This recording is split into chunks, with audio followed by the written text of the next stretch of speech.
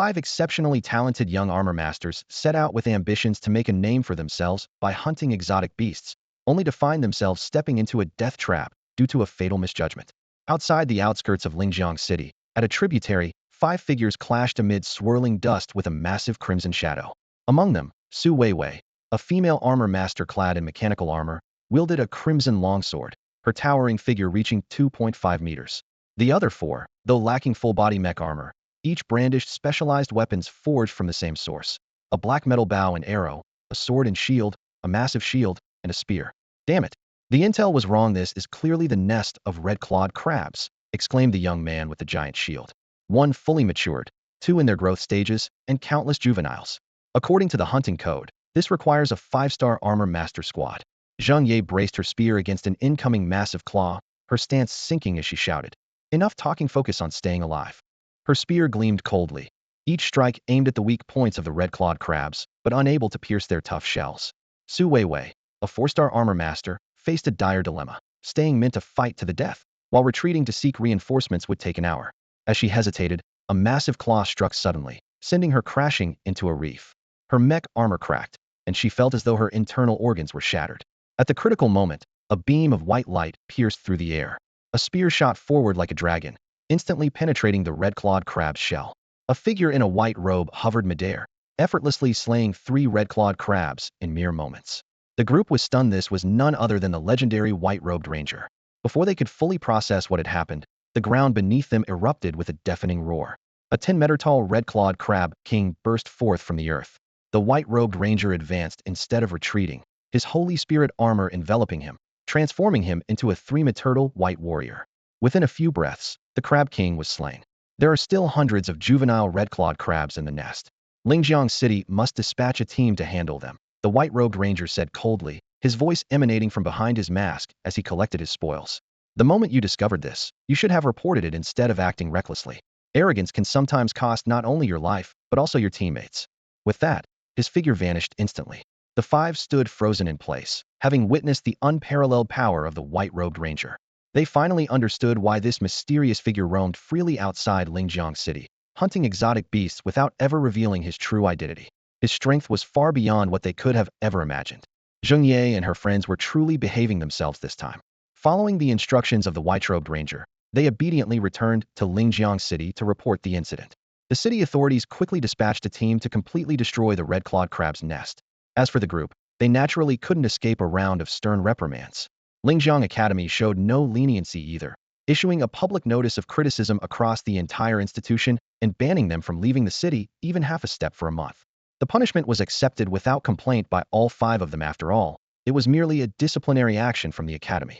However, once they returned home, each of them faced their own family's household rules. "Mom, stop pulling my ear. My classmates are watching. Now you feel embarrassed? What were you thinking earlier? Aren't you afraid of dying out there? Go kneel in the ancestral hall for 3 days. What? 3 days? Dad, I'm still recovering from my injuries. Can't you make it shorter? 5 days. Oh. Zheng Ye watched as her friends were taken away by their respective family members. Even Su Weiwei was escorted home by her family's old butler. Standing there motionless, Ye hadn't yet left when a middle-aged man approached her. A deep, jagged scar ran across his cheek, and he was still wearing his work uniform, stained with the pungent, fishy smell of dealing with exotic beasts, a smell that stung the nose.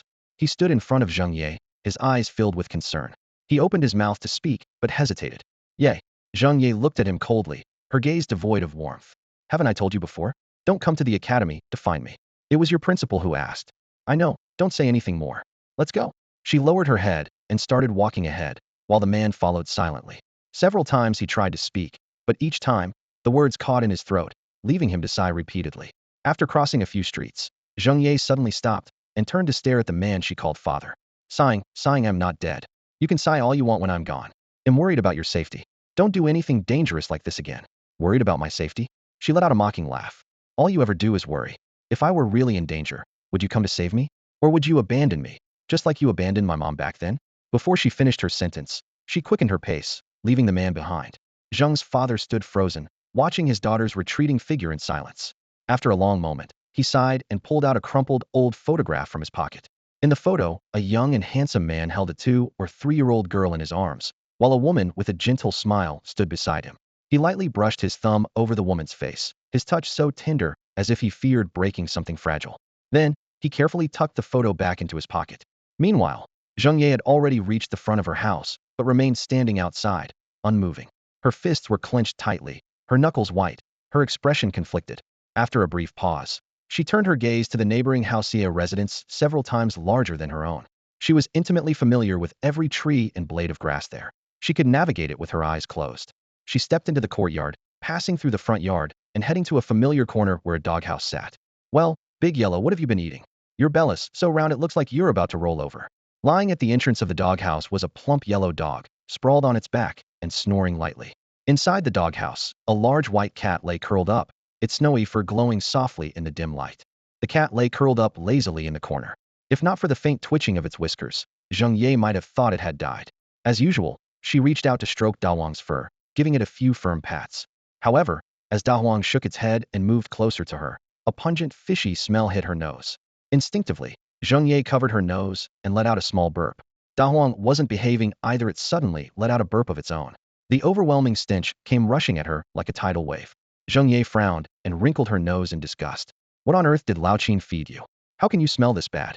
She waved her hand in irritation, pushed Da Huang away with disdain, and turned toward the house on the north side of the courtyard.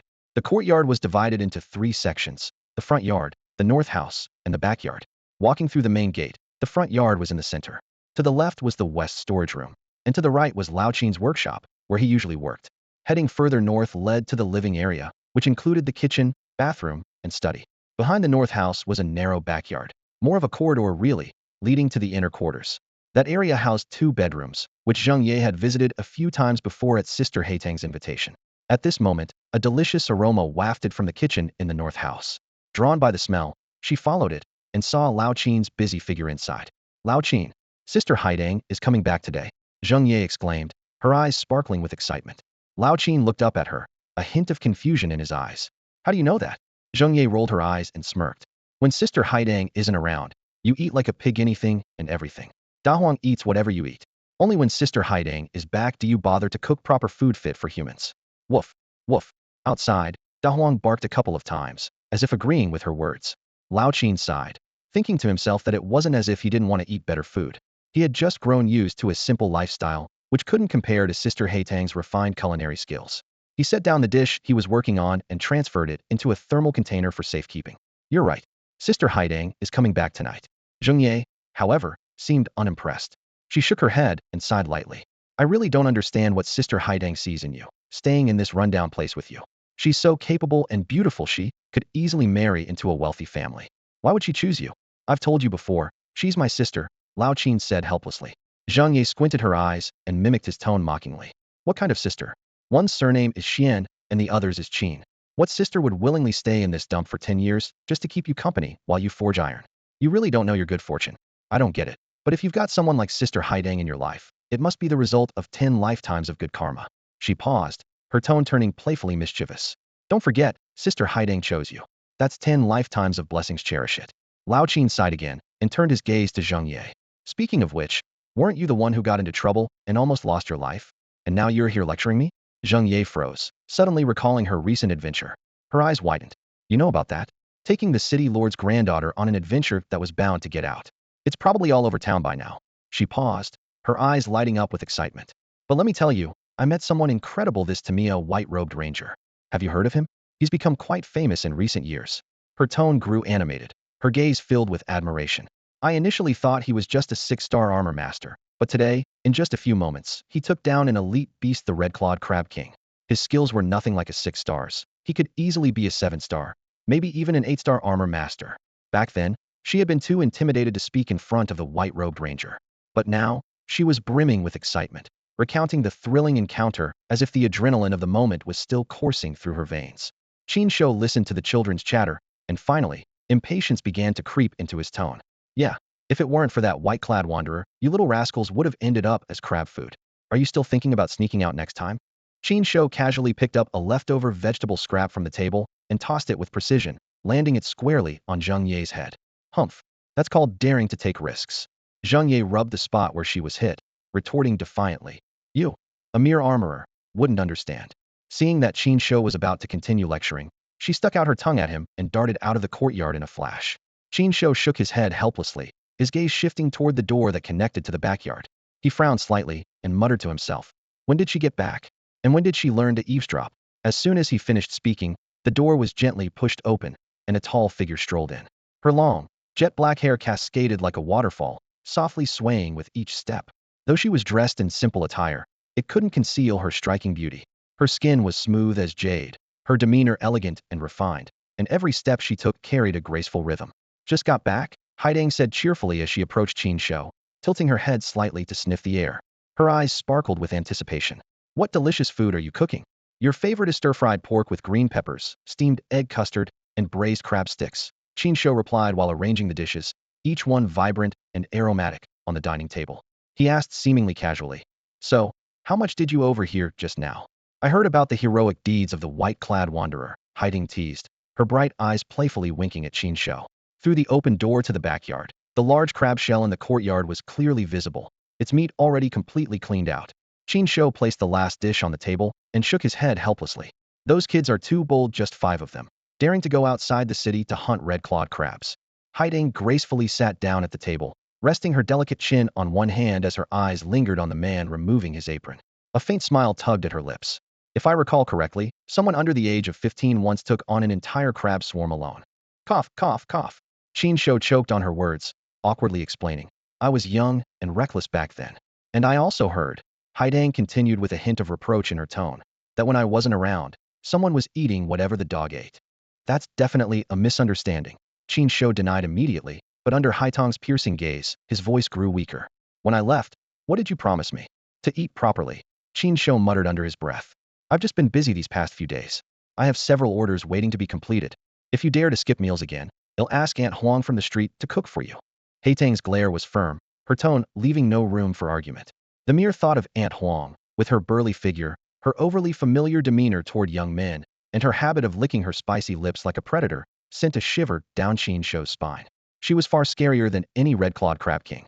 After finishing dinner, Qin Shou got up to clear the dishes. I see you still have orders to work on, right? Leave these to me, Haidang said, gently pushing Qin Shou aside and taking over the task of washing the dishes. All right, I'll get back to work then, Qin Shou responded simply, turning to leave the kitchen. By this time, the sky had darkened, and the moon hung high, casting its silvery glow over the land. Qin Shou glanced back through the window, his eyes falling on Haitang's silhouette as she focused on washing the dishes. For a moment, he found himself lost in thought. He headed toward the workshop in the east wing. The east workshop occupied a vast area, taking up nearly half of the courtyard. It stood 3 to 5 stories tall, resembling an isolated factory from afar. The main door had a keyhole, but no key could open it. Standing before the door, Qin Shou was suddenly scanned by an invisible beam of light from above, confirming his identity. Owner Qin Shou, identity confirmed, a mechanical voice announced as the door slowly opened. Inside, it was pitch black, and nothing could be seen. Suddenly, a pair of glowing red eyes appeared in the darkness. Welcome, Master. A voice echoed, cold and mechanical, with a faint hint of eeriness. Qin Shou frowned and couldn't help but complain. Can you turn on the lights first next time? You're going to scare people like this. Several clients have been frightened off because of you, he added with a roll of his eyes before commanding in a firm voice. Turn on all the lights. At his command, the lights instantly illuminated the entire space. Suspended in midair was an oval-shaped object, the source of the red eyes. Upon closer inspection, it resembled a football-shaped machine, with 2 small red, bean-like eyes perched on its top. Woof, woof, woof. Outside, the dog, De Huang, barked excitedly at the sight of the machine's eyes, seemingly mistaking it for a toy.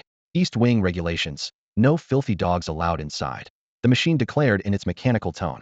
Suddenly, an electric current appeared at the entrance. De Huang instinctively stopped in his tracks, wagging his tail awkwardly. Although he seemed to want to say something, he hesitated and ultimately paced back and forth outside the door, unable to enter. The door shut firmly, leaving the interior silent once more. From the outside, the East Wing still stood tall like a towering building.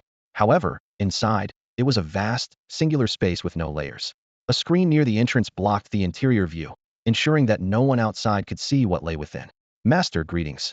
We haven't seen each other for 15 hours, 23 minutes, and 17 seconds. Have you missed Shouyi? The mechanical voice spoke again, this time with an oddly tender tone. Shouyi didn't miss Master because during your absence, Shouyi automatically powers down to avoid loneliness, it added. Qin Shou raised an eyebrow and rubbed his forehead. Shut up. Confused. Shouyi does not have a mouth. Be quiet. Understood. Shouyi immediately fell silent, its red eyes the only response as they quietly observed Qin Shou. Qin Shou moved past the screen and entered deeper into the space. The arched ceiling loomed high above, and in the expansive room, 3 massive black mechas stood tall and silent. Each was over 5 meters high, with mechanical arms securing them firmly in place. In the distance, an array of neatly arranged tools sat waiting, while the air carried the cold scent of metal. Qin Shou descended the steps, his gaze fixed intently on the 3 mechas as he approached. The structural framework is nearly complete. All that remains is to forge the soul, Qin Shou murmured, standing before one of the mechas. His eyes studied its details, his expression heavy with focus. Qin Shou raised his hand, and the spatial ring on his finger emitted a faint glow. 3 irregularly shaped crystal stones materialized out of thin air. These were the spoils of his hunt for monster-class beasts earlier today. Initially, he had set out to find 3 beast crystals, but unexpectedly encountered Yi and her group along the way, which conveniently helped him accomplish his goal. He then produced another crystal, far larger in size than the previous 3. This one, obtained from the body of the Red Claw Crab King, shared a similar hue with the other crystals, but shone even more brilliantly. The origins of these beast crystals could be traced back over 100 years to the Great Cataclysm. At that time, countless interdimensional beasts emerged from spatial rifts, plunging the world into chaos. Humanity attempted to combat them with nuclear weapons, but the results were catastrophic. The fusion energy not only failed to destroy the beasts, but actually enhanced their power, worsening the crisis. The tide began to turn with the advent of mechs. When people discovered these mysterious energy-infused crystals inside the first beasts they managed to kill, mechs demonstrated incredible combat potential. Though humanity managed to scrape by in this era of calamity, the situation remained dire. It wasn't until someone accidentally discovered the ability to form contracts with mechs, allowing them to merge with their operators for combat, that a breakthrough in fighting capability was achieved. With further research from various factions, 2 pivotal professions emerged: the Mech Masters, who could form contracts with Sacred Soul mechs, and the Mech Forge Masters, who could imbue ordinary mechs with Sacred Soul energy. To the outside world, Qin Shou was recognized as a Mech Forge Master. At this moment, 3 warrior-class mechs stood before Qin Shou. These mechs were the most popular mass-produced models of the day, favored among Mech Masters below 5-star rank for their excellent cost efficiency and adaptability for customization. The one in the center, armed with a spear, was the Spear Warrior model. To the left was the Bow Warrior, known for its proficiency in long-range attacks, and to the right stood the Shield Warrior, renowned for its superior defense. Its burly frame and massive black alloy shield were especially striking. Qin Shou took a deep breath, preparing to begin the soul-forging process. He fixed his gaze on the Spear Warrior mech in front of him, but after a long pause, nothing happened. Turning toward the nearby red beanie device resembling a rugby ball, he repeated with emphasis, "I said, activate the soul-forging platform." The red beanie device merely blinked in response, making the veins on Qin Shou's forehead throb with frustration. "Speak. Master, you just told Shouyi to stay quiet." A red dot, glowing like a red bean, flickered on the rugby-shaped robot as it responded in a mechanical voice. Qin Shou rubbed his temples, which were throbbing with pain, and muttered in frustration, "I should never have adjusted your intelligence so high." This intelligent assistant, named Shouyi, was his own creation. While it possessed impressive artificial intelligence and could assist him with daily tasks, it often exhibited amusingly exasperating traits, being silly at times, overly talkative at others, and occasionally even cheeky. "All right, cancel the previous command." Taking a deep breath, Qin Shou straightened up and said firmly, "Activate the soul forging platform." Command received. Activating soul forging platform. For once, Shouyi refrained from rambling, and its crisp mechanical voice echoed through the workshop. The ground in the center of the workshop slowly parted, and a circular platform gradually rose. Its surface was engraved with intricate patterns resembling a delicate circuit board, glowing faintly. At the same time, a mechanical arm supporting the bow-shaped warrior began to move, suspending the uniquely designed machine above the soul forging platform. Countdown, 10 seconds. Initiating Nuwa Soul Forging Program, Generation 3. Shouyi started the countdown. 10, 9, 3, 1. Nuwa Soul Forging Program, Generation 3, initiated. As the mechanical voice finished, the soul forging platform suddenly erupted with dense electrical currents, forming a small electromagnetic storm. Qin Shou stood in front of the platform, tightly gripping a monster-grade exotic beast crystal he had prepared in advance. He channeled his internal spiritual energy to guide the power within the crystal. In an instant, countless glowing particles surged out of the exotic beast crystal, resembling a meteor shower as they streamed into the electromagnetic storm. Gradually, they adhered to the surface of the bow-shaped warrior's body. The entire process lasted about half an hour. When the electric sparks and storm dissipated, everything returned to calm. The bow-shaped warrior's exterior appeared unchanged, but the exotic beast crystal in Qin Shou's hand, originally the size of an egg, had shrunk to a diamond-shaped crystal no larger than a fingertip. Qin Shou gazed at the diamond-shaped, brown crystal resting in his palm and gently placed it into a palm-sized brocade box. He walked to the nearby workbench and carefully set the box in the exact center. Shao-Qi, initiate the Sacred Soul Crystal Analysis. Initiating Sacred Soul Crystal Analysis. The mechanical voice of Shao-Qi responded. A few bright beams of light immediately scanned the crystal inside the brocade box. Moments later, several lines of text appeared on the display screen next to the device. Analysis complete. High-grade Beast Class Mecha Sacred Soul Bao Type Wuzhu. Type: Lightweight Long-Range Fire Support Mecha. Sacred Soul Condition: 91. Seeing the results, Qin Shou smiled with satisfaction. As a mecha craftsman, he understood that even the same model of Sacred Soul Mecha could vary depending on the creator. These differences were primarily reflected in two aspects. First was the grade. Sacred Soul Mechas were divided into 5 major grades: Common, Beast Class, Earth Class, Sky Class, and Saint Class, which were determined by the initial design and raw materials. Each major grade was further subdivided into 3 minor grades: low, medium, and high. While subtle differences in quality might not be noticeable during regular use, on a life-or-death battlefield, they could determine victory or defeat. On the market, even a single grade difference could cause a price fluctuation of 10-20. The second aspect was the Sacred Soul Condition, also referred to as the flaw level, with a perfect score of 100. Although no craftsman had ever created a flawless Sacred Soul Mecha, anything above 95 was considered a masterpiece. The passing threshold for market circulation was 60. The Sacred Soul Condition would gradually degrade with use, much like the lifespan of the mecha itself. While routine maintenance could restore the condition to some extent, it could never exceed the original limit set during creation. Not bad. Looks like I'm in good form today, Qin Shou said, stretching his limbs. The next 2 shouldn't be a problem either. For a craftsman, the soul forging process was the most mentally taxing, and most could only complete 1 mecha per day. 3 hours later, 3 brocade boxes were neatly arranged on the platforms of 3 mecha stations. Beneath the transparent lids, the sacred soul crystals glimmered faintly. All done. Qin Shou stretched lazily and turned to head for the door. Good night, Master. Even when I'm not around. Master, I hope you'll stay happy and content, Shao-Qi's mechanical voice called out from behind. Without a change in expression, Qin Shou closed the door, finally enjoying the peace and quiet. Woof, woof, woof. A fluffy tail brushed back and forth against Qin Shou's legs as De Huang held a dog bowl in its mouth, wearing an unmistakable look of hunger. Hungry again? Those crabs from this afternoon all ended up in your stomach, and it still wasn't enough. Qin Shou glanced down at De Huang's round belly. Look at that barrel-sized waist of yours. If you keep eating like this, you won't even have a neck left. The little flower dog from the back street might just run off with old Black from next door. Saying this, Qin Shou kicked the dog bowl aside and walked off without looking back. De Huang whimpered a few times, obediently picked up the bowl, and retreated to the small house. Inside, the large white cat remained in the same position, sound asleep. Passing through the northern room, Qin Shou noticed the kitchen was spotless, though the light was still on, and no one was around. He headed toward the backyard, where light from the inner bedroom spilled out, accompanied by the sound of running water. Haitong was taking a bath. The backyard was rectangular, with flowers and fruit trees planted on either side. A sugar mandarin tree was heavy with fruit. Qin Shou picked 3 of the plumpest ones, wiped them clean, and walked along the path leading to the back gate. Behind the courtyard lay a desolate mountain. It was because of this that Qin Shou managed to purchase this property at a low price. Nestled at the southern edge of Lingjiang City and separated from the city walls by just this mountain, the location was undesirable to most but proved advantageous for him. Not far up the mountain stood 3 tombstones, lined up side by side.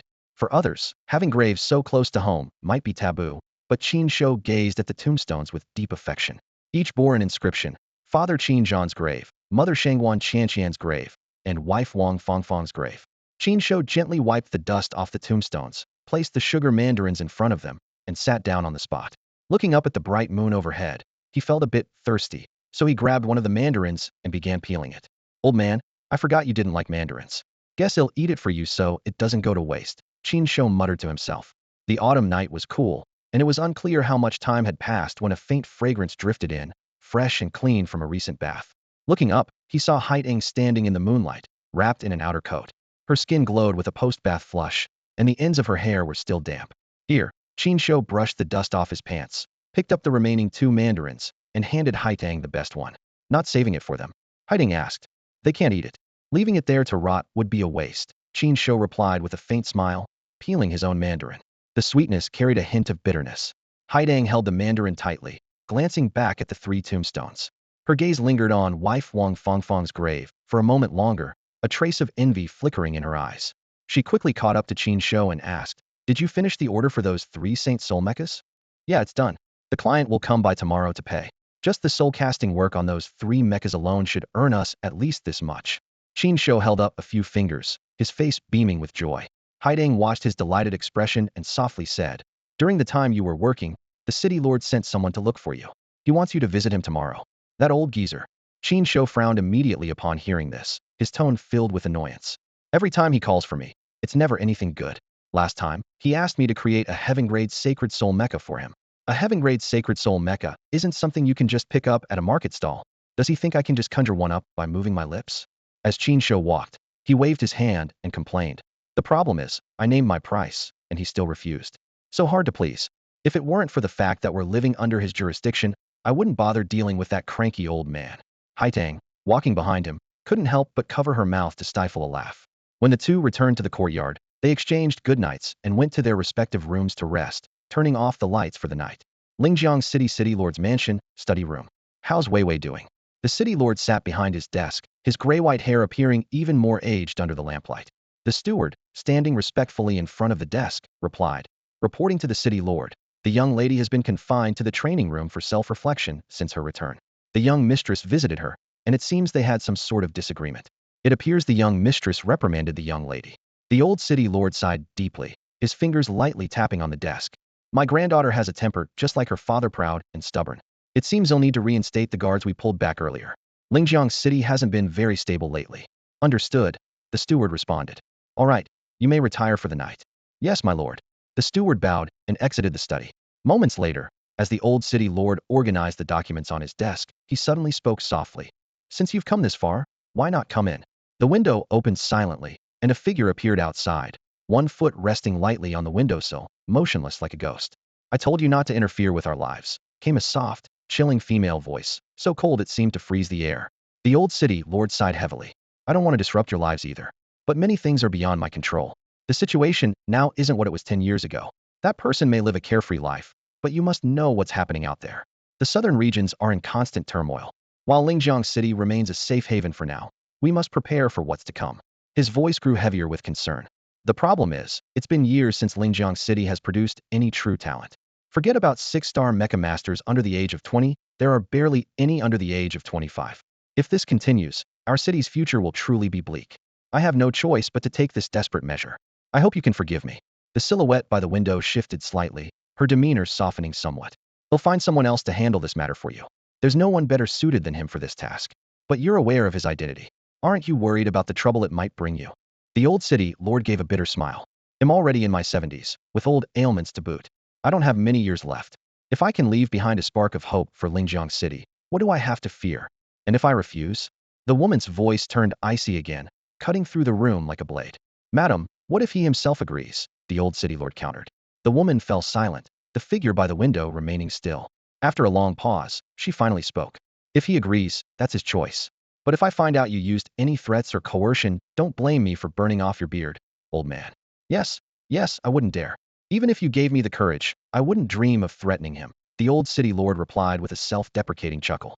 When he looked toward the window again, the figure had vanished, leaving only a faint trace of fragrance lingering in the air. The old city lord stood up, walked over, and slowly closed the window. Shaking his head with a wry smile, he muttered to himself, "The eldest daughter of the Xianyuan familia is truly a force to be reckoned with. Who would believe that such a formidable presence resides in this little city of Lingjiang? No, not just one, certainly not just 1 inch." The next day, at the delivery area of the East Workshop, a middle-aged man was clutching a brown Saint Soul crystal tightly in his hand. Sweat covered his forehead, veins bulged on his temples, and his clothes eerily fluttered slightly despite the still air around him. "This should be fine, right?" His companion standing nearby frowned deeply, casting a worried glance at Qin Shou, who was standing to the side.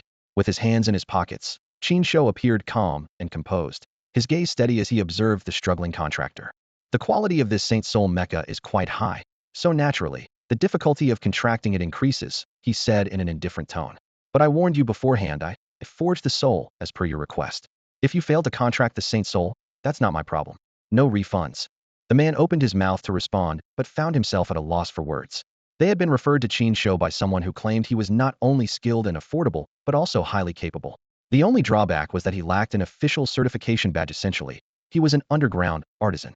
However, the referrer had been adamant about his skills, and with no better options, they had decided to take the gamble. According to the contract, the mecha only needed to reach 70 Saint Soul state to meet the standard. To their surprise, Qin Shou had crafted a mecha of such extraordinary quality.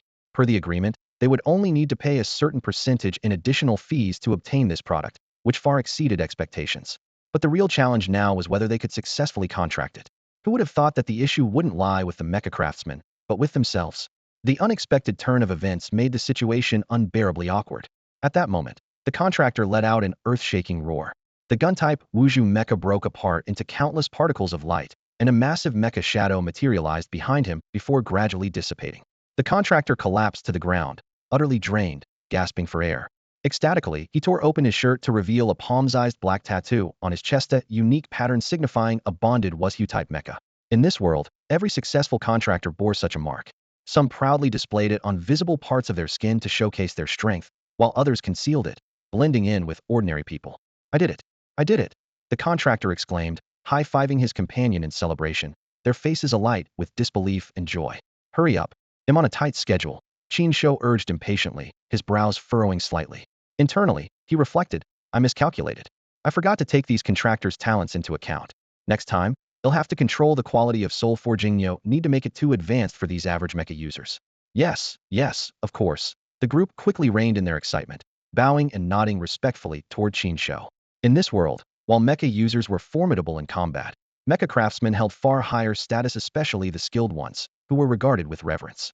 High-quality Saint Soul mechas could only be forged by exceptional craftsmen. Moreover, the number of craftsmen was less than 1% of the mecha users, and truly skilled ones were even rarer.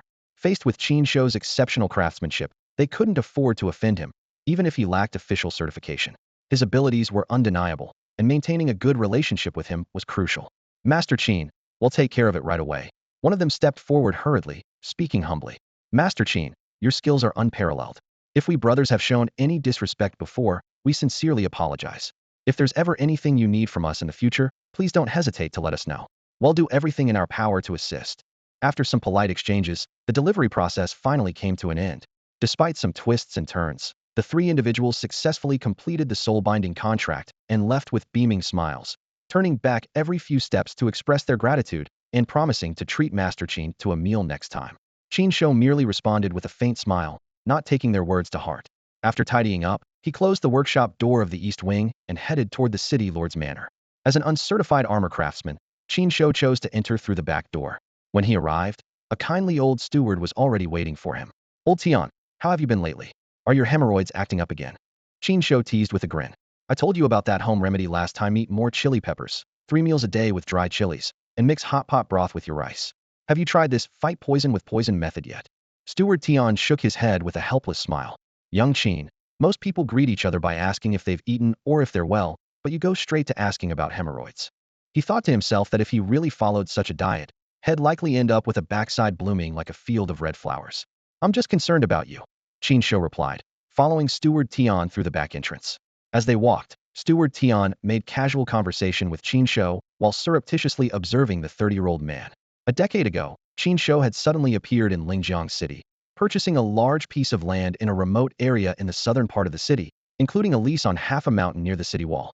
Before long, a grand estate had risen on the site, accompanied by the presence of a stunningly beautiful and mysterious woman. When asked, the woman would always respond with a smile, while Qin Shou claimed they were siblings. But with her name being Xian Haidang and his being Qin Shou, they hardly seemed like siblings.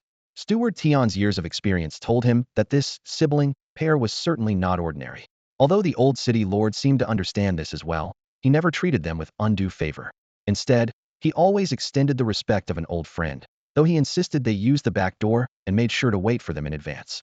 After weaving through several corridors, they neared the study. A figure emerged from within, a distinguished guest from a neighboring city, someone with whom the city had business dealings. The man greeted Steward Tian politely, saying, "Steward Tian, is this one of the city lord's guests? May I ask which family he's from?" His words trailed off abruptly when his gaze fell upon Qin Shou. Instantly, like a startled cat, his eyes filled with terror, and his breathing grew erratic. This reaction left Steward Tian quietly astonished. After all, The man before him was a highly influential 7-star armor master, a figure of great importance in any city. What could possibly make him so fearful of Qin Shou? Qin Shou, however, merely cast him a calm glance, offered a faint smile, and nodded slightly. Then, he bypassed the man and strode toward the study. Even as the door to the study closed, Mr. Zhou remained frozen in place, hesitant and uncertain. Steward Tian, not entering the study himself, waved at Mr. Zhou in confusion and called out, "Mr. Zhou? Mr. Zhou?" Startled, Mr. Zhou snapped back to reality, his gaze nervously darting to the tightly shut study door. As if doubting his own eyes, he quickly rubbed them in agitation. "Mr. Zhou, do you know the gentleman who just came in?" Steward Tian asked again. I do know I don't." Mr. Zhou stammered, his words tumbling over each other as beads of sweat dotted his forehead. Inside the study, the old city lord looked visibly taken aback when Qin Shou entered. He frowned slightly and asked, "Why are you here at this hour? Didn't you summon me?" Qin Shou replied with a cold sneer. The old city lord immediately relaxed his expression and waved dismissively. It's nothing. Since you're here, take a seat." Qin Shou remained standing, arms crossed over his chest, his sharp gaze fixed on the old city lord. "So, just get to the point. What do you want?" Sit down, the old city lord urged, hastily pouring Qin Shou a cup of tea, a smile plastered on his face. Narrowing his eyes, Qin Shou stared directly at the old city lord. Flattery without reason always hides ulterior motives. "Just say it, or I'm leaving right now." Seeing Qin Shou's determination, the old city lord sighed and finally spoke. "It's not a big deal, really. I just want to ask you to take charge of a class at Lingjiang Academy."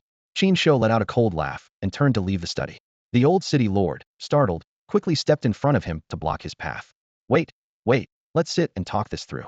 It's really not a big deal." Qin Shou halted, his voice laced with sarcasm. "Teaching students is a job for teachers. I'm not a teacher. Looks like you've got the wrong person." The old city lord's smile grew even wider. When it comes to leading students, who else could claim to do better than you? Back in the day, those." Qin Shou cut him off. "No need to bring up the past. That was 10 years ago. It's irrelevant now." Seeing that Qin Shou was about to leave again, the old city lord quickly moved to block the window. "Don't you want to know how to enter the deeper parts of the Forbidden Land in Songshan?" Qin Shou immediately froze mid-step, and the window was swiftly shut. After a moment of silence, he returned to his seat, picked up the teacup, and took a small sip. "The tea from your city lord's mansion is as good as ever. Let's sit and discuss this teaching matter and the Forbidden Land." The old city lord sighed inwardly and sat down beside Qin Shou.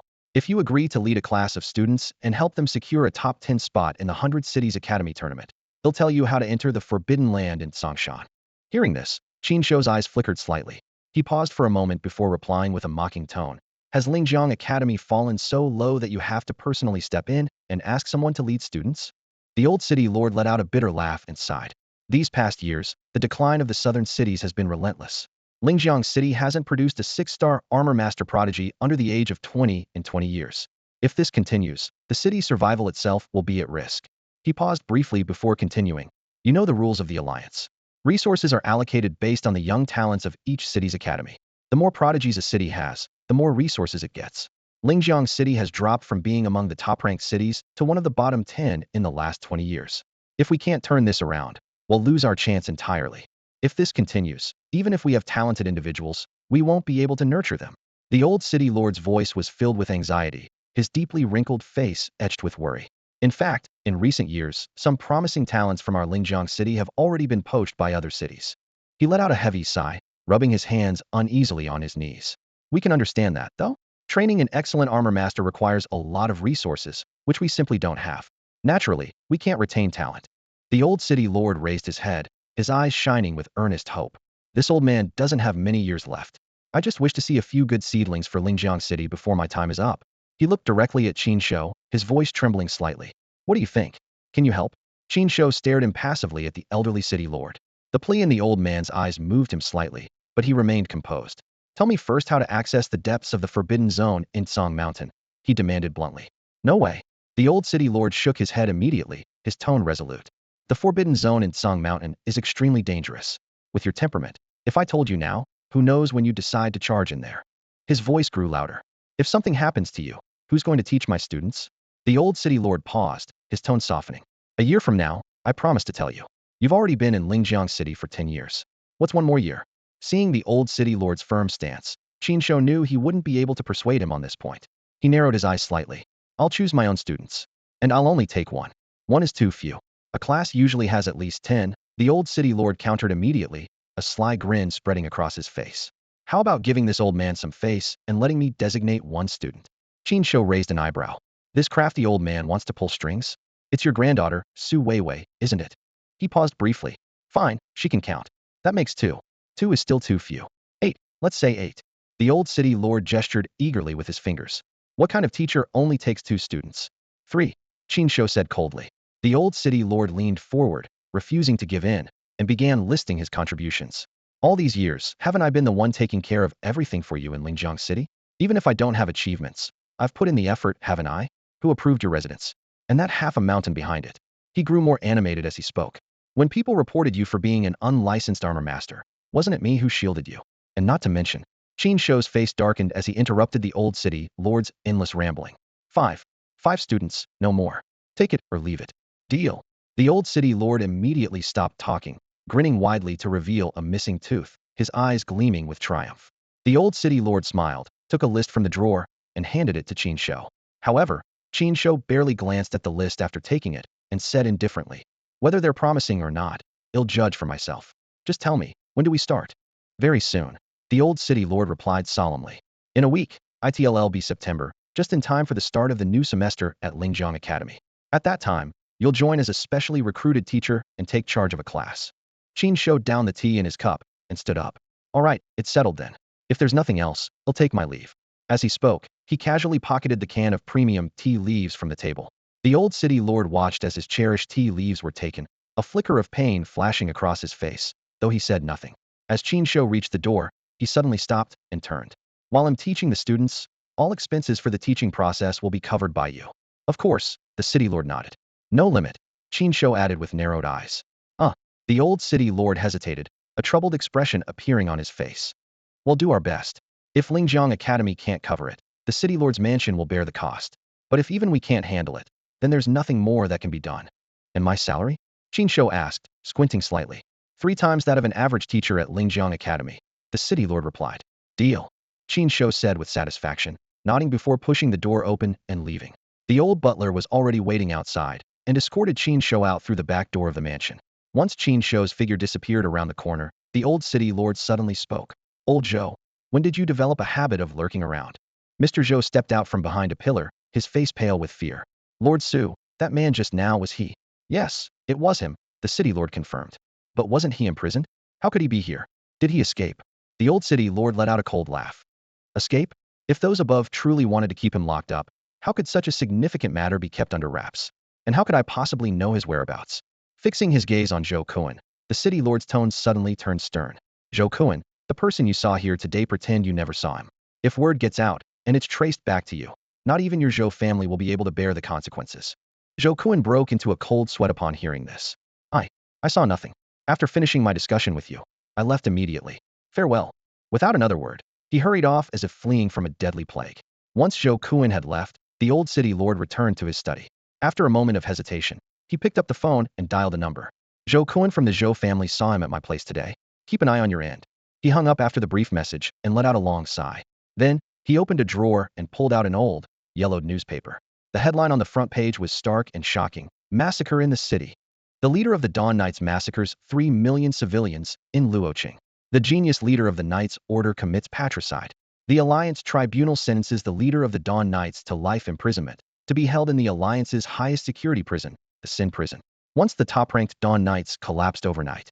Amid the chaos, the handsome face of a young man seemed to flicker in the shadows of this incident, bearing an uncanny resemblance to the departed Qin Shou. What a pity, the old city lord could only sigh. In the courtyard, Haidang was focused on hanging clothes to dry when, suddenly, a figure descended silently. The woman was dressed in pure white, her face obscured by a veil, exuding an air of mystery and cold aloofness. I've told you countless times, don't come looking for me here. Haidang's voice was sharp with displeasure. The veiled woman flinched slightly, understanding that Haidang was genuinely angry this time. She knelt on one knee with a pleading tone. Sister Haidang, I didn't mean to disobey your orders. But the situation arose suddenly, and it's urgent. Ignoring her explanation, Haidang continued hanging the clothes and asked softly, what is it? A lone king-level beast has appeared in the north. It seems to be injured, the veiled woman replied urgently, her eyes filled with anticipation. Many factions are already targeting it. If it's killed, the resources obtained would be enough to forge several Earth-tier sacred soul mechas. and there's even a chance to create a heaven tier 1. Haiding casually shook out a piece of clothing, her tone indifferent. And what does that have to do with us? The veiled woman hesitated before speaking. Third and fifth sister are eager to join in and have already begun organizing a team. But to defeat a king-level beast, at least one titled Mecha Master is required. They've convinced second sister to join, but she's only been a titled Mecha Master for less than half a year. She's unlikely to manage this operation. What's more, there's the competition from other factions to consider. Haitang's brows furrowed deeply, her tone growing harsher. Those two are getting more and more reckless. Haven't I told them that once they all become titled Mecha Masters, they'll prepare Heavenir Sacred Soul mechas for them? They shouldn't meddle in such dangerous matters. Do they really think they can handle an injured king-level beast? Go back immediately and tell them I forbid them from participating in this, especially second sister. With her personality, there's no way she wouldn't be swayed by third and fifth sister into doing something reckless. Aren't you going back? The veiled woman hesitated, seeing Haitang's firm stance. Haitang sneered. They want me to get involved, don't they? Humph. Tell them to stay home and behave themselves. I don't need them causing me any trouble. Understood. Seeing that Haidang had made up her mind, the veiled woman had no choice but to take her leave, walking away briskly. As if nothing had happened, Haidang continued hanging clothes. She glanced at the setting sun in the west, her expression dimming slightly. Turning back into the kitchen, she put on an apron and began preparing dinner. Before long, the enticing aroma of food wafted through the air. Just then, a cheerful voice called out from the courtyard, "Sister Haidang." Haidang looked toward the doorway and saw a lively figure bouncing into the courtyard like a rabbit. It was Zheng Ye from next door. As soon as she entered, she dashed toward Da Huang, grabbing the dog's ears and giving them a hearty rub, leaving Da Huang sprawled on the ground with a look of utter resignation. Zheng Ye laughed and skipped into the kitchen, her face alight with excitement. "Sister Haidang, where did you go earlier?" Haidang smiled gently. "I had some things to take care of." Haidang pointed at Zheng Ye's hand. Zheng Ye immediately understood and quickly headed to the bathroom. As she stirred the food in the pan, Haitang said calmly, "An old friend asked for a favor. I went out of town to hunt down a beast." Zheng Ye's eyes widened with shock and curiosity. "What level of beast was it?" she asked eagerly. "A leader-level human-faced Tibetan fox king, though it was still in its growth phase and injured," Haitang replied in her usual composed tone. "The human-faced Tibetan fox king," Zheng Ye exclaimed, her eyes sparkling with astonishment. Such beasts were extremely rare. The last publicly recorded hunt of one involved a 10-member team, including 2 7-star armor masters. She couldn't help but grow more curious. "Hey Tangji, have you leveled up your strength again?" Zheng Ye looked at Haitang with admiration. She still vividly remembered witnessing Haitang's prowess years ago. During a beast invasion incident, an elite-level beast appeared in the city and attacked Zheng Ye. Just as danger loomed, Haitang stepped in without hesitation and slayed the beast. That was when Zheng Ye learned that her seemingly gentle neighbor was actually a 6-star armor master. From that moment, her respect and admiration for Haitang grew immensely. But as she got to know Haitang's abilities better, she couldn't help but feel regretful. With such talent, why would Haitang stay in this small town, accompanying an unlicensed mechsmith? Someone like her could easily join a second-tier mech squad and have a bright future. She couldn't understand what kind of spell that guy Qin had cast on Haitangji. "It's nothing special. I just got lucky this time. Plus I had help from the team," Haitang replied, her voice as calm as ever. At that moment, a voice came from outside the door. "I'm back." Haitang wiped her hands on her apron and walked to the door, where she saw Qin Shouyi stride into the yard. She smiled and said, "You're back? Go wash your hands, dinner's ready." Then she turned to Zheng Ye and added, "Your dad's on duty tonight, right? Why don't you stay and eat with us?" "Okay, hey Tangji." Zheng Ye immediately began setting the table. "Why are you freeloading here again?" Qin Shouyi entered the house, placing a box of desserts on the table. Zheng Ye put her hands on her hips. "Hey Tangji invited me. I'm happy to stay. What are you going to do about it?" Qin Shouyi rolled his eyes and glanced at the empty bowl on the table. "Where's my bowl?" Zheng Ye stuck out her tongue mischievously. "Get it yourself. All right, stop bickering. Let's sit down and eat. You two always argue when you see each other. Anyone who doesn't know better might think you're siblings," Haitang said as she handed Qin Shouyi a bowl of rice. Qin Shouyi shrugged helplessly. "If I had a sister like her, I'd probably live 10 years less." Zheng Ye immediately shot back. "Well, if I had a brother like you, I'd have run away from home by now." Watching the two banter back and forth, Haitang couldn't help but laugh. After sitting down, her gaze fell on the dessert box Wufan Mochi, green on the outside, black inside, filled with red bean paste. She recognized the treat instantly. "Picked this up on your way back, huh?" she asked. "Yeah. Isn't that shop up in the north of the city?" Zheng Ye noticed the name on the bag and couldn't help but comment. "Why are you still talking so much while eating?" Qin Shouyi said, grabbing a piece of food and shoving it into Zheng Ye's mouth. Caught off guard, Zheng Ye coughed and quickly spat it out. "Ugh, yuck. Why did you give me a piece of ginger?" "Ginger? I thought it was potato." Qin Shou said, spreading his hands innocently.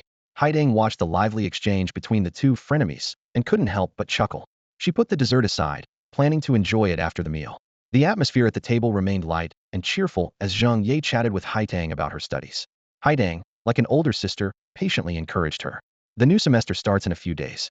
My goal this time is to become a 4-star armor master, Zhang Ye declared with determination. Go for it. I believe you can do it. Haidang replied with a warm smile. You're a student at Lingjiang Academy, right? Qin Shou suddenly asked, narrowing his eyes at Zhang Ye. Zhang Ye instinctively shielded the chicken leg on her plate. Why are you staring at my chicken leg? Qin Shou smirked. I happen to have a job that takes me to Lingjiang Academy. Maybe we'll run into each other. Zhang Ye froze for a moment, a strange sense of foreboding creeping over her as she looked at Qin Shou suspiciously. To our academy? Is it for mech repairs? She asked. Haidang paused slightly but quickly regained her calm and responded in her usual tone. Going to your academy for mech repairs? Qin Shou gave a mysterious smile. You'll find out when the time comes. Zhang Ye's confusion deepened, and the unease in her heart grew stronger. Lingjiang Academy is the only institution in Lingjiang City dedicated to training Mech Masters. On the parade ground, students stood in neat formations according to their grade levels, waiting for the new semester's class assignments. In the shadows of the trees at the edge of the field, two figures stood silently, observing everything. The academy is divided into two campuses, the inner campus and the outer campus. The inner campus, located within Lingjiang City, serves as the main campus. In contrast, the outer campus, situated outside the city, is over 10 times larger in area. Though its facilities are relatively basic, it is better suited for practical combat training. The outer campus is managed by the Lingjiang City military and operates under a semi-militarized system, with the capacity to function as a temporary stronghold when necessary. Standing in the shade of the trees, Qin Shou was no stranger to the outer campus. He had visited it multiple times to repair damaged Sacred Soul mechas and training equipment. The environment there resembled a military camp, starkly different from the academic atmosphere of the inner campus. Our academy has a total of 8 grade levels, the middle-aged man beside him explained in a low voice. These are divided into 3 grade groups. The standard admission age is 13, as that is considered the optimal time to assess various innate talents. He continued with a detailed explanation. First-year apprentice Mech Masters must pass their Endofire assessments to advance to 1-star Mech Masters. The second and third years focus on developing 1-star Mech Masters, with a mid-year elimination exam. At the end of the third year, students must pass the 2-star Mech Master advancement exam. From the 4th to the 7th year, students work on progressing from 2-star to 3-star Mech Masters. The 8th year, however, is reserved for exceptionally gifted students who have already reached 3-star status and are under the age of 20.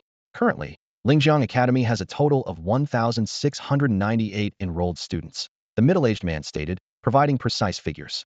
Of these, 1,121 are in the lower grade group, 508 in the middle grade group, and just 69 in the higher grade group. He added pointedly, the exact number of 8th-year students is classified and not included in the total count. In the era of catastrophic upheaval, Mech Masters became the backbone of humanity's defense against the invasion of monstrous beasts. As a result, cities invested heavily in establishing training systems for Mech Masters. Students who passed the rigorous assessments had all their educational expenses covered by the academy. However, this privilege came with strict conditions. Each year's assessments were formidable hurdles, and failure meant expulsion. Given the limited resources, the academy prioritized nurturing the most talented individuals. Today was especially significant for many students, as the new class assignments often marked new opportunities. After all, more capable mentors could provide students with greater chances for growth and development. Following the instructions of the Old City Lord, Qin Shou's new class recruitment this time could cover students from all grade levels, including those already assigned to other classes, and he was granted absolute priority. As the middle-aged dean conveyed this, his gaze studied Qin Shou with a mix of emotions. When the Old City Lord first informed him of this matter, the dean was genuinely taken aback. Such extensive authority made him think some extraordinary figure had been brought in. However, after a brief investigation, he found that this person was merely an uncertified armor craftsman who had been living in Lingjiang City for a full decade. On the other hand, the woman living with him had notable strength. As a 6-star armor master, she had once stepped forward to help during a beast attack on Lingjiang City. The dean had inquired about the reasoning behind this decision, but the Old City Lord gave only a simple answer. Cooperate with Qin Shou unconditionally in his teaching. Whatever the academy has, give him anything he needs. At this moment, Qin Shou leaned casually against a tree, his indifferent gaze sweeping over the crowd present. Do you have any enrollment plans in mind? The dean asked curiously. No, Qin Shou replied tersely. If you do plan to wait, what? No. The dean was momentarily stunned, wondering what on earth this man was up to. Seeing Qin Shou's utterly indifferent demeanor, he could no longer hold back. Mr. Qin, the dean said with a serious expression, I don't know your background, but these are some of Lingjiang City's finest talents. Your teaching will directly impact their futures. I hope you'll take responsibility for the students you select. Looking at the conscientious dean, Qin Shou patted him on the shoulder. Don't worry. Since I've made an agreement with old Su, I'll do what needs to be done. The dean sensed something unusual about this man, but before he could dwell on it further, a slip of paper was handed to him. Is this your list of candidates? The dean took the paper, only to find it contained nothing but a string of numbers. This is my account number. Make sure my monthly salary is transferred here on time, Qin Shou said with a completely serious expression. The dean froze, utterly speechless. On the sides of the training ground, teachers stood in 3 uneven rows, chatting in small groups.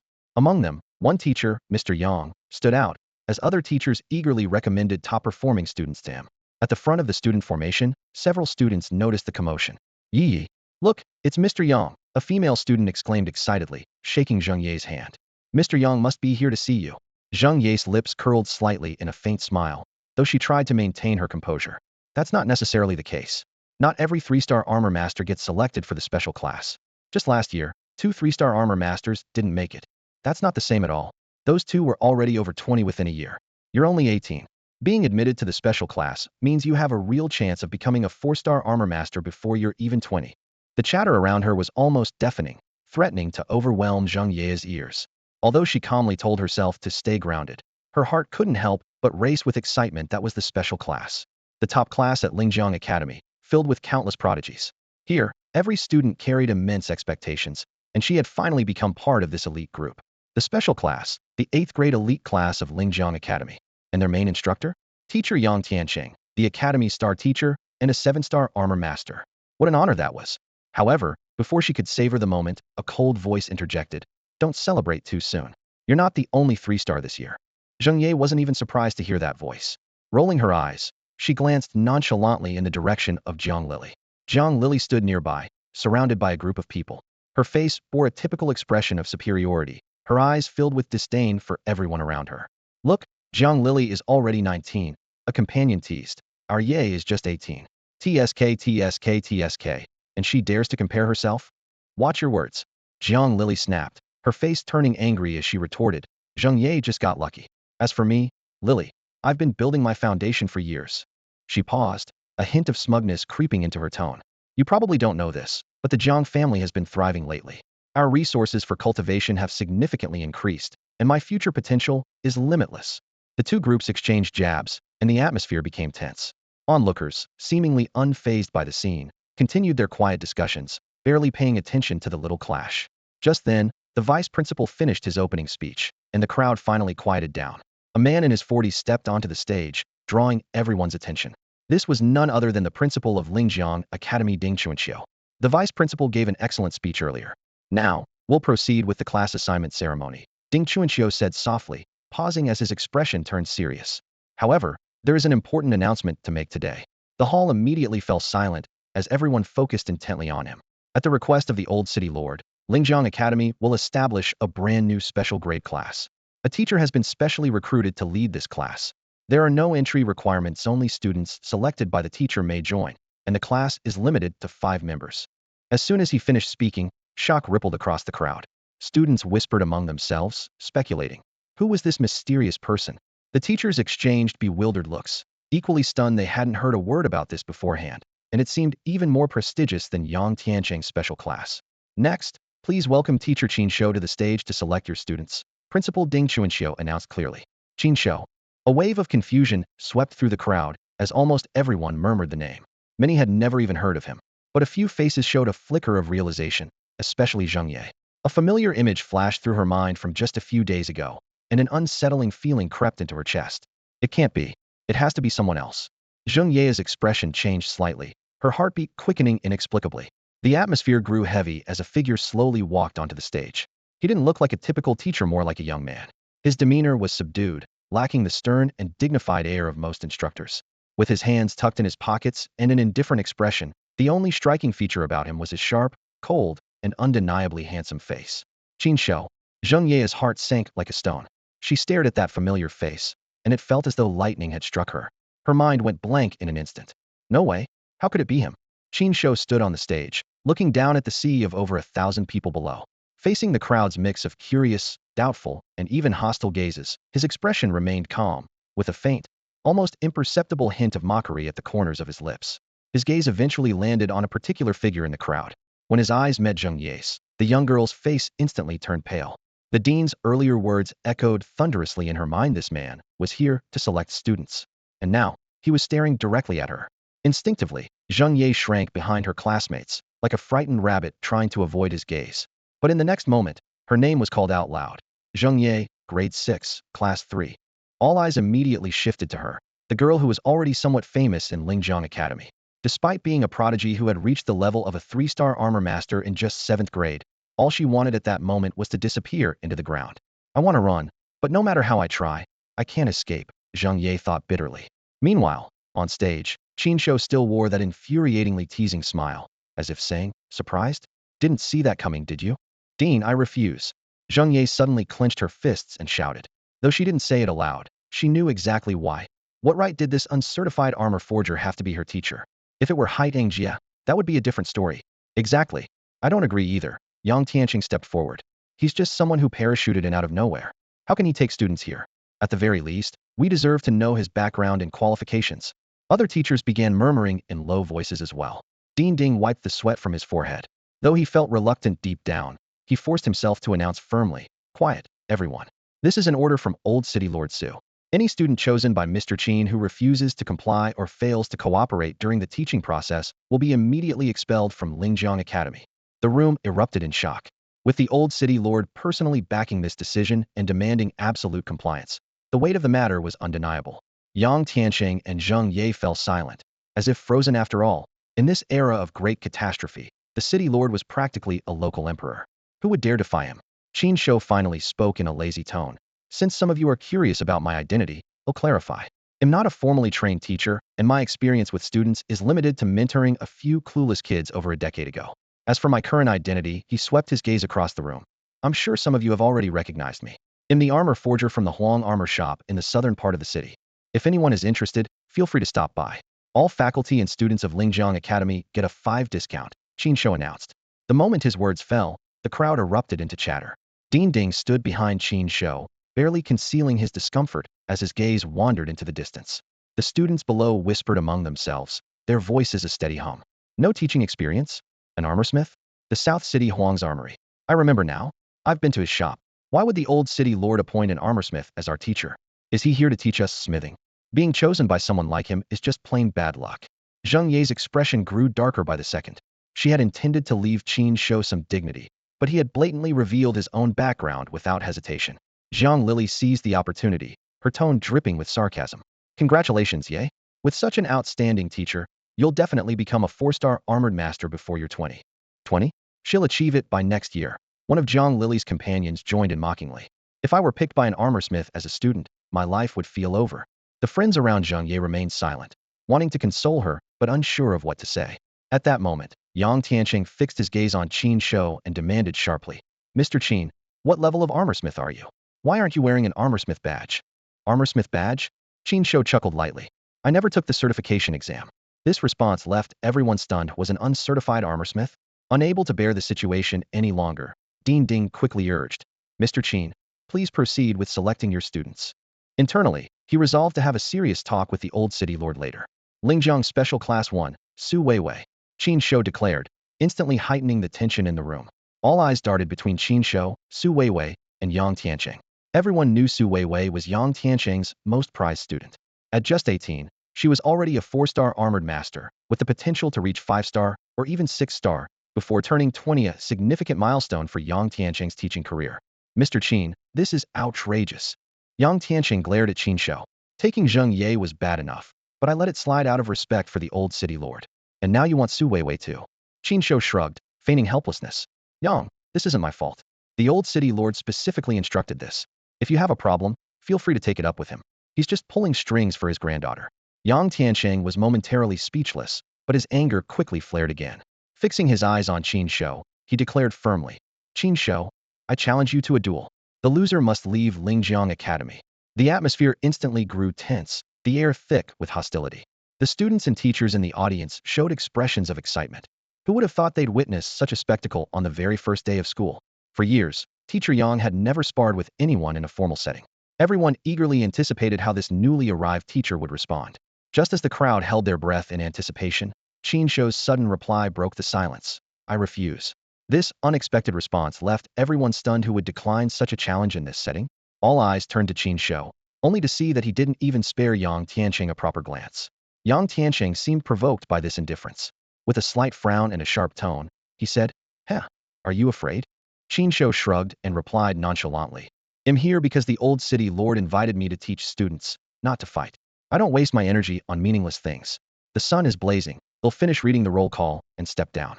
If you have any issues, take it up with the dean or the old city lord. If they agree, I have no objections." Yang Tianqing didn't expect Qin Shou to outright reject him, leaving him feeling as though his punch had landed on soft cotton, rendering his efforts futile. The atmosphere on the stage turned awkward. What was anticipated to be a thrilling gamble had taken an unexpected twist. The audience's opinion of Qin Shou instantly dropped a notch. Many teachers, especially those of the senior grades, felt uneasy, fearing that Qin Shou might bring this battle into their classes. 4th grade, Class 9 Louisa. The moment this name was called, the field fell into a brief silence. This time, no one was angry. Instead, they were filled with confusion and puzzlement. All eyes turned to a quiet boy on the field who wore a plain school uniform, clean but slightly faded, with long bangs almost covering his eyes. Only when he slightly raised his head did people notice that he was staring intently at Qin Shou, who had just called his name from the stage. The teacher on the podium frowned slightly, puzzled. Why him? Louisa's talent was mediocre, merely a 2-star level in the 4th grade, and his academic performance was barely passing. What made it even more baffling was that Louisa didn't seem to have any noteworthy background. Why would Qin Shou choose him? The teacher in charge of the class exhaled lightly, a mix of relief and bewilderment. Qin Shou ignored the murmurs around him and calmly continued reading the next name. 7th grade, Class 1, Xiao Longxiang. Another uproar erupted from the audience. To remain in Lingjiang Academy until the 7th grade, one must possess a certain level of strength and talent. Yet when Xiao Longxiang's name was called, many people still had complex expressions on their faces. The teacher of 7th grade, Class 1, couldn't help but glance at Qin Shou, their gaze a mix of complexity and sympathy. Their attention then shifted from the teacher on the stage to the student in question, Xiao Longxiang. At that moment, Xiao Longxiang looked up in confusion. As the names were gradually announced, for spots had already been filled. Only one remained, and Qin Shou seemed hesitant. Who should he choose for the final spot? He had mostly decided on the candidates, but this last student left him uncertain. Just as he paused, preparing to make his final choice, a clear voice rang out from a distance. "Teacher Qin, I request to join your class." A girl came running breathlessly onto the field, instantly capturing everyone's attention. She looked about 18 or 19 years old and wasn't wearing a school uniform, but her striking beauty immediately ignited a wave of excitement among the boys. Even the renowned beauties of Lingjiang Academy, Su Weiwei and Zheng Ye, paled in comparison beside her. Even Zhang Lily, who was notoriously proud, couldn't help but lower her head when she saw her. Every movement of hers exuded a natural grace, and there was an air of delicate charm about her that made people instinctively want to protect her. Strangely, this quality didn't spark jealousy among the other girls. Instead, it made them feel an inexplicable warmth and desire to befriend her. Qin Shou frowned and turned to Ding Ding beside him. "Old Ding, why isn't this student on the roster?" Ding Ding looked equally puzzled and turned to ask Mr. Chun, who was in charge of admissions. "Is she one of our students?" Mr. Chun, adjusting his glasses, shook his head. "A girl this remarkable, if she were one of ours. I'd definitely remember her." The girl jogged up to the stage, her forehead glistening with fine beads of sweat, which made several boys in the crowd feel a pang of sympathy. Her bright, gem-like eyes sparkled as she respectfully handed a letter to Qin Shou. "Hello, Mr. Qin, my name is Wang Baobao. This is a recommendation letter from my mother. She said that if you read this letter, you'd definitely accept me as your student." Qin Shou took the letter, about to retort that even if the King of Heaven himself came, it wouldn't be possible. But as his eyes scanned the contents of the letter, he immediately folded it shut, his expression turning unexpectedly complex. "I personally don't have an issue, but you're not a student at Lingjiang Academy." Qin Shou began, but before he could finish, Wang Baobao pulled out another crumpled letter from her pocket and handed it to Ding Ding. "Uncle Dean, I'm sorry, I was in such a rush that the letter got wrinkled," she said with an innocent blink. Ding Ding was about to explain that admissions were already over, but as he read the contents of the letter, his expression froze. Without hesitation, he turned to Mr. Chun. "Go and handle her enrollment immediately. Assign her a room next to my dormitory and ensure all her living arrangements are fully prepared." Mr. Chun opened his mouth to protest, but was silenced by a single sharp glance from Ding Ding. Thank you, Dean. Wang Baobao gave a slight bow, then turned to Qin Shou. Mr. Qin, now that I'm officially a student at Lingjiang Academy, can I be your student? Several veins seemed to pop on Qin Shou's forehead as he turned to the obviously guilty-looking Dean Ding. What about your professional integrity? Your principles? Dean Ding avoided Qin Shou's gaze, thinking to himself, this girl's backing is not someone I can afford to cross. After Qin Shou finished selecting his students, the other teachers began their own selection rounds.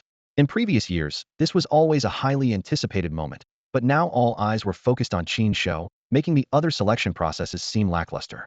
Amid the murmurs echoing throughout the venue, some lamented that the talents of Zheng Ye and Su Weiwei might be wasted, while others were intrigued by Wang Baobao, a stunning beauty whose identity sparked curiosity and prompted many to seek opportunities to get acquainted with her. Once all the selection rounds were complete, it was time for the various classes to meet as groups for the first time. Special Class 2 of Lingjiang, follow me. Without looking back, Qin Shou strode forward, with Dean Ding following closely behind. The name of this class was a temporary arrangement by Dean Ding, meant to give the team an official title. Wang Baobao obediently followed Qin Shou's steps, walking at the front. Although Lu Yize couldn't see Qin Shou's expression, he hesitated briefly before silently following as well.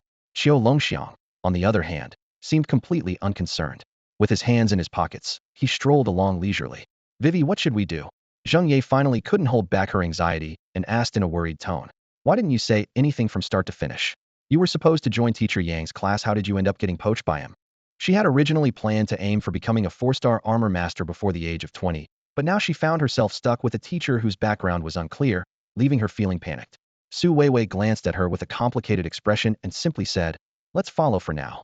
Her mind echoed with the words her grandfather had told her before she left. If you want to break through to a 7-star armor master before the age of 20, in all the cities of the Alliance, only this person can help you. When her grandfather said this, his tone was unusually serious, and there was even a glimmer of reverence in his eyes. Although Su Weiwei couldn't understand why her highly respected grandfather would hold such high regard for this man, she decided to trust him and observe for a while. However, she also resolved that if this person truly proved unqualified to be her teacher, she would not blindly follow her grandfather's wishes. As everyone followed along with their own thoughts, Qin Shou and Dean Ding led them to a charming courtyard.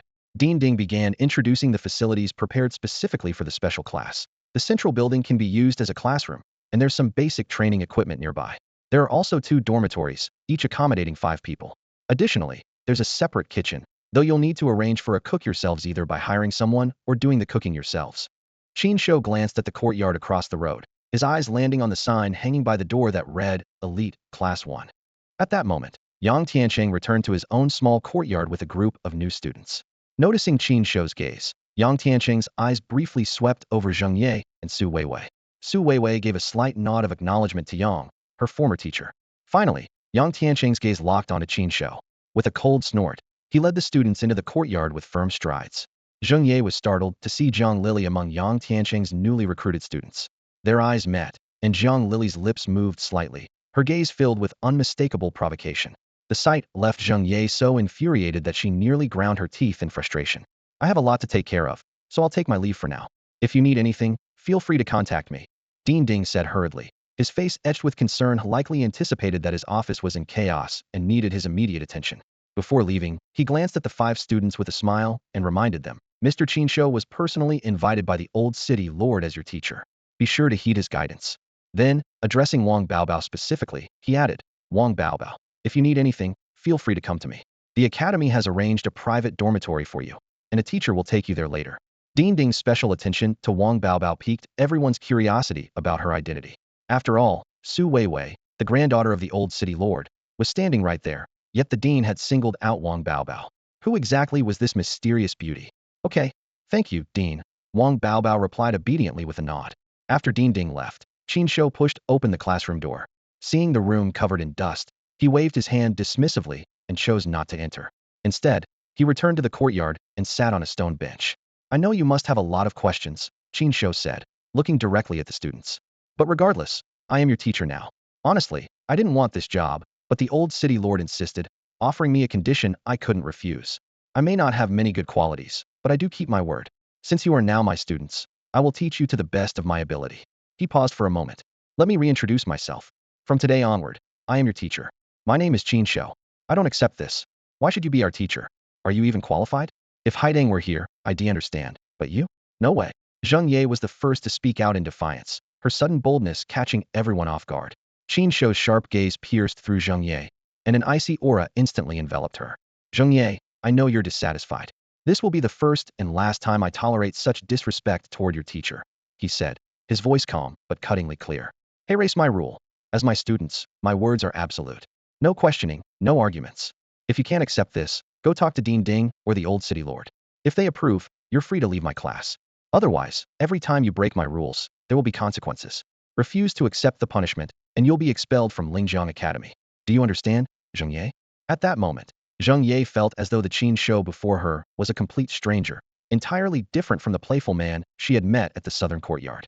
His gaze was as sharp as a blade, as if it could pierce straight through her. I, Zheng Ye stammered, clearly struggling to swallow her pride. Louder, Qin Shou's authoritative presence was overwhelming.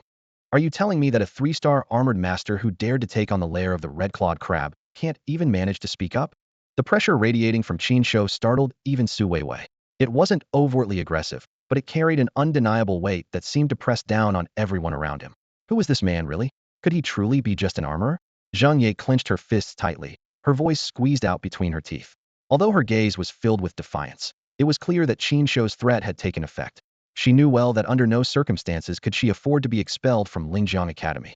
Others might rely on their family backgrounds to obtain cultivation resources, but she, Zheng Ye, had nothing. She was just an ordinary person, entirely dependent on the Academy's resources for training. Without them, no matter how great her talent, she would be like a cook trying to prepare a meal without ingredients. I'm done with my introduction, Qin Shou said, crossing his arms as his gaze swept over the 5 students in front of him. Now it's your turn. After all, you're classmates and will be spending the next year together. Wang Baobao immediately raised her right hand and spoke in a crisp voice. I'll go first. My name is Wang Baobao, and I'm 16 years old. Quiet, Qin Shou said, staring directly at her. Is that all? Huh?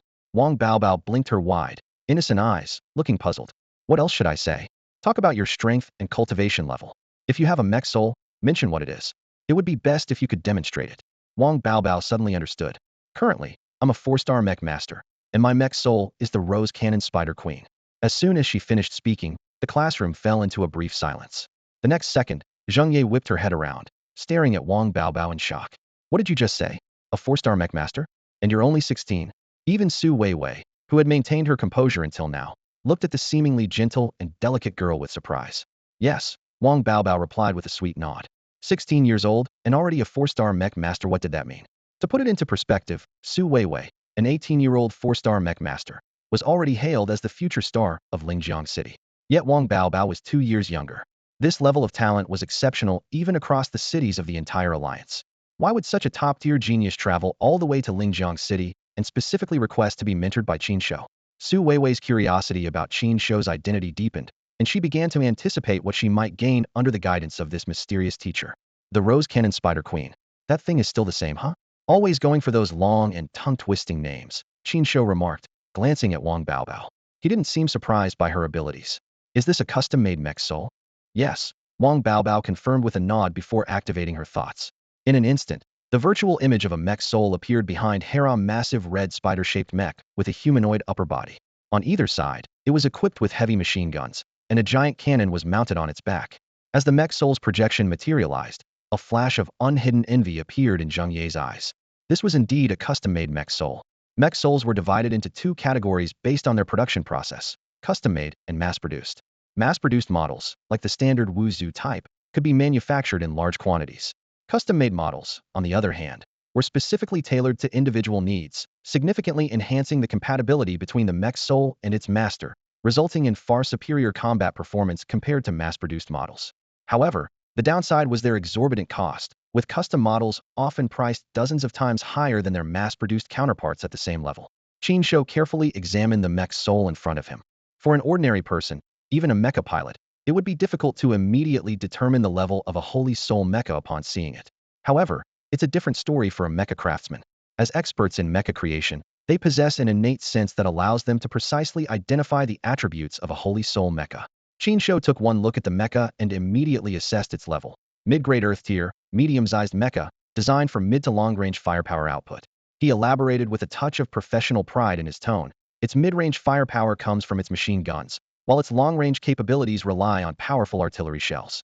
What's particularly noteworthy is the spider-like lower body structure, which effectively reduces recoil, ensuring stability during shooting.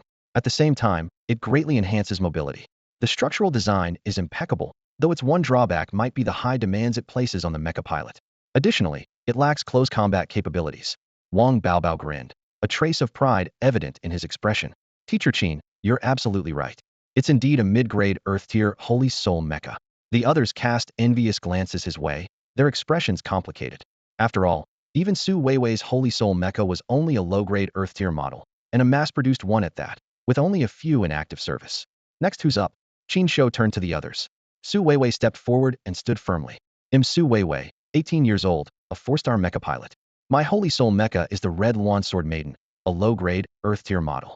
Behind her, the glowing silhouette of her Crimson Holy Soul mecha, which she had used in a battle against the Red-Clawed Crab, suddenly appeared. Next, Zheng Ye took a step forward and spoke honestly. I'm Zheng Ye, 18 years old, a 3-star mecha pilot. My mecha is a gun-type warrior, mid-grade beast tier. After speaking, she glanced nervously around the group. As soon as she finished, Lu Yi's voice quietly followed. I'm Lu Yize, 16 years old, a 2-star mecha pilot. My mecha is a shields word-type warrior. Finally, Qin Shou's gaze fell on Qiu Longxiang. Qiu Longxiang gave a self-deprecating smile, a hint of helplessness in his expression. I'm Qiu Longxiang, 19 years old, and I suppose I'm a 3-star mecha pilot. As for a Holy Soul mecha, I don't have one yet.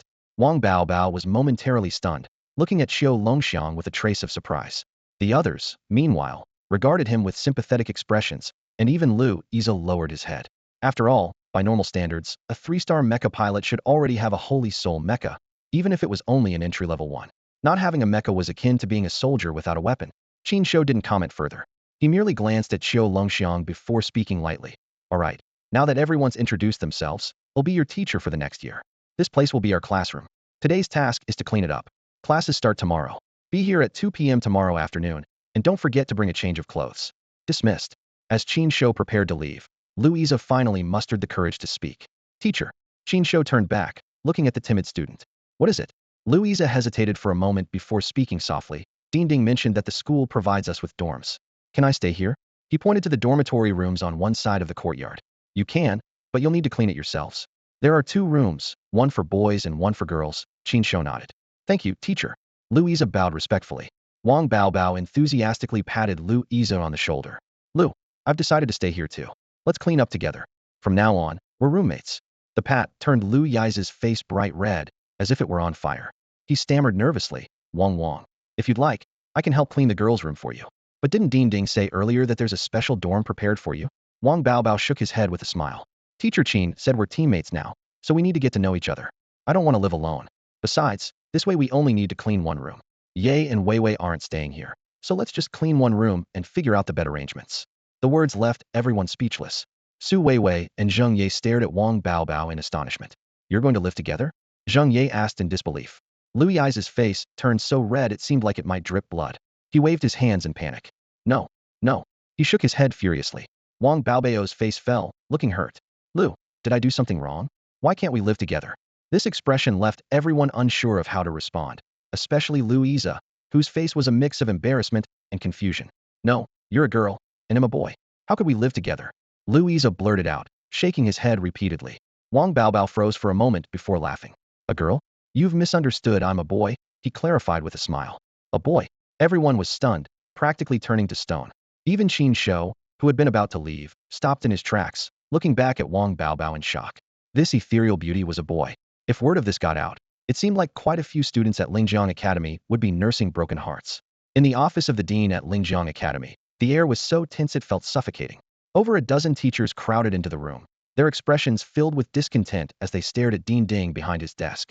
Ding Ding, this is absolutely unacceptable, one teacher exclaimed, slamming the table in frustration. How can you appoint an unknown armor smith as the teacher for the special class? It's one thing for students like Lu Yize and Qiu Longxiang, but Su Weiwei and Zheng Ye are our best students. This is practically ruining their futures. The room buzzed with heated discussions. Our training resources at Lingjiang Academy are already scarce, and the special class is a significant investment. If it were like Teacher Yang's special class 1, that would be fine, but under these circumstances. As the arguments grew more intense, Yang Tianqing strode into the office. As the teacher most directly affected by this situation, his presence immediately quieted the room as the others made way for him. He marched straight up to Dean Ding, his gaze sharp and unwavering. Seeing the brewing rebellion before him, Dean Ding let out a helpless sigh. This is an order from the former city lord. Even I have no authority to overturn it. That said, I do have reservations about this matter. How about this? I'll contact the former city lord again. Good. The teachers responded in unison. If we don't get a reasonable explanation, we'll protest right at the city lord's mansion. Even the former city lord can't ignore reason. Dean Ding gestured for everyone to leave the office for now. Once the crowd dispersed, he rubbed his temples in frustration. Old Sue, you've really put me in a tough spot this time. He then dialed the former city lord's communication number. About 10 minutes later, Dean Ding abruptly opened the door, startling a few teachers who had been eavesdropping against it. They nearly stumbled, but quickly tried to act nonchalant. Ignoring their awkwardness, Dean Ding addressed them. I've spoken with the former city lord. All eyes immediately locked onto him. Dean Ding continued. In 2 months, the Lingjiang tide will occur, bringing a surge of deep-sea beasts to attack the Lingjiang Dam.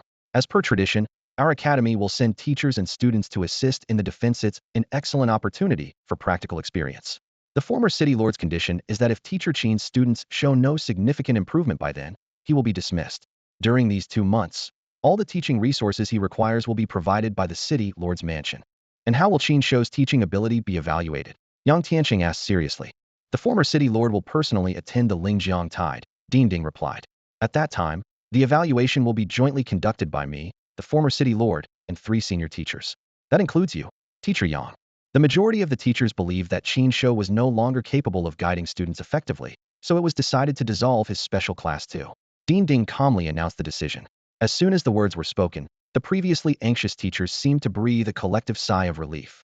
Yang Tianqing muttered under his breath. All right, they'll see just how capable he really is.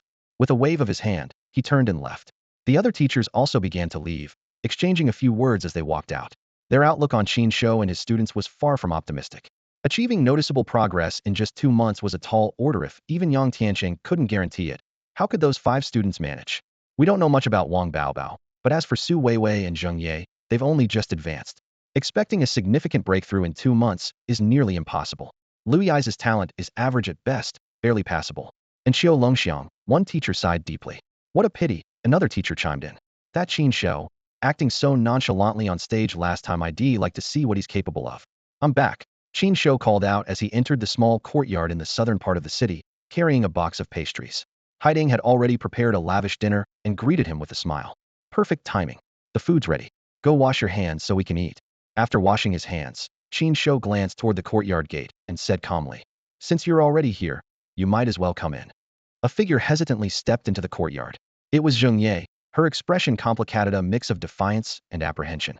The fear stemmed from the fact that Qin Shou now held the authority to expel her from Lingjiang Academy at any time. What's wrong? Who dares to bully our Ye? Haiding asked, smiling as she placed some food on Zheng Ye's plate. Zheng Ye silently washed her hands and sat down.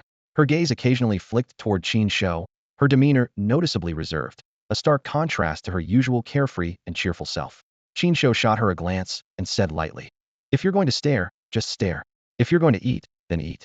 Don't glare at me like that. Haiding chuckled, trying to ease the tension. This child, honestly. Zheng Ye lowered her head and ate quietly. After a moment, she gathered her courage, looked up at Qin Shou, and said, Qin Shou, training at Lingjiang Academy is incredibly important to me. If I don't get into Teacher Yang Tianqing's Special Class 1, I won't have access to more resources. Someone with Su Weiwei's talent can easily progress with her family's support. But I can only rely on myself.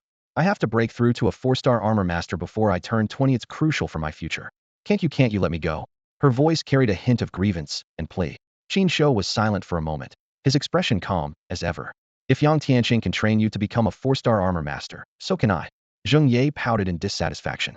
Anyone can talk big. Teacher Yang is the only special class teacher at Lingjiang Academy. He's trained 17 4-star armor masters and 1 5-star armor master. And you? Do you really not want me to teach you? Qin Shou interrupted her, his tone steady and unhurried. Zheng Ye was about to retort, but held her tongue because Haiding was present. Reluctantly, she muttered under her breath. Even if you want to teach me, you'd need the skills to back it up. How about this? Let's have a match. If you win, they'll listen to you. Qin Shou's eyes lit up, and he smiled. All right, since you're so eager, I'll give you a chance. If you can defeat one of my students, I'll let you join Yang Tianqing's Special Class 1. Deal. Zheng Ye's eyes widened. You have students? How come I've never heard about them? Qin Shou squinted slightly. I do. He looked at her with a hint of provocation. Do you dare to try? Standing up, Zheng Ye's gaze turned resolute. She then turned to Haitang and said, Haitang, you can't say I'm being unfair. It's not Haitang. Qin Shou corrected her. Then where's your student? Call them out so I can see. Zheng Ye demanded with a challenging tone. Qin Shou smiled faintly and called out in a low voice, Da Huang.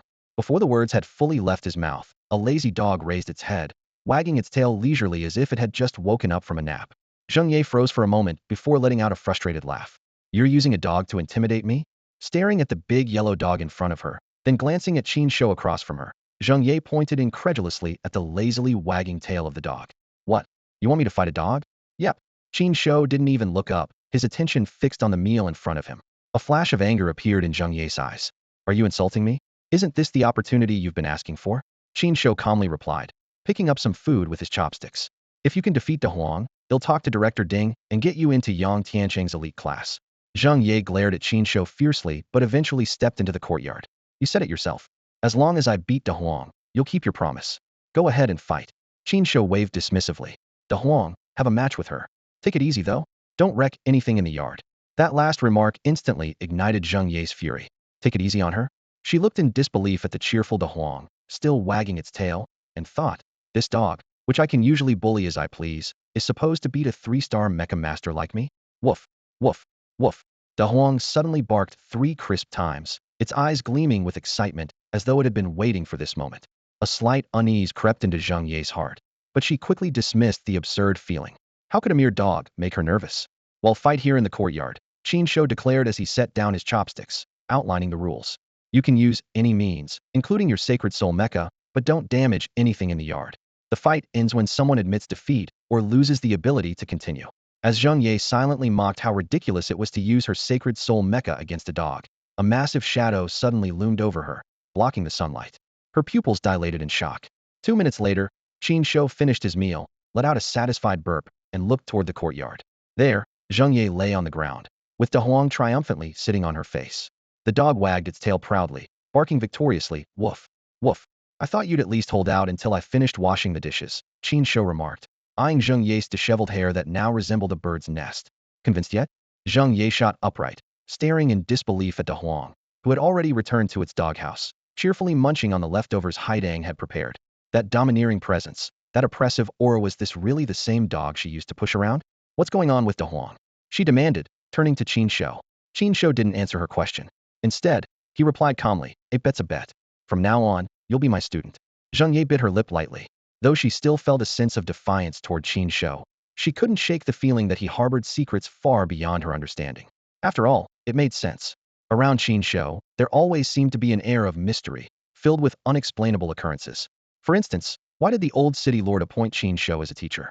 Why would Haidang, a 6-star armor master, choose to stay in this small town for the sake of one man? And today, Su Weiwei, someone so driven by a thirst for power, surprisingly had no objections? Not to mention the big yellow dog. While she had read about similar technological advancements in newspapers and research papers, seeing it in person was a first for her.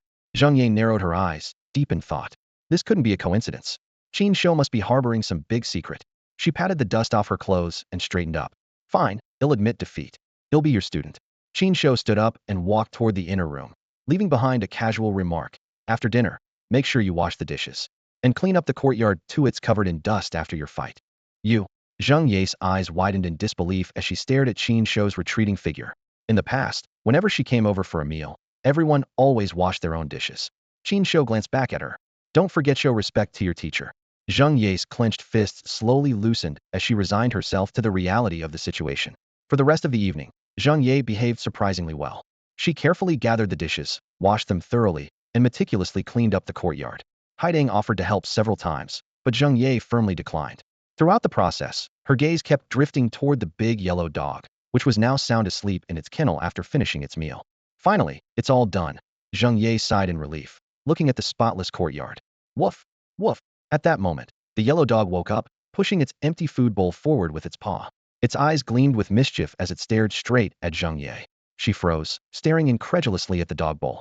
Surely, she wasn't expected to wash that too?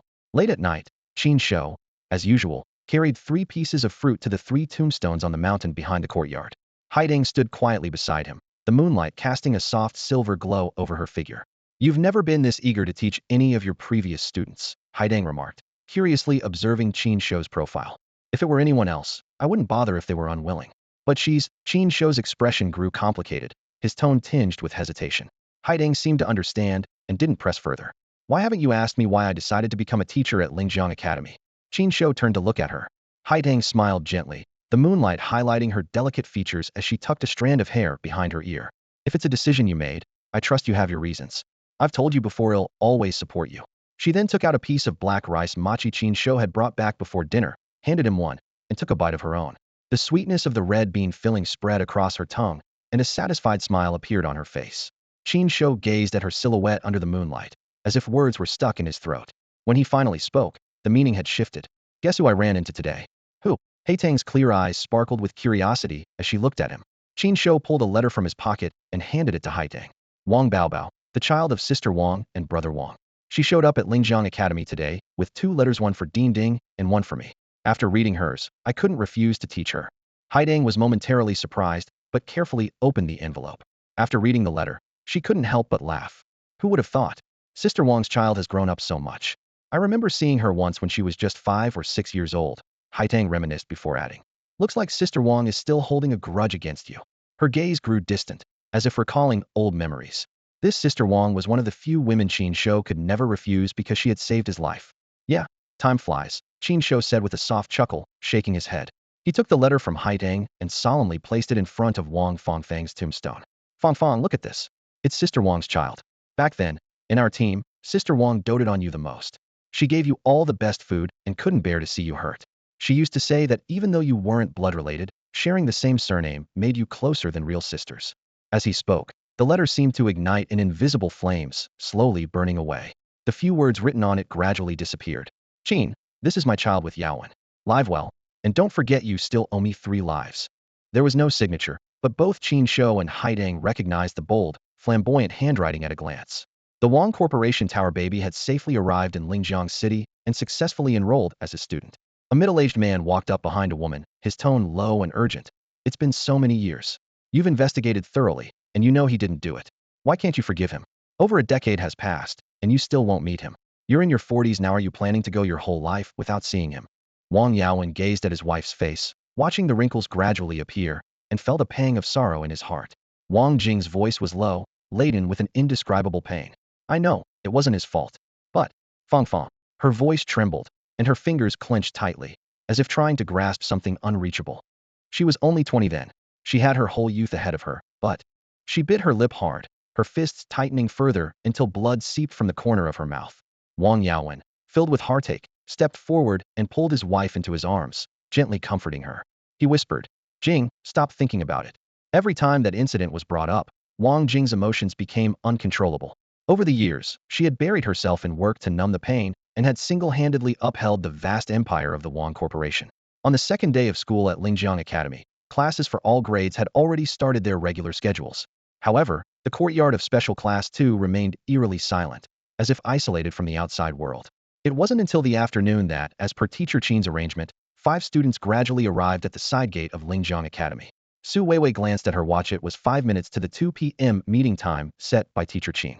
She couldn't help but look at the 4 classmates beside her. Wang Baobao maintained her usual youthful and sunny demeanor.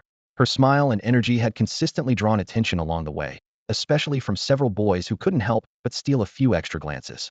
But how would they react when they found out that Wang Baobao was actually a boy? The students of Special Class 2 had kept Wang Baobao's gender a well-guarded secret. Not a single person had leaked it, so only those in the class knew the truth. Wang Baobao himself, however, seemed completely unbothered by the matter. He remained carefree and oblivious to any changes in the atmosphere around him. Louisa kept a low profile, barely attracting any attention. Qiu Longxiang, as always, carried an air of indifference. On the other hand, Zheng Ye seemed a bit off today. Dark circles under her eyes suggested she hadn't slept well the night before, and a trace of anxiety lingered in her gaze. She was feeling uneasy, particularly because she hadn't made it into Special Class 1, which left her somewhat dissatisfied. Normally talkative, she hadn't said more than a polite greeting all day. But what churned in Zheng Ye's mind wasn't just her failure to get into Special Class 1. There was something even more humiliating. She had somehow been defeated by a dog the previous night. She couldn't fathom how she had lost to a dog, and her embarrassment prevented her from sharing the incident with anyone. Swallowing her pride, she kept it all bottled up, feeling stifled. What do you think Teacher Qin will teach us in our first class today? Wang Baobao, still brimming with excitement, looked around, scanning every corner where Teacher Qin might appear. Just then, a pink pickup truck drove up slowly and stopped in front of the five of them. The students exchanged glances, their eyes filled with curiosity and confusion. The color of the truck was quite unique. The window rolled down, revealing a familiar face. It was Teacher Qin. However, they didn't immediately see her. What they saw instead was a large yellow dog's head sticking out of the window, its front paws casually resting on the edge. As their eyes met, an awkward silence filled the air. "Get in," came Teacher Qin's voice from inside the car. It was only then that the students snapped out of their daze and realized that the truck was a right-hand drive vehicle. Teacher Qin was seated in the passenger seat, while the driver's seat was occupied by the large yellow dog. Wang Baobao's face turned slightly red with an awkward smile as he scratched his head. The rear car door opened, and an expected issue arose immediately. The back seat could accommodate a maximum of 3 people, but there were 5 of them. "I'll ride in the back," Louisa quickly volunteered, nimbly climbing into the open cargo bed of the pickup truck. Qiu Longxiang followed silently, without hesitation. "I've never ridden in the back before. I'm going to," Wang Baobao exclaimed excitedly, leaping up to join the group in the truck bed. This arrangement naturally left Su Weiwei and Zheng Ye to take the back seat. The large yellow dog turned its head, panting happily as it faced the 2 girls. "Teacher, is this your dog? It's so cute," Su Weiwei said, reaching out to pet the dog's head. Meanwhile, Zheng Ye stared at the dog nervously, as though facing a formidable adversary. "Ye, what's wrong? Don't you love fluffy animals the most?" Su Weiwei asked, puzzled by her friend's unusual behavior. Zheng Ye hesitated, unable to admit that she had been embarrassingly pinned to the ground by this very dog the day before. "Sit tight and hold on," Qin Shouyi instructed, steering the vehicle with one hand as it eased into motion. The truck picked up speed, and soon Su Weiwei realized they had left the city limits, heading straight for the outer campus. Thanks to a document from the former dean that Qin Shouyi presented, they easily passed the checkpoint originally set up because of Su Weiwei and Zheng Ye's unsanctioned hunt of the giant clawed scorpion. As a 4-star armor master, Su Weiwei was thoroughly familiar with the outer campus. She had spent more time there in the past year than in the inner campus. However, Qin Shouyi didn't stop at the usual parking area. Instead, he drove straight into the heavily militarized depths of the outer campus. When the pickup came to a halt, a military officer approached briskly and saluted Qin Shouyi. After checking Qin Shouyi's credentials, the officer respectfully reported, "Mr. Qin, the helicopter is ready. It has been inspected and fully refueled. Would you like a pilot assigned?" "Thanks. Just help me park the truck," Qin Shouyi replied, handing over the keys. "No need for a pilot, I'll fly it myself." Turning to the students, he ordered, "Board the helicopter." "Board the helicopter?" Su Weiwei exclaimed, her mouth agape. While it wasn't her first time flying, she certainly hadn't expected a teacher to pull this move on their very first lesson. "Teacher, where are we going?"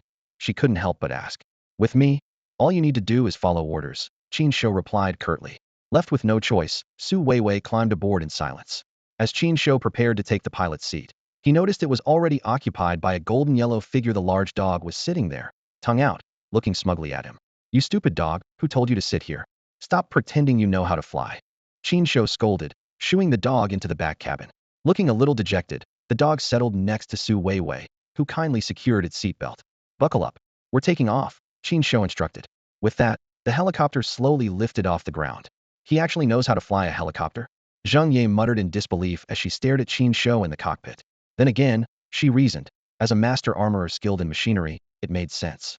Su Weiwei gazed out the window, her familiarity with the terrain around Huzhou City allowing her to discern their direction. The helicopter was heading south.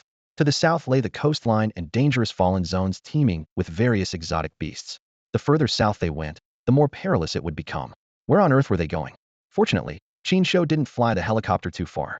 After about half an hour of flight, the aircraft began to hover and gradually descended. Once it stabilized at a certain altitude, Qin Shouyi set it to automatic hover mode, then walked steadily to the center of the cabin and pulled open the doors on both sides. A rush of cold wind instantly flooded the cabin. "Take a look below. Can you recognize this place?" Qin Shouyi pointed downward, his voice cutting clearly through the noise of the rotors. The 5 of them instinctively leaned out to look. What met their eyes was a barren, hilly landscape. Not a blade of grass grew there, save for sparse weeds and withered vines clinging to the yellow earth. What was even more striking, however, was the countless yellow figures scattered across the ground, crawling forward like tiny moving specks of yellow dotting the land. This is Huangshu Ridge, located 100 kilometers south of Huzhou City. It's classified as a medium-risk zone. Su Weiwei, experienced as she was, immediately identified the location. Her voice carried a hint of caution. Zheng Ye squinted her eyes, scrutinizing the yellow creatures below. Soon, she identified them as well. Those are monster-class beasts, giant toothed rats. These beasts were less than a meter in size, swift as the wind, and primarily relied on their sharp claws and teeth for attacks. Among monster-class beasts, their individual combat strength was considered the weakest, making them one of the few that a one-star Mecha Master could take on solo. However, the most terrifying thing about the giant-toothed rats was their tendency to live in massive groups. They often gathered in the thousands or even hundreds of thousands.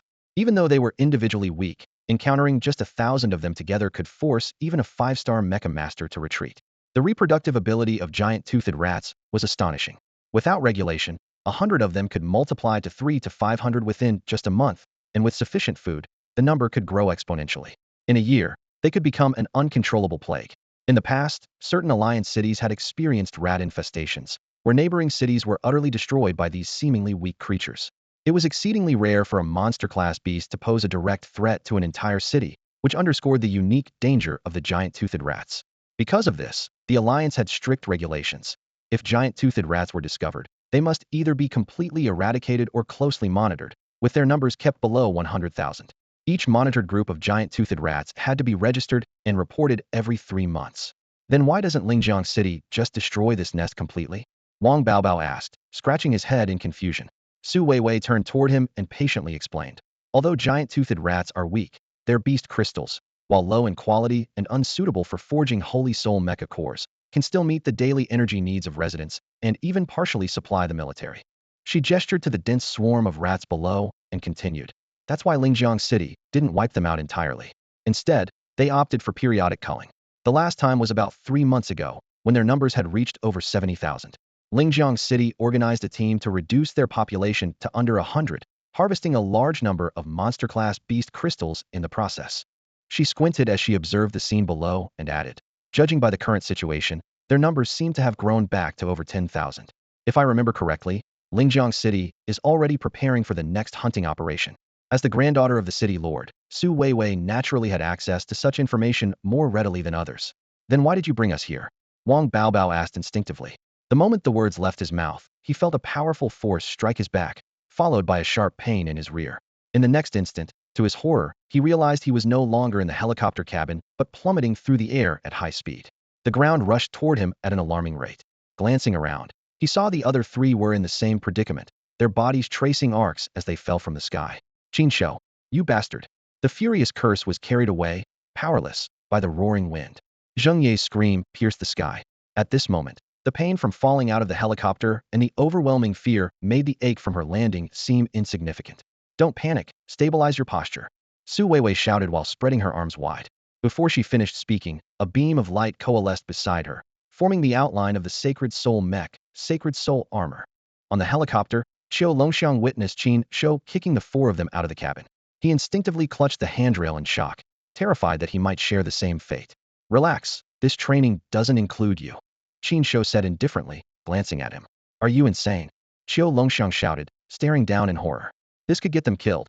It's just a 100-meter drop, Qin Shouyi replied calmly, looking down at Huangshu Ridge. Even a 2-star armor master, as long as they react fast enough, would at worst break a few bones. Qiu Longxiang quickly looked down. The first to activate was Lu Yi's shield word-type War Guard. Following that, Su Weiwei and Wang Baobao's Sacred Soul Mechs appeared, and finally Zheng Ye's spear-type War Guard. After 4 loud crashes and a cloud of dust, the group had landed steadily on the ground. The commotion startled a massive colony of saber-toothed rats from their slumber. Hundreds, if not thousands, of them perked up their ears, and those in the burrows poked their heads out, their beady eyes fixed on the unexpected intruders. How can we maybe talk this out? Wang Baobao asked awkwardly, forcing a smile. The rats responded with ear-piercing screeches that made everyone's skin crawl. Prepare for battle. Su Weiwei ordered decisively. Wang Baobao, provide fire support from the center. Ye and Lu Yi, guard the flanks. I'll handle mobile support. The rat swarm surged forward like a tide, and more saber-toothed rats burrowed out of the ground. Wang Baobao controlled the Spider Queen armed with rose cannons, shouting, I hate rats the most, while unleashing a relentless barrage of bullets that tore through the advancing swarm. Focus on the outer perimeter. Leave the infiltrators to me. Su Weiwei's Crimson Phoenix sword dancer darted through the battlefield, swiftly eliminating any rats that broke through their defenses. The fight quickly found its rhythm, but Qiu Longxiang, watching from the helicopter, was beside himself with worry. Teacher Qin, there are so many rats. They won't last long. You want to save them? Qin Shouyi asked coldly, his gaze sharp. With what? You're just a useless nobody who doesn't even have a sacred soul mech. Qiu Longxiang froze, trembling. Betrayed by your own people, living in a web of lies, and everything you worked so hard for stolen from you. Qin Shou said, his piercing eyes locked on Qiu Longxiang. Are you really content to stay a failure? To watch others take what was rightfully yours and stand at the peak, basking in glory? Qiu Longxiang held his head in his hands, his eyes filled with a mix of anger, disappointment, and unwillingness. Staring intently at Qin Shou before him, he fixed his gaze unwaveringly on the man, a trace of self-mockery appearing on his face. Teacher, how did you find out?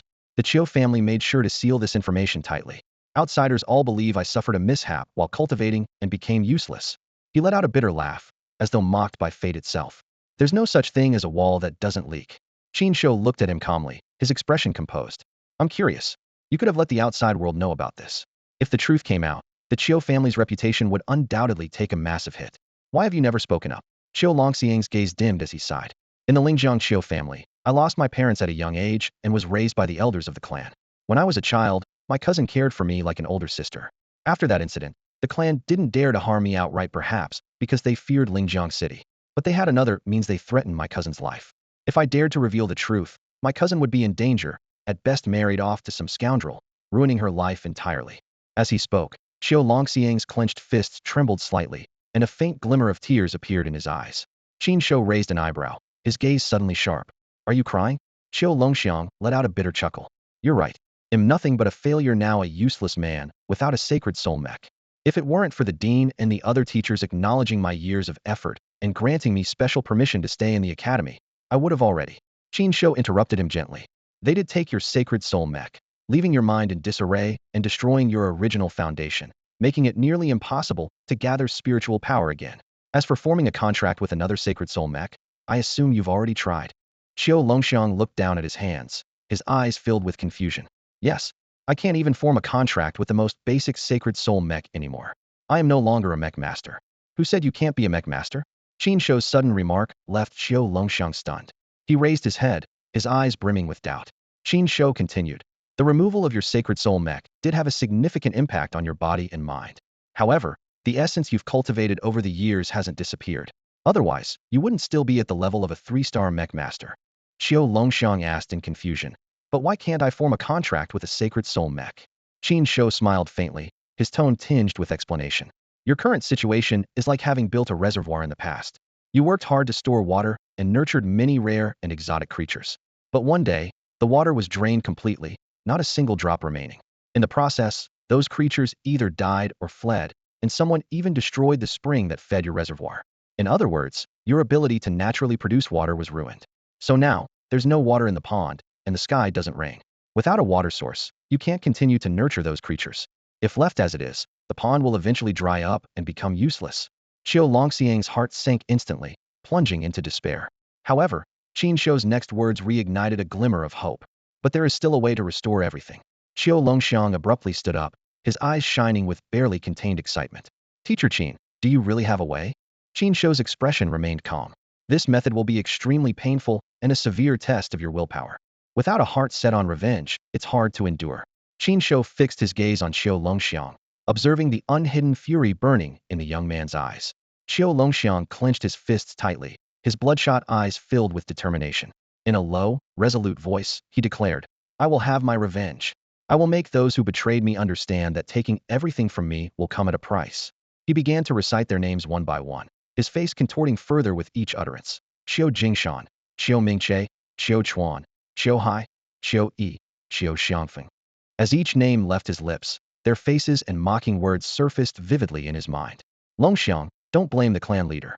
Sacrificing you is the only way for the Lingjiang Qiu family to return to the main house. You little brat still trying to run? I raised you all these years for this memento, exchange you for the credit of returning to the main house.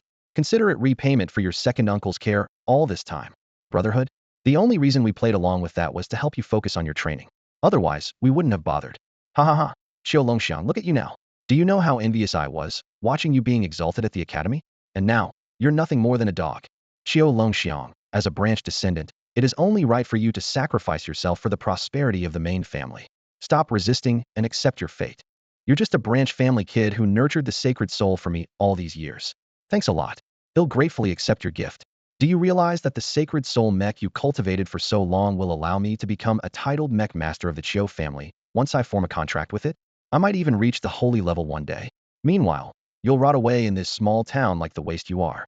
Qin Shou silently observed Qiu Longxiang's uncharacteristic, maddened outburst. Typically calm and composed, Qiu Longxiang had completely unraveled, pouring out years of suppressed anguish. It had been too difficult for him to confide in anyone before this moment. But now, Qin Shou had given him hope, igniting a fiery resolve for vengeance within him. The stronger this fire burned, the more unwavering Qiu Longxiang would be on the path ahead. Woof woof woof. De Huang stood at the edge of the cockpit, its golden fur billowing in the wind and spray. Feels like I forgot something, Qin Shou murmured to himself. Meanwhile, the battlefield situation had grown increasingly dire. They're everywhere. Over here, over there. These giant rats just keep coming. Wang Baobao shouted, piloting the Rose Cannon Spider Queen with a voice full of exasperation. I must have taken out at least 400 or 500 by now. Around their defensive position, the corpses of the giant-toothed rats were piled high. Su Weiwei surveyed the battlefield, calmly analyzing the situation. This Huangshu Ridge, by my estimate, has at least over 20,000 giant-toothed rats. The outlook was grim. Zheng Ye, with the strength of only a 3-star mech master, and Lu Yiza, at just 2-star, could no longer maintain their full-body sacred soul mechs. They could barely sustain their weapon systems, causing their combat effectiveness to plummet. Even Su Weiwei herself was nearing her limit. Thankfully, Wang Baobao, a 4-star mech master, was providing significant firepower.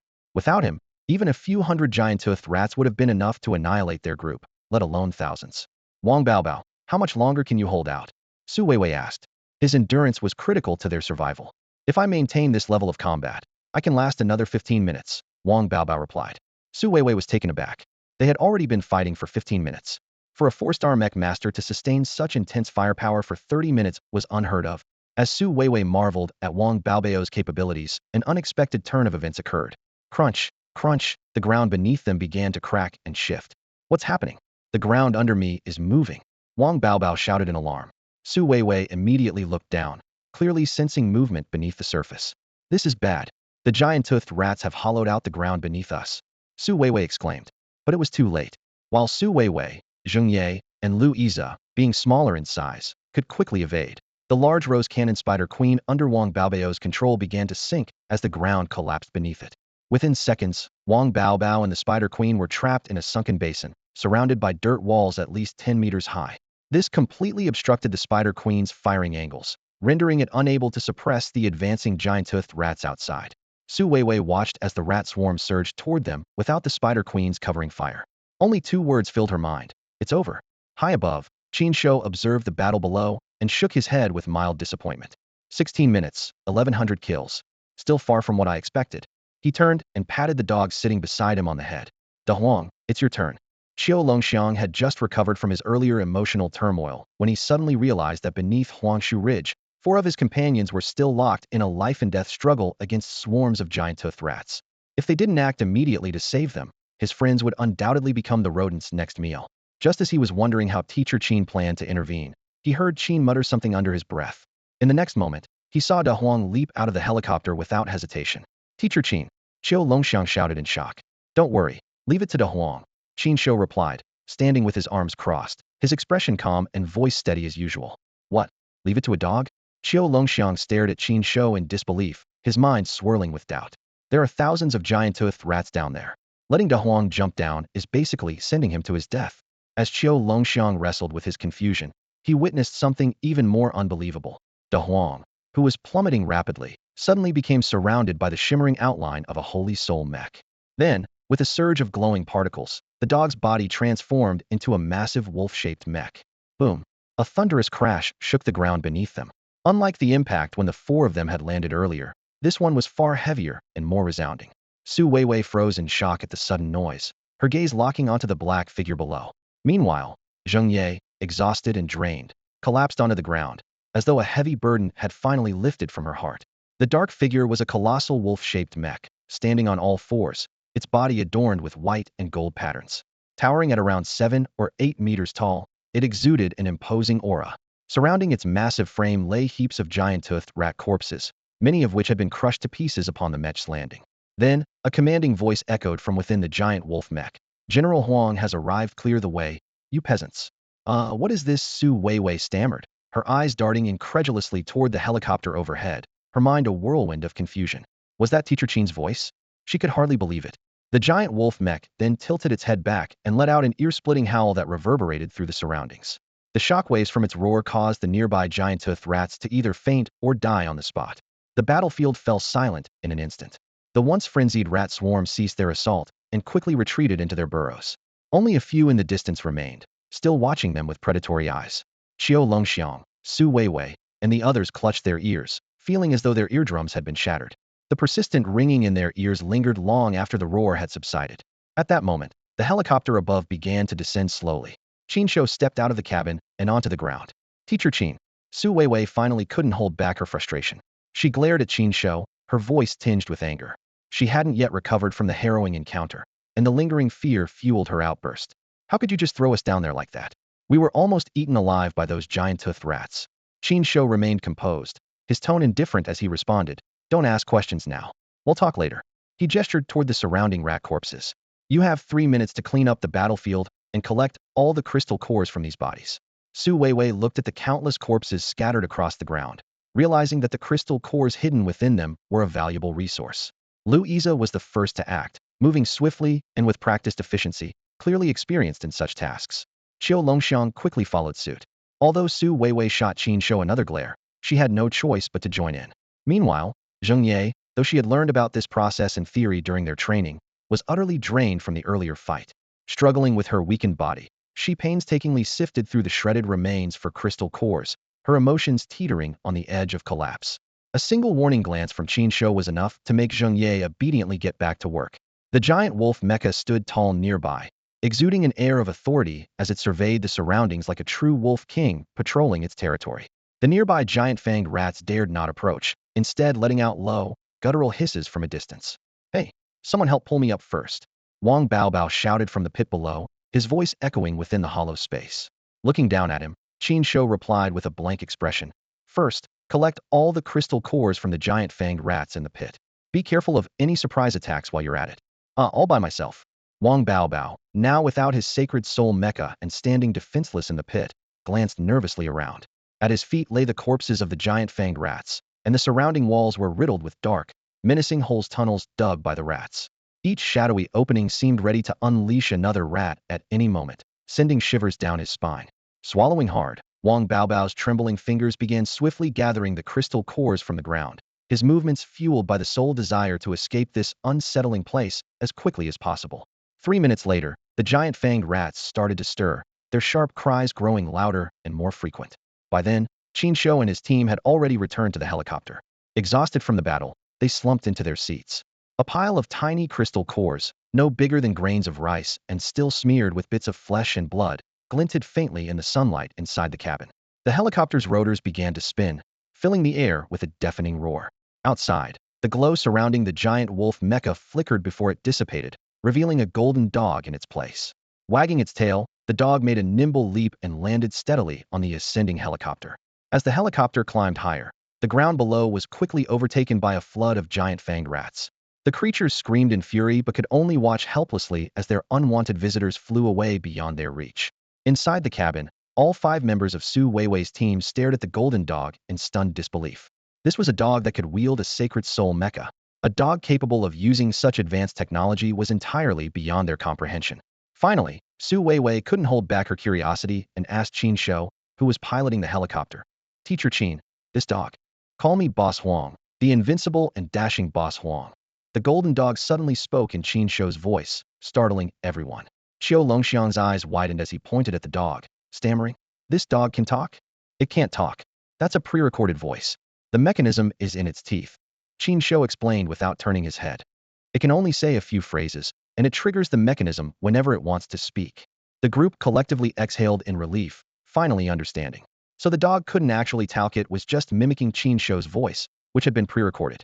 "You all know I'm an armor craftsman. Through a stroke of luck, this dog formed a contract with a sacred soul mecha. That's all there is to it," Qin Shou said plainly, as though recounting a trivial matter. Yet, none of them truly believed it was that simple. There had to be more to the story, but since Qin Shou seemed unwilling to elaborate, they refrained from pressing him further. "Then why did the giant-fanged rats keep their distance when it went down?" Su Weiwei asked, frowning in confusion. Even if the dog was strong, it would take the aura of a saint-level Mecha Master to intimidate beasts of that caliber. Surely this dog couldn't be at the saint level, right? It's a bit of a special case, Qin Shou replied, keeping his eyes on the controls. Maybe it's because it's an animal itself, combined with the power of its sacred soul mecha and its roar. It can temporarily intimidate enemies within a short time frame. However, the effect diminishes with repeated exposure. Then, what's the level of Boss Huang's sacred soul mecha? Qiu Longxiang asked cautiously. After witnessing the power of the giant wolf mecha earlier, they had a hunch it had to be at least beast grade, or maybe even earth grade. Mid-tier earth grade. Its name is Wolf King. Qin Shou answered without hesitation, even revealing the mecha's name. Mid-tier earth grade. Zheng Ye's eyes widened as she pointed at herself, then at the golden dog sitting securely in its seat, restrained by a safety belt. Her voice was filled with disbelief. That means my sacred soul mecha isn't even as good as a dog's. Her words were met with an awkward silence. Among the group, only Wang Baobao's Rose Gunner Spider Queen matched the dog's mid-tier earth grade rank. The rest of them were indeed outclassed by the golden dog. It was truly a case of comparing oneself to a dog and feeling utterly defeated. The armed helicopter landed steadily on the open ground outside the Lingjiang Academy's outer campus, the roar of the rotors gradually fading. Qin Shou accepted a set of car keys from the officer, discreetly slipping a few crystal-clear giant rat crystals into the officer's hand. The officer was momentarily startled before a knowing smile spread across his face. He pocketed the crystals and said, "Mr. Qin, you're too kind. If you ever need anything around here, just let me know." He chuckled, adding, "Most of the teachers who come here act all high and mighty, barely willing to say a word to us." "I actually do have a favor to ask," Qin Shou said, gesturing to the group of students behind him. "Can we borrow your bathhouse for a bit?" "Of course, no problem at all," the officer responded cheerfully. Qin Shou turned to the students. "Get yourselves cleaned up within 15 minutes. He'll wait here for you." "Why do we have to take a shower?" Zheng Ye asked with a frown, clearly reluctant about using the military bathhouse. "Can't you smell yourselves?" Qin Shou retorted bluntly. "Do you plan to ride in my car like this? Either you shower here, or you walk back on your own. Your choice." "But, we didn't bring a change of clothes," Zheng Ye murmured hesitantly. "Didn't I tell you yesterday to prepare for this?" Qin Shou's brow furrowed. Zheng Ye hung her head in silence, remembering how she'd been too exhausted from dealing with Da Huang the previous night to pack properly. "No worries," the officer chimed in at the right moment. "I've got clean training uniforms you can borrow. They'll take you to the officer's private bathhouse single rooms, very clean." "Thanks, brother," Qin Shou said with a nod, then pointed at Da Huang, who wagged his tail beside him. "You too go wash up." Da Huang's tail froze instantly, clearly not a fan of the idea. About 15 minutes later, the group returned, freshly cleaned. Zheng Ye, now clad in an ill-fitting camouflage training uniform, stood out awkwardly, while the others had changed back into their own clothes. Qin Shou was already seated in the driver's seat, with Da Huang comfortably occupying the passenger side. "Get in," Qin Shou said as he started up the pink pickup truck and headed toward Lingjiang City. "You fought for 16 minutes today and took down over 1,100 giant rats. What do you think of your performance?" "It was okay, I guess," Su Weiwei replied hesitantly. "Okay." Qin Shou let out a cold laugh. "It was a mess. I thought that even for your first time working as a team, you'd at least manage to clear 3,000 giant rats, even with some lack of coordination. After all, 2 4-star Mecha Masters, 1 3-star, and 1 2-star plus Wang Baobao, the Rose Gunner Spider Queen responsible for long-range firepower. 3,000. Qin Shou's voice echoed inside the vehicle, tinged with obvious disappointment. "If this is the result you were expecting, it's far from satisfactory." Su Weiwei lowered her head in thought, doubt creeping into her mind. Could such a performance really be achieved? Even she found it hard to believe.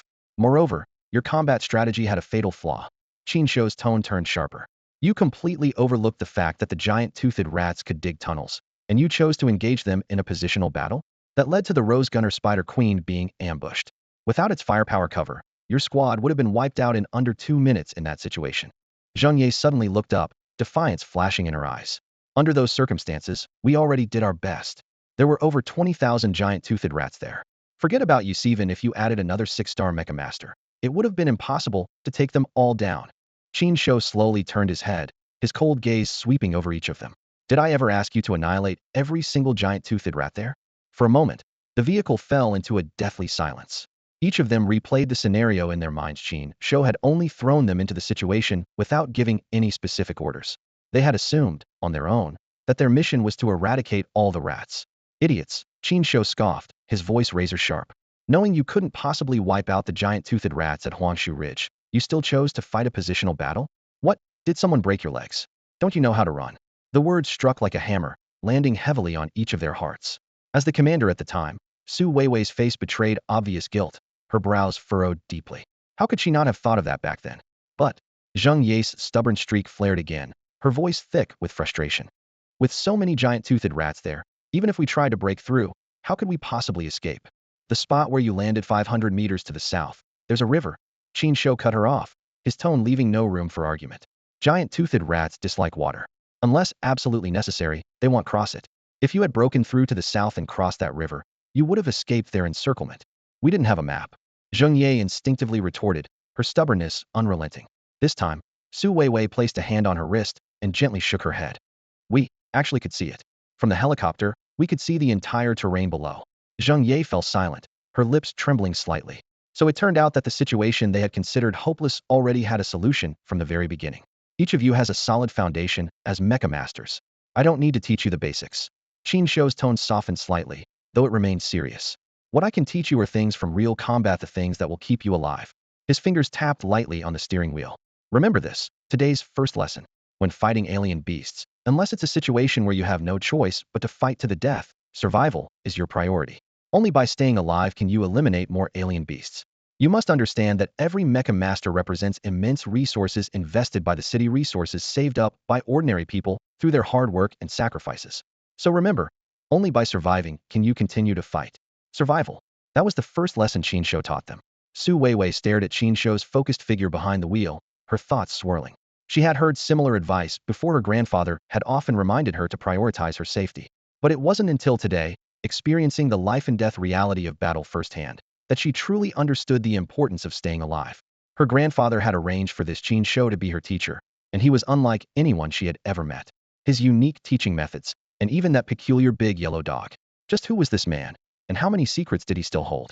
The pink pickup truck pulled up to the side gate of the academy where they had arrived earlier, its engine noise standing out in the otherwise quiet surroundings. Qin Shou rolled down the window, his gaze locking onto Zheng Ye. Same time tomorrow, same place. Remember to bring a change of clothes, and make sure to wash and return the borrowed ones, he instructed, his tone leaving no room for negotiation. Got it, Zheng Ye mumbled softly, her voice barely audible over the breeze. Standing nearby, Wang Baobao, despite struggling slightly with her arm, enthusiastically waved and called out, "Goodbye, Teacher Qin." Su Weiwei, on the other hand, bowed politely in farewell, her posture so precise it could have been a textbook demonstration. Lu Iza and Xiao Longxiang, stay behind. Qin Shou's voice interrupted the pair's departure, causing them to halt mid-step, as if someone had pressed pause on their movements. Xiao Longxiang, come here, Qin Shou said, lowering the window on his side and tapping the car door lightly with his fingers. Hearing the call, Xiao Longxiang quickly walked over to the car and bent slightly at the waist. Qin Shou pulled a slip of paper from his pocket and handed it over. Tonight at 11, by the east gate of my house. This is the address. Don't be late. He then turned to Lu Iza, who was still standing in place. What are you standing there for? Get in the car. Oh, Lu Iza stammered as he snapped back to reality. He opened the back door and slid into the rear seat, sitting stiffly against the edge of the seat and fidgeting with his hands, clearly uncomfortable with the situation. Xiao Longxiang remained where he was, watching as the pink pickup drove away. He looked down at the piece of paper in his hand and instinctively clenched it tightly, as if it were a precious token. Inside the vehicle, Louise stared out the window at the retreating scenery. Several times, he opened his mouth as if to speak, but hesitated. His brows furrowed slightly, and a trace of anxiety flickered in his eye. She only had a few hours left before his evening shift started. Missing even one night of work would mean a significant financial hit for him. Although the academy covered basic cultivation resources, provided free lodging and meals, his daily expenses and clothing costs were entirely dependent on his own earnings. I've already contacted your workplace and resigned on your behalf, Qin Shou said, glancing at Louisa through the rearview mirror, his tone as calm as if he were stating a simple fact. Louisa's head shot up, his face displaying a rare expression of panic and helplessness. His lips trembled slightly. If you're serious about cultivating and becoming a strong armor wielder, you can't afford to waste time on things like that, Qin Shou said firmly, leaving no room for argument. Louisa lowered his head, his fists clenched so tightly that his knuckles turned white. He understood the logic, but his circumstances were different from others. That job had been hard won. Starting today, you'll be working at my shop, Qin Shou continued. The pay will be the same as your current nightly wages. You can take tonight off, but you'll still get paid. Hey, race in advance. Reaching into the bag of crystals from their recent hunt, Qin Shou grabbed a handful and tossed them to the back seat. The crystals arced through the air, catching the light as they fell. Louisa scrambled to catch them, afraid to let a single one drop.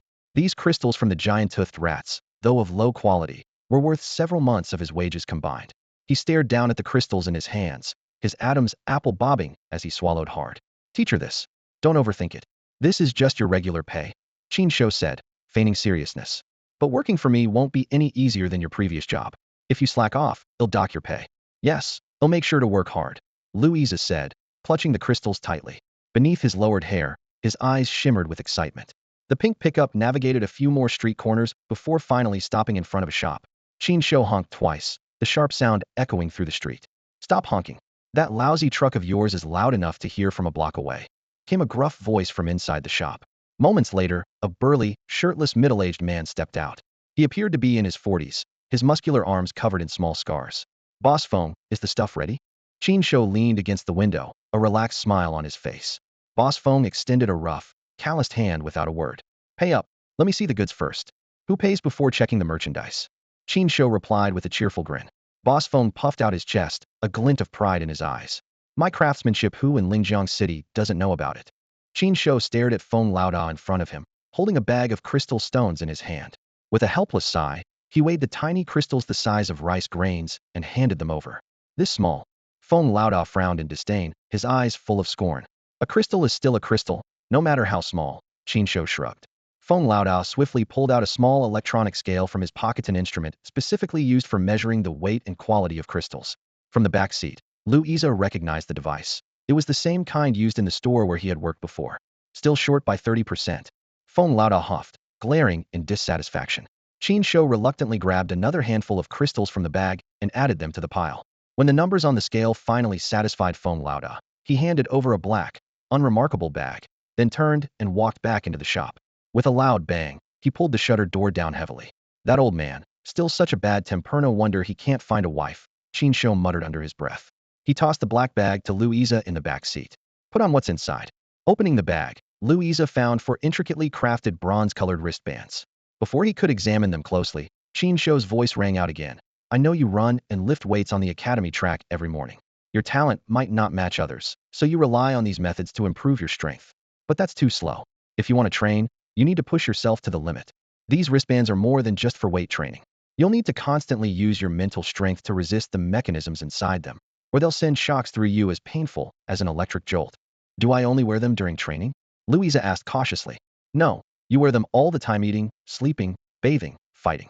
Unless you think you're about to die, you're not allowed to take them off. Obediently, Louisa put on the wristbands and was surprised by how perfectly they fit, almost as if they weren't there at all. Just then, Qin Shou raised his hand and sent a beam of light into the wristbands. Ah! A sharp wave of pain surged through Louisa's entire body, and he collapsed onto the seat, writhing in agony. Focus your mental strength to counter the currents in the wristbands, Qin Shou said coldly, starting the pickup truck. Gritting his teeth, Louisa struggled to concentrate his mental energy to fight the pain. Just as he managed to stabilize one wristband, Qin Shou suddenly slammed on the brakes. The abrupt jolt disrupted his focus, and the electric current once again coursed through his body, leaving him convulsing in pain. Before long, the pickup truck came to a stop at the side gate of the academy. The car came to a stop, and a large yellow dog leapt out from the back door. It grabbed a trembling figure by the collar and dragged them into the roadside bushes. With swift movements, the dog brought over a few branches and covered the person, even marking the spot with a quick spray of urine. After completing this peculiar task, the dog nonchalantly hopped back into the car, and the pink pickup sped away, leaving a trail of dust. Should any passerby have witnessed this scene, they might have mistaken it for a body-dumping incident.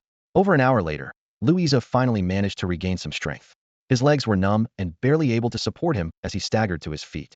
The 4 wristbands clamped around his arms were a source of unbearable pain, delivering jolts of electricity whenever his movements faltered. You lack talent. The only way to grow stronger is by enduring more hardship. Qin Laoshir's words echoed in his ears. Gritting his teeth until the metallic taste of blood filled his mouth, Louisa pressed on. He had long understood this truth. Otherwise, he wouldn't have been out training at the crack of dawn. If he couldn't endure this level of suffering, how could he hope to stand by her side? Fueled by this resolute determination, Louisa trudged forward with heavy steps. The wristbands not only shocked him, but were also incredibly heavy, making each step feel like he was towing a car. Any lapse in focus resulted in an unforgiving surge of electricity coursing through his body.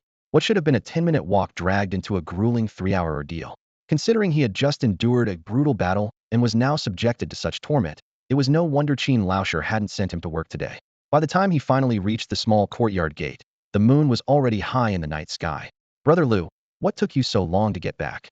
Wang Baobao, who was in the courtyard, called out in confusion as he noticed Lu Iza leaning against the wall, visibly struggling. Before Wang could finish his question, Lu Iza collapsed heavily to the ground, his body convulsing uncontrollably. Startled by the eerie sight, Wang Baobao was about to call for help when Lu Iza suddenly regained consciousness. It turned out he had fainted from exhaustion, only to be jolted awake by the electric shocks. I'm fine, Lu Iza said weakly. Could you grab the instant noodles from under my bed? His stomach was already growling in protest. Though hesitant, Wang Baobao eventually went to help, casting nervous glances back as he walked away. Soon, he returned not only with the instant noodles, but also with some food he had brought himself. Watching Lu Iza wolf down the food, Wang Baobao chuckled and said, "Don't hold back, there's more where that came from. We're all Qin Lao's students, so we've got to look out for each other." That warm smile left Lu Iza momentarily stunned. But as he recalled Wang Baobao's gender, he couldn't stop himself from being shocked again. His entire body jolted violently, and noodles shot out of his nose. Brother Lu, what's going on with you?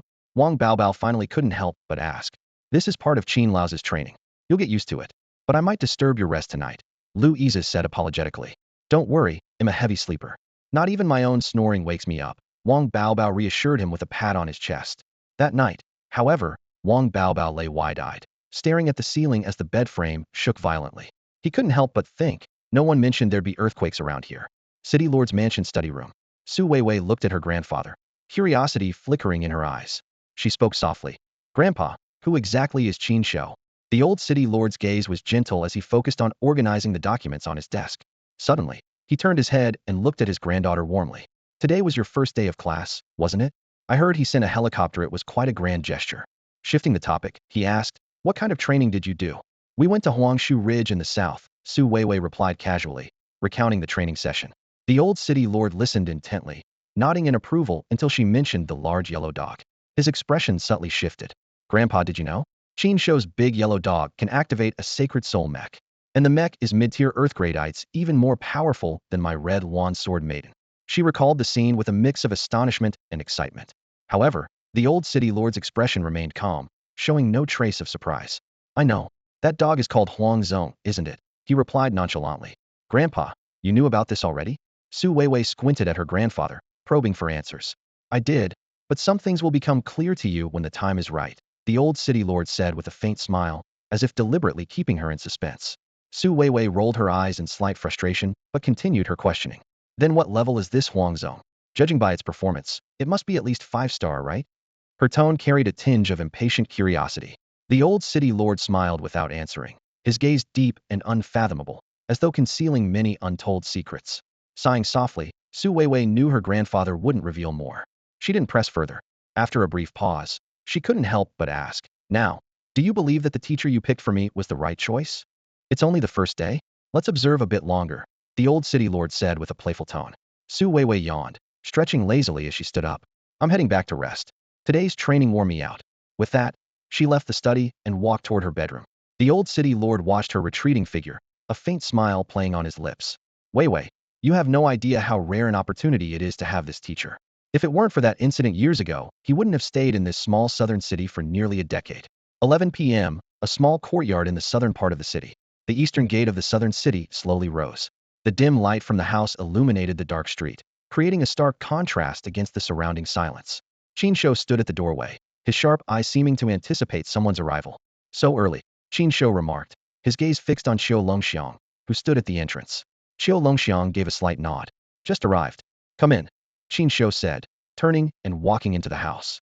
Qiu Longxiang followed closely but hesitated briefly, a flicker of unease crossing his face.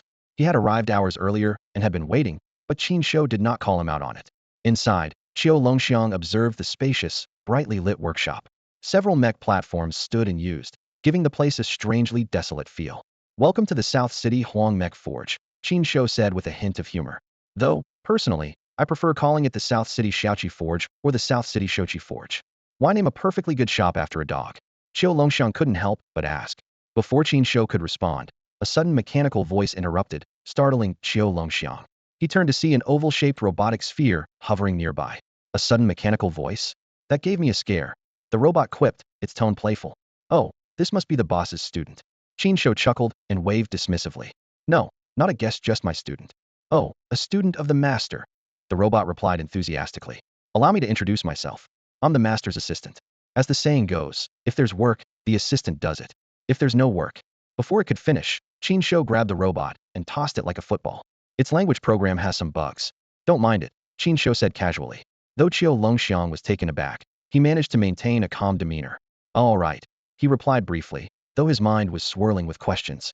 He had previously been a talent nurtured by the Qiu family, with some expertise in the field of artificial intelligence. However, he had never encountered an AI entity like Shao Qi, possessing intelligence that was almost indistinguishable from human cognition. If not for its unique appearance and voice, he could never have imagined that this was a robot. When you're about to leave, just say, open the door to Shao Qi, Qin Shou suddenly interjected with a seemingly unrelated comment. Qiu Longxiang instinctively responded with a nod, a hint of confusion flashing in his eyes. Qin Shou didn't elaborate further, silently leading him to one side of the workshop and into a small room resembling a laboratory. The room was filled with various precision instruments, with a simple examination bed at its center. Take off your shirt and lie down, Qin Shou instructed in an even tone. Yes, Qiu Longxiang replied immediately, unbuttoning his shirt to expose his chest before obediently lying down on the bed. Qin Shou's gaze was instantly drawn to the grotesque scar on Qiu Longxiang's chest, a twisted vortex-like mark, as if something had been forcibly extracted from his body. Just looking at it was enough to send chills down one's spine, evoking an almost tangible sense of the pain he must have endured. That must have hurt, Qin Shou said suddenly, his voice unusually gentle. Qiu Longxiang froze for a moment before realizing what Qin Shou meant. He instinctively touched the scar on his chest, a self-deprecating smile tugging at his lips. You might laugh, but sometimes I still wake up from nightmares about it. That feeling, it's like dying. Qin Shou met Qiu Longxiang's gaze steadily, his voice calm yet firm. If you had to endure that pain again, could you handle it? Qiu Longxiang's body visibly stiffened, a flicker of fear flashing in his eyes. But he quickly clenched his fists and gritted his teeth, replying resolutely. If it means getting revenge on those people, I'd endure it 1,000 times over.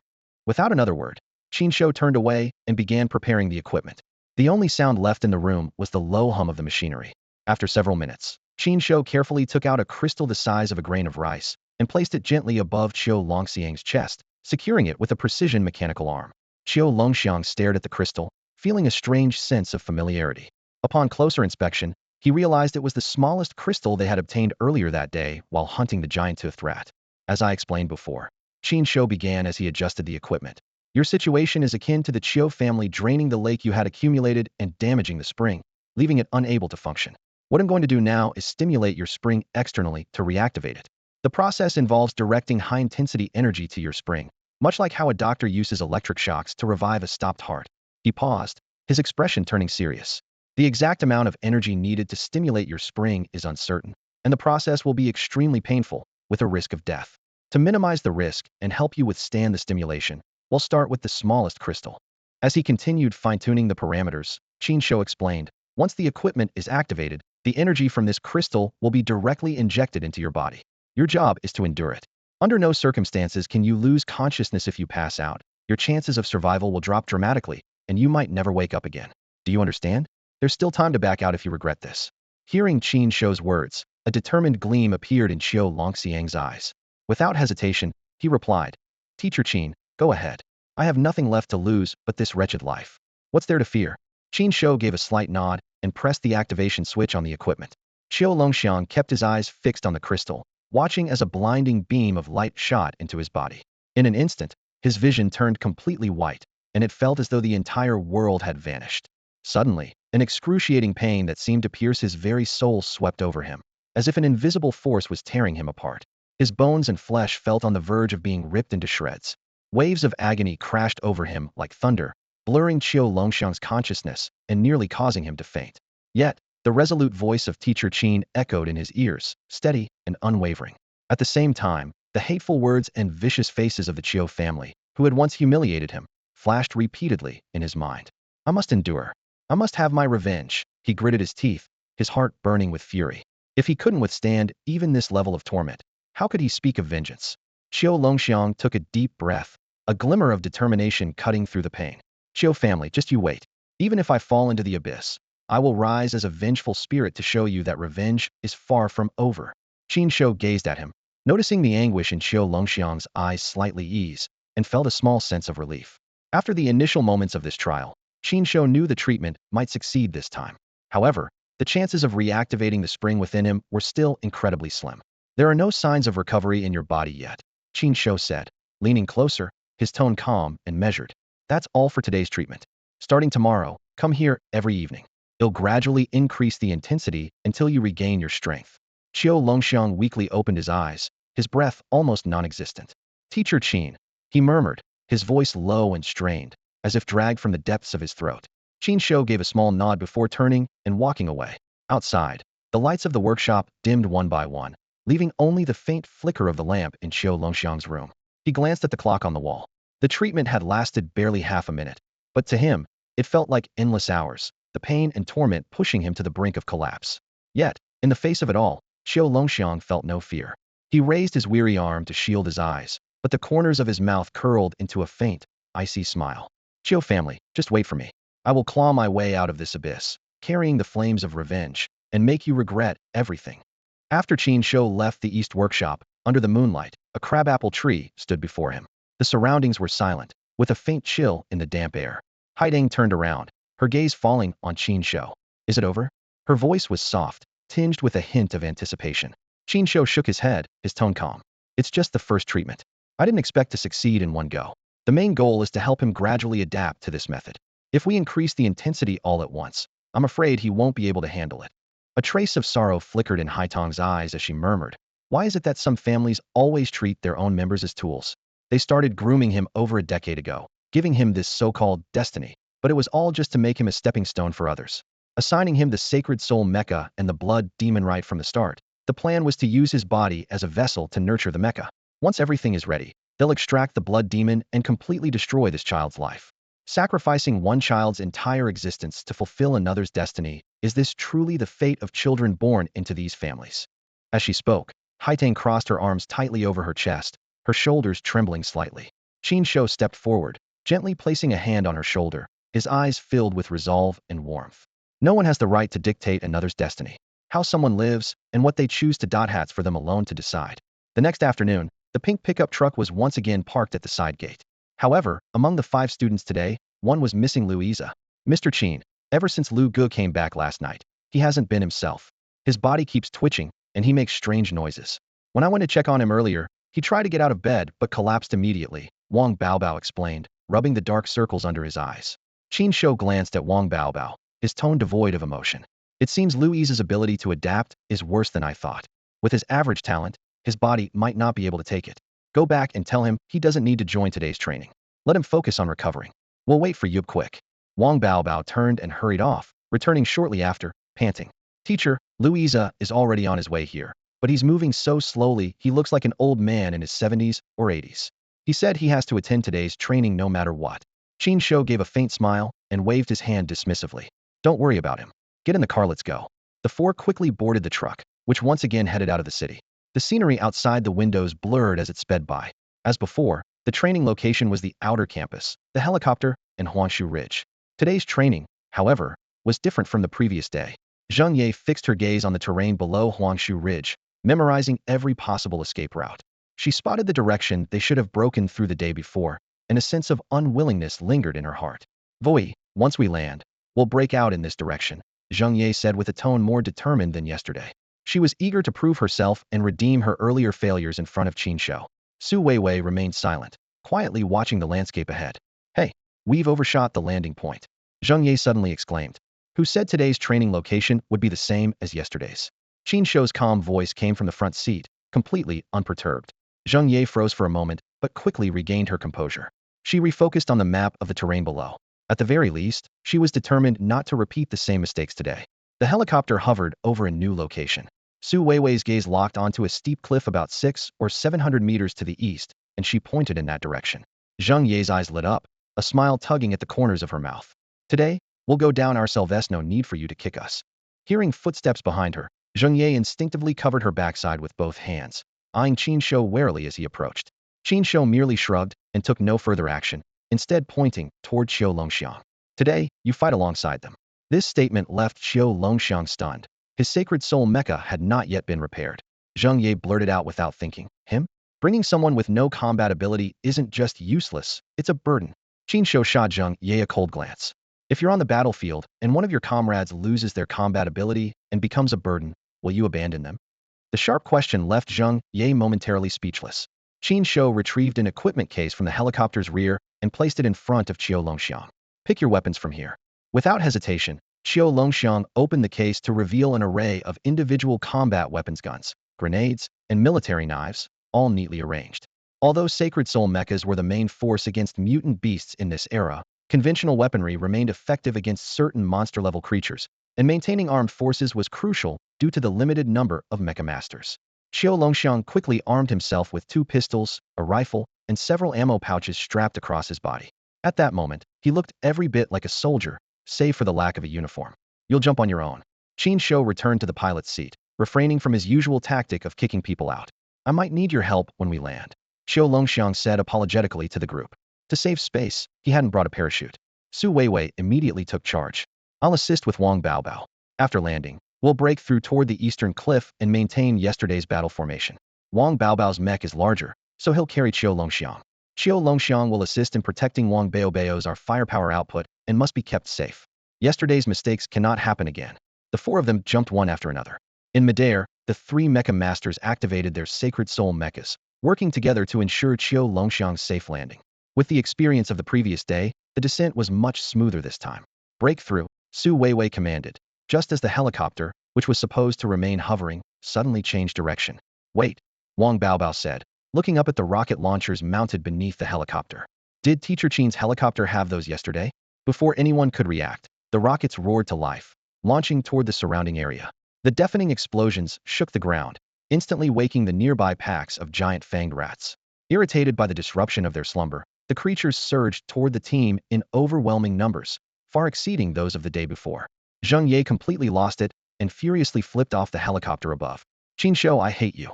The sun hung low in the western sky as a lone figure stood at the side gate of Lingjiang Academy, teeth clenched. It was Luisa. His legs were trembling, his forehead glistening with beads of sweat, and his entire body seemed ready to collapse. His mind was hazy, and he could no longer remember how long he had been standing there. Although the number of electric shocks he endured had significantly decreased after a day of adjustment, his mental and physical strength were at their limits, leaving him with barely enough energy to lift a hand. In the distance, the familiar roar of an engine reached his ears. Summoning what little strength he had left, Luisa looked up to see a pink pickup truck slowly approaching. Even the small gust of wind stirred up by the truck's stop nearly knocked him off balance. Luge, why are you standing here? You look terrible, Wang Baobao said, leaping nimbly from the open truck bed and eyeing him with concern. The others also glanced at him with puzzled expressions. Qiu Longxiang gave Luisa a thoughtful look before shifting his gaze toward the driver's seat, where Teacher Qin sat, as if piecing things together. Qin Shou rested one hand on the steering wheel, the other casually draped over the door. He'll consider you absent for today. Yes, Luisa murmured, his voice heavy with guilt. Can you still walk? Qin Shou asked, his eyes fixed on Luisa's unsteady legs. I can. Luisa responded almost instinctively. Make sure to show up at my shop for work. Ask Qiu Longxiang for the address, Qin Shou instructed, then turned to Qiu Longxiang. Stick with him tonight. Don't let him pass out on the way. That's it for today's lesson. Tomorrow, we continue. With that, he drove off. Zheng Ye approached curiously. Luisa, what's going on? It's nothing. Sorry I couldn't train with you all today, Luisa apologized. Zheng Ye waved it off, though her tone carried a hint of complaint. Honestly, it's probably better that you weren't there. That guy didn't go easy on us today. Not only did he change the training location, but he also had a helicopter fire rockets at us, which attracted a whole swarm of giant fang rats. We couldn't even break through, but we still made progress. Wang Baobao chimed in excitedly. We took down nearly 1,400 giant fang rats in just 15 minutes. Tomorrow, they'll definitely train with everyone, Luisa promised as he turned to Qiu Longxiang to ask for the shop's address. After getting the information, he braced himself and prepared to head to work. In your condition, you're still going to work? Zheng Ye exclaimed, stepping forward to stop him. However, Su Weiwei gently held her back. As an armor master, Su Weiwei had already noticed the specialized training gear on Luisa. She was familiar with this kind of grueling regimen. Seeing her reaction, Zheng Ye reluctantly let it go. She pulled Su Weiwei aside and whispered, Weiwei, let's plan carefully later. Next time, we must break through successfully. Every time I see Qin Shou's contemptuous look, I just feel so furious. Su Weiwei nodded firmly, her eyes sparkling with determination. As a prodigy of Lingjiang City, she naturally yearned to prove her strength and had no objections to the suggestion. The walk from Lingjiang Academy's side gate to Qin Shou's courtyard normally took half an hour. A Mech Master could arrive faster using their special abilities. However, at this moment, Qiu Longxiang frowned as he watched Lu Yize struggle forward with difficulty. An hour had passed, and they had only covered half the distance. Qiu Longxiang's gaze kept falling on the four black objects attached to Lu Yize's wrists and ankles. These training tools were not unfamiliar to him. Weighted training was a common practice. However, the ones Lu Yize was using seemed distinctly different from ordinary weights, piquing his curiosity. By the time the moon hung high in the sky, Lu Yize finally dragged his weary body to the east gate of Qin Shouyi's courtyard. He raised his tired arm and knocked gently on the door. Qiu Longxiang glanced at his watch. It was close to 8 p.m. They had left the academy around 5 p.m., meaning it had taken Lu Yize nearly 3 hours to complete this journey. His pace as slow as that of an elderly man. During the trip, Qiu Longxiang had bought 2 dinners and asked if Lu Yize wanted one, but the offer was flatly declined. The door opened, and the warm light from inside illuminated the two's exhausted faces. Qin Shouyi cast a cold glance at Lu Yize, checked the time, and said emotionlessly, "Today's work is over. You can go back now." Both Lu Yize and Qiu Longxiang froze, staring at each other in disbelief. "I'll still pay you," Qin Shouyi added before turning to Qiu Longxiang. "Qiu Longxiang, you're responsible for sending him back. It's fine if you return after 11 p.m. I'll wait."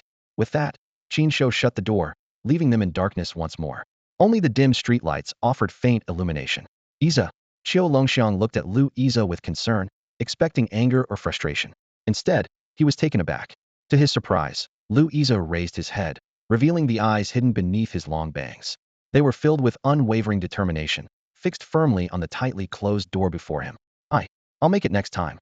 Lu Yize's voice was faint, but it carried an undeniable resolve. With that, he turned and began the journey back, Qiu Longxiang silently following behind. By 8 p.m., the streets were almost deserted. In the post-catastrophe era, only a few major cities had nightlife, while small towns were mostly lifeless after dark. Qiu Longxiang was astonished to notice that Lu Yize's pace had quickened, clearly fueled by his determination. Although his body occasionally trembled unnaturally, the return trip took only 2 hours, an entire hour faster than before. When they finally arrived at the Elite Class 2 courtyard, Lu Yize collapsed to the ground, his body trembling violently, as if struck by lightning. Qiu Longxiang was momentarily at a loss, unsure of what to do. "You're back." Wang Baobao emerged from the house, skillfully helping Lu Yize up as though this scene was nothing new. "I made some late-night snacks. Qiu, care to join us?" Lu Yize's stomach growled in response. Gradually regaining consciousness from the constant electric shocks, he weakly opened his eyes. During the return trip, he had reduced the suppression on his wrist guards to save time, which frequently subjected him to electric jolts. While this sped up his pace, it had pushed his body to its limits, leaving him numb all over. Qiu Longxiang checked the time. It was nearing 11 p.m. "I have something to do, so I'll head out now. I'll leave Yize in your care." "Got it. See you tomorrow, Qiu." Wang Baobao watched Qiu Longxiang's departing figure before helping Lu Yize to the table for food. "Ah!" A piercing, heart-wrenching scream tore through the air from the workshop in the east wing of the small courtyard. The sound was sharp and agonizing, but it abruptly stopped within a minute, as if it had been forcibly cut off. "If you can walk, get up yourself." Qin Shouyi calmly tidied up the instruments on the table, his tone indifferent, clearly accustomed to such scenes. He was ready to take a break. "Teacher Qin, the training method you prepared for Yize, can I try it too?" The voice, though weak, carried determination. It came from Qiu Longxiang, lying on the bed. His consciousness had returned, and his gaze was clear, but his limbs remained motionless, unable even to twitch a single finger. Qin Shouyi glanced at him briefly, his tone steady. "That method is not suitable for you. What you need most right now is to restore your mental strength." He picked up a slightly gray-blue crystal from the workstation. "Today, you'll still be using the crystal of the giant-toothed rat, but the dosage has been doubled this time. In the days to come, the dosage will continue to increase. Your pain will last longer and longer." He paused. "Once you're accustomed to this level, I'll switch to crystals from other exotic beasts. Judging by your condition, you'll probably need crystals from elite-level exotic beasts in the end. So you'd better prepare yourself mentally." With that, Qin Shouyi packed up the last of his tools and walked out of the workshop without hesitation. As his footsteps faded into the distance, the workshop lights flickered out, leaving only the faint orange glow of a small bedside lamp. It cast a lonely light over Qiu Longxiang's sweat-soaked forehead and tightly shut eyes. The next morning, before the sun had fully risen, Lu Yize was already standing at the courtyard gate, waiting. He was dressed neatly, his posture upright, though his face was alarmingly pale, almost like someone gravely ill. "Lu Yize is up this early today?" Zheng Ye whispered in surprise when she saw him. Wang Baobao, standing beside her, explained in a low voice. "Brother Lu has been ready for hours. He came 2 hours early, but something about him seems really off." At that moment, Qiu Longxiang also appeared before the group. He was dressed in a full combat uniform of a field soldier, his boots striking the ground with a steady rhythm. His demeanor was noticeably more composed than the day before, and his gaze carried a newfound determination. Right on time, the pink pickup truck rolled into the courtyard. The group boarded the vehicle with practiced efficiency. However, just as Louisa was about to step inside, "Louisa, wait a moment." Qin Shou's voice came from the doorway, firm and commanding. "Teacher." Louisa stopped in his tracks, turning back with a confused expression. Qin Shou scrutinized his ghostly pale face, his brow furrowing slightly. "Do you think you're in any condition to fight right now?" "I can." Louisa blurted out instinctively, his tone almost defiant. Qin Shou let out a cold snort, his voice suddenly sharp. "Remember, this isn't a one-man show. It's team combat. If it were just you, you could risk your life however you wanted. But you're part of a team. Any mistake you make could cost your teammates their lives." He paused, his voice low but cutting through the silence like a blade. "A mech master must first have self-awareness. Louisa, let me ask you now, do you truly believe that, in your current state, you won't be a burden to your team?" Louisa's lips moved, but no words came out. Deep down, he knew the truth. While he could activate the Sacred Soul Mech in his current condition, he wouldn't last long. When that moment came, he would only drag the team down. Qin Shou's gaze was as sharp as a knife, his tone unwavering. "When you can honestly say you're ready to be on the battlefield, then you can get on the truck. This is about taking responsibility for yourself and for the teammates who trust you with their lives." With that, Qin Shou turned away and climbed into the driver's seat. Without a second glance, he revved the engine, and the pink pickup sped off, kicking up a cloud of dust as it disappeared into the distance. Inside the truck, silence reigned. Through the window, Zheng Ye watched Louisa's figure grow smaller and smaller, her heart heavy. Unable to contain herself, she murmured, "Teacher Qin, wasn't that a bit too harsh on Louisa?" Her voice carried a trace of reluctance, though she didn't dare address Qin Shou by name directly. "Harsh?" Qin Shou's expression remained unmoved. "If you think that's harsh, then he has no business being a mech master. Becoming a liability on the battlefield means putting the entire team's lives at risk. Better for him to give up now than to face that later." The truck remained silent, the only sound the rumble of the engine echoing in the still air. Outside the courtyard, Louisa stood by the dusty road, watching the pink pickup fade into the distance. He clenched his jaw, a stubborn glint flashing in his eyes as he muttered to himself, "I will catch up to you all." After speaking, he turned and walked back to the academy, heading straight toward the sports field. On the familiar Huangshu Ridge, today's combat scene was particularly lively. A helicopter hovered in the air, with Qin Shou leisurely sitting in the pilot's seat, his legs crossed. In the rear cabin, De Huang skillfully used his paws and mouth to grab grenades from a box, pulling out the safety pins before tossing them to the ground. Bombs rained down one after another, disrupting Su Weiwei's squad's tactical plans and attracting a large number of giant-toothed rats. De Huang seemed to thoroughly enjoy the task, wagging his tail enthusiastically. "De Huang, you just wait. One day, I'm going to stew you and eat dog meat." Zheng Ye, covered in dirt and holding a gun in one hand, roared angrily, but her voice was completely drowned out by the explosions.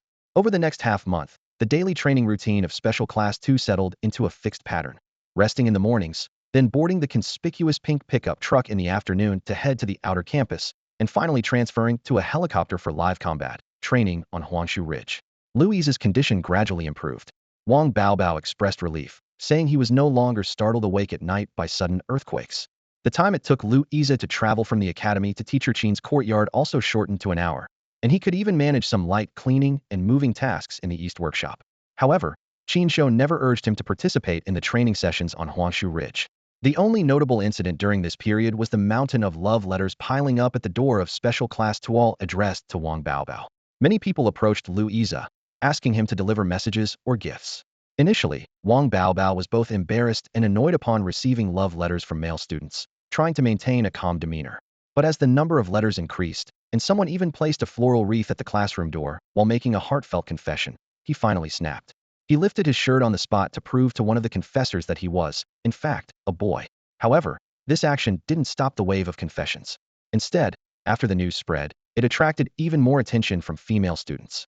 The number of love letters grew rather than decreased, with some still coming from enthusiastic male admirers. Even those who paused their advances after learning the truth soon resumed sending letters. Wang Baobao was left utterly speechless. One day stood out from the usual routine. After training ended the night before, Qin Shou had informed them to report to his courtyard the next morning. For Zheng Ye, Louisa, and Xiu Longxiang, the place wasn't unfamiliar, but it was the first visit for Su Weiwei and Wang Baobao. Su Weiwei had already read about the courtyard in documents from the city lord's mansion, while Wang Baobao curiously looked around. "Wow, what a cute big cat!" Wang Baobao exclaimed excitedly upon spotting a large white cat basking in the sun. He immediately ran over to pet it. Nearby, De Huang glanced at him before shifting positions and continuing his nap. You're here. I just washed some fruit this morning, help yourselves. Don't be shy. I'm older than you, so just call me Sister Haitang. Haitang said as she walked out holding a fruit platter, handing it to Wang Baobao, who was closest. Sister Haitang. Everyone echoed in unison. This must be the teacher's wife.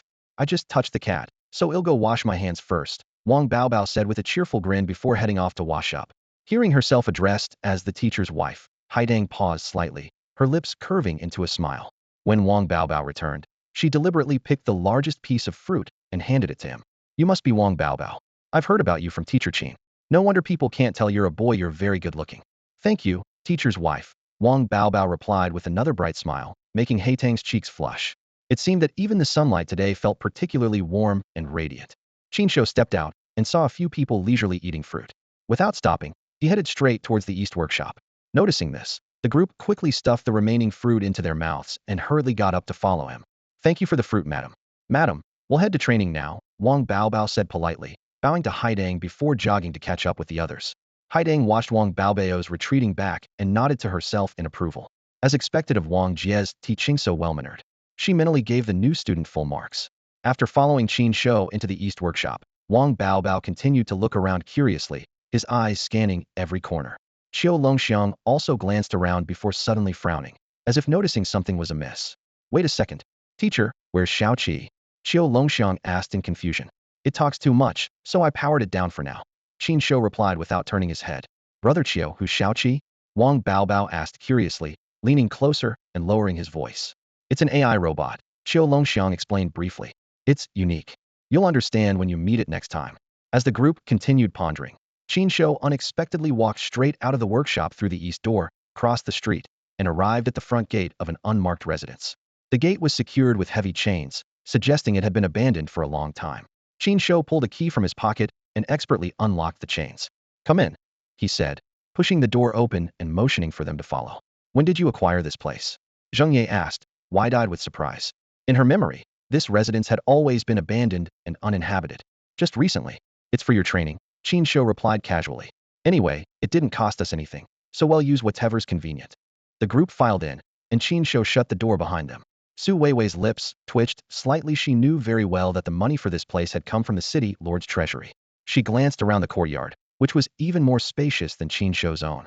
The walls were 5 meters high, and the grounds were mostly barren, with overgrown weeds suggesting years of neglect.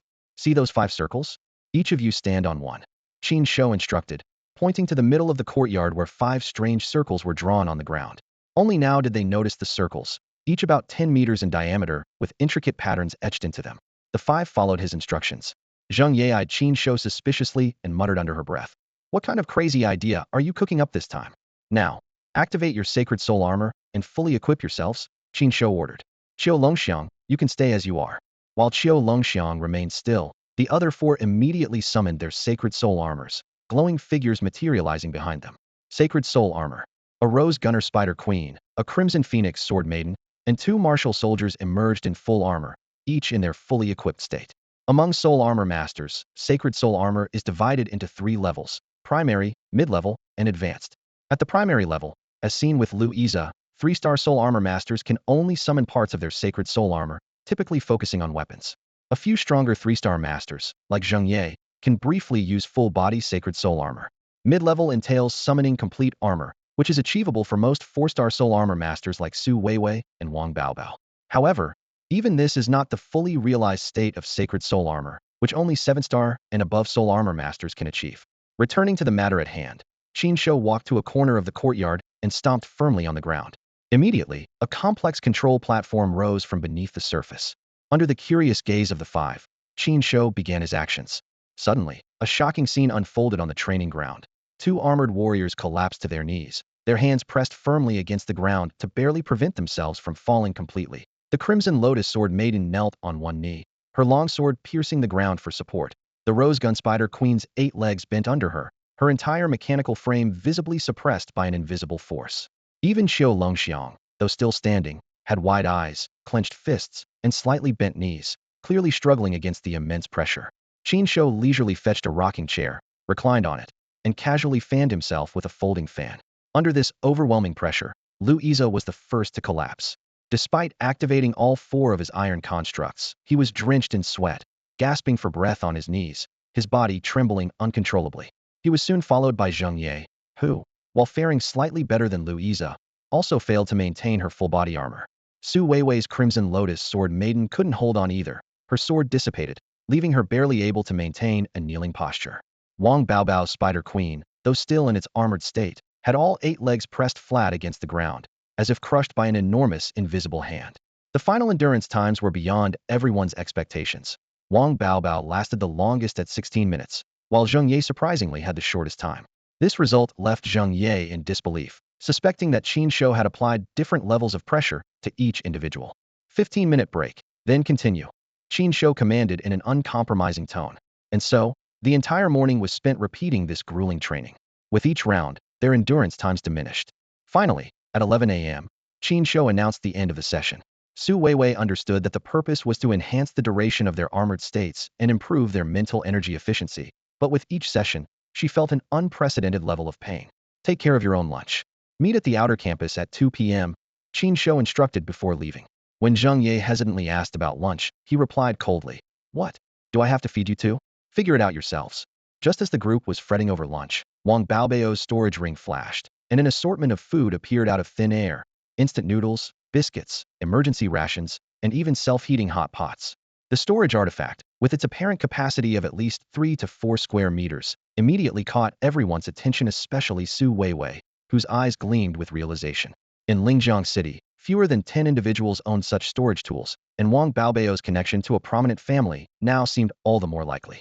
In the small courtyard, Qin Shou and Haidang were enjoying their lunch. Sunlight filtered through the courtyard walls, adding a touch of warmth to the simple meal. "Are you sure you don't want the students to join us?" Haidang asked, picking up a piece of vegetable with her chopsticks, her brows slightly furrowed and her tone tinged with hesitation. Qin Shou took a bite of meat, chewed a few times, and replied nonchalantly, "They're a team now, and in future battles, they'll fight as a squad. They need to learn to cooperate and build rapport. Even something as ordinary as sharing a meal can subtly strengthen their bond." Haiding nodded, a glimmer of approval flashing in her eyes, and resumed eating in silence. After the meal, just as Qin Shou was about to clear the dishes, a figure quietly entered the courtyard. "Teacher and Mrs. Teacher, let me help you with the dishes," Qiu Longxiang offered, standing awkwardly in the center of the courtyard, his voice a little uneasy. Haiding put down her bowl and smiled. "No need, it's just a few dishes. I can handle it myself. You're here to see your teacher, right? Sit down and talk. Would you like some fruit?" Qiu Longxiang, sensing Haitang's unexpected warmth, thought to himself, "She's really good at this kind of social interaction." "No, thank you. We've already eaten plenty over there," he quickly declined, waving his hand. "All right then, you two have a chat," Haitang said, efficiently gathering the dishes and heading toward the kitchen, her steps light and cheerful. Qin Shou watched Haitang leave, a flicker of guilt passing through his eyes. Once she disappeared into the kitchen, he shifted his gaze back to Qiu Longxiang, his expression calm. "What's on your mind?" Qiu Longxiang didn't sit down, but stood where he was and asked directly. "Teacher Qin, this morning's training was supposed to focus on controlling mental power. Why is it that I, who don't even have mental power, can still?" His voice was filled with confusion, as his condition hadn't improved, and he still couldn't sense any mental power within himself. "Because each of your training sessions is tailored to you," Qin Shou explained, leaning back in his chair with a calm tone. "For the other 4, it's about honing their mental power. For you, it's about tempering your willpower. In the program you're part of, only those with strong willpower can endure and persevere." Qiu Longxiang's eyes lit up with understanding, but it was quickly replaced by a hint of disappointment. He had hoped it meant his mental power had started to recover. "What does mental power mean to you?" Qin Shou suddenly asked, his gaze fixed on Qiu Longxiang. The question caught Qiu Longxiang off guard for a moment. In all his lessons with teacher Qin, such a fundamental question had never been asked. However, for Qiu Longxiang, it wasn't a difficult one. Before his downfall, he had been a top student at Lingjiang Academy. Mental power is the fundamental factor that allows a soul armor master to maintain their sacred soul armor. It's like fuel for a car. Without fuel, the car can't move. Qiu Longxiang replied confidently. Qin Shou nodded slightly. "Your analogy isn't entirely accurate, but it's good enough for now. Based on that, what do you think about mental willpower?" Without hesitation, Qiu Longxiang answered. "Mental willpower is one of the 3 primary factors used to evaluate the strength of a soul armor master. It directly influences their level of power and mastery. Some studies even suggest it has a direct or indirect impact on the other 2 factors, sacred soul compatibility and physical strength." I've read a research report stating that individuals with higher mental willpower rarely fall short in the other two areas. However, mental willpower is largely innate. While it can be improved through training, rare treasures, or fortuitous encounters, the extent of improvement is limited. For the most part, it's determined at birth. That's why when academies recruit students, they place significant emphasis on mental willpower, what everyone refers to as talent. If I recall correctly, your profile states that your mental willpower is at AB level, Qin Shou said. Qiu Longxiang nodded, a glimmer of determination in his eyes. That's right. Since you enjoy reading these research materials, you should know that, so far, no Mech Master with a level or even be mental willpower talent has ever broken through to become a titled Mech Master. The minimum requirement is usually an A-level mental talent. Scratching his head, Qiu Longxiang continued. I understand that becoming a titled Mech Master is no easy feat. My initial goal is to push my mental willpower to B, and then work hard to reach the level of a 9-star Mech Master. That's already the limit of my aspirations. When he mentioned the 9-star Mech Master, there was even a hint of embarrassment in his tone. Qin Shou didn't interrupt, quietly listening instead. What Qiu Longxiang said wasn't without merit, but Qin Shou knew that for most people, their mental willpower rarely saw significant improvement in their lifetime. It was akin to trying to reshape the bottom of a lake already filled with water unless the water was drained. It was nearly impossible to make any changes. But this time, Qiu Longxiang's lake had already been drained. Qin Shou's gaze grew deeper as he looked at him. Right now, you have a unique advantage, Qin Shou said calmly. If you can maximize your mental willpower before your state fully recovers, B. If you persevere, A isn't out of reach and perhaps even S level is possible. Qin Shou's words struck Qiu Longxiang like a bolt of lightning, shattering his thoughts. S level. That was a rarity across all the cities of the Alliance. Every Mecha Master who reached S level was a titled Mecha Master, revered by all. At that moment, Qin Shou's words awakened a deep-seated desire within Hema, yearning to break through his limits. Clenching his fists, Qiu Longxiang's eyes sparkled with determination. Teacher Qin, you must train me without holding back. As long as I can reach a level, no matter how much pain I have to endure, I can take it. In the kitchen, Haitang was busy preparing lunch. Hearing the heated conversation outside, she couldn't help but shake her head lightly. She had long known that Qiu Longxiang's greatest talent wasn't his strength, but his ability to inspire others to fearlessness with his words. However, she also understood that behind this inspiration lay endless hardship. Such grand promises Qiu Longxiang was still too young to fully grasp the price they entailed. Still, a faint smile tugged at Haitang's lips as she recalled how they'd addressed her today. Humming a light tune, she felt warmth and contentment in her heart. Since you've said that, Qin Shou smiled faintly, but his tone suddenly turned cold. The training ahead will not be merciful. His words were calm, yet Qiu Longxiang felt an inexplicable chill run down his spine. He swallowed nervously, a hint of regret creeping in as he wondered if he had spoken too boldly. But the allure of breaking through his mental limits was irresistible. Gritting his teeth, Qiu Longxiang made up his mind. No matter what, I'm going all in. As long as Teacher Qin can keep me alive, I'll endure any pain. The grueling training was about to begin, and Qiu Longxiang's mindset had completely shifted. He resolved to give it his all and push beyond his boundaries. During the brief midday break, the courtyard remained as it always was. The garage door slowly opened, and the familiar pink pickup truck reappeared, kicking up a cloud of dust as it carried the exhausted team members. Everyone was utterly drained, but Qiu Longxiang didn't stop for a moment. Gripping the steering wheel tightly, his eyes burned with unyielding determination. This training was unlike any other. Whether it was the morning drills or the afternoon combat sessions, Qiu Longxiang was fully prepared to face the challenges. Louisa had opted out voluntarily, and Qin Shou hadn't objected. In the battle at Huangshu Ridge, the four-member team performed worse than ever before. Even the usually composed Su Weiwei couldn't last more than 10 minutes before collapsing. The morning training had left everyone utterly spent, making the afternoon combat nearly impossible to endure. But this was to be their new normal for the foreseeable future. Intense pressure training in the morning, followed by the rat-hunting missions at Huangshu Ridge in the afternoon. This process, laden with both pain and breakthroughs, demanded far more from Qiu Longxiang than he had initially imagined. Yet, having chosen this path, there was no turning back. Another afternoon of rigorous training came to an end, leaving the group utterly exhausted as they were dropped off at the academy's side gate. Qiu Longxiang was just about to step out of the vehicle when Qin Shou's voice stopped him in his tracks. Qiu Longxiang, come with me, he said, his tone leaving no room for argument. Qiu froze mid-action and obediently stayed in the car. Yet, his chest tightened with unease. This kind of sudden call-out was never a good sign. From his experience training under Qin Shou, every time there was a special arrangement, it almost always meant some form of new torment was on the horizon. His mind raced as he tried to anticipate what kind of hellish challenge awaited him this time. Meanwhile, the others went their separate ways. Zheng Ye glanced around to ensure everyone was occupied with their own tasks. Wang Baobao, yawning, waved goodbye to the group and headed back to the small courtyard of Special Class 2. Among the 5 members of the class, he had it the easiest, with hardly any special assignments or training sessions from Qin Shouyi. Yet, even so, everyone could clearly observe his rapid progress. His growth was almost visible to the naked eye. Lu Yize, saying nothing, quietly made his way toward the academy's track field. This was part of his daily self-training routine. Although he had night training sessions with Teacher Qin starting at 6 p.m., he made it a habit to leave for the track at 5:30 sharp to get in some running beforehand. His physique had noticeably improved, his muscles were more defined, and his overall demeanor was a far cry from what it used to be. Zheng Ye and Su Weiwei left together without looking back. In the meantime, in the workshop of the East Wing courtyard, a familiar electronic chime of welcome rang out as the robotic figure of Shao Qi appeared at the door. Shao Qi, long time no see, Xiao Longxiang said, his eyes lighting up with a mix of surprise and delight. It had indeed been a while since he last saw the quirky robot, and he found himself oddly missing its presence. Save the small talk. Let's get to the point. Is it ready? Qin Shouyi interrupted curtly, cutting off the pleasantries. The bed is already prepared for you, and I've also set aside the whip and candles. Before Shao Qi could finish its sentence, Qin Shouyi grabbed the football-shaped robot with one swift motion. No, don't squeeze so hard, my oil is going to spill out, Shao Qi protested dramatically. Xiao Longxiang, long accustomed to the robot's nonsensical antics, managed to completely ignore it.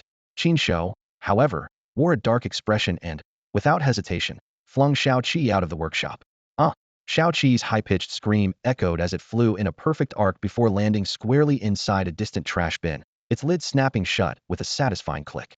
The workshop fell into blessed silence.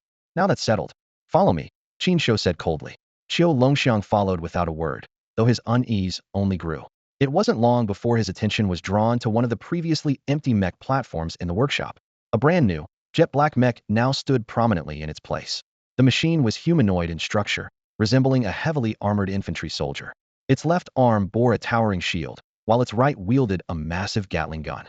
The mech's imposing design exuded a palpable sense of menace. This is a heavy defense mech, Qin Shouyi explained, his tone calm, but carrying an undercurrent of intensity.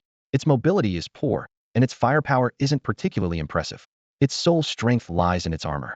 He paused briefly before continuing, his gaze fixed on Xiao Longxiang. It can withstand a full-force attack from an elite-class beast. Against a leader-class beast, it can take a few hits. With soul forging, it could be upgraded into a low-tier Earth-class Sacred Soul mech. But in terms of actual combat capability, it's barely beast-class, he added, his tone neutral, offering no indication of praise or criticism. What's the point of it, then? Xiao Longxiang frowned.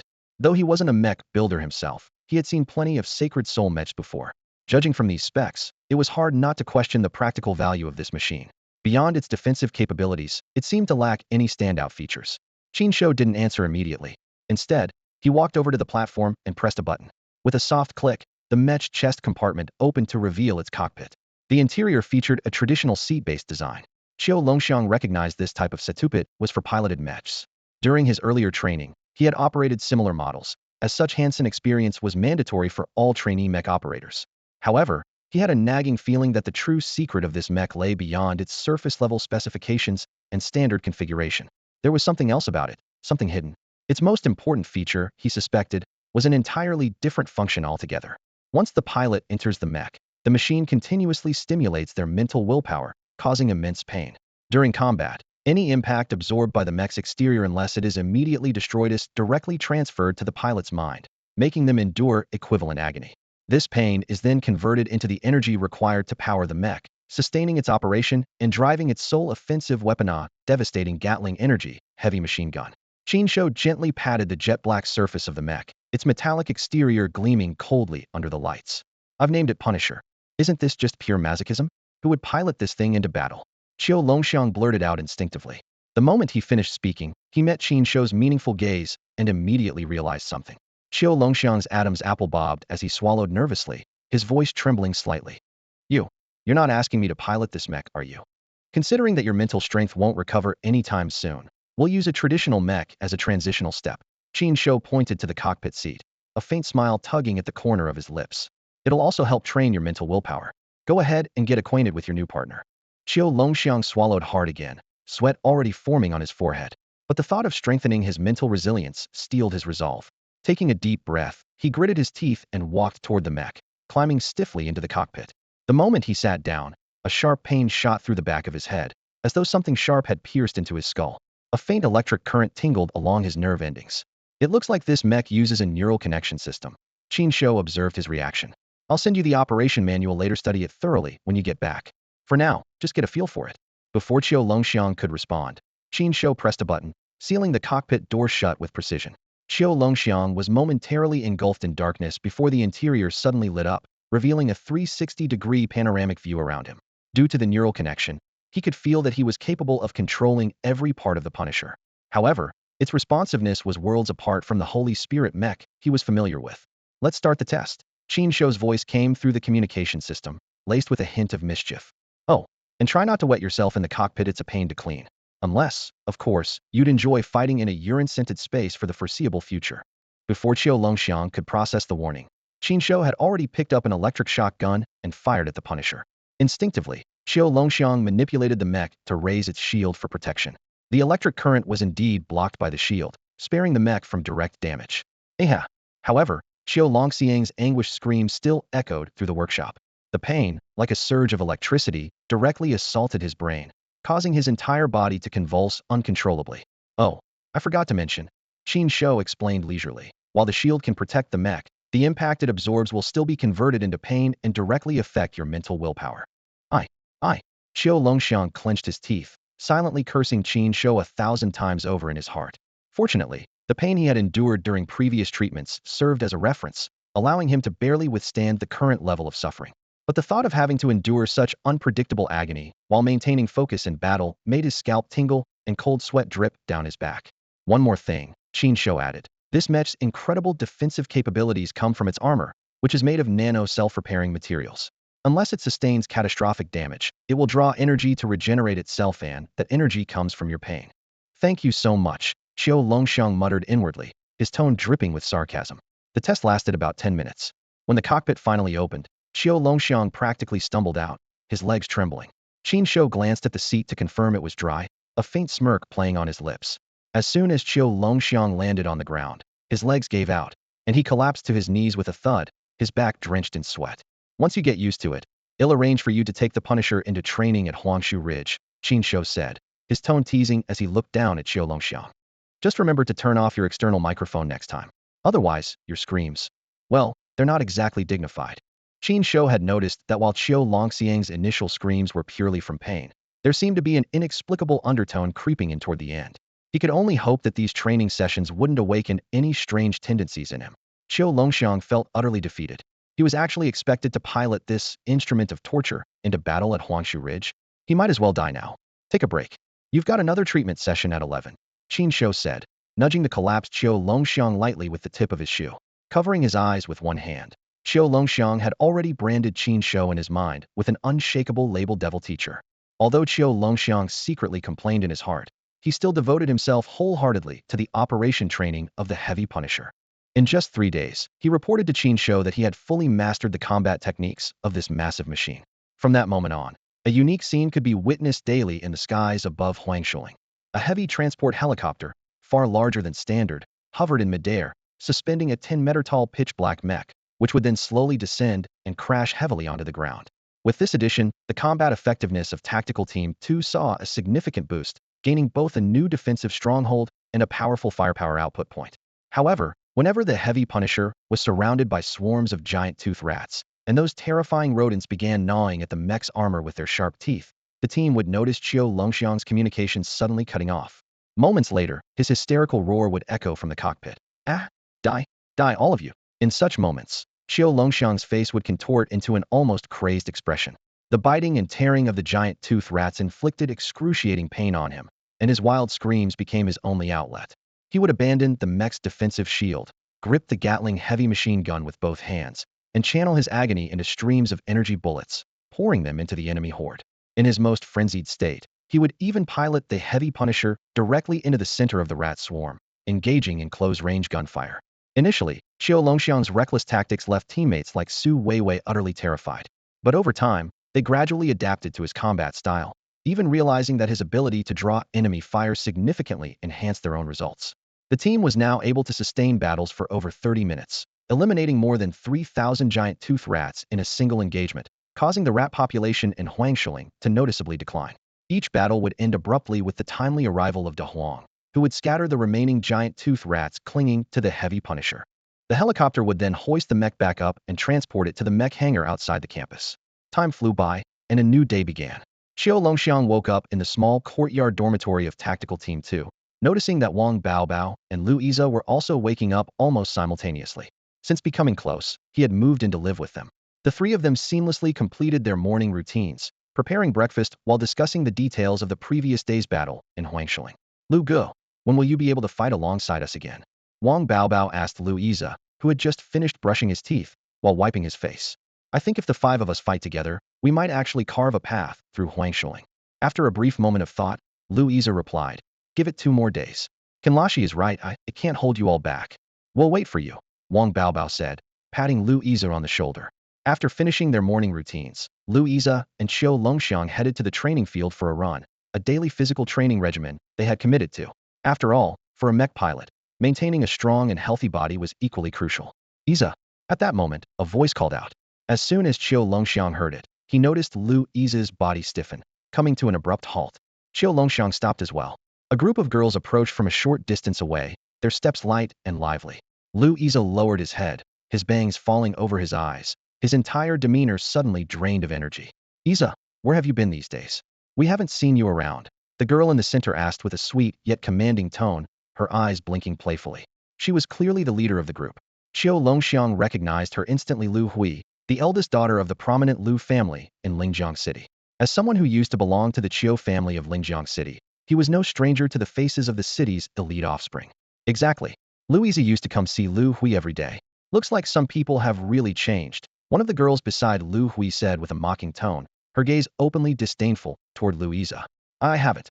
I still bring breakfast for Miss Lu every day. Lu Iza stammered, his voice trembling slightly. Yeah, but you used to hand it directly to Lu Hui. Now you just leave it at the dorm door, and by the time we get it, it's already cold. And you say you haven't changed? One of the girls sneered, her tone sharp. Aye, Lu Iza faltered, his fingers twisting nervously. Qiu Longxiang frowned, a trace of displeasure flashing in his eyes. All right, stop it. You too, Lu Hui said, gently patting her companions, though her tone carried no real reprimand. She pulled a pink envelope from her pocket and handed it to Lu Iza, her expression deliberately shy. Iza, I wanted to ask you for a favor. You're in the same advanced class too as Wang Baobao, the transfer student, right? Could you please give this letter to him? Once again, Lu Iza froze, mechanically taking the envelope. For Wang Baobao, he repeated softly, his voice barely audible. It was obvious this was a love letter. Please make sure to deliver it to Wang Baobao personally. Lu Hui clasped her hands together and flashed a small smile at Lu Iza before running off with her friends, giggling, leaving Lu Iza standing there, clutching the pink envelope tightly. Qiu Longxiang looked at Lu Iza with a complex expression. After a moment of hesitation, he finally spoke. Iza, I know it's not my place to interfere in your personal matters, but that girl, she's not. Chioga, stop, Lu Iza interrupted him. I know. I've always known. I just want to stay by her side, or even just watch her from afar. Besides, Wang Baobao is a great guy. If she ends up with him, they'd make a perfect match. Don't you think so, Chioga? He forced a strained smile. Lu Iza, do you realize how awful your smile looks right now? Qiu Longxiang stared directly into his eyes. After spending over a month together, he had come to regard Lu Iza as a friend, and he couldn't stand to see him deceiving himself like this. Chioga, just don't say anything. Pretend you didn't see any of this. I still have a lap to finish. With that, Lu Iza turned and ran off without waiting for Qiu Longxiang's response, his figure appearing especially lonely as he disappeared into the distance. Qiu Longxiang watched Lu Yi's retreating figure and let out a long sigh. In the end, they were just classmates at most, dorm mates. It wasn't his place to meddle in someone else's personal affairs. After this brief interlude, the group followed their usual routine and arrived at the door of the East Wing in Teacher Qin's courtyard, waiting for today's training to begin. Qiu Longxiang glanced at Lu Iza, who now showed no sign of emotion on his face, as if nothing had happened earlier. He's never early, not even by a minute, Zhang Ye remarked, glancing at the time and unable to resist complaining. Well, we did come early, Su Weiwei replied with a smile. Just then, a piercing alarm suddenly echoed throughout Lingjiang City, the shrill ding ding ding ding, breaking the quiet of the otherwise ordinary morning. Simultaneously, dark fissures began to appear in the sky above the city, slowly unfurling. Something seemed to be stirring within those fissures, emitting an ominous foreboding. Beast rifts, Zhang Ye exclaimed, her face turning pale. How could beast rifts appear in Lingjiang City? Su Weiwei's expression grew tense as her hand instinctively moved to the weapon at her waist. October 20th, New Era Year 155, 7:58 AM Beast rifts appeared in Lingjiang City. The alarms in Lingjiang City blared incessantly. The streets were filled with panicked crowds, shoving and scrambling toward various safe zones. Amid the chaos, the door behind the 5 individuals suddenly swung open. Qin Shou, arriving 2 minutes earlier than the scheduled training time, appeared with a grave expression.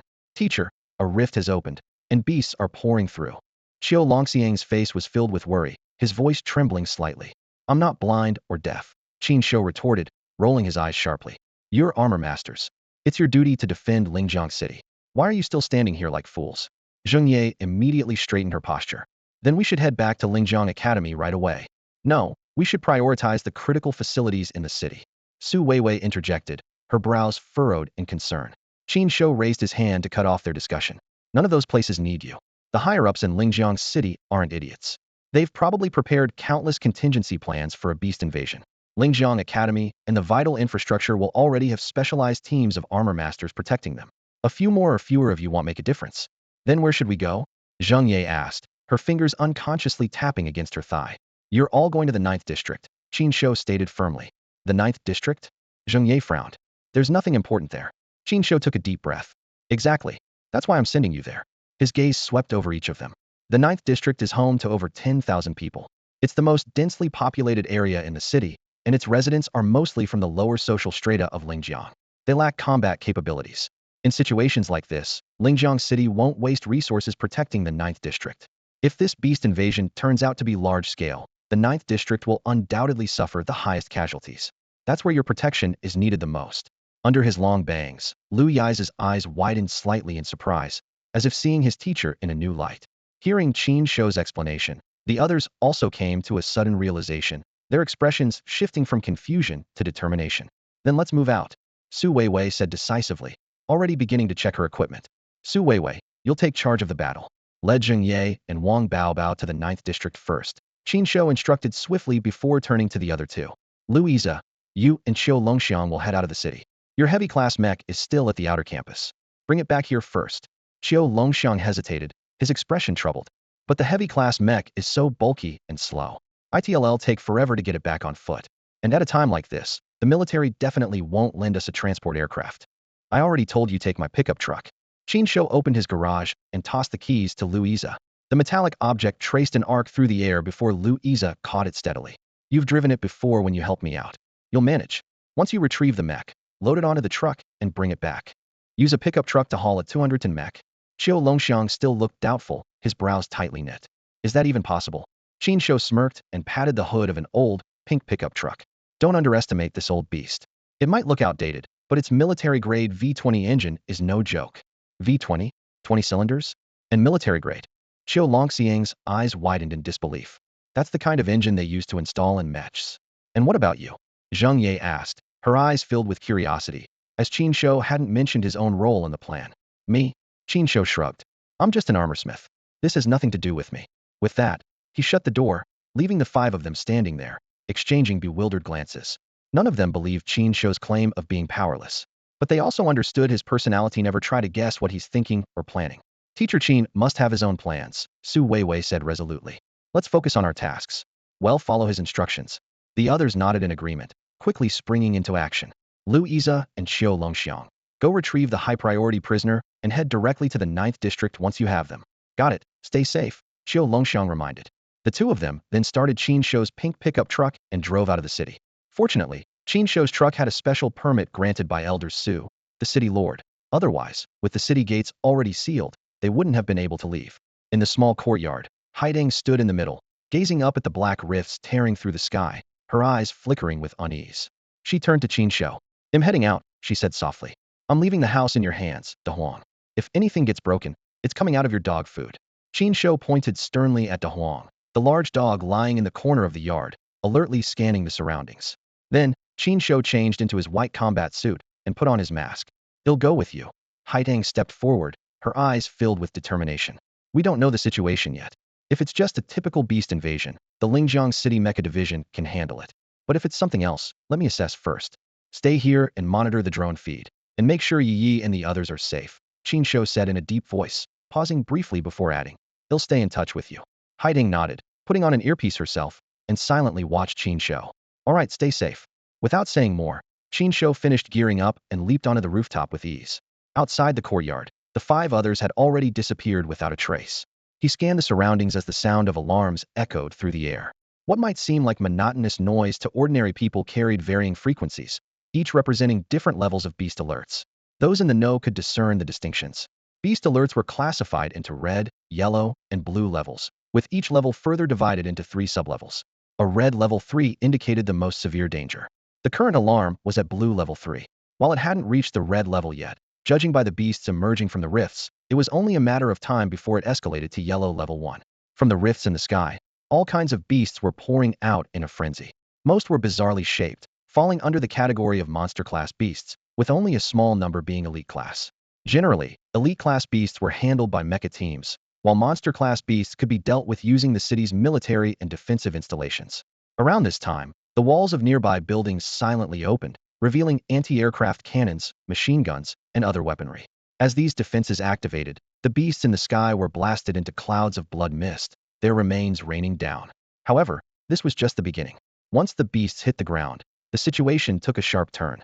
They quickly regrouped and launched counterattacks on the defensive structures initially designed to fend off aerial threats. Some elite-class beasts even adjusted their descent midair, crashing directly into the defense installations. One by one, the fortifications were destroyed and the firepower weakened. As more beasts landed, the situation became increasingly perilous. The streets echoed with gunfire and screams. Huzhou City, once peaceful and serene, was now engulfed in flames and chaos. At the city lord's mansion, Elder Su stared intently at a holographic display, his expression grim. Every defensive zone and the location of each beast rift was clearly marked on the map in front of him. Beside him, the adjutant hurriedly reported, "Sir, the intensity of the beast invasion has increased again. A Lord-class beast has been detected. A mecha squad has already been dispatched to eliminate it." A Lord-class beast. Elder Zu's face grew even darker. He ordered in a deep voice, "Raise the alert level from yellow level 1 to yellow level 2 immediately." The situation unfolding before him was far worse than expected. This wave of beast invasions was anything but ordinary. Huzhou Academy, hurry. Fortify the academy's defenses. The piercing sound of alarms shattered the tranquility of Huzhou City as a sentinel, his face full of urgency, shouted out, "A large number of beasts have been spotted, approximately 300 of them heading straight for the academy." The city lord's mansion reports that 3 elite-level beasts are expected to reach the academy's northern side in 3 minutes. Another communicator's voice quivered with fear. "Report. 5 beast rifts have appeared above the academy, one of which is directly over the student dormitories." Not only was Huzhou City in chaos, but the academy itself was in complete disarray. From the watchtowers, sentinels could clearly see countless beasts bypassing residential areas and launching a direct assault on the academy. Through the academy's broadcasting system, a steady and commanding voice echoed across the campus. "This is Ding Chuanxiu, headmaster of Huzhou Academy. I hereby declare that Huzhou Academy is now under emergency wartime protocol. All faculty and students are to comply with orders without exception." The headmaster's voice resonated through every corner of the academy. "First, all non-combat personnel who are not Mech Masters must evacuate to the shelters immediately. If evacuation is not possible, find a safe hiding spot on the spot. Second, trainee and 1-star Mech Masters are to report to the designated gathering points of their respective shelters and follow the instructions of the area coordinators. Third, each class is to form combat squads based on their original class groupings and participate in the defense under their teacher's direction. Remember, above all else, ensure your own safety." At the entrance of the courtyard for Advanced Class 2, a tall male student reported to Teacher Yang. "Teacher Yang, all 8 students of Advanced Class 1 are accounted for." The 8 students stood in orderly formation, their expressions serious and ready for battle. Among them was Jiang Lily, the rival of Zheng Yai. This team consisted entirely of 3-star or higher Mecha Masters, including 2 4-star Mecha Masters, a lineup that was undoubtedly the strongest among the Academy's student squads. Yang Tianqing frowned as his gaze shifted to the empty courtyard of Advanced Class 2 next door. "Where is Advanced Class 2? "Not sure. For the past month and a half, Advanced Class 2 has been disappearing early every morning and not returning until evening," the student replied truthfully. Yang Tianqing's frown deepened, a trace of dissatisfaction flickering across his mind. In such a critical moment, how could Teacher Qin not bring the students back? What exactly is he doing? "Teacher, forget about Advanced Class 2. They've been acting mysteriously for weeks now." Another student interjected urgently, their eyes gleaming with a hunger for battle. "Right now, The priority is to fend off the beasts. Let's go. We head to the south gate first. Yang Tianqing decided, setting aside his concerns about Advanced Class 2 and issuing the order decisively. The 8 students quickly followed, with Jiang Lily trailing behind. As a newcomer to Advanced Class 1 this semester, she had little say in matters and simply followed the instructions of her seniors and teacher. As they ran, Jiang Lily glanced up at the sky, which was ablaze with gunfire. Several black rifts, like gaping wounds, continually spat out beasts. The Academy's anti-aircraft guns and turret systems fired relentlessly, lighting up the sky with bursts of flame as spent shells rained down like a metallic storm. Yet despite the fierce resistance, some beasts managed to breach the defenses and infiltrate the academy. Along the way, the squad encountered several monstrous beasts, but under Teacher Yang's leadership, they were swiftly dealt with using only partial mecha armaments. Suddenly, Teacher Yang came to an abrupt halt, his expression turning grave as a spectral Holy Soul projection materialized around him. In the blink of an eye, a massive Holy Soul mecha, towering over 30 meters tall, appeared, shielding the students from what lay ahead. Almost simultaneously, a giant fireball manifested out of thin air, blocking their path forward. Boom! The explosion's heat wave surged forward, causing Jiang Lily to stagger, barely able to remain standing. Quick! Activate your Sacred Soul armor, shouted a senior, who had already deployed his armor. His voice was filled with urgency. Jiang Lily snapped out of her daze and swiftly activated her Sacred Soul armor. All 8 students in the advanced class had now deployed their armors, but compared to Teacher Yang's towering mecha, which stood over 30 meters tall, their mech units looked like children standing beside an adult. The tallest student mech barely reached 10 meters, significantly shorter in comparison. Be careful, there's an ambush. Teacher Yang's warning echoed through the comms. The students of the advanced class immediately tensed up, scanning their surroundings with heightened vigilance. As the dust gradually settled, Teacher Yang's mecha came fully into view. Jiang Lily stared in awe. Although she had heard of Teacher Yang's prowess and seen some circulated images, this was her first time witnessing his Sacred Soul Mecha Giant Blade Marauder up close. This was a mass-produced lower-tier Earth-grade Sacred Soul mecha, specialized in heavy close combat operations. Its primary weapon was the massive sword it wielded, though it was also equipped with a limited selection of mid to long-range weaponry. Despite being mass-produced, it was said that only 3 batches were ever made, with fewer than 30 units currently in active service, making it an exceptionally rare and finely crafted Sacred Soul mecha. At this moment, Teacher Yang's giant blade marauder stood with its massive sword held horizontally, its tip embedded in the ground. Heat waves rippled along the blade, leaving scorch marks on the surface below. The earlier attack had been intercepted just in time by Teacher Yang's sword. Jiang Lily shuddered to think what might have happened to the advanced class students without Teacher Yang's protection. Well, did we scare the little darlings? I told you, pulling off such a big stunt like this is just plain rude, came a mocking voice from the treetops lining the road in the distance. Jiang Lily quickly located the attackers' 3 figures standing atop separate treetops. None of them wore Sacred Soul armor. Instead, they were dressed in cloaks adorned with strange patterns, their hoods concealing their hair and their faces obscured by eerie masks. Not an inch of skin was visible. They're from the Judgment Church. Jiang Lily exclaimed in shock. Today seemed to be full of firsts for her. This was her first time seeing the infamous cult members of the Judgment Church in person. During the Great Cataclysm, while some people stood firm to repel the invading beasts and protect their homes, others betrayed humanity. These traitors found ways to establish connections with the beasts, shielding themselves from their attacks, and even harnessing their power to destroy human cities. Such individuals were labeled as cultists by the allied cities, and among them, the most notorious was the Judgment Church. Stay alert. That earlier attack was a long-range strike. It wasn't from these 3. There's a cultist mecha operator with a long-range firepower mecha hidden somewhere nearby. A senior cautioned, scanning the area warily. It should be from that direction. Another senior pointed toward the direction from which the fireball had come. There, beyond the city's outskirts, stood a small hill, at least 5 kilometers away from their position. Atop that hill, 5 kilometers away, a multi-legged Sacred Soul mecha stood silently.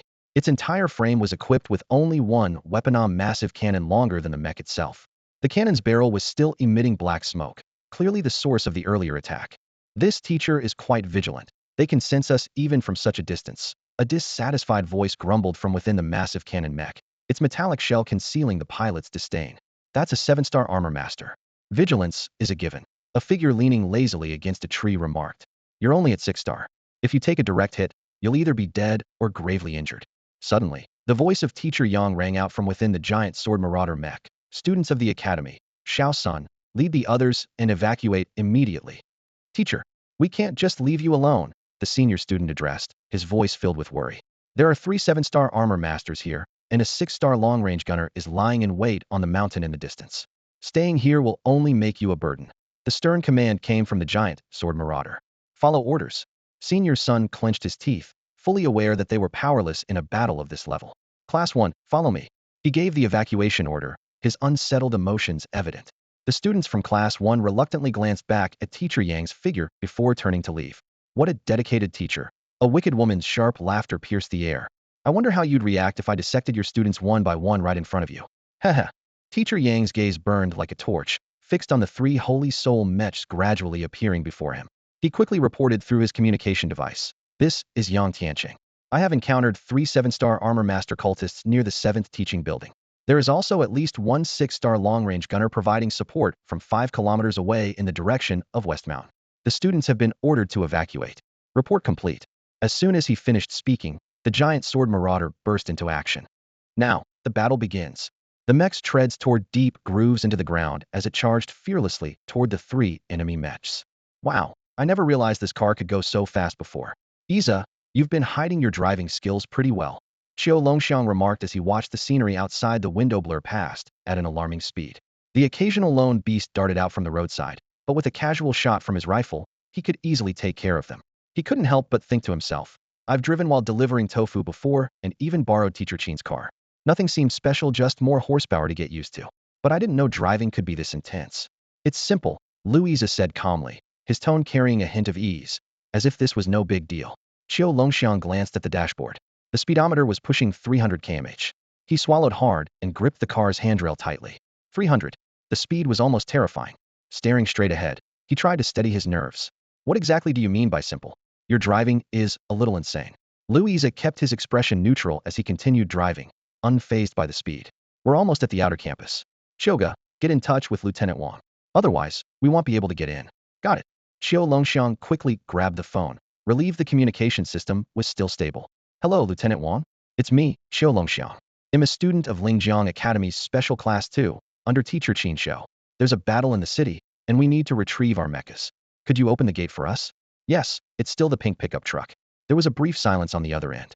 Suppressing the queasiness in his stomach, Qiu Longxiang hung up and heaved a small sigh of relief. All set. He looked ahead and soon spotted the towering walls of the outer campus. While not as tall as Lingjiang City's 50-meter walls, these stood over 30 meters high, still imposing and formidable. On the walls, automated heavy machine guns were already trained on their targets, while the area outside was teeming with beasts closing in. The air was thick with the sounds of gunfire and occasional explosions. Looks like the scale of this beast attack is no joke, Qiu Longxiang said, his brows furrowing in concern. Lingjiang City and the surrounding areas are all being affected. Hold on tight, Louisa suddenly said. Qiu Longxiang turned to see what he meant and immediately noticed the road ahead. Nearly 100 monstrous beasts were blocking their path, seemingly drawn by the roar of the pink pickup's engine. They turned their grotesque heads toward the vehicle. Although the defensive firepower from the walls was fierce, the beasts had not been cleared out. It was clear the rate of elimination couldn't keep up with the beasts' rapid spread. You're not seriously thinking? Qiu Longxiang stared wide-eyed at Louisa, realizing what he was planning. His nerves surged with tension. Whoosh. Without another word, Louisa rolled down the window, leapt onto the hood of the truck, and steadied himself, his back to Qiu Longxiang, slightly crouched. Holy crap, that's badass, Qiu Longxiang muttered in disbelief. But who's driving the car? A quick glance confirmed the truck hadn't slowed down at all. Louisa had activated the cruise control system, and the pink pickup was still hurtling forward at 300 km/h panicking. Qiu Longxiang quickly leaned over to grab the steering wheel. Shoga, hold the wheel steady. Louisa's voice rang out from outside the car, calm and precise. You could have warned me earlier. Qiu Longxiang shouted back, exasperated, his heart racing. At that moment, a blur of motion caught his eye. Louisa had fully equipped himself, shield in one hand, sword in the other, clad in a lightweight armor that shimmered faintly. His face was partially covered by a mask. The pink pickup continued its high-speed charge toward the outer campus gates. The surrounding beasts, sensing the threat, lunged toward the vehicle. Yet Louisa remained composed. Every swing of his sword and every strike of his shield was perfectly timed, clearing a path through the monstrous horde. The truck's steel crash bar proved invaluable, plowing through anything in its way with devastating force. Blood and flesh flew in every direction, but no matter how fiercely the beasts resisted, they couldn't stop the relentless pink pickup. Everything happened so quickly. The world around them blurred into streaks of motion, and Qiu Longxiang could only cling tightly to the steering wheel. The relentless onslaught of beasts and the constant thuds of collisions made it impossible for him to deny Lu Iza was far more fearless and formidable than he had ever imagined. On the outer campus wall, a pink pickup truck was speeding towards the gate at an astonishing pace, causing a commotion among the soldiers on guard. What the heck? A Huzhou mech can be used like that? Whose kid is this so brave? The soldiers were startled by the unexpected sight. Open the gate. Lieutenant Wang, who had been coordinating with Qin Shouyi and his team, immediately gave the order. The specially reinforced steel gate began to open slowly. The pink pickup, heading straight for the gate, showed no signs of slowing down. How do I stop this thing? Qiu Longxiang shouted in panic from inside the truck, gripping the steering wheel tightly, his face filled with fear. In a critical moment, Lu Iza swiftly deactivated his sacred soul armor and leapt into the driver's seat with an agile move. His fingers danced over the controls, and he slammed on the brakes.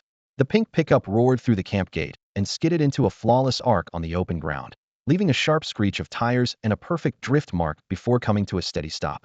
Qiu Longxiang stumbled out of the truck, leaned forward, and vomited violently onto the ground. Ugh! His face was as pale as a sheet, and he braced himself on his knees with trembling hands. Ironically, he hadn't thrown up during treatment, nor when piloting the Punisher mech, yet riding in Lu Yi's truck had left him utterly nauseated. You guys have some real guts, roaming around outside at a time like this, Lieutenant Wang remarked as he approached, a glint of admiration in his eyes, particularly when they landed on Lu Iza. That drift maneuver just now had been nothing short of show-stopping for a group of soldiers who deeply respected skill and bravery. There's fighting inside the city. Our teacher sent us to retrieve the Punisher mech, Lu Iza explained urgently as he stepped forward. The mech's in the warehouse. It's yours to take, no problem. Lieutenant Wang nodded but then frowned. But that thing weighs over 200 tons, and there's no way we can lend you a heavy transport helicopter right now. No worries, we'll haul it with this, Lu Iza said, pointing to the pink pickup. Its hood splattered with the blood and gore of mutant beasts. He started to pat the truck side but quickly pulled back his hand, realizing how filthy it was. With this? Lieutenant Wang froze in disbelief. Military-grade V-20 engine, Lu Iza explained succinctly. Lieutenant Wang's eyes widened in shock as he stared at the seemingly ordinary pink pickup, as though it were a rare treasure. Minutes later, the pickup truck, now towing a massive mech transport platform, roared out of the outer campus gate, leaving a trail of dust in its wake. Lieutenant, that pickup is hauling a 200-ton mech, and it's going at least 200 kilometers per hour, a stunned soldier exclaimed. Lieutenant Wang took a leisurely puff of his cigarette, exhaling a perfect smoke ring. If you had a pickup with a military-grade V-20 engine, you could do it too. The soldier fell silent, utterly speechless. This feels amazing. Way better than being inside the truck. Qiu Longxiang, now seated in the Punisher mech's cockpit, grinned as he watched the scenery was passed. But his smile quickly froze. In his view, a growing swarm of mutant beasts appeared behind them. What started as a few quickly grew to dozens, then hundreds. Although they were all relatively low-level monsters, the sheer number of them chasing after the mech made Qiu Longxiang feel an overwhelming sense of dread. Iza, step on it. They're catching up, Qiu Longxiang shouted, his voice filled with urgency as the beasts closed in. If they catch up, can't you just shoot them? Lu Iza retorted, his tone laced with exasperation. Oh right. Qiu Longxiang smacked his forehead in realization. He turned to face the pursuing horde, quickly grabbing his Gatling gun and pulling the trigger without hesitation. Rat-a-tat-a-tat. Bullets rained down like a storm, shredding the leading beasts into grotesque pieces of flesh and bone. Yet, despite the carnage, more beasts surged forward, undeterred. Meanwhile, the firepower from the Punisher's Gatling gun began to weaken, the rate of fire noticeably slowing. Qiu, what's going on? Keep firing, Lu Iza urged, noticing the diminishing firepower. Inside the Punisher mech, Qiu Longxiang looked troubled. It wasn't that he didn't want to fire. The mech's unique design was the issue. Its energy system relied on pain experienced by the pilot to maintain basic operations. With its energy reserves already running low and no external attacks to convert into energy, the weapons were running out of power. However, Qin Shouyi had anticipated this. In the cockpit, Qiu Longxiang silently opened a prominent yellow switch. Taking a deep breath, he resolutely pressed it. The next moment, an excruciating wave of pain surged through his body like an electric current. Veins bulged on his forehead, his teeth clenched, and every muscle in his body tensed to its limit. Meanwhile, the mech's energy display panel began to soar rapidly. This was the Punisher mech's backup energy system, a mechanism that harnessed the pilot's self-inflicted suffering to generate additional combat energy. In short, it was powered by self-torture. Qiu Longxiang's bloodshot eyes gleamed with a manic grin as sweat poured down his face. Come on. Come on. All of you, bring it on, he roared. The Punisher's Gatling gun erupted with renewed ferocity, unleashing a deadly torrent of bullets that tore through the mutant beasts like a scythe through wheat. And so, The two of them fought their way back to Lingjiang City, leaving behind a bloody trail of mutant beast corpses. Ninth District of Lingjiang City. The Ninth District of Lingjiang City is the most densely populated area, with residential buildings packed tightly together. However, it is also the weakest link in the city's self-defense system. There are few defensive structures here, and the number of patrol squads and station troops is far lower than in other areas. Perhaps to compensate for these shortcomings, the authorities have built the largest shelter in Lingjiang City in this district, as if silently conveying the message, "I've built you a shelter, the rest is up to you." Suddenly, the blaring sound of alarms filled the air, and the residents of the Ninth District surged toward the shelter like a tidal wave. The district's broadcast system repeated a cold, unfeeling announcement. Yellow Level 2 alert in Lingjiang City. All non-combat personnel must evacuate immediately to the nearest shelter. All secondary entrances to the shelter will close in 3 minutes. If you fail to enter within 3 minutes, proceed to the main entrance at the 9th District Square. Repeat. Attention. Shelter Gate 3 in the 9th District will close in 30 seconds. Above the shelter, a display screen flickered with red countdown numbers. A massive metal door, a meter thick, slowly descended with a heavy mechanical groan. "Wait. My child and husband haven't made it in yet." A woman stood at the entrance, clutching tightly to a soldier's arm, her eyes filled with desperate pleading. The soldier hesitated, his face conflicted, and shook his head. "The closing time is set by higher-ups. If they don't make it in time, the door has to close." At that moment, 3 staggering figures appeared at the far corner. 2 children were struggling to support an adult man. The man's right leg was visibly deformed, blood streaming down his pant leg and leaving a broken trail of red on the ground. "Leave me. Go inside quickly, or you won't make it." The man struggled to push the children away, but they clung to his arms with all their strength. Tears welled up in the girl's eyes, her voice trembling with fear but resolute. "No, we can't leave Dad behind. That's my husband and my children," the woman cried out, her voice nearly breaking. By now, the door had descended to less than 2 meters above the ground, casting a shadow that severed the light between the inside and outside. The soldier shook his head helplessly. "It's too late. Please, just wait a little longer. I beg you." The woman dropped to her knees, clasping her hands together in desperation. The soldier looked away, unable to bear the sight. When he glanced back, he was shocked to see the woman trying to lift the massive, descending door with her bare hands. The door's weight showed no sign of slowing, and her legs began to tremble under the immense pressure. "Don't waste your strength.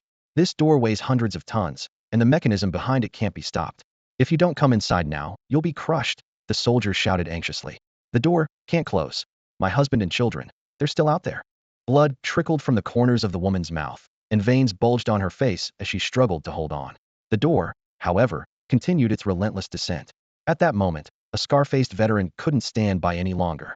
He strode forward and yanked the woman inside. "Are you trying to get yourself killed?" As the door's gap narrowed to less than a meter, the woman suddenly bit down hard on the veteran's wrist. He winced in pain and let go instinctively. By the time he realized what had happened, the woman had slipped through the shrinking gap.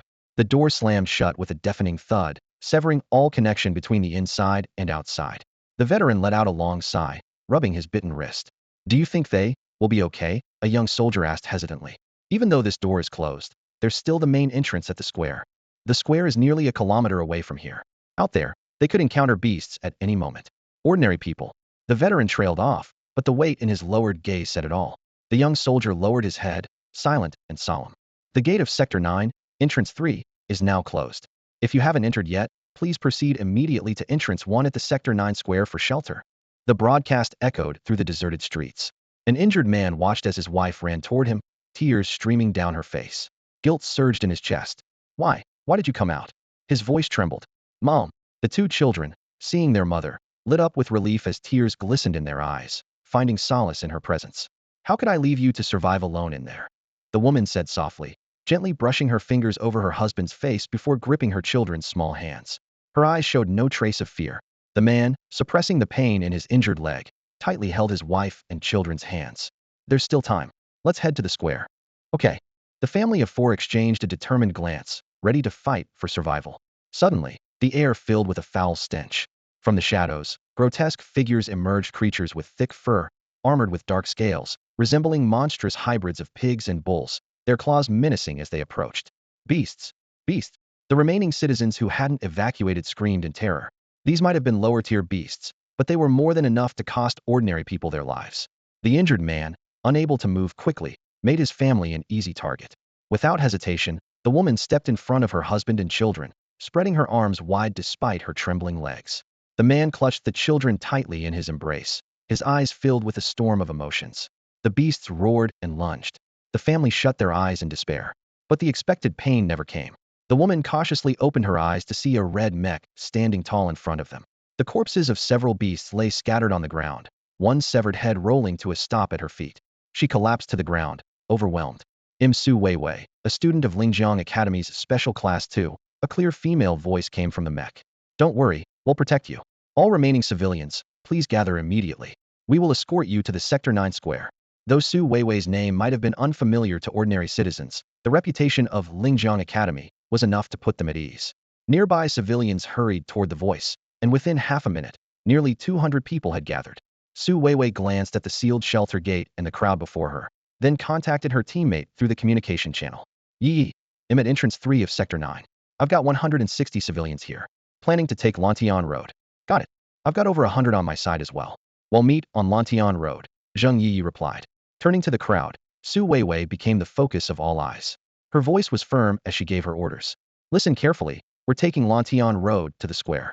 Stay in a tight formation, elderly, children, and injured in the center, with men forming a protective perimeter. If we're attacked, do not move without my command. If I tell you to scatter, immediately take cover in the nearest building. Understood, understood. The crowd responded in unison, quickly organizing into a compact formation. Su Weiwei and Zheng Ye successfully regrouped, leading a swelling number of refugees that had reached 500. However, the loss of 200 to 300 lives weighed heavily on the morale of the group, casting a somber atmosphere. Both women felt an unprecedented pressure as they pressed forward. Turning a corner, the neighborhood square was now within sight. Once we round the bend ahead, we'll reach the square, a woman exclaimed, tears streaming down her face as she supported her injured husband. Her husband, eyes glistening with emotion, looked as though he had just escaped death's grasp. But at that very moment, an unusual sound came from above. Watch out, Su Weiwei warned in a low voice. Suddenly, 5 monstrous beasts leapt from the rooftops on either side of the street. One of them, towering at a massive 3 meters, was clearly a fully developed, monstrous-grade beast far larger and more menacing than anything they had encountered before. The 5 beasts, spotting their prey, wasted no time and pounced into the crowd with ear-piercing screeches. Without hesitation, their movements were swift and deadly. Stay calm.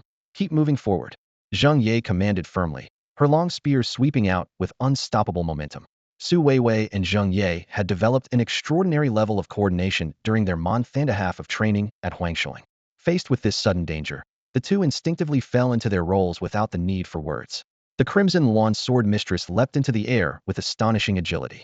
Though she lacked the ability to fly, her exceptional jumping prowess allowed her to use the nearby buildings to propel herself upward. In a flash, her twin swords gleamed as they struck, cutting down 2 of the beasts midair.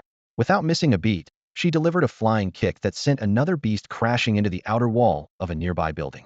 Using the rebound force, she gracefully landed on the wall, pushed off with her feet, and launched herself upward once more. Her sharp blade pierced the skull of another descending beast with precision, the impact driving it into the wall. As it collided with another beast, her sword skewered them both in one devastating motion. Suddenly, a massive claw swiped toward the Crimson Lawn Sword Mistress's head. The fully grown beast, moving with the ferocity of a starving wolf, attacked with alarming speed. A direct hit would have spelled disaster. But the sword mistress had anticipated this. She tilted her body slightly, narrowly dodging the strike. Releasing the hilt of her sword, she swiftly grabbed the beast's claws with both hands, locking it in place as the two plummeted downward. At that moment, 2 small cannons emerged from her shoulders, their glowing red energy cores pulsing with power, ready to fire. Die! Su Weiwei shouted coldly. The cannons unleashed a barrage of red energy blasts, striking the wolf-like beast square in the chest. The deafening explosions reverberated through the air. When the two finally hit the ground, the beast lay face down, its body riddled with wounds and utterly decimated. The Crimson Lawn Sword Mistress discarded the beast's mangled corpse like trash, her movements light and composed as she returned to her stance. With a slight mental command, the Crimson Lawn Swords embedded in the 2 fallen beasts swiftly dislodged themselves from the walls and flew back into her hands. In under 30 seconds, she had annihilated all 5 monstrous-grade beasts, including the fully developed one. As a 4-star armor master, Su Weiwei's strength was undeniable, yet even she had never eliminated enemies with such efficiency. Her thoughts drifted back to the days at Huangshuling's relentless battles and countless encounters with giant-toothed rats. It was those grueling experiences that had forged the combat skills she now wielded with such precision. The seemingly monotonous training had, unknowingly, transformed their combat habits. Su Weiwei quickly composed herself and caught up with the team. After turning the corner, the plaza in the 9th district came into view. The once open space for resting had now been turned into a temporary battlefield. Several sturdy barricades stood in place, their heavy machine guns ominously pointing outward. Over 30 fully armed soldiers were at the ready, while 3 standard combat mechs stood silently nearby, not the advanced Sacred Soul mechs, but modified versions of older, substandard models. Though Sacred Soul mechs had become the mainstream, these modified mechs still played a role in the military, as not everyone could become a mech pilot. Beyond the defensive perimeter, the corpses of over 100 monstrous beasts lay scattered, blood staining the ground, a clear sign of the fierce battle that had taken place. At the center of the plaza stood a striking mech that drew everyone's attention, a crimson spider-shaped machine armed with twin machine guns. It was none other than Wang Baobao's Rose Cannon Spider Queen. "You're finally back? We were so worried about you." Wang Baobao's voice came from the mech, filled with unconcealed relief. "You managed to save over 500 people. That's incredible. Without your help, most of them wouldn't have made it here." A military officer with a second lieutenant's insignia quickly approached. Su Weiwei immediately said, "Second Lieutenant Zhou, some of the civilians are injured. Please arrange for medical treatment." "Understood. Medics, bring the stretchers over." Second Lieutenant Zhou commanded decisively. The soldiers sprang into action, assisting the newly arrived civilians. The faces of the 500 survivors were filled with a mix of relief and emotion, many embracing each other in tears. Most of them had never dared to hope they could escape to safety. "Thank you, big sister." A child's tender voice came from near her feet. Su Weiwei looked down to see a little girl, no older than 10, gazing up at her with pure admiration in her eyes. Behind the girl stood her brother and mother, while her injured father had already been taken away by the medics for treatment. "Thank you," the girl's mother said, bowing deeply. The other civilians followed suit, expressing their gratitude. Su Weiwei felt a slight stir in her heart, but she maintained her composure. "It's what we should do. The outside is still dangerous. Please head to the shelter quickly." "Goodbye, big sister," the little girl said, waving at the towering red mech as her mother led her toward the shelter. As the 500 civilians gradually entered the shelter, the plaza grew noticeably quieter. "I'll go out and check if anyone else still needs help," Zhang Ye volunteered. Second Lieutenant Zhou shook his head and stopped her. "It's been 10 minutes since the citywide alarm sounded. Anyone who could evacuate has already done so, and those who couldn't have likely taken shelter in their homes. If you go out now, you're unlikely to find anyone still wandering outside." Zhang Ye nodded in sudden realization. "What happens next? What's the plan here?" Su Weiwei asked. "Following the shelter protocol, the gates of other shelters in the 9th district will close 3 minutes after the alarm sounds, leaving only the main gate here in the plaza. This main gate will remain open unless a red alert is issued. If a red alert is triggered, the shelter's main gate will close completely," Second Lieutenant Zhou explained. "And what about you?" Zhang Ye asked, noticing the lack of mention of their group. Second Lieutenant Zhou looked resolutely toward the defensive line. "We will stay here and hold our position." "What? Why? Isn't that too dangerous for you?" Zhang Ye asked, puzzled. Second Lieutenant Zhou replied calmly. "The shelter is designed to prevent any form of infiltration by the beasts. Apart from ensuring basic living needs, there's no communication channel with the outside world. Once the gates are fully closed, the two sides are completely isolated. The only way to exchange information is through specific signal patterns at designated spots. That's why someone has to stay outside to relay information about the shelter and its surroundings, and to inform those inside if necessary. That is our duty." Hearing this, Zhang Ye and Su Weiwei were left with mixed emotions. They looked at the ordinary soldiers around them. None of them were mech pilots, armed only with personal weapons, yet they remained steadfast in their duty. "Don't overthink it. We're not that noble. It's just that our families and loved ones are down there too," Second Lieutenant Zhou said with a faint smile, rubbing his forehead. Half an hour had passed since the alien beast invasion in Huzhou City. In District 9, at the district square, waves of alien beasts surged toward the defensive line amidst a hail of bullets, only to collapse just beyond the firepower net. Each battle was electrifying. From within the Rose Gunner Spider Queen mecha, Wang Baobao's excited voice rang out. "This is exhilarating." "Wang Baobao, don't waste your mental energy," Su Weiwei's voice promptly reminded her. Every shell and bullet from the Sacred Soul mechas was formed through the mental energy of the mech pilots. This made firepower-oriented Sacred Soul mechas especially prone to the risk of rapid mental energy depletion. "Got it. Don't worry, Weiweiji. At this intensity, I can keep going for hours," Wang Baobao replied, her tone unusually enthusiastic. Su Weiwei had no doubts about Wang Baobao's limits. After half a month of seamless cooperation, she was well aware of how long Wang Baobao's mental energy could last. Not only did Wang Baobao's mental energy surpass others at her level, but her recovery speed was also astonishing. Weiweiji, Huzhou City. Zhang Ye glanced at the ominous black rifts in the sky, a hint of worry creeping into her heart. Don't worry, Su Weiwei reassured her softly. Based on previous data about alien beast rifts, the size of a rift is directly proportional to its duration. Even though there are many rifts, their size means they won't last long. At most, an hour. Half an hour has already passed. If we hold on for just another half hour, this disaster will be over. Half an hour. It wasn't too long. Given the current situation, everyone was confident they could hold out until the end. Did you all hear that? Second Lieutenant Zhou called out loudly to the soldiers on the front line.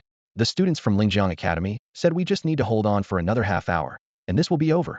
Brothers, do we have the confidence? Half an hour? I could go for 3 more hours. One soldier laughed heartily, then added with a grin. These bastards haven't even put up a fight. This is nothing. I've seen bigger commotions when old Zhang messed around last night. The soldiers burst into light-hearted laughter, their spirits noticeably lifted. Second Lieutenant Zhou glanced at the students from Class 2 of the Special Division with gratitude in his eyes. We owe this to you. In the past, this square in District 9 always suffered the most casualties. This time, the only injury was a soldier who tripped. Without your help, we'd have lost half our men by now. His words were sincere, and Su Weiwei could feel the genuine appreciation in them. This is what we should do, Su Weiwei replied with a calm smile. Her words were simple but carried immense strength. At that moment, a warm feeling rose in her heart. She had never felt such profound pride as she did today. The admiration of classmates, the praise from teachers, or even the thrill of slaying alien beasts all paled in comparison to the satisfaction of this moment. She was incredibly proud of what they had accomplished. As time ticked by, everyone silently waited for the last half hour to pass. Outside a warehouse in Lingjiang City, several Closian weapons systems loomed atop the roof. Heavy machine guns and artillery were arranged side by side, surrounded by at least 100 various mechas and over 500 soldiers. Every type of light and heavy weaponry was present, making this place armed to the teeth. The well-organized defensive line was tense but orderly. The area around the warehouse was an open road, barren within a 100-meter radius, with no obstacles to provide cover. Scattered corpses of strange beasts lay in the distance, none crossing the 50-meter defensive line. Captain, you can rest assured, said a relaxed officer, a cigarette dangling from his lips. We have 30 Mech Masters stationed here, including a formidable 6-star combatant. Along with 60 standard mechs, handling the beasts appearing in Lingjiang City should be more than manageable. Shut up, the captain barked sharply. The supplies stored here are critical for countering the Lingjiang tide. Any mistake is unacceptable. His gaze remained fixed on the tightly sealed warehouse doors. At that moment, a mocking voice came from behind them. Oh, a 6-star Mech Master, along with 5 5-star ones? How terrifying. Who's there? The captain shouted in alarm. Everyone spun around, only to freeze at the sight before them, a horrifying scene that left them momentarily paralyzed. The 6-star Mech Master, who had already activated his Sacred Soul Mecha, stood at nearly 10 meters tall. Yet, his mech's back was mercilessly pierced by 3 bone spikes. The supposedly indestructible armor crumpled like paper under the sudden attack. When the group finally caught sight of the attacker, they collectively gasped in terror. It was a bizarre Sacred Soul Mecha, only 2 meters tall, hunched over like an old man.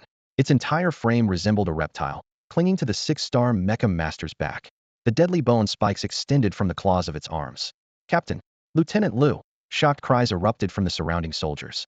The gravely injured 6-star Mech Master struggled to lift his machine gun, firing wildly at the assailant. However, the ghostly figure vanished into thin air amidst the storm of bullets. Enemy attack. Be on guard, the wounded captain shouted, barely stabilizing himself. The defensive formation immediately tensed. At that moment, 3 figures cloaked in black appeared in the distance. 3 Sacred Soul projections materialized, transforming into 10-meter-tall Sacred Soul mechas, each wielding twin battle axes. High-grade beast-class mechas, berserkers, the captain exclaimed in shock. Judging by their aura, they're at least 6-star Mech Masters. Captain, there's one in the tree. A sharpied teammate pointed to a tree by the roadside in the distance. A 7-star Mech Master. The injured captain, unable to maintain his Sacred Soul state, collapsed back into human form, clutching his bleeding chest as fear filled his eyes. Listen up, everyone, he gritted his teeth and gave the order. This is a cultist ambush. The supplies in the warehouse are of vital importance. Even if we die, we must not let them take a single step forward. Yes, sir. The Mech Masters and soldiers responded in unison, steeling themselves for a fight to the death. How tragic, the previous attacker sneered, suddenly reappearing behind the 3 berserkers. His mocking laughter rang out. I hope your screams will sound even more entertaining soon. Just then, a calm, unhurried voice echoed. I can't say how entertaining their screams will be, but I am quite curious to hear yours. The injured captain suddenly looked up, his eyes wide with shock as he gazed toward the warehouse roof. There, a white mech stood tall and imposing, gripping a long spear, exuding an aura of reassurance. This iconic appearance and stance could belong to none other than the legendary white-robed ranger. The captain suppressed the searing pain in his chest, a glimmer of hope flashing in his eyes. Though the white-robed ranger's identity was shrouded in mystery, their heroic deeds were known far and wide, and their strength was reputed to be at the formidable 7-star level. White-robed ranger, sir, this warehouse is crucial to Huzhou City. I've already sent for reinforcements from the city lord's mansion. We just need to hold out until they arrive. Huzhou City will surely reward you handsomely. The captain's voice was hoarse but resolute. The white-robed ranger looked down at him. Enough. Your chest wound may be protected by your spiritual power for now, but without immediate treatment, you won't survive. Leave this to me. Take your soldiers and retreat into the warehouse. Retreat completely? My men can still assist, the captain began, but was swiftly cut off. 1 7-star and 4 6-stars on the other side. Keeping your men here is just sending them to their deaths, the white-robed ranger said coldly. From the enemy's side, a sneering voice interrupted. Oh, who's this? Talking so big. Talking big? You'll soon find out if I'm bluffing, the white-robed ranger replied. Before the words even settled, a powerful aura erupted from him. With a leap, the 10-meter-tall mech landed heavily on the ground, kicking up a cloud of dust. Golden threads of energy patterns shimmered across the mech's surface, radiating an intense killing intent. Another 7-star? And a mid-grade, Earth-class mech, remarked one of the cultists who had been perched in the trees. He descended to the ground as the mech behind him materialized into a solid forma towering 15-meter colossus. The captain glanced around at the 6 mechs now facing off, and he couldn't help but draw a sharp breath. The sheer scale of the confrontation was terrifying. I won't repeat myself, the white-robed ranger said firmly. Without hesitation, the captain ordered his 500 well-trained soldiers to retreat into the warehouse. Strangely, the 5 enemy mechs made no move to stop them, allowing the warehouse doors to close slowly.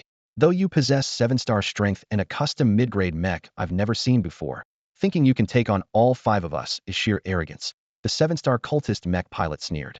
The white-robed ranger's gaze swept over the enemy formation. 3 6-star berserkers, 1 6-star ghost assassin, and your 7-star thunder lord. His tone turned icy. You people from Eden should have stayed in your territory. Why come here? The 5 enemies fell silent for a moment before the leader spoke with fervent zeal. You must be joking. We are not from Eden. We are the messengers of the great deity, here to judge and destroy this sinful human race and cleanse the world defiled by mankind. We are apostles of the gods from another world. Before the speaker could finish, the white-robed ranger interrupted coldly, a trace of mockery in his voice. What you mean to say is, you're the judgment apostles of the judgment church, right? Huh, your act is far too clumsy. His sharp gaze swept across the opposing group. The real judgment apostles would first attack the civilian districts, forcing those in power to choose between rescue and indifference. If they choose not to intervene, the apostles would massacre the civilians, constructing a ghastly display of severed heads before the city's defenses. If they choose to rescue, the apostles would ambush the reinforcements, targeting the city guard and armored squads. But your method's clearly the work of Eden. After a brief silence, a berserker muttered under his breath. Are we really that obvious? I told you, we should have gone on a killing spree to make it convincing. The ghost assassin interjected, clearly dissatisfied. Such indiscriminate slaughter goes against our principles, another berserker immediately retorted. TCH. The ghost assassin sneered dismissively. The white-robed ranger continued his analysis. Eden has never been one to kill directly. Instead, you create disasters to punish sinners, then select your so-called chosen ones to bring back to Eden for salvation. So your real plan must be this. Sabotage the war supplies before the Huzhou tide arrives, leaving Huzhou City defenseless in the face of disaster. As for attacking the academy, that's just a diversion. Am I right, members of Eden? And why is it that you know so much about Eden? The Thunderlord questioned. I've had some encounters. While I don't fully agree with your ideology, it's still better than the lunatics of the Judgment Church. However, this time, you've chosen the wrong target. The white-robed ranger's tone carried a warning. The Thunder Lord's mechanical form began to shift, cannons extended from his shoulders, and crackling electricity surged beneath his frame. Kill him, he commanded, and all 5 of them attacked simultaneously. The Thunder Lord struck first, firing a barrage of electromagnetic orbs from his shoulder cannons. But the white-robed ranger's figure blurred, evading the attacks with astonishing speed. Be careful. This is a close-combat mobile mech. The Thunder Lord's warning had barely escaped his lips before the white-robed ranger appeared in front of one of the berserkers. The berserker, startled, exclaimed, so fast. As he barely raised his twin axes, the propulsion system behind the ranger's arm activated. His spear thrust upward in a blinding motion, piercing straight through the berserker's head. The battlefield froze for a moment. A 6-star armored berserker had been killed in a single strike. Stay alert. This one is dangerous, the Thunder Lord shouted. But the white-robed ranger had already withdrawn his bloodstained spear, his cold gaze sweeping over the remaining four. This was supposed to be an ordinary mission. The seven-star Mech Master replayed the battle in his mind, his heart filled with shock. Huzhou City was merely a small southern town with a military force of fewer than 10,000 and fewer than 1,000 Mech Masters. The only notable figure was the 9-star Mech Master, the city lord. The organization had already arranged for someone to keep the city lord occupied, ensuring the mission would be foolproof. However, they encountered a devilish opponent. That white figure, with just a single spear strike, had taken down a 6-star melee berserker mecha.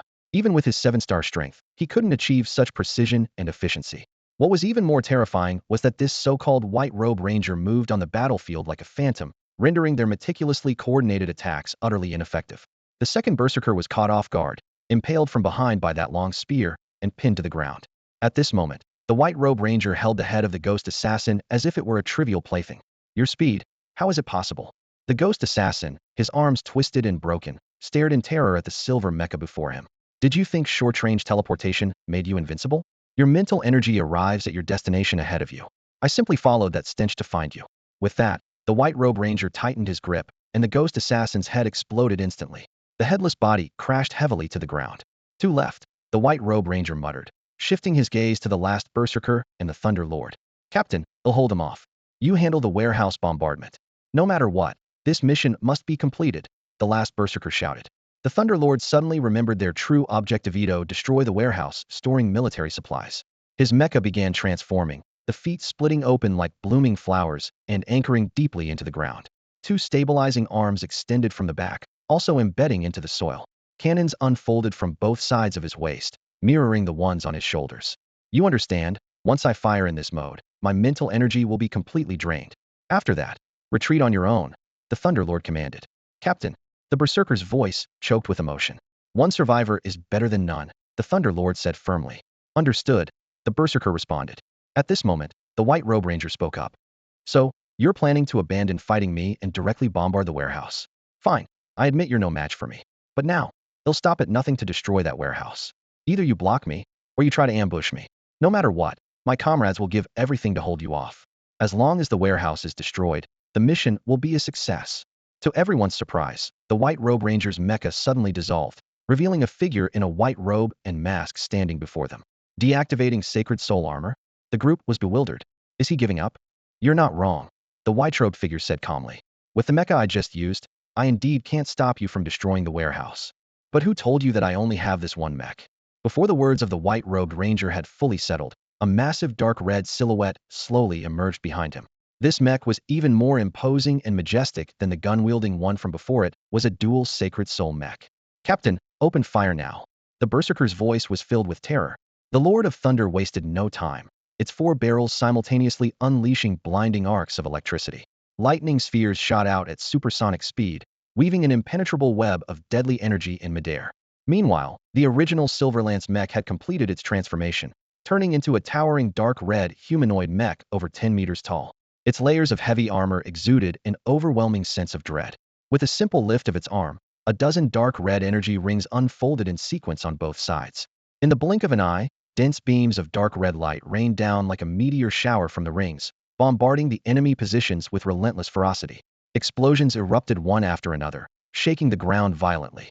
The deafening roars of destruction reverberated throughout the entire city of Lingjiang, causing countless citizens to stop and gaze in alarm, speculating on the source of such intense combat. Inside a warehouse, even through the thick armored doors, the Captain Mech Master and his team could feel the tremors from the outside. Sir, your injuries have been dressed, the medic said grimly. Fortunately, your heart wasn't hit, but the wounds are severe.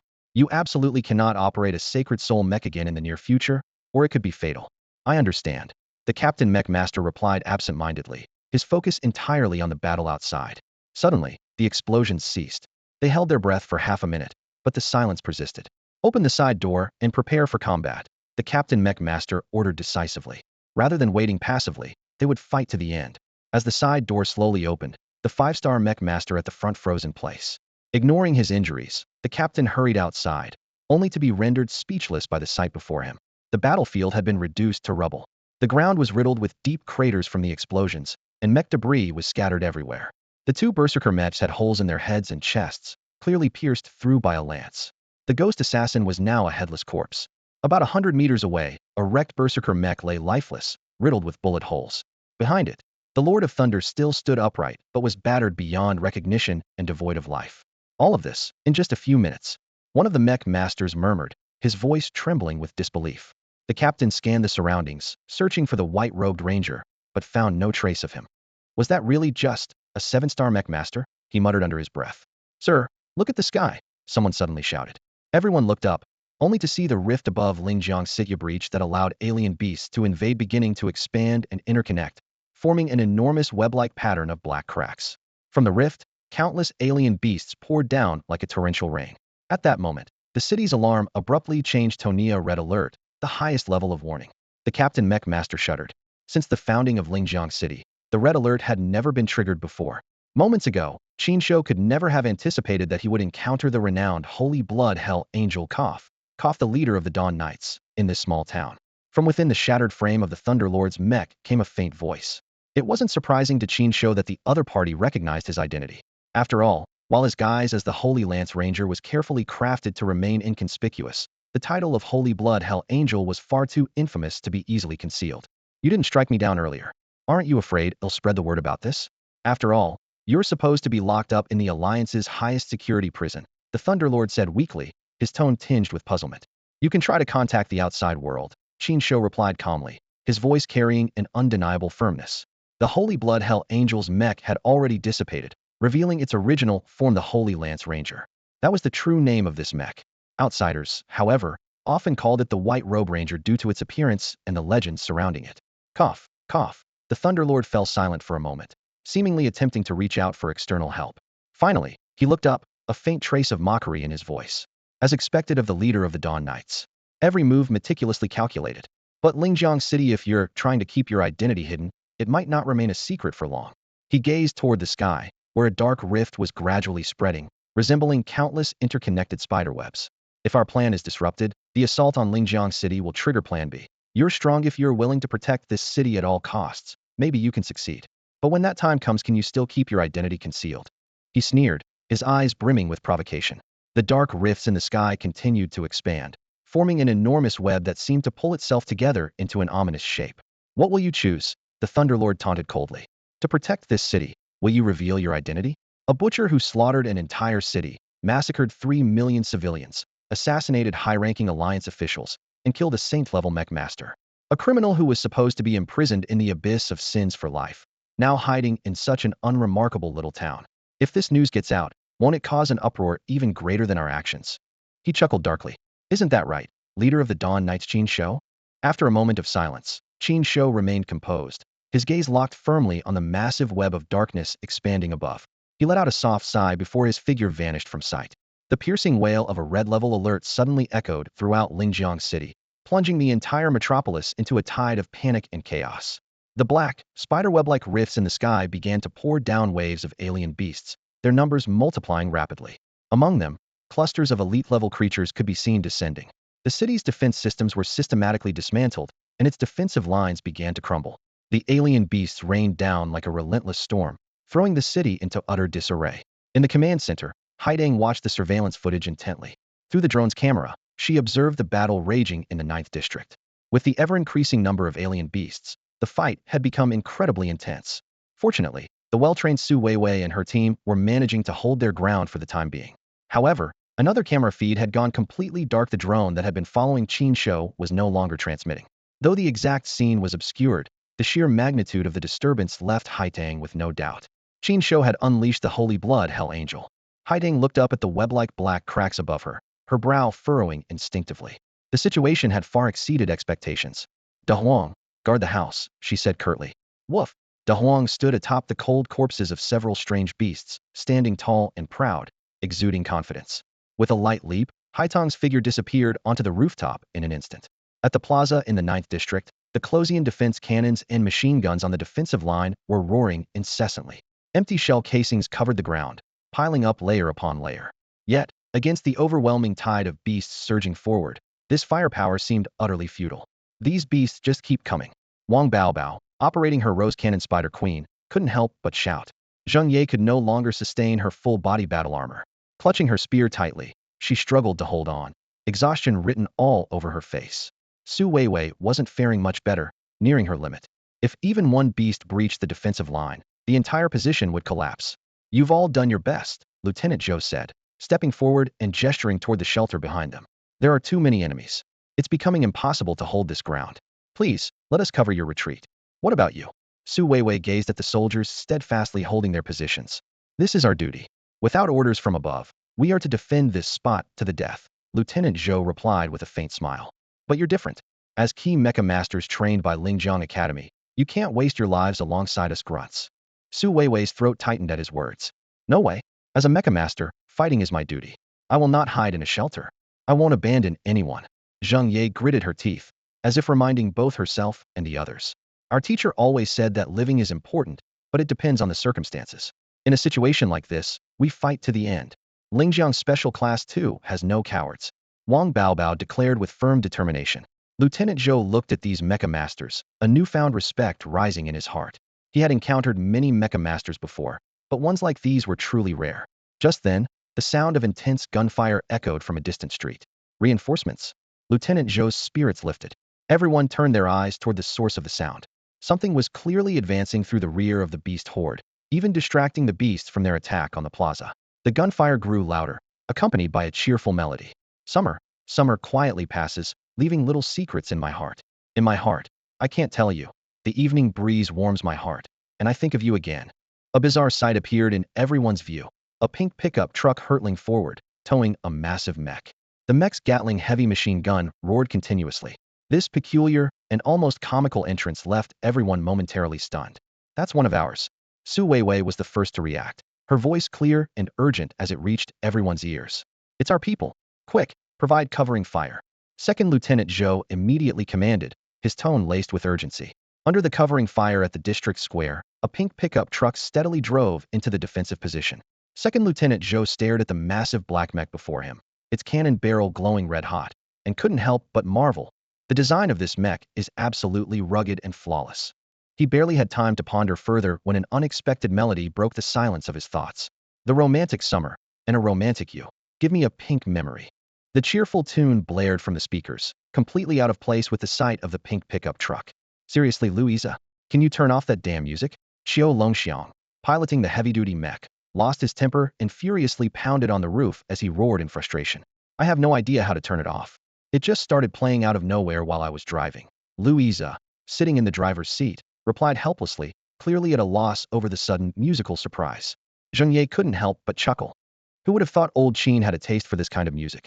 The others exchanged amused looks, as the song's upbeat melody clashed hilariously with Qin Shouyi's typically stoic demeanor. Second Lieutenant Zhou leaned over and pressed a small switch. With a soft click, the music finally stopped. As the silence returned, Zhou spoke somewhat awkwardly. What took you so long to get here? We ran into some trouble after entering the city. The place is crawling with beasts, and problems are everywhere. Louisa shrugged, then added. The Lingjiang Bridge was blocked, so we had to take a detour. The city of Lingjiang is named after the Lingjiang River that runs through it. To facilitate transportation between the two banks, several Lingjiang bridges were built, Zheng Ye explained to Second Lieutenant Zhou in a calm tone. At this moment, Su Weiwei chimed in. Let me introduce everyone. This is Second Lieutenant Zhou, the commander of the defensive position. These two are from our squad, Louisa and Xiao Longxiang. Louisa drives, and Xiao Longxiang is in the heavy-duty mech. Nice to meet you. Second Lieutenant Zhou greeted them politely, though his furrowed brows betrayed his concern. Given the current situation, he had intended to send the 3 students to the shelter as quickly as possible. But with the addition of 2 more members, the situation had suddenly become more complicated. Xiao Longxiang glanced at Zhou and couldn't help but interject. Second Lieutenant Zhou, that expression doesn't exactly scream welcome. No.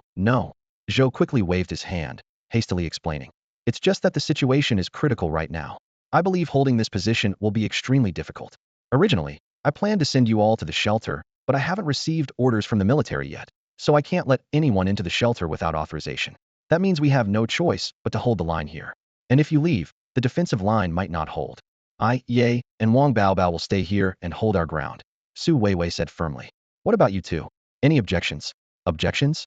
What objections could I possibly have? Xiao Longxiang laughed heartily, patting the heavy-duty mech. As long as my mech is here, not a single one of those monsters will get through. He maneuvered the heavy-duty mech to the front of the defensive line, standing like an unyielding iron wall. Lu Iza stepped out of the pink pickup and swiftly donned his full-body armor. With a low, resonant hum, a sword and shield warrior mech emerged, exuding an aura sharper and more formidable than before, making it clear he wasn't to be underestimated. Lu Iza, did you just break through? Zhang Ye asked in surprise, her tone tinged with disbelief. Yeah, just now. I broke through to 3 stars, Lu Iza admitted, sounding a bit shy, though the confidence in his eyes was unmistakable. At this moment, the atmosphere across the defensive position grew increasingly heavy. Qiu Longxiang stood unwavering at the front line, while Lu Iza held his ground steadily nearby. The energy of the entire battlefield seemed to shift, becoming both more resolute and intensely charged. I never thought Mr. Qin's song would have such an effect. Looks like I need to listen to it more often in the future. Qiu Longxiang joked with a smile. Save the chatter. Those creatures outside are regrouping as we speak, Su Weiwei said sharply, her gaze sweeping over the gathering horde of beasts on the perimeter. Special Class 2 of Lingjiang. Prepare for battle. Understood. Let's finish them off. With us here, they won't take a single step closer. The 5-person team unleashed their full firepower. With the shield support provided by Heavy Punisher and the assistance of the newly promoted 3-star mecha defender Lu Iza, the pressure on their defenses was significantly reduced. Just then, a command came through from the Western Hill. Commence firepower strike on District 9 Square of Lingjiang City. District 9? That remote place? You want me to fire there? The 6-star mecha defender under the tree asked in confusion. Is there some special target there? The mayor's granddaughter is there. Stop asking questions and follow orders. All right then. The 6-star mecha defender began aiming, the massive cannon barrel charging up. Interesting. I see a 5-person team and a 4-star Rose Gunspider Queen. That red lawn sword maiden must be the old mayor's granddaughter. She's fast and will likely evade, so I'll take out their firepower unit first. The cannon barrel glowed brighter and brighter as he murmured, adorable little ones, say goodbye to this world. A blinding beam roared forth, shaking the surrounding trees and scattering fallen leaves. The recoil even pushed the firing mechanism several steps back. Focused on battling the beasts, Wang Baobao was completely unaware of the impending danger. Qiu Longxiang, however, sensed the disturbance instantly. Acting on instinct, he maneuvered Heavy Punisher to shield the Rose Gunspider Queen. Qiuga, you're blocking my line of sight. Wang Baobao's complaint was cut short by a deafening explosion. The shockwave knocked nearby soldiers off their feet. Zhang Ye nearly fell but was caught just in time by Su Weiwei. The beam left a deep scar on the ground, vaporizing every beast in its path. Heavy Punisher was pushed back over a meter by the immense force, its surface steaming and its leg armor severely damaged. Yet it remained steadfast in its shielding stance. Inside the cockpit, Qiu Longxiang stayed silent. Qiuga, Wang Baobao's voice trembled as he looked at the figure standing protectively in front of him, disbelief written all over his face. Watch out. The enemy has a long-range firepower mech. Stay alert for an attack. Su Weiwei's warning had barely left her lips when a blinding beam of light tore through the battlefield. She called out urgently, Qiu Longxiang, respond if you can hear me. Inside the heavy offender's mech, there was nothing but silence. The Rose Gunspider Queen moved forward cautiously, and the scene that unfolded was devastating. The offender's shield had been completely pierced, the chest area near the cockpit deeply caved in, leaving Qiu Longxiang's fate uncertain. At that moment, Wang Baobao's eyes turned bloodshot, and his mental energy spiraled out of control. Damn it! Damn it! He roared, quickly activating the farsight function of his long-range firepower mech. Drawing on his extensive experience in ranged combat, he instantly locked onto the best sniping Spoda mountaintop to the west of the city where a mech equipped with a massive cannon stood in plain sight. It's him. Thinks he can get away after a sneak attack. Wang Baobao's voice trembled with rage. The Rose Gunspider Queen swiftly shifted its configuration. 2 machine guns detached and hung at its sides, while the red cannon on its back rotated into position atop its shoulders, its barrel aimed directly at the distant mountain. The cannon's surface glowed with rose-like crimson patterns as particles of light converged across the mech, energy levels surging higher and higher. Petal-shaped structures lit up one by one, resembling a burning red rose. Die, die, die, go to hell. Wang Baobao roared as a brilliant red beam erupted from the cannon. The entire mech shook violently, the surrounding air rippling from the explosion, and the deafening sound of the beam tearing through the sky filled the battlefield. On the mountaintop, the 2 individuals preparing to retreat immediately noticed the anomaly. The 6-star mech pilot began charging his cannon to intercept, but quickly realized there wasn't enough time. Get out of the way! The other 6-star mech pilot shouted, summoning his Holy Soul mecha unit equipped with dual giant shields. The 2 shields clamped together, forming a protective barrier over the long-range firepower mech. After the deafening explosion subsided, coughing could be heard through the lingering smoke and dust. Damn it, that guy actually survived. How could anyone in that group withstand my sniper shot? That Rose Gun Spider Queen is only supposed to be 4-star level. How did it launch such a fast counterattack from this distance? Shut the hell up, the defense mech pilot snapped angrily. If I hadn't shielded you, you'd already be dead. That shot was enough to put you in bed for half a year. Remember, you owe me your life. The 6-star mech master of the giant cannon mecha stared at the scene in Huzhou City with dissatisfaction, preparing once again to raise the immensely powerful cannon. Just then, his companion beside him urgently tried to stop him. Are you crazy? You're about to fire at that thing? Don't forget the orders from above. That one has a peculiar temper. If you disobey the command, you're on your own. I'm not playing along with this. With that, the Mech Master decisively turned around, ready to leave. The 6-star Mech Master took one last, angry glance at the Rose Artillery Spider Queen in the city and gritted his teeth. Rose Artillery Spider Queen, I'll remember you. With those words, he retreated as well, leaving behind the shocking aftermath of the bombardment on the ground. You coward, don't run if you have the guts. Wang Baobao roared in frustration as his attack failed to take effect, eager to fire again.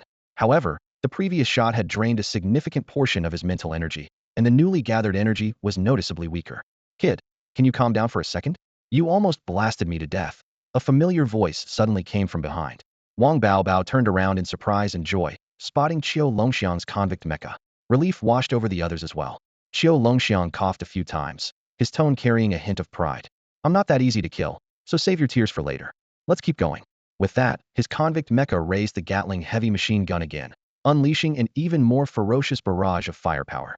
This mech can take such a beating?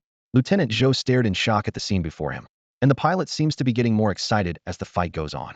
Su Weiwei let out a sigh of relief and immediately reminded him. Stay alert. There could still be cultists around. As she spoke, she kept her eyes on the Rose Artillery Spider Queen. The power of Wang Baobao's earlier strike, with its astonishing range, was almost equivalent to the full-force attack of a 5-star Mech Master. It was her first time witnessing such a devastating hidden weapon. The battle raged on as more and more beasts swarmed in.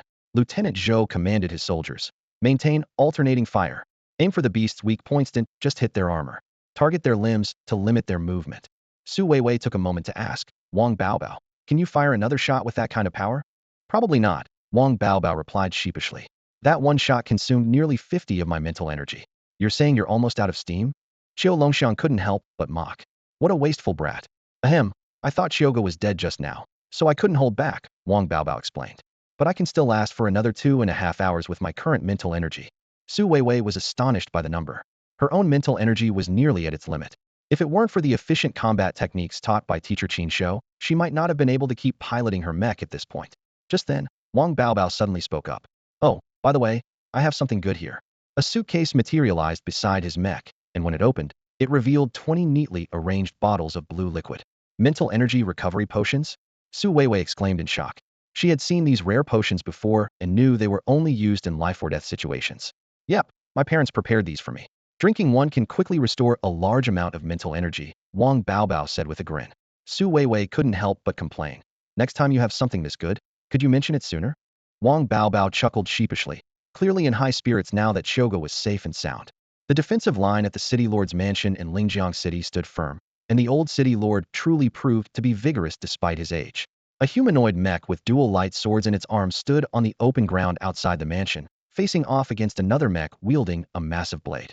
Crushing you lot into pieces shouldn't be a problem, came the voice of the old city lord from within the towering 10-meter mech. His commanding aura, completely at odds with his aged appearance, emanated through the seams of the machine. Yes, you're formidable. We juniors won't argue with you. We believe in respecting our elders and caring for the young. We'll seek your guidance another time. The lightsword mech retreated slightly, signaling its intent to leave. But the blade-wielding mech wasn't about to let this opponent off so easily. Leaving? Did you ask my dominating blade for permission? Roared the old city lord. The blade in his mech's hand surged with energy, its surface gleaming with a chilling light.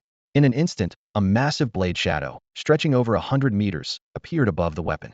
It was raised high and then brought down with immense force, as though intending to cleave the earth itself in two. The opponent's expression shifted to one of alarm, and the lightsword mech immediately crossed its dual swords to block the attack. At the moment of impact, the lightsword mech dropped to one knee, the clash of metal and energy producing a deafening roar. The resulting shockwave whipped up a storm of dust, obscuring everyone's vision. You stubborn old man, I'll deal with you next time. Not playing with you anymore today, came the voice of the opponent. When the dust settled, a deep trench several meters wide scarred the ground. The blade-wielding mech remained in its striking pose, while the lightsword mech had vanished, leaving only a deep crater at the trench's end. Cheers and exclamations erupted from the defensive line behind. As expected of the Old City Lord's dominating blade, a lower-tier, Earth-class mech. Who would have thought we'd have the privilege of witnessing the Old City Lord use his signature move?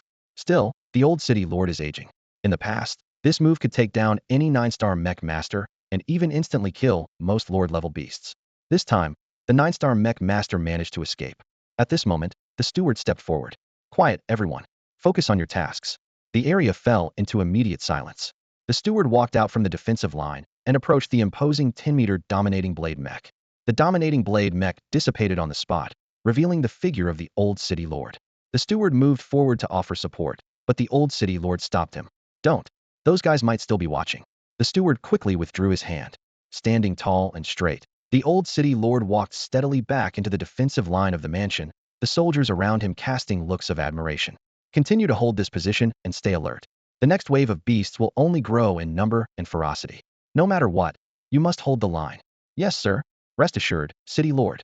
A military officer responded with a crisp salute, his voice resolute. The Old City Lord nodded and stepped through the gates of the mansion, with only the steward following closely behind. Once they were in a secluded area, the Old City Lord's body suddenly trembled, and he coughed up a mouthful of blood. The crimson liquid dripped down his beard. City Lord. The steward rushed forward to support the faltering elder. There's no denying it, I'm getting old. The Old City Lord murmured, shaking his head with a wry smile. Just a brief clash with that 9-star Mech Master, and my body is already giving out. If that guy had pushed me for just another cup of tea's worth of time, I wouldn't have held up. If it were you in your younger years, City Lord, someone like that wouldn't stand a chance. You could have taken on 3 of them at once. The steward's voice carried a note of sorrow as he looked at the elder, whose body bore the marks of time. Enough of that. How are things in the city while I was fighting? The Old City Lord asked. The steward hurriedly reported. Currently, nearly 100 cultists have appeared in the city, most of them operating in groups of 5, attacking multiple locations. Initially, they targeted places like the City Lord's Mansion and Lingjiang Academy, but later shifted their focus to warehouses storing strategic reserves. So far, the city's 5 main warehouses have been attacked, resulting in fires and explosions.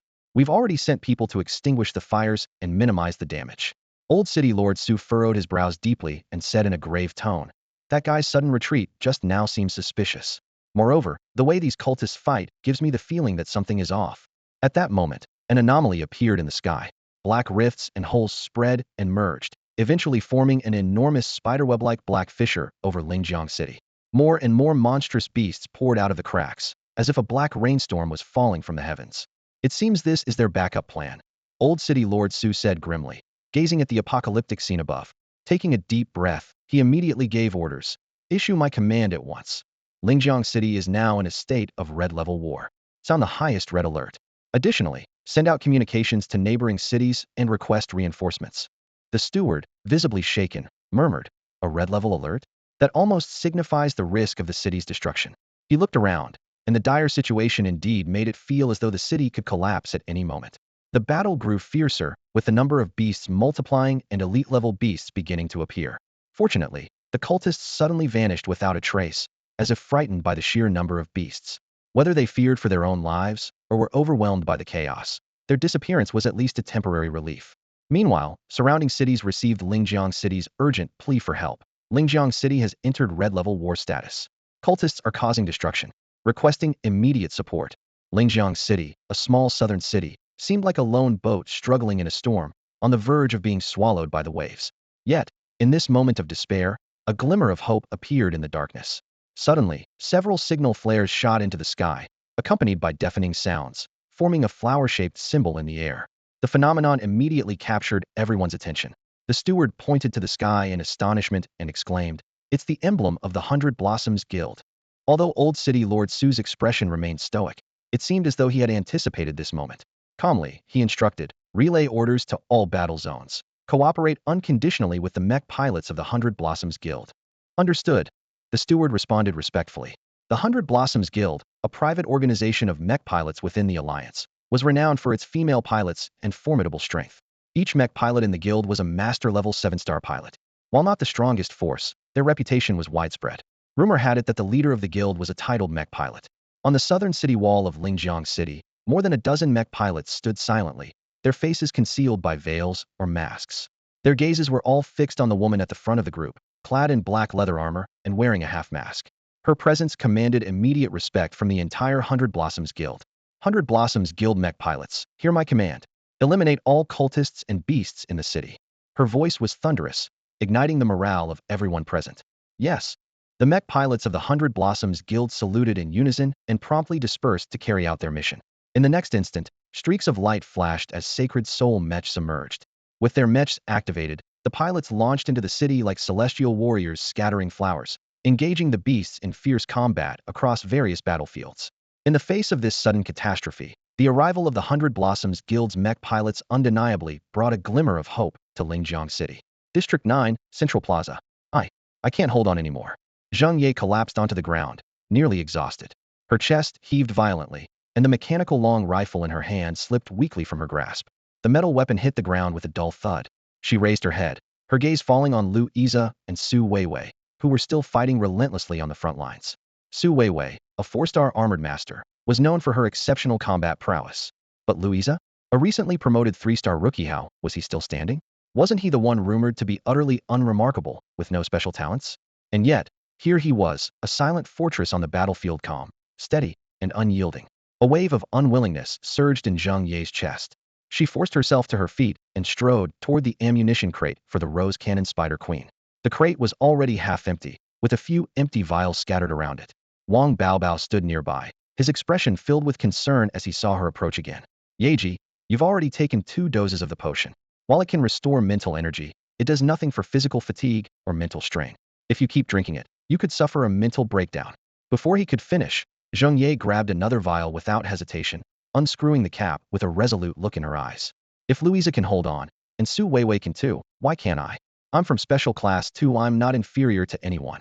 With that, she tilted her head back and downed the potion in one gulp. The liquid burned like fire as it coursed through her body, and the familiar heat quickly spread through her limbs. She could feel her blood vessels pulsing, her blood rushing faster, and even her reflexes seemed to sharpen. But at the same time, a deep, bone-aching fatigue began to creep into her core. Taking a deep breath, she steeled her gaze. Holy soul armor. Her eyes locked onto the front lines. The horde of beasts was within 10 meters of the defensive line. Many soldiers were caught off guard by the sudden attacks, and casualties were starting to mount. Without a moment's hesitation, Zheng Ye grabbed her rifle and charged back into the fray. In her hands, the mechanical long rifle became a streak of shadow slicing through the air. Every thrust and sweep struck the beast's vital points with precision. Her movements were as fluid as if she had rehearsed them thousands of times, efficient and instinctive. These combat skills were honed through countless battles on Huangshu Ridge, imprinted deeply into her muscle memory. Suddenly, a sense of danger surged through her. Out of the corner of her eye, she caught a glimpse of a black shadow speeding toward her like a cannonball, too fast to dodge. Almost instinctively, she raised her rifle horizontally in front of her. Boom! A deafening impact. The force sent her flying, tumbling several meters before she managed to stabilize herself. Fortunately, her armor provided basic protection, and the rifle absorbed most of the impact. She was unharmed. Landing firmly on her feet, Zheng Ye's sharp eyes scanned for the source of the attack. The surrounding soldiers, drawn by the unexpected explosion, turned their gazes in her direction. The attacker was a 5-meter black beast resembling a pangolin. Its back was covered with a thick, black carapace, and its razor-sharp claws glinted menacingly in the sunlight. Elite-class beast-heavy armored cannon pangolin. Su Weiwei identified it instantly. What kind of ridiculous name is that? Wang Baobao muttered, though his hands were already on his machine gun, locking onto the target and opening fire. But what happened next was shocking. The heavy armored cannon pangolin simply curled up, and its thick carapace effortlessly deflected all the bullets. The projectiles bounced off harmlessly, as if hitting an impenetrable fortress of steel.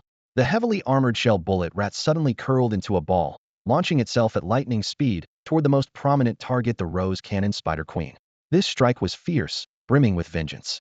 Wang Baobao immediately shouted a warning, but the Rose Cannon Spider Queen, who had been on high alert, easily dodged the ferocious attack with a swift sidestep thanks to her agility. However, this evasive maneuver caused devastating damage to the defensive line behind her.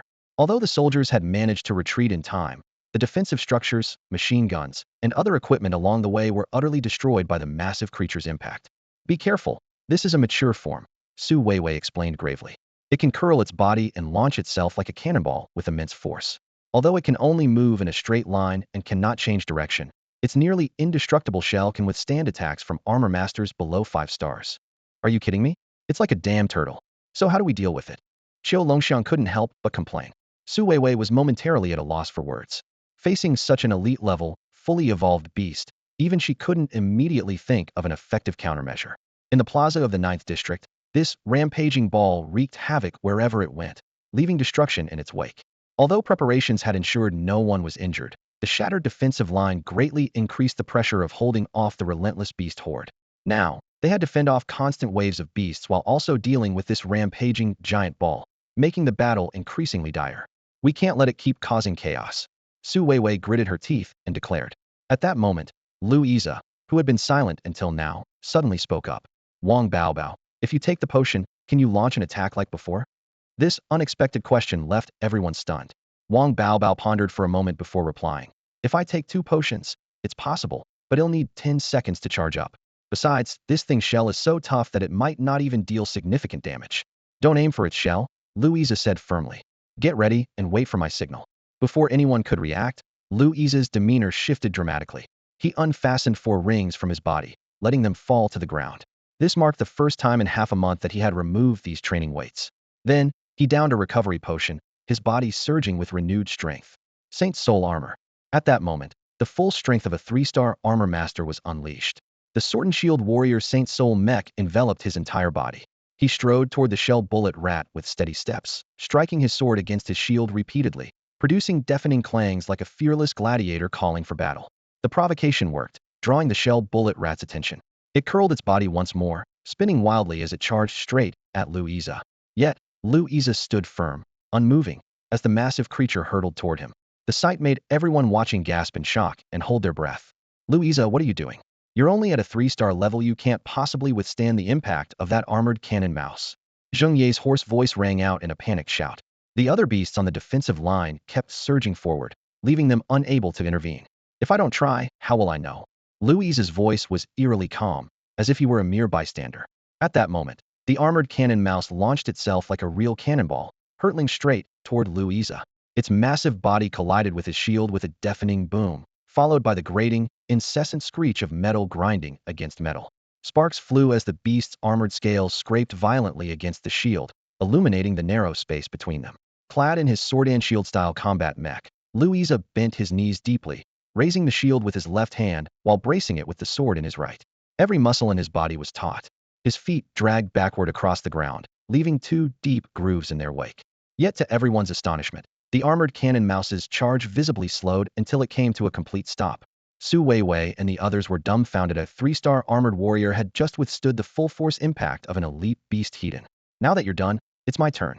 Though his voice was weak, it carried unshakable resolve. Without hesitation, Lu Yize discarded his now-cracked shield and leapt nimbly onto the back of the armored cannon mouse. Despite its terrifying speed in linear charges, the armored cannon mouse was notoriously clumsy in regular motion. Its heavily armored back, though well protected, was a glaring weakness. Sensing danger, the beast immediately began curling into a defensive bala position that, once fully formed, would render it nearly invulnerable to any attack. Wang Baobao, aim at it. Lu Yize's voice came from behind the beast. Wang Baobao froze, staring at the nearly curled-up armored cannon mouse. Hesitating, he muttered, but its defense, just aim at it. Lu Yize snarled through gritted teeth, his voice trembling with effort. Look at his sword, someone suddenly exclaimed. Su Weiwei and the others focused their gaze and saw that Lu Yize's sword, which had been in his hand moments ago, was now wedged into a gap in the armored cannon mouse's front armor, preventing it from fully closing. Even more astonishing, Lu Yize had reached around from behind the beast, gripping the unsealed opening with both hands and using his strength to forcibly pry it open in a reverse embrace. Oh! Lu Yize let out a guttural roar, veins bulging across his body. Under his immense strength, the armored cannon mouse's shell began to part, exposing its relatively weaker abdominal armor. Wang Baobao instantly understood Lu Yize's plan. He quickly raised the red rose heavy cannon, its red particles gathering inside the barrel with a low, resonating hum. 10 seconds to charge. Those 10 seconds felt both fleeting and eternal. Just then, the beast's back armor suddenly bristled, its black, porcupine-like spikes piercing through the combat mech's plating in an instant. Arg! Lu Yize let out a muffled cry of pain as blood seeped through the cracks in his mech. The sight sent chills down Zheng Ye's spine, her heart nearly stopping. Luge! Wang Baobao cried out in anguish, his fingers still firmly gripping the trigger. Don't worry about me, just aim. Lu Yize growled through clenched teeth, his voice filled with unwavering determination. Wang Baobao fought to keep his emotions in check, tears welling in his eyes as he silently prayed for the charge to finish faster, just a little faster. Finally, the cannon's barrel shone with a blinding light, its energy reaching its peak. Luge, watch out. Wang Baobao's heavy cannon fired a dazzling red beam, striking precisely at the armored scales on the belly of the heavily armored bombardier rat. The immense force elicited a piercing scream from the beast as it thrashed madly, trying to break free from the sword and shield warrior controlled by Louisa, but its efforts were in vain. As the smoke gradually cleared, all eyes on the battlefield instinctively turned toward the scene. Even Su Weiwei and the others, who were locked in fierce combat, couldn't help but glance over. The bombardier rat remained upright, but a gaping, charred black hole had appeared on its abdomen. Luge, Wang Baobao swallowed hard and cautiously asked, "Is it dead?" Louise's weak voice came after a brief delay. Lieutenant Zhou quickly stepped forward to check. Even from a distance, the intense heat radiating from the area was palpable. He couldn't help but imagine the sheer impact Louisa must have endured earlier. Even with the bombardier rat's body partially absorbing the blow, surely it was no minor injury. "It's dead. Completely dead," Lieutenant Zhou confirmed after a thorough inspection.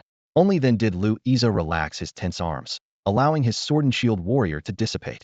The crowd finally saw the extent of his injuries. His body was riddled with puncture wounds from sharp objects, and his hands were severely burned.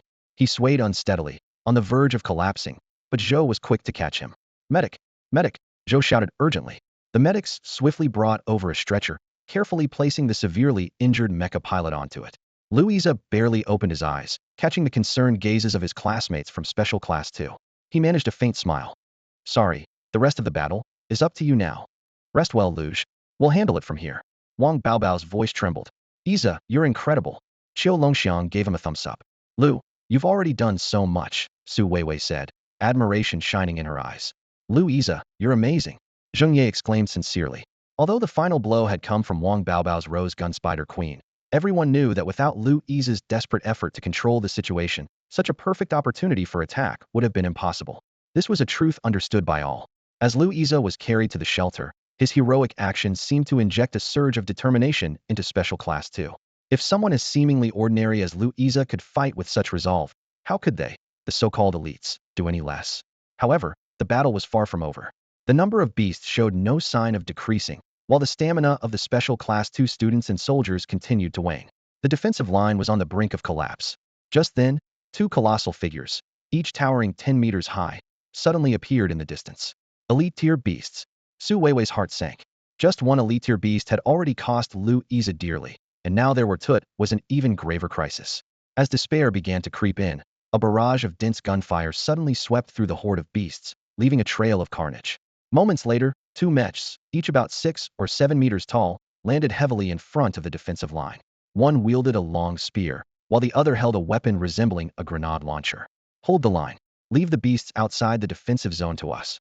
Su Weiwei noticed that both unfamiliar mechs bore the emblem of a flower.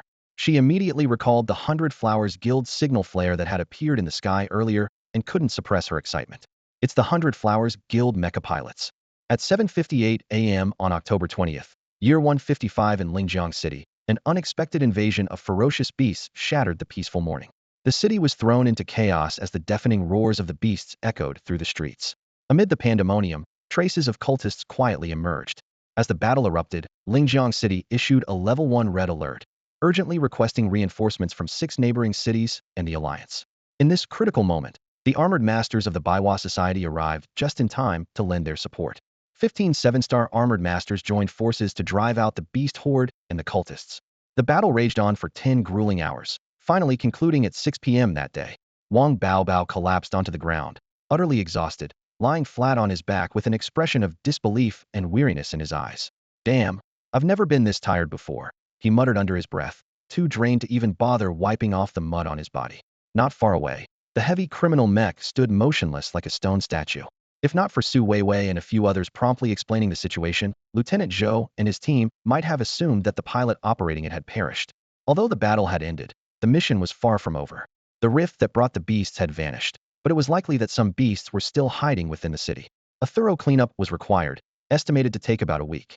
Leaning against a defensive structure, Lieutenant Zhou felt the crushing weight of exhaustion and the pressure of battle threatening to overwhelm him. "If it weren't for the 7-star armored masters from the Baiwa Society, we wouldn't have been able to hold off these beasts," he remarked. his voice tinged with both relief and lingering fear. Zheng Ye nodded, her own heart still racing from the ordeal. The defensive line had nearly collapsed, and despair had loomed over everyone like a suffocating shadow. Yeah, without their help, we would have been defeated long ago, Zheng Ye said, her tone heavy with gratitude and regret. She couldn't help but feel a twinge of sorrow as the armored masters left swiftly after the battle, without receiving the thanks they deserved. Lieutenant Zhou nodded, his brows furrowed tightly. Let's clean up the battlefield first, tend to the wounded and handle the deceased. Pile up the beast corpses over there. A specialized team will deal with them later. Be cautious while moving them. Some of these beasts might be playing dead, so stay alert for any sudden attacks. Su Weiwei's orders were concise and precise, reflecting her composure and maturity. These beast corpses need to be dealt with properly, she instructed while simultaneously checking on the injured. Lieutenant Zhou and Zheng Ye couldn't help but focus their attention on her as she worked. Watching her busy figure, Lieutenant Zhou remarked with admiration, she truly lives up to being a student of Lingjiang Academy. She knows the entire process like the back of her hand.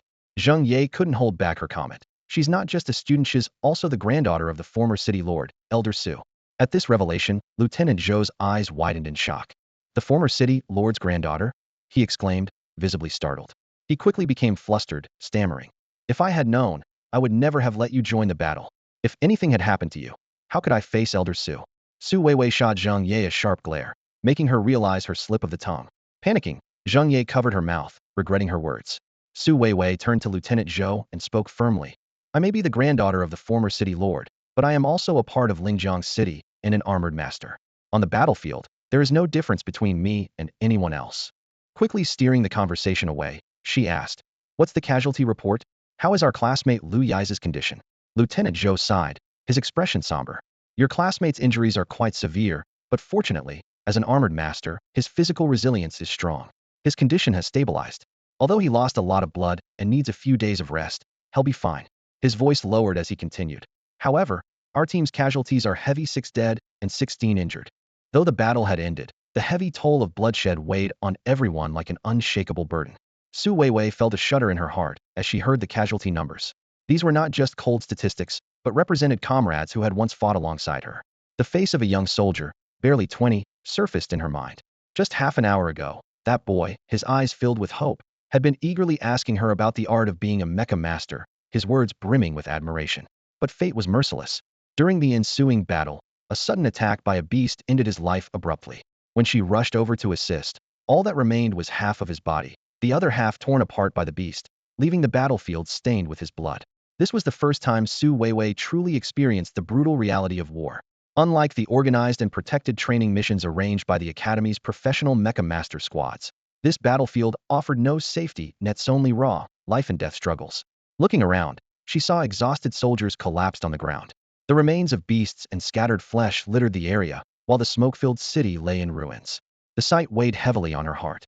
Half an hour later, a team of workers in hazmat suits arrived at the square in a truck. They immediately began processing the beast corpses, efficiently extracting crystals and dismantling valuable components. These spoils would be used for city reconstruction and compensating victims. Materials from elite-tier beasts could even enhance the power of Mecha Masters. Over here, there's a complete carcass of an elite-tier heavy armored bomb mouse. A worker's shout immediately drew everyone's attention. Vivi, does any of this have anything to do with us anymore? Wang Baobao propped himself up weakly, his gaze fixed on the heavy armored bomb mouse's body being dismantled. After all, it was a result of his and Lu Yi's combined efforts. Su Weiwei explained, right now, we're Academy students, so all cultivation resources are provided by the Academy. The spoils of war are handed over to the authorities. However, we do get academic credit as compensation, which can be exchanged for items like soul crystal mechas. Plus, we have priority to purchase the beasts we kill. She lowered her voice and added, of course, some people secretly keep the spoils, but if they're caught, the consequences are severe. At that moment, an urgent shout interrupted their conversation. Yi Yi. A cleanup worker in uniform was running toward Zheng Ye. Zheng Ye, seeing the man approach, frowned in annoyance. She stood up and began heading toward the shelter. I'm going to check on Louisa. It smells terrible here. The worker tried to follow her, but Zheng Ye snapped sharply. Don't follow me. Just focus on your work. Su Weiwei stepped in to smooth things over. Uncle, Ye's just really tired. She's not injured. The middle-aged man let out a sigh of relief. Ah, it's Miss Weiwei. I'm so glad you're all okay. I was worried sick. He glanced reluctantly toward the shelter before turning back to his work. Zheng Jiwei, stop daydreaming. We've got a lot to do today, a colleague called out. Old Jing, what's up with you today? Your efficiency's so low. Not feeling well. Nothing serious. Maybe it's just my age catching up with me. Su Weiwei noticed Wang Baobao's curious gaze. Unable to hold back, Wang Baobao whispered, "Who is this?" Sitting beside him, Su Weiwei turned her eyes toward the middle-aged man busy at work and spoke softly. "He's Zheng Ye's father, Zheng Zhiwei. He works as a beast corpse cleaner." Wang Baobao froze for a moment, his eyes widening in surprise. Then, with a puzzled expression, he asked, "So, they don't have a good father-daughter relationship?" Su Weiwei was silent for a moment before replying in a low voice. "Ye's situation is a bit unique. I don't like discussing others' family matters behind their backs, but this isn't exactly a secret at our academy. Instead of you finding out bits and pieces later, I might as well explain now." She glanced again at the man at work, her tone tinged with complexity. "His name is Zheng Zhiwei. He used to be a 7-star armor master." "A 7-star armor master?" Wang Baobao looked stunned, a trace of confusion flashing in his eyes. "But how did he end up as a beast corpse cleaner?" Su Weiwei nodded, sighing lightly. "You're probably wondering why someone with such a prestigious title would take on such a menial job. While it may seem like a logistical role, this work is actually very dangerous. Beast corpses come in various forms and can easily spread diseases. The risks are extremely high, and so is the mortality rate." She paused, her gaze distant as if recalling something. "Have you heard of the Nanyu City battle from 10 years ago?" "Nanyu City?" Wang Baobao frowned, trying to remember. After a moment, realization dawned on him. "Oh, the blue-striped python disaster." Su Weiwei nodded, her tone somber. "Yes, the blue-striped python. It was a king-level beast, massive in size, with distinct blue patterns on its body. It came from the ocean and had combat power comparable to a calamity-level beast. At the time, the southern coastal region was hit by a typhoon, and torrential rains flooded the entire Nanyu City. The blue-striped python took advantage of the chaos to attack the city." Wang Baobao suddenly remembered the historical accounts. Nanyu City had a titled armor master defending it, but even so, the blue-striped python was overwhelmingly powerful. 2 9-star armor masters were killed, and the titled armor master was severely injured, ultimately forcing an evacuation. The entire city fell. Su Weiwei's expression grew heavier.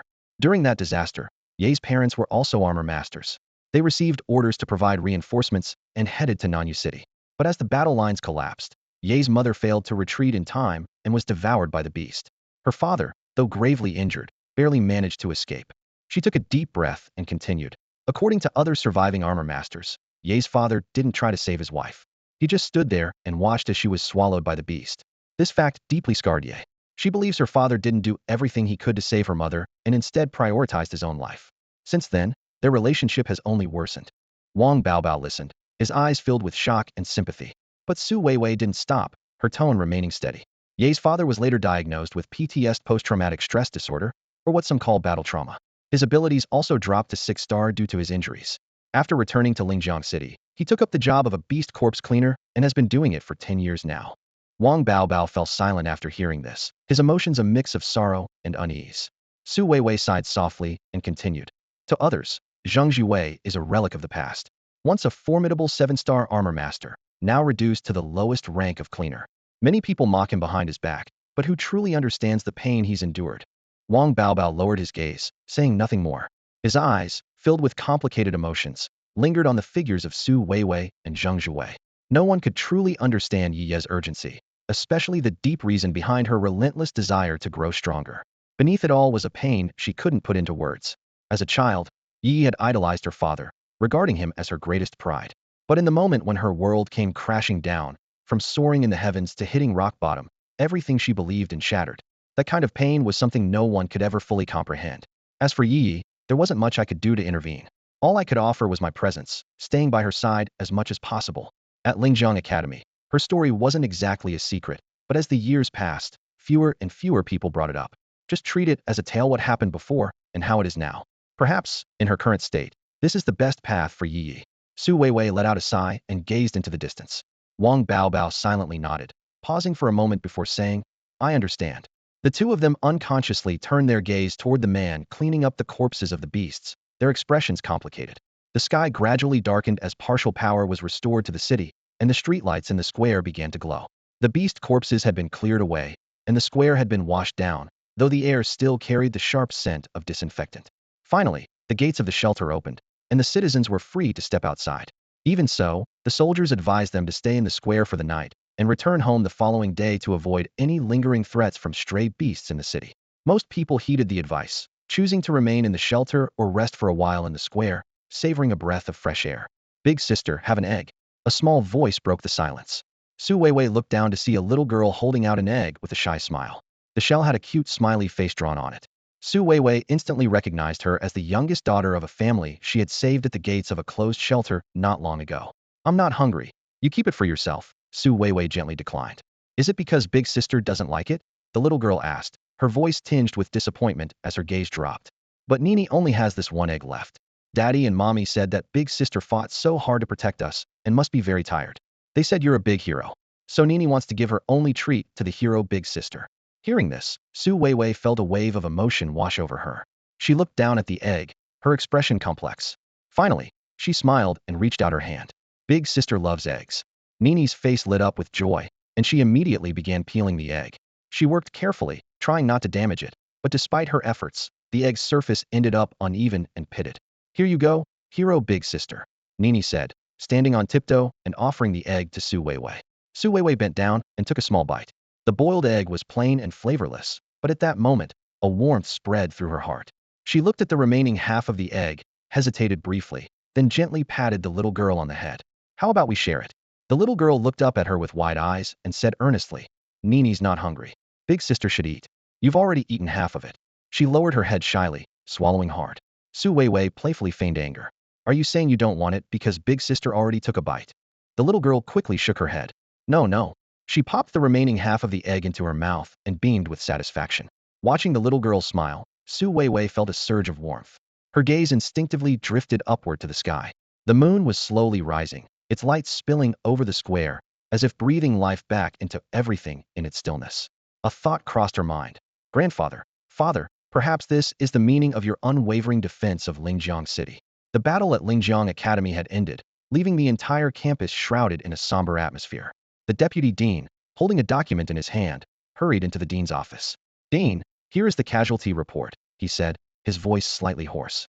Dean Ding took the report and glanced over the alarming numbers. 6 teachers killed and 17 severely injured, 39 students sacrificed, and 110 gravely wounded. The number of those lightly injured among the faculty and students accounted for nearly half of the entire academy. His grip on the report tightened unconsciously. The infiltration by the cultists this time was far too deep, the deputy dean said with a heavy expression. We discovered nearly 20 cult members within our academy alone. They specifically targeted our teachers and students, not to mention the threat posed by the beasts. He paused, his voice growing even lower. Mr. Yang Tianqing, the teacher of Special Class 1, to protect the students, he single-handedly fought against 3 7-star armored masters from the cult. Although he severely injured one of them and held out until reinforcements arrived, he himself sustained serious injuries. These damn cultists. Dean Ding gritted his teeth. This beast invasion is no coincidence. It's highly likely they were orchestrating it from behind the scenes. He stood up, his gaze resolute. Mr. Yang is a 7-star armored master and one of our most valuable teachers. Use all the academy's resources for his treatment. If we lack medicinal materials, he'll personally seek help from the old city lord. Make sure all the other wounded are properly cared for as well. Dean Ding continued issuing instructions. The bodies of the fallen must be handled with dignity. They are heroes who fought to the end against the beasts and cultists. Notify and comfort their families, support them in any way necessary. We must not let the departed feel unavenged. Meanwhile, the campus buzzed with discussions about the battle.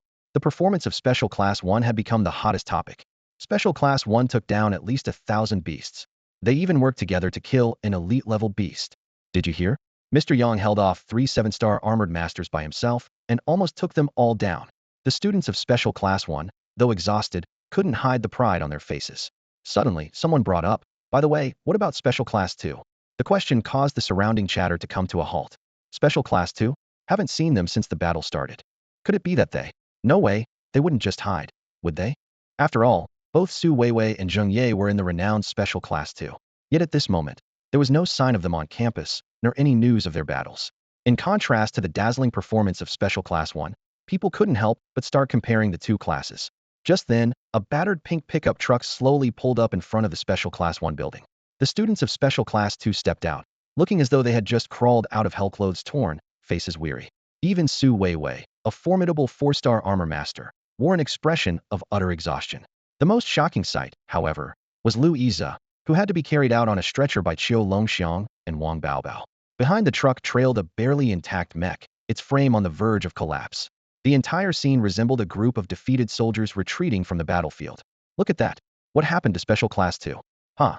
The fiercest battles in Linjiang City are happening right here at our academy, and they were nowhere to be seen. What kind of fight could they have been in? Figures. With a forge master like Qin teaching them, what good students could he produce? Mocking remarks rippled through the crowd.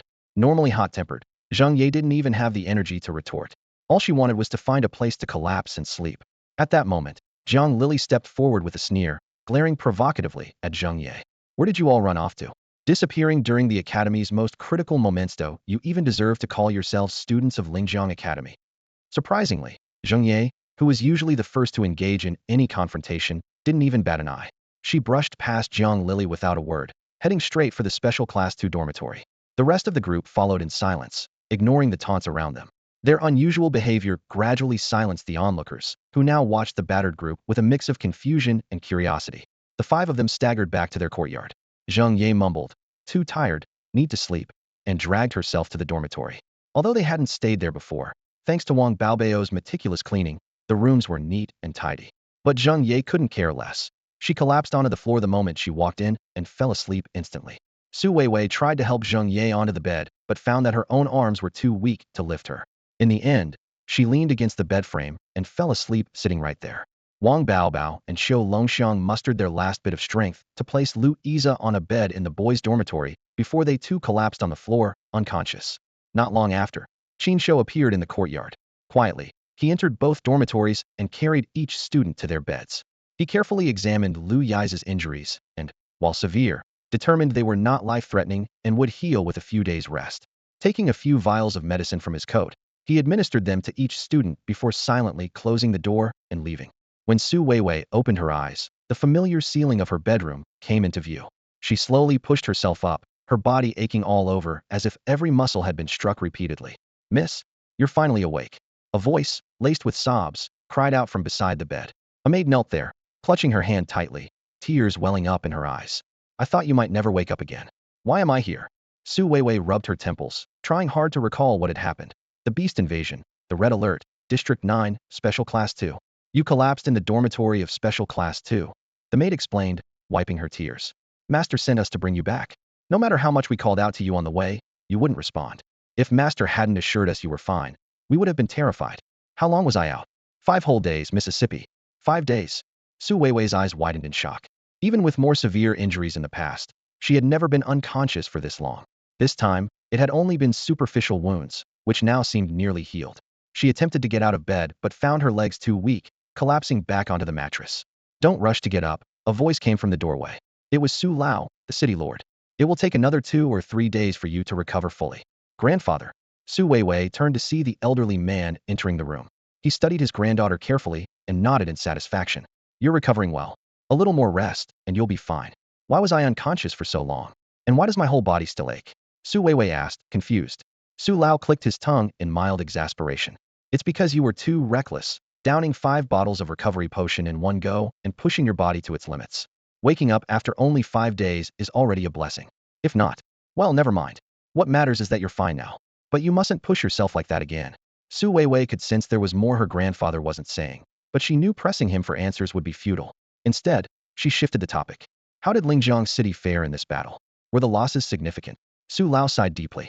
This beast invasion was deliberately orchestrated by someone. While the city itself remains intact, the losses were indeed considerable. Will this affect the upcoming Linjiang Tide? Su Weiwei immediately honed in on the critical point. "That's my granddaughter," Su Lao said, a hint of pride in his voice, before his expression turned grave. "As you know, the strategic resources needed for the Linjiang Tide are half prepared by us and half approved by the Alliance. Our enemies struck on both fronts, this time targeting the armored warriors and attacking our supply warehouses. Of the 5 storage points in and outside the city, the warehouse at the outer campus barracks alone has been burned down by over 70%. Fortunately, the city lord's warehouse remains intact," the elderly Lord Su said, rubbing his weary brow as he reported the battle's outcome to his granddaughter, Su Weiwei. "The elite Class 1 of Linjiang Academy led the students in a valiant defense, though we lost 30 of the supplies. Another warehouse was completely destroyed, but thanks to the intervention of the White Robe Ranger, the 3rd warehouse was preserved. Overall, we still have 60 of our strategic resources." He sighed and continued. "But the casualties were significant. Even teacher Yang Tianqing, the 7-star armor master of Lingjiang Academy's elite class, was severely injured. And now, the Lingjiang tide is almost upon us. Hearing mention of the elite class, Su Weiwei couldn't help but recall the discussions she overheard upon returning to the academy. She smiled wryly and said yes. The elite class defended the academy's warehouse. This battle has certainly earned them fame. Lord Su noticed the look on her face, and a flicker of understanding passed through his eyes. Are you feeling regretful that you weren't at the academy during the battle? With your abilities, you would have undoubtedly shown there, earning recognition from many. By comparison, the fight at the 9th district might seem insignificant to others, no matter how hard you fought. Su Weiwei froze for a moment, acknowledging that she had indeed felt a pang of doubt. But then, the image of the little girl who had given her an egg with a smiling face drawn on it came to mind. Resolutely, she said, I don't regret it. If I had to choose again, I'd still pick the 9th district. Lord Su broke into a broad smile. Grandpa, why are you smiling so strangely? Su Weiwei asked, unable to resist teasing him. I'm just proud that the Su family has a worthy successor, the old lord said seriously. Do you know the results of your efforts in the 9th district? Someone actually kept track of that? Su Weiwei shrugged indifferently. Lord Su enunciated each word clearly. The elite class 2 assisted the 9th district during this red-level beast invasion. In just 10 hours, you and the military killed over 6,500 beast-class creatures, including 312 complete forms and 1 elite-class beast. In terms of average kills per person, your group ranked first in the entire city. More than the elite class 1? Su Weiwei asked in disbelief.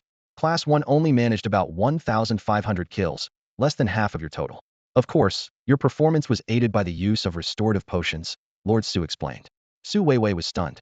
Memories of those grueling 10 hours resurfaced, the beast corpses piling up outside their defensive line, and their relentless determination to hold the line, never letting a single beast break through.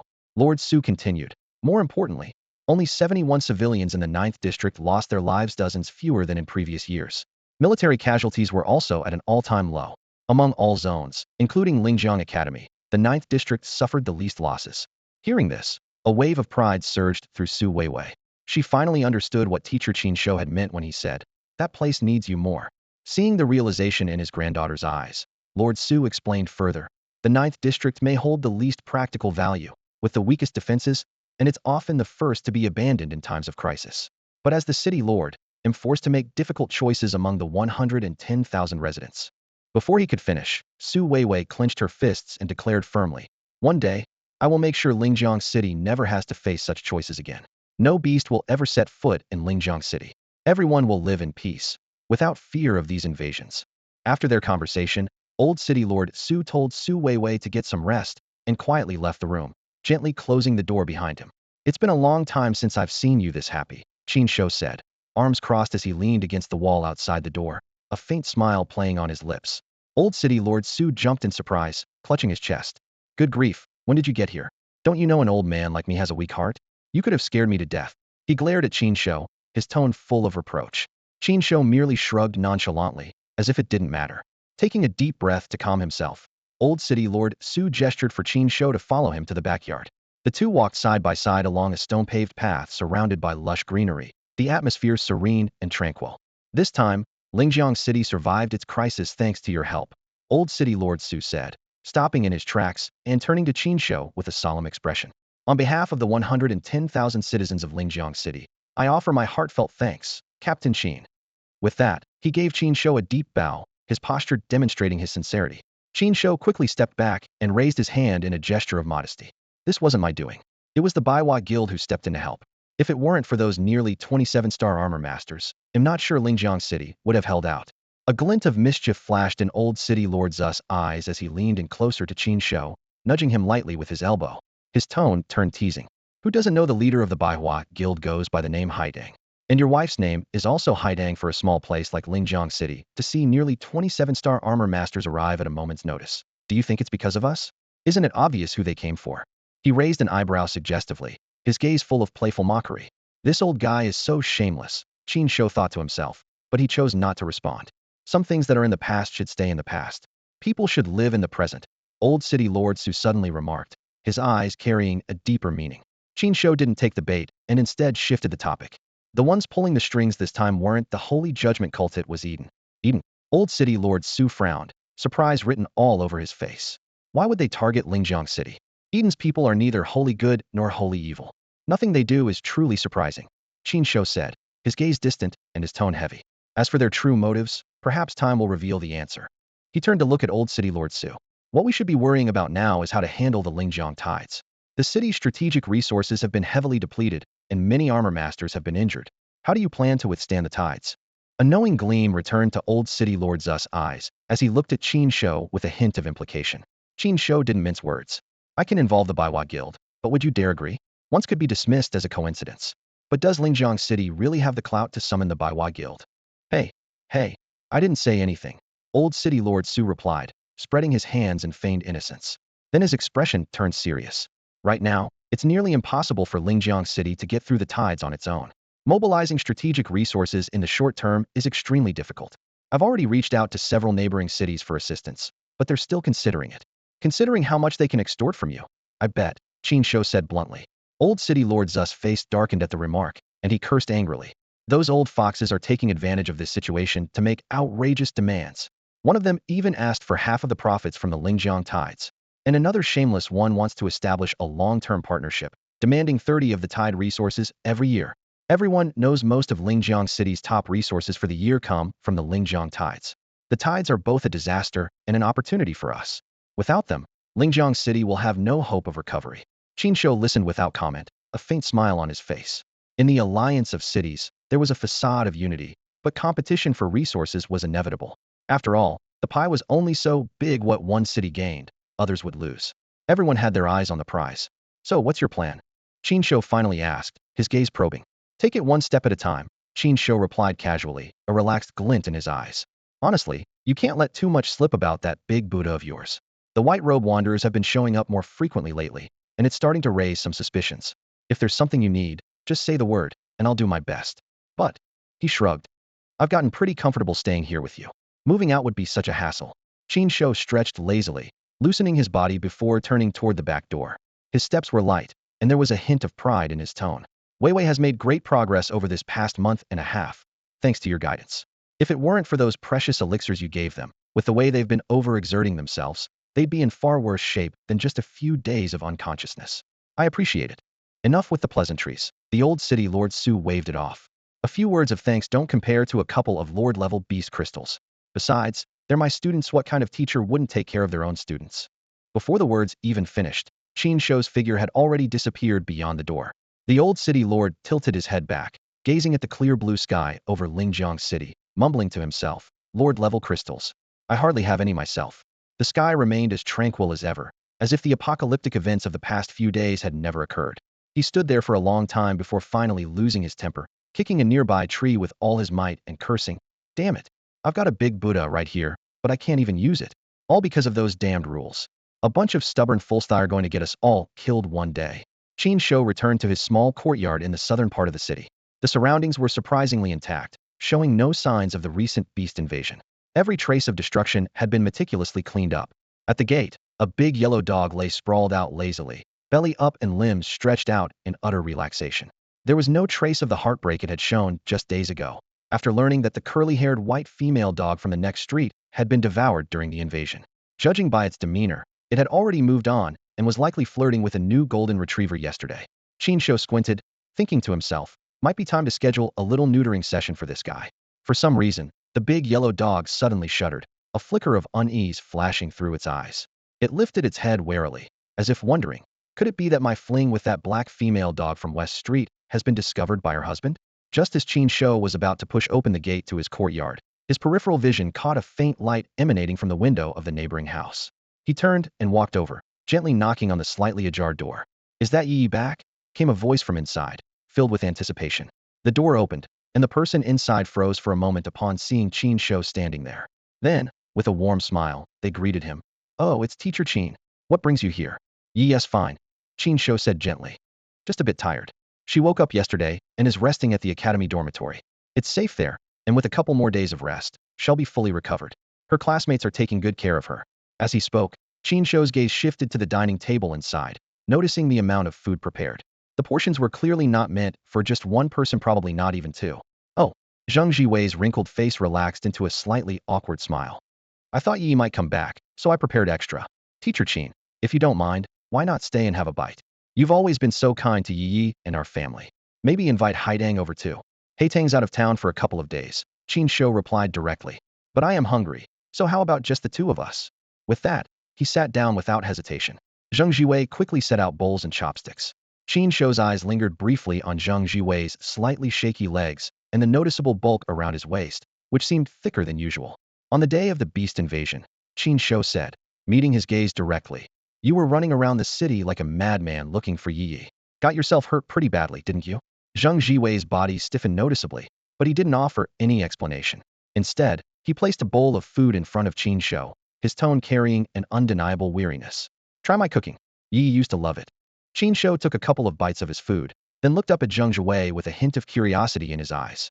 "I remember when we first met, you were someone who never said no to a drink. Why aren't you having any now?"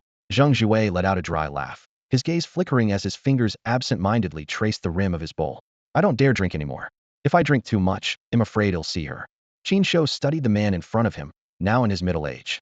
The slightly hunched figure revealed the passage of time. Would seeing her be such a bad thing? "If I see her, I'm afraid I won't be able to control myself."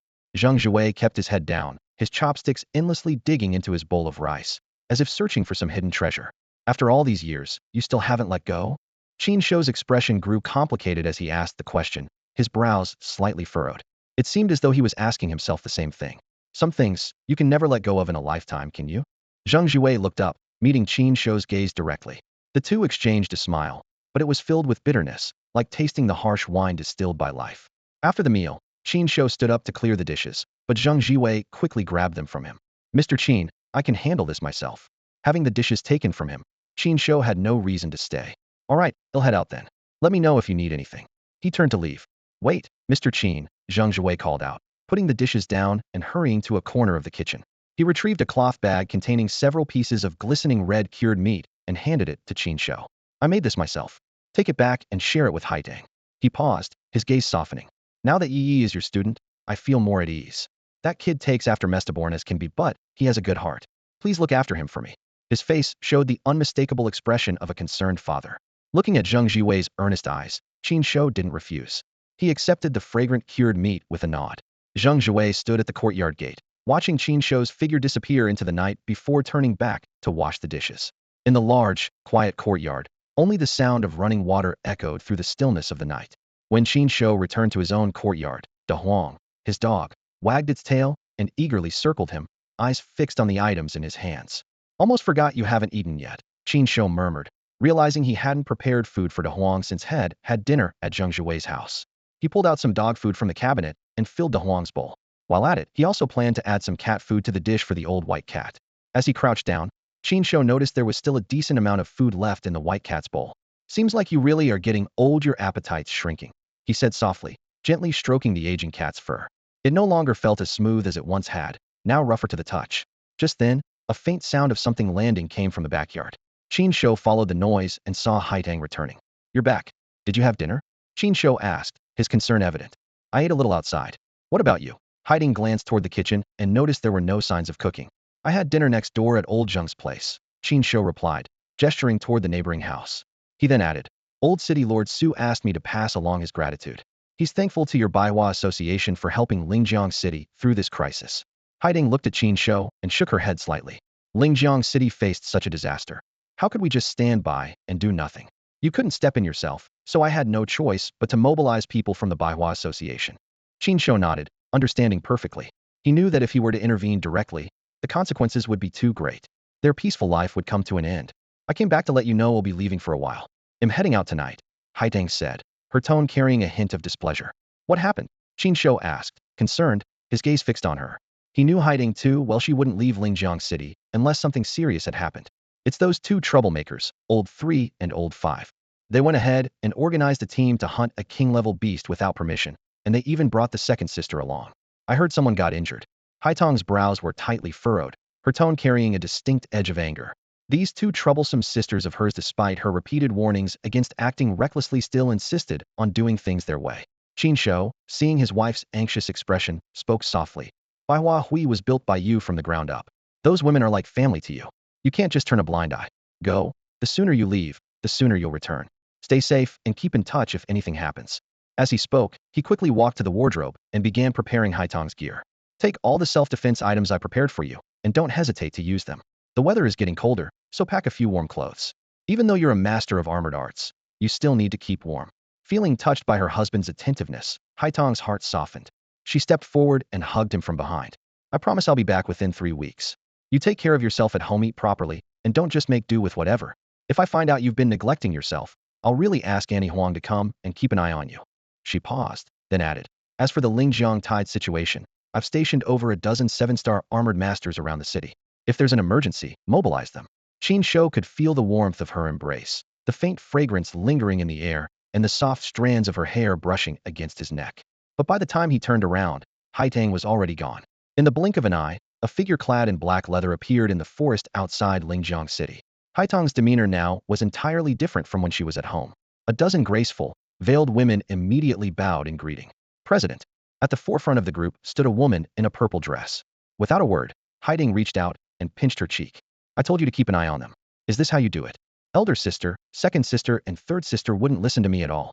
You know how stubborn fifth sister-ish barely listens to you. The woman in the purple dress protested pitifully. When I find them, I'll deal with all of you together, Haitang said sharply, shooting her a glare before turning to the others. You all stay here and protect him. Follow his commands. His orders are my orders. Understood. Yes, President, they responded in unison. The woman in the purple dress rubbed her reddened cheek and muttered under her breath. It's only been 20 days, and you're already missing your dear husband?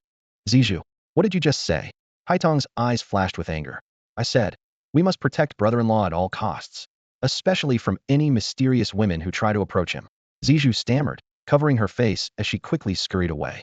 Looks like it's time to reinforce the rules of Baihua Hui, Haitang said coldly, her tone laced with menace. The surrounding women shivered, silently praying for their absent sisters. Before long, Haitang and Zizhu disappeared into the distance. The remaining women melted back into the forest, silently continuing their watch over the important man in the city. They all understood one thing. If anything were to happen to him, the president would stop at nothing to exact her wrath. A week had passed since the crisis of the beasts in Lingjiang City had ended. The city had mostly returned to its usual order, and the residents were resuming their normal routines. Apart from the severely damaged buildings and streets from the battles, the city looked much the same as it had before the crisis. In a small courtyard in the southern part of the city, Qin Shou lounged leisurely on a rocking chair, his legs crossed as he keenly observed the grueling training of 5 students in the yard. Their training uniforms were soaked with sweat, and their heavy, labored breathing filled the air. What's going on? Qin Shou frowned. After a few days of rest, your performance is worse than before? Have you all been slacking off? Su Weiwei was the last to collapse onto the ground, her chest heaving violently as she gasped for air. Her cheeks were flushed from the intense exercise. Who makes their students train again right after they've just recovered? Zheng Ye grumbled from where she sat on the ground, her tone carrying clear dissatisfaction and frustration. Your teacher does, Qin Shou replied with a faint smirk, his tone teasing before his expression turned serious. During the battle in Lingjiang City, you all exposed a lot of weaknesses. What weaknesses could we possibly have? Zheng Ye quickly retorted, her eyes flashing with defiance. We held the 9th district. Those outsiders might not know that, but you do. The tension in her jawline betrayed how deeply the academy's gossip had affected her mood. Qin Shou locked eyes with Zheng Ye, his voice calm, yet commanding. I won't deny that your accomplishments in the 9th district were significant. But let me ask you this, if it weren't for Wang Baobao's mental recovery potions, would you have lasted nearly 10 hours? He raised one finger. Defeating one elite-level beast cost you 1 member. He raised a second finger. And when 2 more elite-level beasts appeared, if not for the intervention of the Baihua Guild's Mech Master, would you still be here, training now? His voice rose slightly as he continued. What does all this mean? It means your training is insufficient. This time, you were lucky you had recovery potions, help from the Baihua Guild's Mech Master, and the Lingjiang City military. But can you guarantee you'll always be this lucky? Leaning forward, his gaze sharpened. Instead of hoping for luck, wouldn't it be better to focus on improving your own strength? At the very least, you should be able to take on a single elite-level beast by yourself, shouldn't you?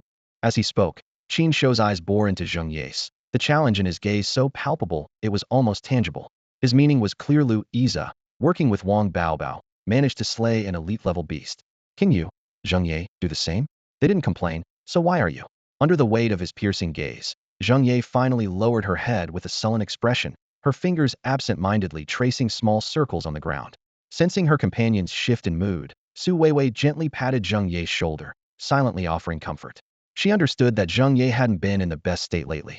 In this class, Wang Baobao's talent had always overshadowed everyone else's, Su Weiwei herself included. But at least Zheng Ye wasn't the worst. Now, however, The once unremarkable Louisa had become a 3-star Mech Master and performed outstandingly in battle. During the 9th District fight, it was clear to everyone that while he had worked with Wang Baobao to defeat the elite-level beast, Lu Yi's role had been pivotal. Even Xiao Longxiang, despite not having his own Sacred Soul Mecha, had excelled in combat while piloting the Heavy Punisher. In this elite class too, Zheng Ye had inadvertently become the weakest link. The pain of this realization was evident in her eyes, as if an invisible mountain weighed on her chest, making it hard for her to breathe. 15 minutes of rest, then we'll start the next round of training, Qin Shouyi announced, reclining back onto his rocking chair and closing his eyes, as if the scolding moments ago had never happened. Unbeknownst to the 5 of them, their individual training regimens had been quietly intensified by 30 to 40%. After engaging in life-and-death battles with the beasts, each of them experienced a qualitative leap in strength. Louisa had solidified the foundation of his 3-star level, and if not for Xiao Longxiang's injuries, he might have already broken through to the 4-star level. Zheng Ye was only one step away from advancing to 4 stars as well. More importantly, the combat techniques honed through real battles had transformed them all. The only thing holding them back was the current configuration of their Holy Soul mechs. This was especially true for the Huzhou model piloted by Louisa and Zheng Ye, as these mass-produced mechs were incapable of fully unleashing their combat potential. During a break, the 5 of them sat together, chatting casually. The conversation ranged from their fierce battles with the beasts to the unfair treatment they had faced at the academy. Why aren't we allowed to talk about our achievements in District 9? The number of beasts we killed isn't any less than anyone else's, Zheng Ye exclaimed indignantly. She grew even more furious at the mention of Jiang Lily, who had been commended at the Academy's General Assembly, clenching her teeth in frustration. Missy, all you faced are some cold stares and gossip, Xiao Longxiang said with a bitter smile, shaking his head. Isa and I were outright mocked in the hallways. Just this morning, someone sarcastically asked if we were hiding during that time. Compared to them, Su Weiwei, Zheng Ye, and Wang Baobao had only been the subjects of behind-the-scenes chatter, while the 2 of them had become the targets of direct ridicule. Let them say whatever they want. As long as we know what we've done, that's all that matters, Su Weiwei said calmly. Ever since her heartfelt conversation with her grandfather that night, her mindset had noticeably matured. The 15-minute break flew by, and the next round of grueling training resumed. By noon, just as Wang Baobao was about to take out his lunch, Qin Shouyi suddenly spoke up. Join me for lunch today? Everyone, come with me. The 5 followed Qin Shouyi to the small courtyard next door, where the kitchen was already stocked with ingredients. Who's good at cooking? Make 5 dishes and a soup, just enough for the 6 of us, Qin Shouyi said, pointing to the kitchen. Are you asking us to be your cooks? Zheng Ye exclaimed, her eyes wide. What's wrong with students making a meal for their teacher? Qin Shouyi replied with a smile. He'll do it. I can cook, Lu Isa volunteered, and Wang Baobao eagerly offered to assist him. Even Xiao Longxiang, who had been pampered his whole life, wanted to help, though he was more of a hindrance than a help. Su Weiwei and Zheng Ye, clueless when it came to cooking, could only stand by anxiously. In the front yard, Qin Shouyi lounged leisurely in a chair, stroking a fluffy white cat in his arms while occasionally glancing at the big yellow dog at his feet. From time to time, his gaze drifted toward the kitchen, where the 5 were busy at work. Before long, a simple meal was served, and the 6 of them sat down to enjoy this special lunch together. Since everyone was already familiar with each other and the morning training had left them exhausted, Su Weiwei and Zheng Ye wasted no time picking up their bowls and eating heartily. The first to put down his chopsticks was Qin Shouyi. His movements paused, and his eyes subtly glanced around. Eating this fast, Haidang would surely have something to say about him again. He raised his head and looked at the 5 people in front of him, only to suddenly realize that Haidang was gone. The subtle sense of absence left him momentarily stunned. He had grown so accustomed to her presence that whenever she wasn't around, he felt a bit lost. After we finish eating, Louisa and Zheng Ye, come to the workshop in the East Room. Qin Shouyi broke the silence. Huh? What for? Zheng Ye raised her eyebrows suspiciously, her questioning gaze fixed on Qin Shouyi. If you want to improve your skills quickly, relying solely on the Wuzhu isn't enough. I plan to design a new Saint Soul mech for you too. First, we need to collect some data on your physical condition, so we'll arrange a checkup later, Qin Shouyi said calmly. As soon as he finished speaking, everyone instinctively looked up, their eyes all focused on him. A new Saint Soul mech? Xiao Longxiang, though still recovering from his injuries, did not immediately speak up, but silently listened. Your current Saint Soul mech is sufficient for the current training demands. We'll address upgrades once you've fully recovered, Qin Shouyi said, glancing at him with a tone of reassurance. However, Lu Isa hesitated before speaking. Getting a new Saint Soul mech is expensive. This isn't a small expense. Not just me, I am not sure the Academy would even be willing to spend that much money. Don't worry. Someone else will cover the cost, Qin Shouyi replied nonchalantly, completely unconcerned. Su Weiwei couldn't help but chuckle. She had already guessed that the bill would end up on the city lord's accounts. It gave her further insight into Qin Shouyi's usual approach. Zheng Ye, on the other hand, said nothing more but couldn't hide the sparkle of excitement in her eyes. Though she had never fully acknowledged Qin Shouyi's strength, she had to admit that as a mech craftsman, his skills were impeccable. Especially his Saint Soul Mech Savannah dog had a set of Earth-grade mechs. His expertise was undeniable. After finishing their meal, Qin Shouyi took Lu Iza and Zheng Ye for a thorough physical examination. The equipment in the workshop was already prepared. Since the Saint Soul mechs were to be custom-made for them, the more precise the data, the better the results would be. Once everything was in order, Qin Shouyi prepared to lead the group back to the outskirts of the academy to resume their training at Huangshuling. However, just as they stepped out of the courtyard of Special Class 2, they ran into the teachers and students from Class 1 next door. Their eyes met, and the atmosphere grew subtly tense. Yang Tiancheng sat in his wheelchair, the bandages on his body particularly conspicuous. Behind him, a student pushed the wheelchair with steady steps. When they encountered Qin Shouyi and the others from Special Class 2, the students from Special Class 1 couldn't help but reveal a hint of provocation in their expressions. Especially Jiang Lily, whose gaze toward Zheng Ye was filled with contempt. The corners of her mouth lifted slightly, as if savoring this coincidental encounter. What a coincidence to see you all here. Her tone carried an unmistakable air of arrogance. At that moment, Dean Ding approached with a male teacher. Everyone greeted the dean respectfully. With a faint smile, Dean Ding introduced, perfect timing. Let me introduce someone to all of you. This is Yi Tianming, the newly appointed assistant instructor for the special classes. Yang Tiancheng's eyes flickered, clearly surprised. He looked at Yi Tianming, a trace of astonishment flashing in his gaze. Yi Tianming, are you the Yi Tianming from Yanqing? Professor Yang, you know me? Yi Tianming seemed equally taken aback and asked softly. The top genius of Yanqing in the past decade, a 5-star Mech Master in his early 20s, Yang Tiancheng remarked, giving Yi Tianming a brief, yet meaningful glance. His tone carried a hint of regret. Not to mention, he possesses considerable combat experience. He paused, a complex emotion flickering in his eyes. The surrounding students finally processed the information and began whispering among themselves. I didn't expect Yi Tianming from Yanqing to come to Huzhou City as an assistant instructor. Su Weiwei froze slightly upon hearing this and couldn't help but explain. This Yi Tianming is indeed a tragic genius. At 13, his mental strength was tested at an A level. In just 3 months, he advanced to a 1-star Mech Master, reached 2 stars within half a year, and became a 3-star Mech Master by 15. Before turning 17, he had already achieved 4 stars, and by the time he was not even 20, he entered the ranks of 5-star Mech Masters. He wasn't just a genius of Yanqing. Even people in southern cities regarded him as a top-tier figure. Su Weiwei sighed softly, her gaze turning complicated as she looked at Yi Tianming. But fate is unpredictable. Half a year ago, during an outdoor training mission, his team was ambushed by a pack of exotic beasts. To cover his teammates' retreat, he suffered severe injuries. Worse yet, one of the beasts self-detonated, and the crystal shard from the explosion struck his head. Since then, he's been unable to summon his sacred soul mecha. That's so tragic, Wang Baobao muttered, covering her mouth, her expression filled with pity. He had such a bright future ahead, and now it's hard to imagine. Qiu Longxiang, hearing this, felt a pang of empathy in his heart. Could he face a similar fate? Deep in thought, he asked, didn't Yanqing try to find a way to heal him? Su Weiwei shook her head. Of course, they did. For a genius like him, any city would spare no resources. But the problem is, the crystal shard from the exotic beast is embedded in a critical part of his brain, pressing against his nerves. Modern technology can't remove it. Moreover, the shard is from an exotic beast's crystal, and even the slightest disturbance could release immense energy. A single mistake during surgery could cause Yi Tianming to lose consciousness forever or even result in brain death. No one dares to take that risk. What a terrible shame, Wang Baobao murmured, her gaze returning to Yi Tianming, her heart stirring with a mix of emotions. At this moment, Dean Ding continued the introductions. This is Professor Yang Tiancheng from Special Class 1, and this is Professor Qin Shouyi from Special Class 2. As soon as the dean finished speaking, everyone's attention shifted to the 2 teachers. The atmosphere grew subtle and quiet. Since Teacher Yang is severely injured and in critical condition, Assistant Teacher, you will be responsible for managing the daily affairs of Class 1 in the special grade for the time being. Dean Ding turned to ask Qin Shouyi for his opinion. Teacher Qin, are you okay with this arrangement? Qin Shouyi shrugged and replied expressionlessly, no problem. Yi Tianming glanced at Qin Shouyi with curiosity.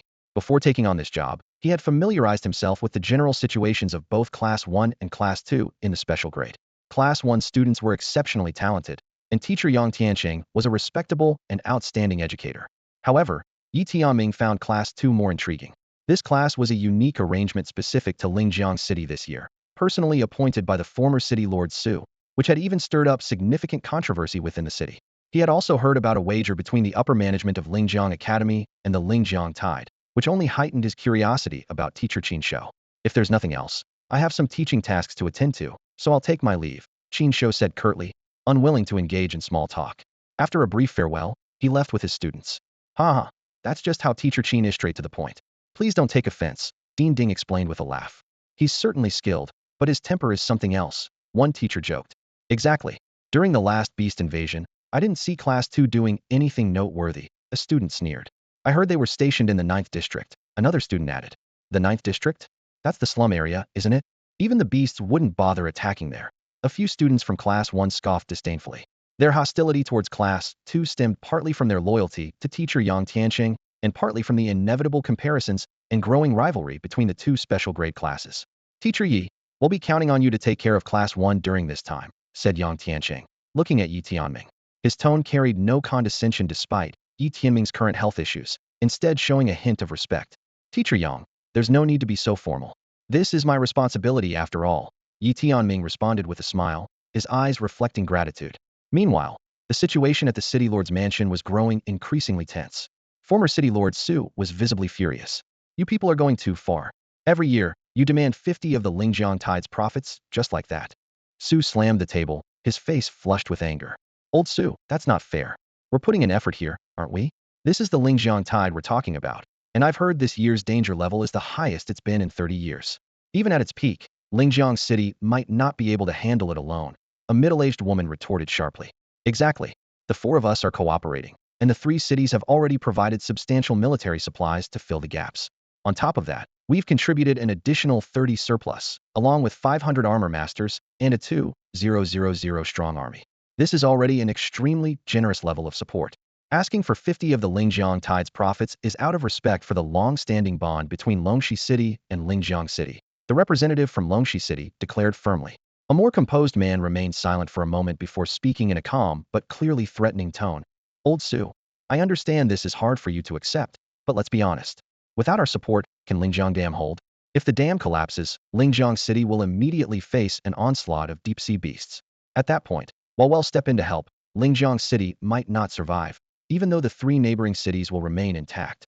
The former City Lord Su glared at the three representatives before him, feeling a wave of exhaustion wash over him. His gaze was filled with disappointment and anger. Old Yin, do you really have no regard for the friendship we've shared over the years? Old Su, let's stop with the sentimentality. Initially, we were planning to demand 60 of the Lingjiang Tide's profits, but Old Yin intervened, and we all compromised. Now Yin City is taking 15, while the remaining 35 will be split evenly between Baihe City and Longxi City. You should be grateful for this, the woman said coldly, pushing a document across the table and staring intently at Su. A cold sweat ran down Zu's back. He knew that signing this agreement would mean Lingjiang City's future would forever be under the control of these other cities. Just as the atmosphere became suffocating, a loud voice suddenly boomed from outside the room. You people are going too far. As the voice echoed, a burly man stepped into the room. On his chest gleamed a golden badge depicting a ferocious tiger.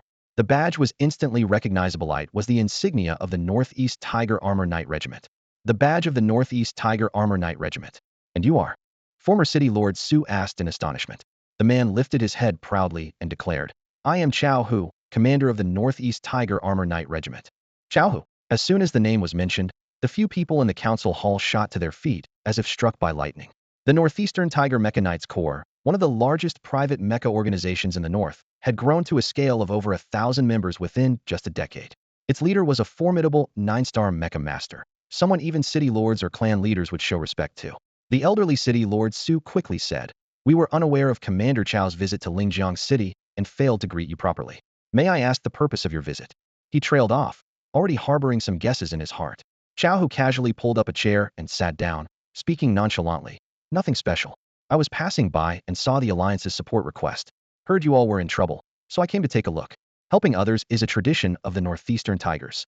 You mean you're here to help us resist the Lingjiang Tide? City Lord Su asked in surprise and delight. That's right. Chao Hu grabbed a teapot and took a hearty swig directly from it. A representative from Baihe City frowned and asked, What are your terms? Clearly, they hadn't expected such an unexpected savior. Chao Hu's eyes glinted as he replied, Just standard market rate commissions. A middle-aged man from Longxi City chuckled. Commander Chao, Lingjiang City is barely scraping by right now. You might have picked the wrong place for business. Who said payment has to be made now? Chow Hu grinned slyly at City Lord Su. Market rate, but a year or two down the line. We'll settle it privately. I've brought 3 mecha squads, 300 people in total, with all supplies fully self-sufficient. The people present felt as though they were dreaming. City Lord Su exclaimed excitedly. This is incredible. Commander Chow, you're truly saving Lingjiang City. I'll prepare a banquet immediately. No need. Chow Hu waved him off. I still have someone to meet. Just prepare some food for the brothers outside the city. After Chow Hu left with City Lord Su, the remaining 3 exchanged uncertain glances. So what do we do now? After the training session, Qin Shouyi drove the students back to the academy's side gate in his pink pickup truck. On his way home, as the truck pulled up to his small courtyard, he suddenly slammed on the brakes. There, sitting at the entrance, was a little girl with an old, oversized backpack beside her. She was dressed in a thick white coat, a white mink hat perched on her head, revealing short white shoulder-length hair beneath the brim. On her feet were a pair of white winter boots. The sudden stop of the car startled the little girl. Instinctively, she tightened her legs and looked up, her large, watery eyes filled with a hint of fear as she stared directly at Qin Shouyi, who was watching her from inside the car. Qin Shouyi observed her carefully and realized that she was probably under 10 years old. Her delicate features and distinct mixed race appearance gave her a look suggestive of Western European heritage. Who are you? Why are you crouching at my doorstep? Qin Shouyi stepped out of the car and looked down at the girl sitting at the entrance, his tone laced with impatience. As he spoke, he suddenly realized that she might be a foreigner and might not understand Chinese. Just as he was about to switch to English, the girl timidly spoke up. Ari, Qin Shouyi. Her Mandarin was clumsy and accented but comprehensible. What surprised Qin Shouyi the most was that she had called him by a name he had once used in the past. Qin Shouyi. Qin Shouyi frowned slightly, glancing around to ensure no one else was paying attention before fixing his gaze on her. How do you know my name? The girl held his gaze silently for a long moment. Then, she slowly stood up, dusting off her pants, and reached into her pocket to pull out a photograph. After glancing at it briefly, she looked back at Qin Shouyi, mumbling something under her breath. Qin Shouyi, growing impatient, snatched the photo from her hand. The 2 people in the photo immediately caught his attention. One was a man in his 40s with handsome Western European features, and the other was a young, vibrant-looking Asian man in his 20s. It was Qin Shouyi in his younger days. Give me back my photo. The girl stood on tiptoe, desperately trying to reclaim her cherished possession. What's your connection to Ivan? Qin Shouyi asked coldly. Are you really Qin Shouyi? Do you know Uncle Ivan? The girl's eyes lit up with a trace of hope, as if she had found a lifeline. She crouched down and rummaged through her oversized backpack, eventually pulling out an envelope, which she handed to Qin Shouyi. This is from Uncle Ivan, he said. Once you read this letter, you'll understand. After speaking, the girl stood there nervously, watching Qin Shouyi with wide eyes, her gaze lingering on the photo he held. Qin Shouyi took the letter, opened it, and couldn't help but sigh inwardly. Why did people keep delivering letters to him lately? First, it was the Wang family bringing Wang Baobao to him, and now this little girl had shown up with a letter. The handwriting on the letter was somewhat messy. Qin Shouyi's hands trembled slightly as he held the envelope, his eyes catching the familiar name on it, Ivan. The letter read, Dear Brother Qin Shouyi, it has been over 10 years since we parted ways in the northern lands. After that incident, news of you became scarce within the Eastern Alliance, but I have no doubt that, with your abilities, you must be doing well. Whenever I recall our days in Ekaterinburg, drinking vodka and admiring the beauty of northern women, I can't help but feel a tinge of regret. Those moments will never come again. By the time you read this letter, you should have already met the little one. She is my sister's daughter, innocent yet pitiful. There is no longer a place for her to live in the northern lands, and I can no longer protect her. After much deliberation, I believe that being by your side is her best chance to grow and thrive. I hope you will forgive my decision to send her to you without your consent. I have a small favor to ask. Please treat her as your student. She is not only my sister's child, but also one of my most cherished pupils. She may be a bit slow, but she is incredibly obedient and willing to learn. While her progress might be gradual, I ask for your patience and understanding. If she makes mistakes, feel free to correct her directly, but please refrain from scolding her. She is very timid and might cry herself to sleep at night. And please, do not send her away. She has nowhere else to go. Ivan. Qin Shouyi stared at the familiar name on the letter, his fingers tightening around the envelope as a complex wave of emotions surged within him. He noticed that Ivan's handwriting lingered on the last line, as if he had deliberately pressed down hard while writing 2 final words as farewell. Qin Shouyi folded the letter and turned his gaze to the timid little girl standing before him, looking up at him with wide eyes. She was dressed in the distinctive attire of the northern Regionsa, white mink hat and white cotton boots, both stained with mud, evidence of her long journey southward. What's your name? Qin Shouyi asked. Anna Ivanovna Ivanova, the girl replied softly. You can call me Annie. How did you find your way here? Qin Shouyi asked curiously, studying the girl who couldn't have been more than 10 years old. It was hard to imagine how she had traversed mountains and rivers all the way from the northern lands to Linjiang City. Uncle Ivan asked a big, bearded man to bring me here, Annie explained. And what's the bearded man's name? Qin Shou inquired. Annie furrowed her brows in thought for a moment, then shook her head. I forgot. Qin Shou didn't press further. Instead, he said seriously, Uncle Ivan and I are friends. From now on, you'll stay with me. Here, my name is Qin Shou, not Qin Shouyi. Remember that. You can call me Brother Qin Shou. Do you understand? Annie nodded quickly. What's my name? Qin Shou pointed to himself to confirm. Brother Qin Shou, Annie replied in her clear, childish voice, though her accent gave the words a slightly peculiar sound. Wait here for a moment while I park the car, Qin Shou said, turning to leave, but Annie called out to him. Brother Qin Shou, she mustered her courage to say. Could you give me that letter? It's the only thing Uncle Ivan left me. Qin Shou handed the letter to her. Annie carefully tucked it back into the envelope and solemnly placed it into her backpack. After parking his pickup truck in the garage beside the east wing, Qin Shou walked through the east house and opened the gate to the front yard. There, Annie stood with a backpack nearly as tall as she was. From behind, it was almost impossible to see her small frame. That backpack looks heavy. Let me carry it for you, Qin Shou offered, reaching out, but Annie clung tightly to the straps. Annie can carry it herself. Everything inside is all Annie has left, she said firmly. Sensing her determination, Qin Shou didn't insist. Come in. There are dogs and cats in the yard, you mind. Before he could finish, a large yellow dog came bounding over. To his surprise, Annie wasn't scared. Instead, her face lit up with a childlike joy. She reached out as if to pat the dog's head, but hesitated, glancing at Qin Shou for permission. If you want to pet it, there'll be plenty of time after you settle in. Let's go check out your room first. Obediently, Annie followed behind Qin Shou, occasionally glancing back at the yellow dog with a look that seemed to say, wait for me. Little doggy'll come play with you soon. They passed through the north house and into the backyard. Qin Shou paused to explain. The place where you came in earlier is the front yard.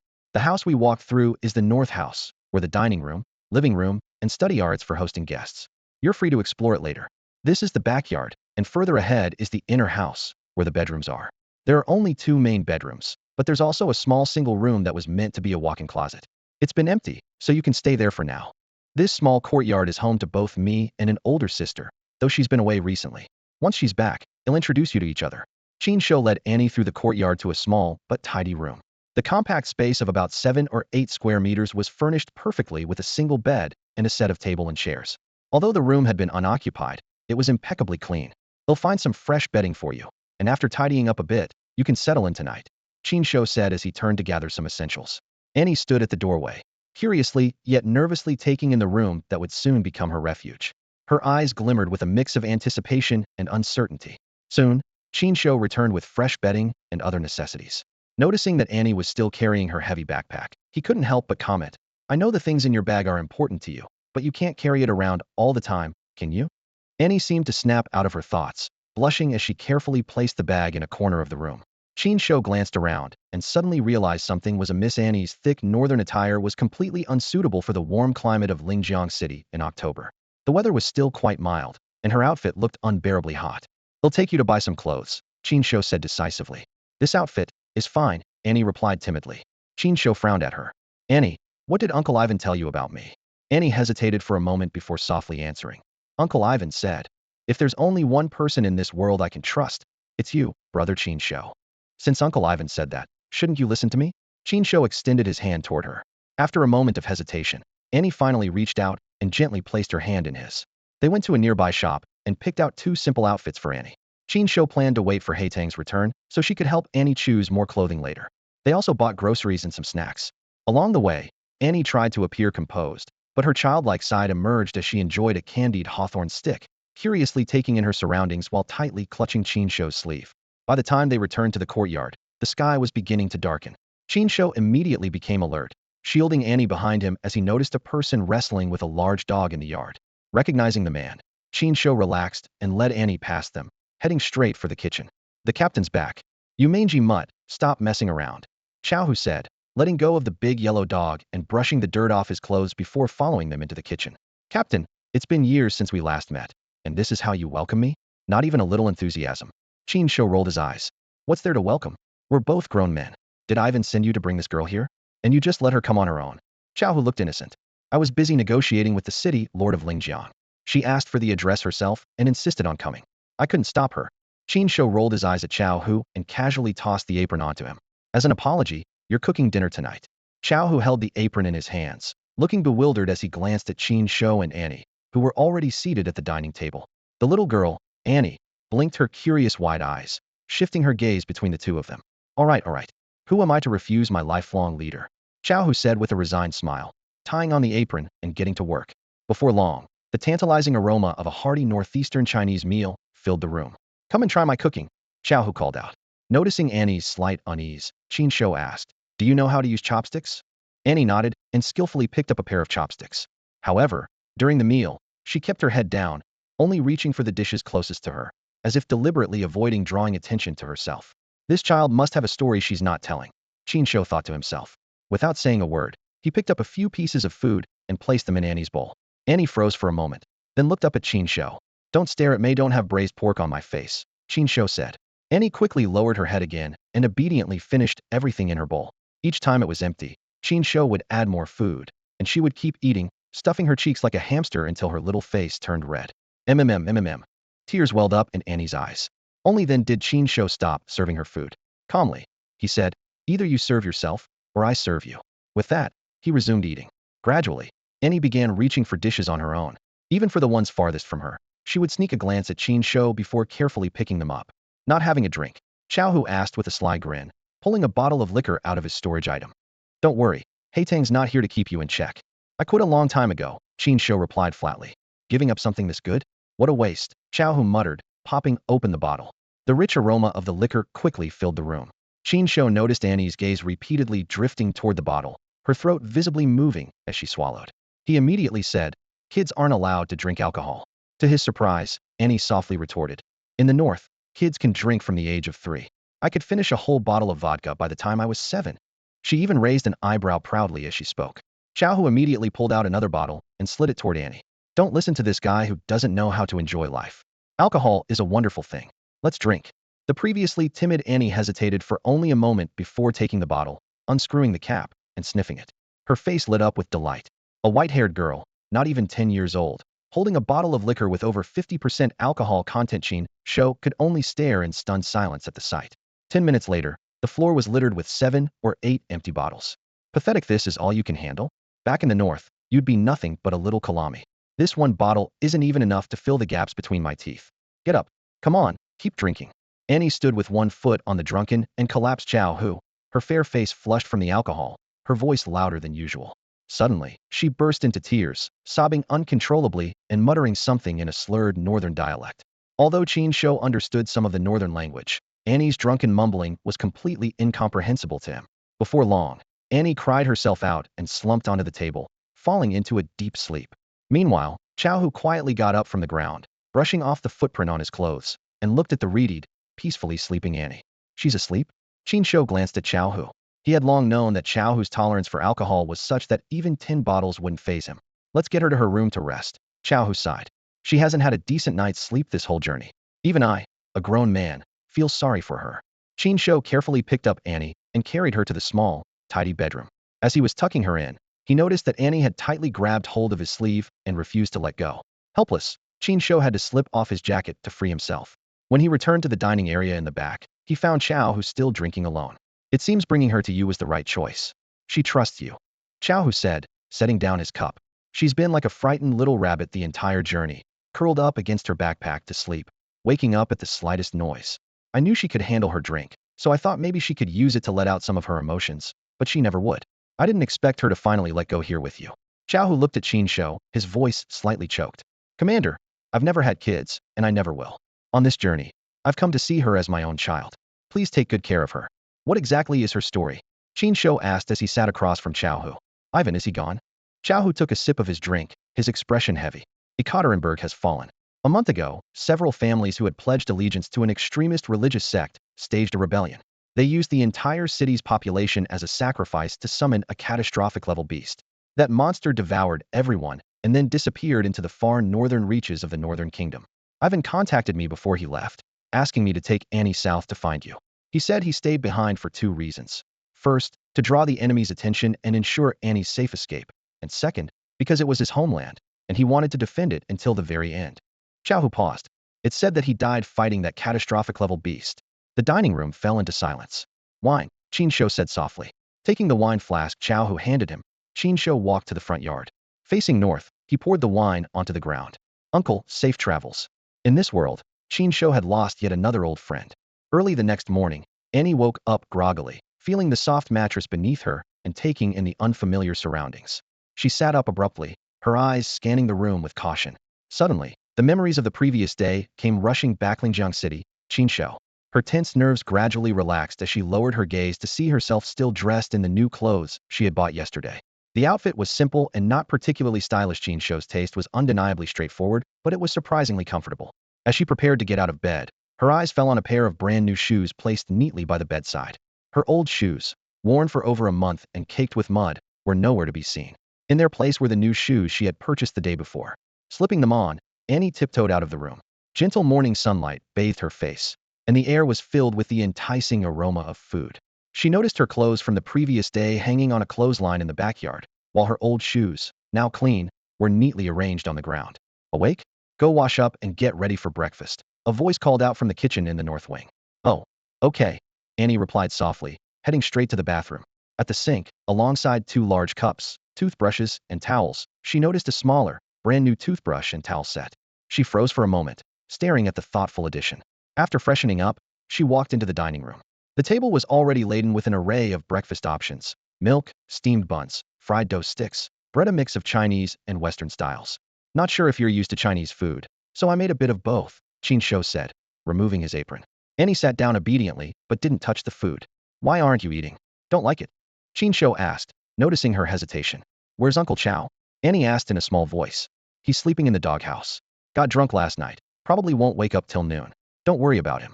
Let's eat, Qin Shou replied, picking up a steamed meat bun with his chopsticks and placing it in Annie's bowl. I can get it myself, Annie murmured timidly, still haunted by the memory of being force-fed the night before. All right, Qin Shou nodded. The two ate their breakfast in silence, the atmosphere slightly awkward. Neither spoke again. Once the meal was over, Qin Shou began clearing the table, but Annie quickly stood up, taking her own bowl and chopsticks. I can wash the dishes, she offered. Qin Shou frowned slightly as he looked at the petite girl before him. There was a heartbreaking sense of maturity about her, as if she constantly worried about others' feelings and sought to prove her worth, afraid of being abandoned. You're not familiar with the place yet. He'll wash today.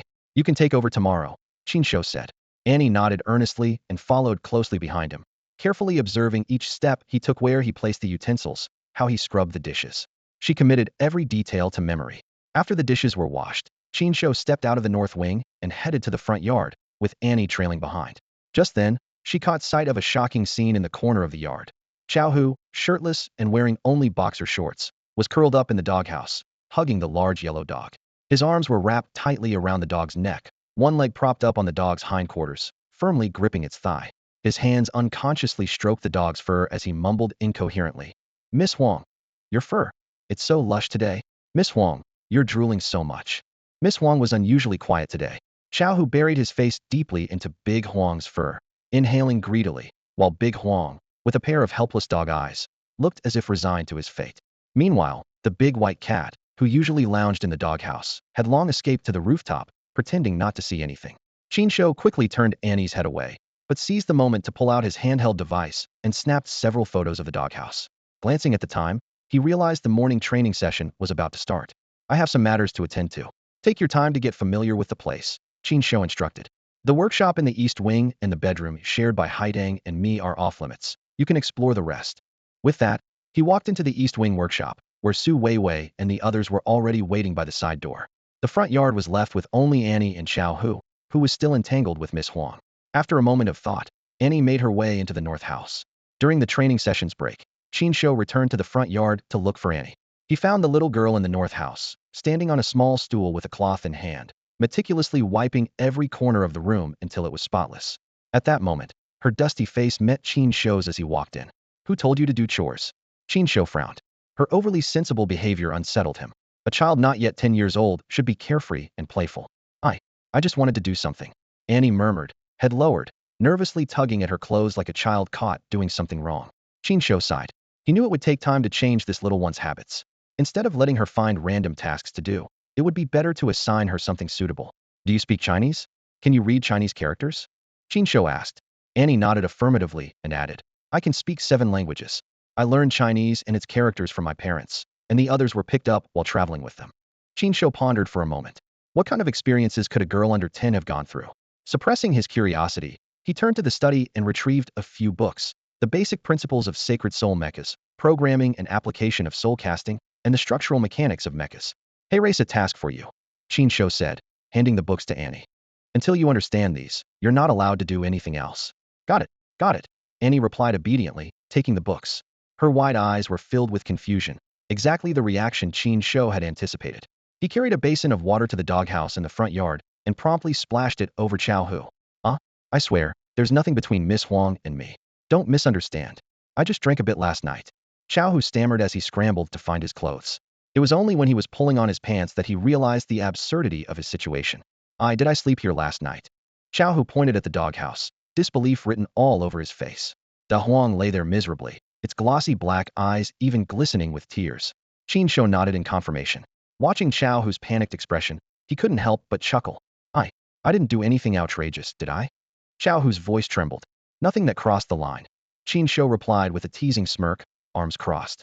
Except for you petting Da Huang non-stop, calling it Miss Huang, and insisting on a kiss tongue and all. Upon hearing this, Chao Hu bolted to the bathroom, where the sound of violent retching soon echoed. Quick, get me a disposable toothbrush. Qin Shou handed over the toiletries with a grin. Chao Hu stayed in the bathroom for a full half hour, during which Qin Shou even managed to step out to supervise the students' training. When he returned to the courtyard, he found Chao Hu and Da Huang staring at each other, the atmosphere heavy, almost like a couple on the verge of a breakup. Why didn't you wake me up last night, Commander? Chao Hu asked in anguish. I tried, Qin Shou shrugged.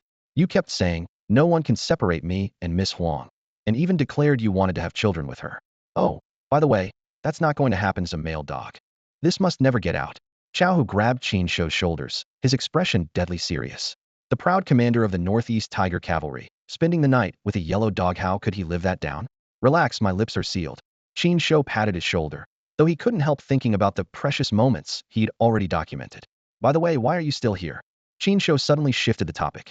Commander, you're kicking me out right after we reunited? Chao Hu looked at him with a wounded expression. Qin Shou explained, I'm currently training some students. You can't meet them, or my identity will be exposed. You're taking on students again, Commander? Chao Hu exclaimed, delighted. What do you mean again? You're making it sound like I've done this before. Maybe you don't admit it, Chao Hu grinned. But back then, who didn't see themselves as your student?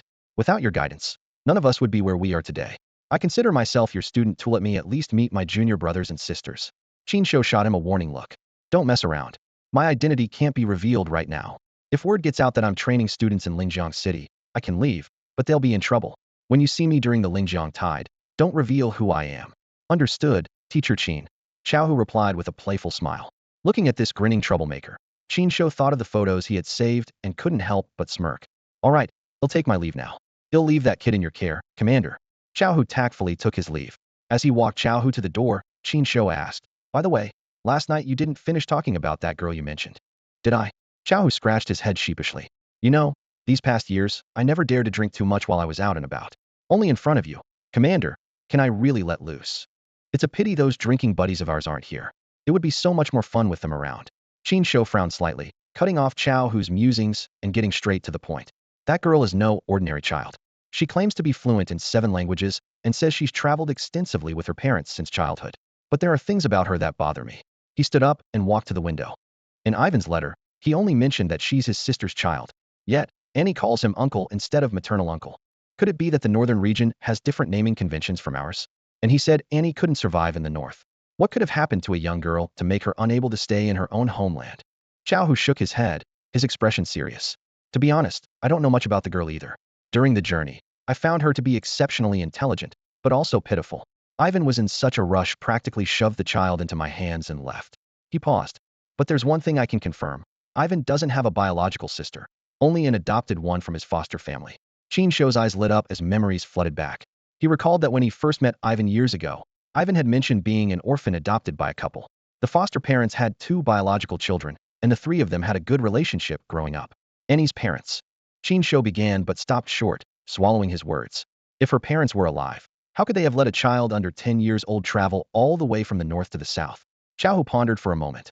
I remember Ivan's foster parents came from a prominent family.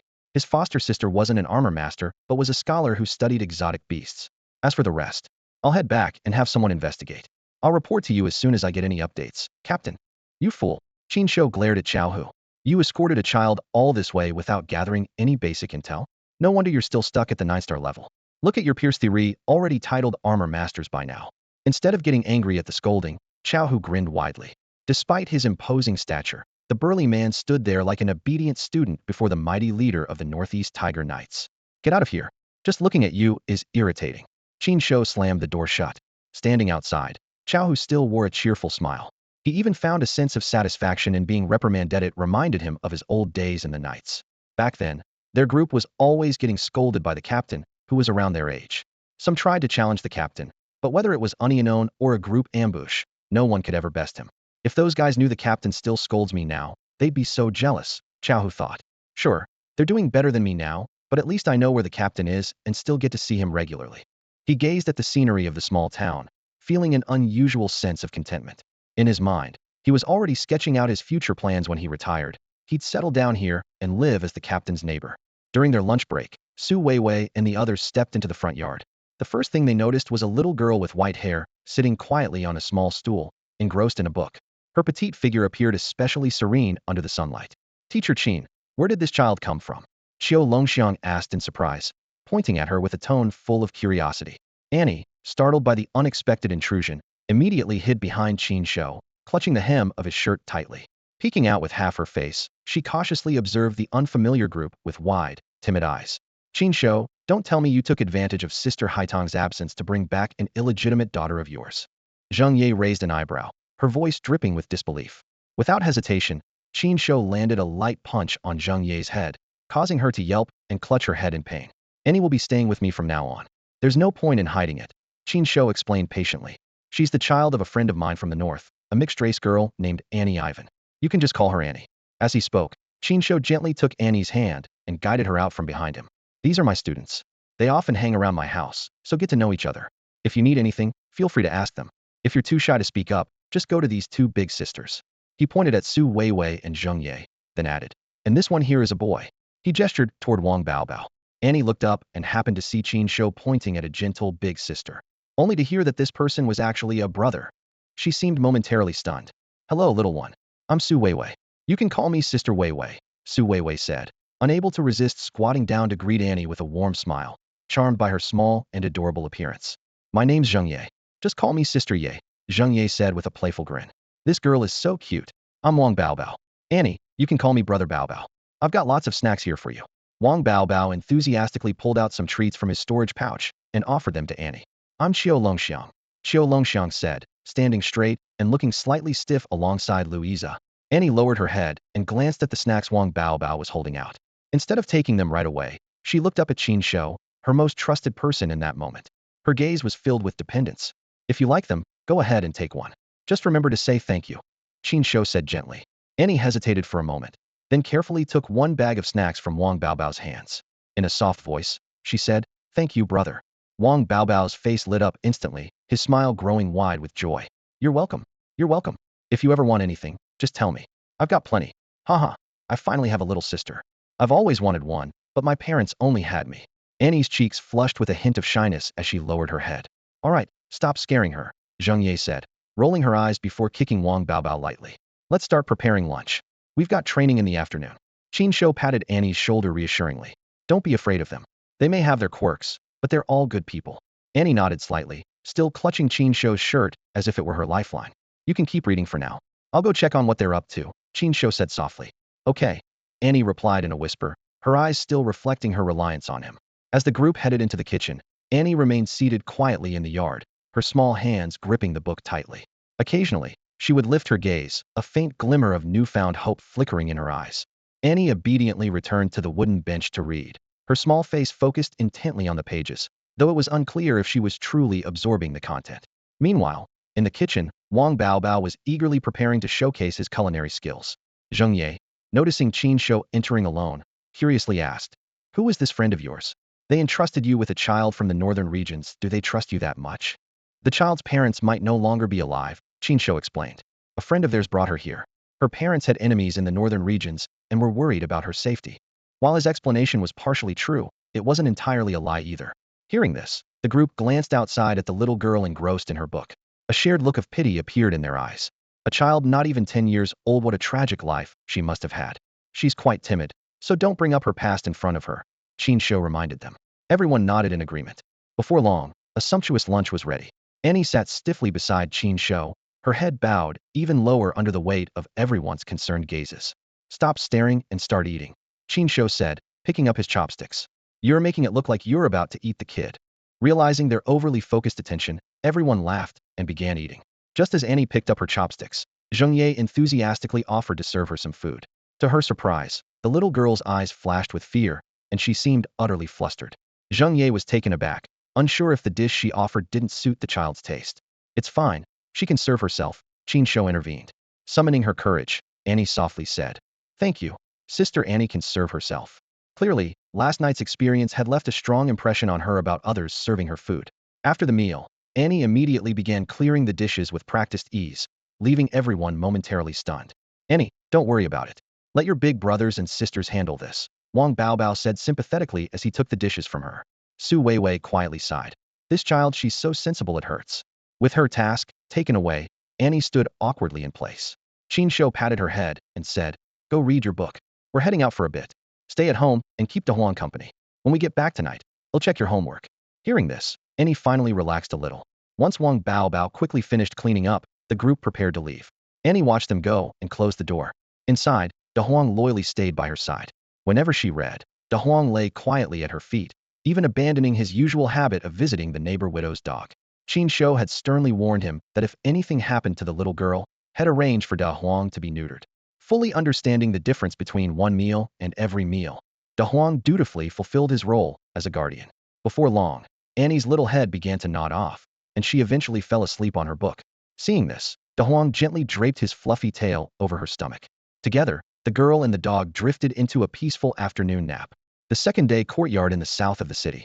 Annie had risen early, washed her clothes, and hung them neatly on the drying rack. With swift and efficient movements, she swept the courtyard, the broom leaving rhythmic marks on the stone slabs. From her practiced actions, it was clear she was gradually adapting to life here. While Qin Shou busied himself in the kitchen, the crisp clattering of the spatula against the pot rang out. Annie had already finished washing up and was seated at the dining table. She lowered her head, quietly picking at the food in front of her, her movements gentle and restrained. Qin Shou's gaze occasionally drifted toward Annie, observing the quiet girl. After being watched for some time, Annie grew slightly uneasy. She instinctively touched her cheek and softly asked, Is there something on my face? Qin Shou swallowed the last bite of his steamed bun and asked seriously, Annie, have you really never learned anything about armor forging before? Annie was momentarily stunned by Qin Shou's question, a hint of confusion flashing in her. She had actually asked the same question last night. She gently shook her head. No, I've never studied it. Even though he had heard this answer the day before, Qin Shou still found it hard to believe. After training ended last night and they returned to the courtyard, Qin Shou, as promised, checked Annie's daily progress, specifically the books about armor forging he had assigned to her. Initially, Qin Shou only intended to go through the motions, asking a few casual questions. However, to his surprise, Annie was able to answer his questions accurately and thoroughly. She had managed to grasp a third of the dense, specialized textbook in just one day, far exceeding his expectations. Upon further testing, Qin Shou discovered that while Annie had mastered the theoretical knowledge, she struggled with practical application. Her techniques were clumsy, and she lacked hands-on experience. Nevertheless, her talent was undeniable. The foundational book on armor forging typically required about a year to fully comprehend. At Annie's current pace, she could likely finish it in a week. Her talent even surpassed Qin Shou's own. Come to my study later, Qin Shou said, placing his bowl and chopsticks in the sink. He began washing the dishes, the sound of running water mingling with the clinking of plates. Annie, meanwhile, diligently wiped down the table beside him. Under her careful cleaning, the wooden surface began to reveal its original grain. Once the chores were done, Qin Shou led Annie to his study. The study was spacious, its walls lined with towering bookshelves crammed with various volumes. Over half of the books were specialized texts on armor forging, while the rest spanned an array of topics, from history to literature. Qin Shou pointed to a particular wall of shelves and said, The books on this wall are all related to armor forging. Over the next period, I'll be busy teaching those 5 students and won't have time to guide you. Start reading on your own and learn as much as you can. If there's anything you don't understand, you can ask me for an hour after dinner. Annie's eyes lit up with delight as she took in the sight of so many books. Her fingers gently brushed the spines, as if caressing treasures. It was evident that this girl truly loved to read. As usual, the morning training session was about to begin. Qin Shou stepped out of the east wing, finding the 5 students already waiting in the courtyard. He was just about to lead them to the neighboring courtyard for their training. Teacher, this is a notice from Dean Ding. Su Weiwei stepped forward and handed him a neatly folded piece of paper. Also, the assistant instructor inquired about our class schedule. As per your instructions, we didn't disclose too much. The assistant instructor mentioned that they hope to have an opportunity to discuss the teaching tasks for Special Class 2 with you next time. Su Weiwei now carried herself with the composure and responsibility befitting a class leader. Qin Shou accepted the notice. It wasn't sealed, and its contents were no secret. It was about the Lingjiang Tide. Essentially, it instructed Special Class 2 to prepare for deployment. In 2 days, they were to gather at the academy's main gate and head to the Lingjiang Dam for defensive duties.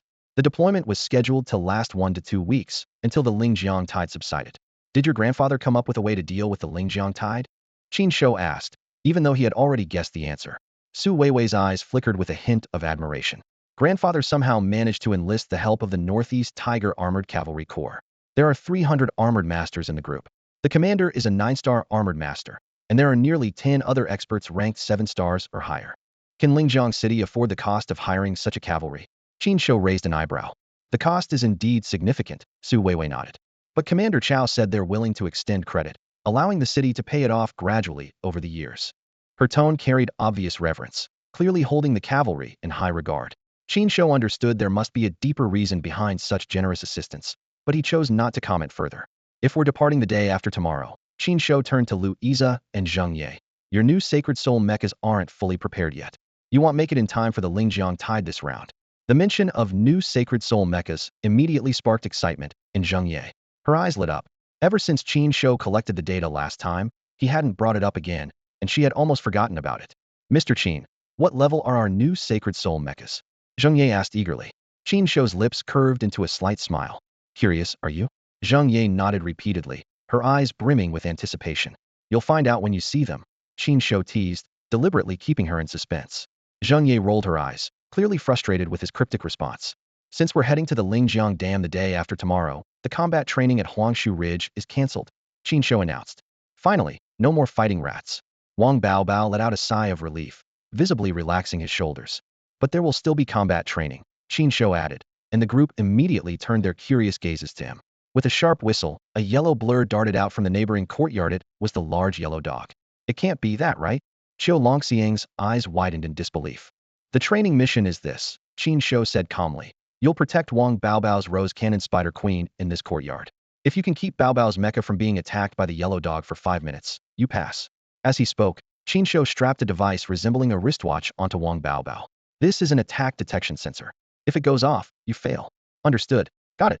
Zheng Ye responded enthusiastically, her fighting spirit reignited. The humiliation of being trampled by this dog last time still lingered in her mind, and now she finally had a chance to redeem herself. The others nodded in agreement. Although the idea of battling a dog felt odd, they had already experienced the yellow dog's formidable combat abilities firsthand. Fighting here, though. If we go all out, won't it? Su Weiwei looked around worriedly. Qin Shou activated a mechanism, and a transparent protective shield instantly enveloped the entire courtyard. Don't hold back. This shield can withstand combat at a 7-star armored master level, he said, crossing his arms and stepping aside. First training session, start. As soon as Qin Shou gave the command, a massive figure suddenly appeared. Before the group could even react, Wang Baobao was already pinned under the claws of the Wolf King mecha. Wait, this doesn't count. We weren't ready yet. Wang Baobao struggled and shouted. Su Weiwei and the others stared in shock at the Wolf King mecha behind them. Previously, they had only seen it intimidate giant-toothed rats, which didn't leave much of an impression.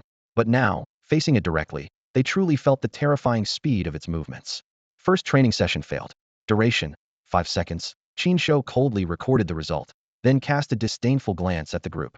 Do you think beasts on the battlefield will wait for you to get ready before attacking? Fools. The main gate of Lingjiang Academy stood tall.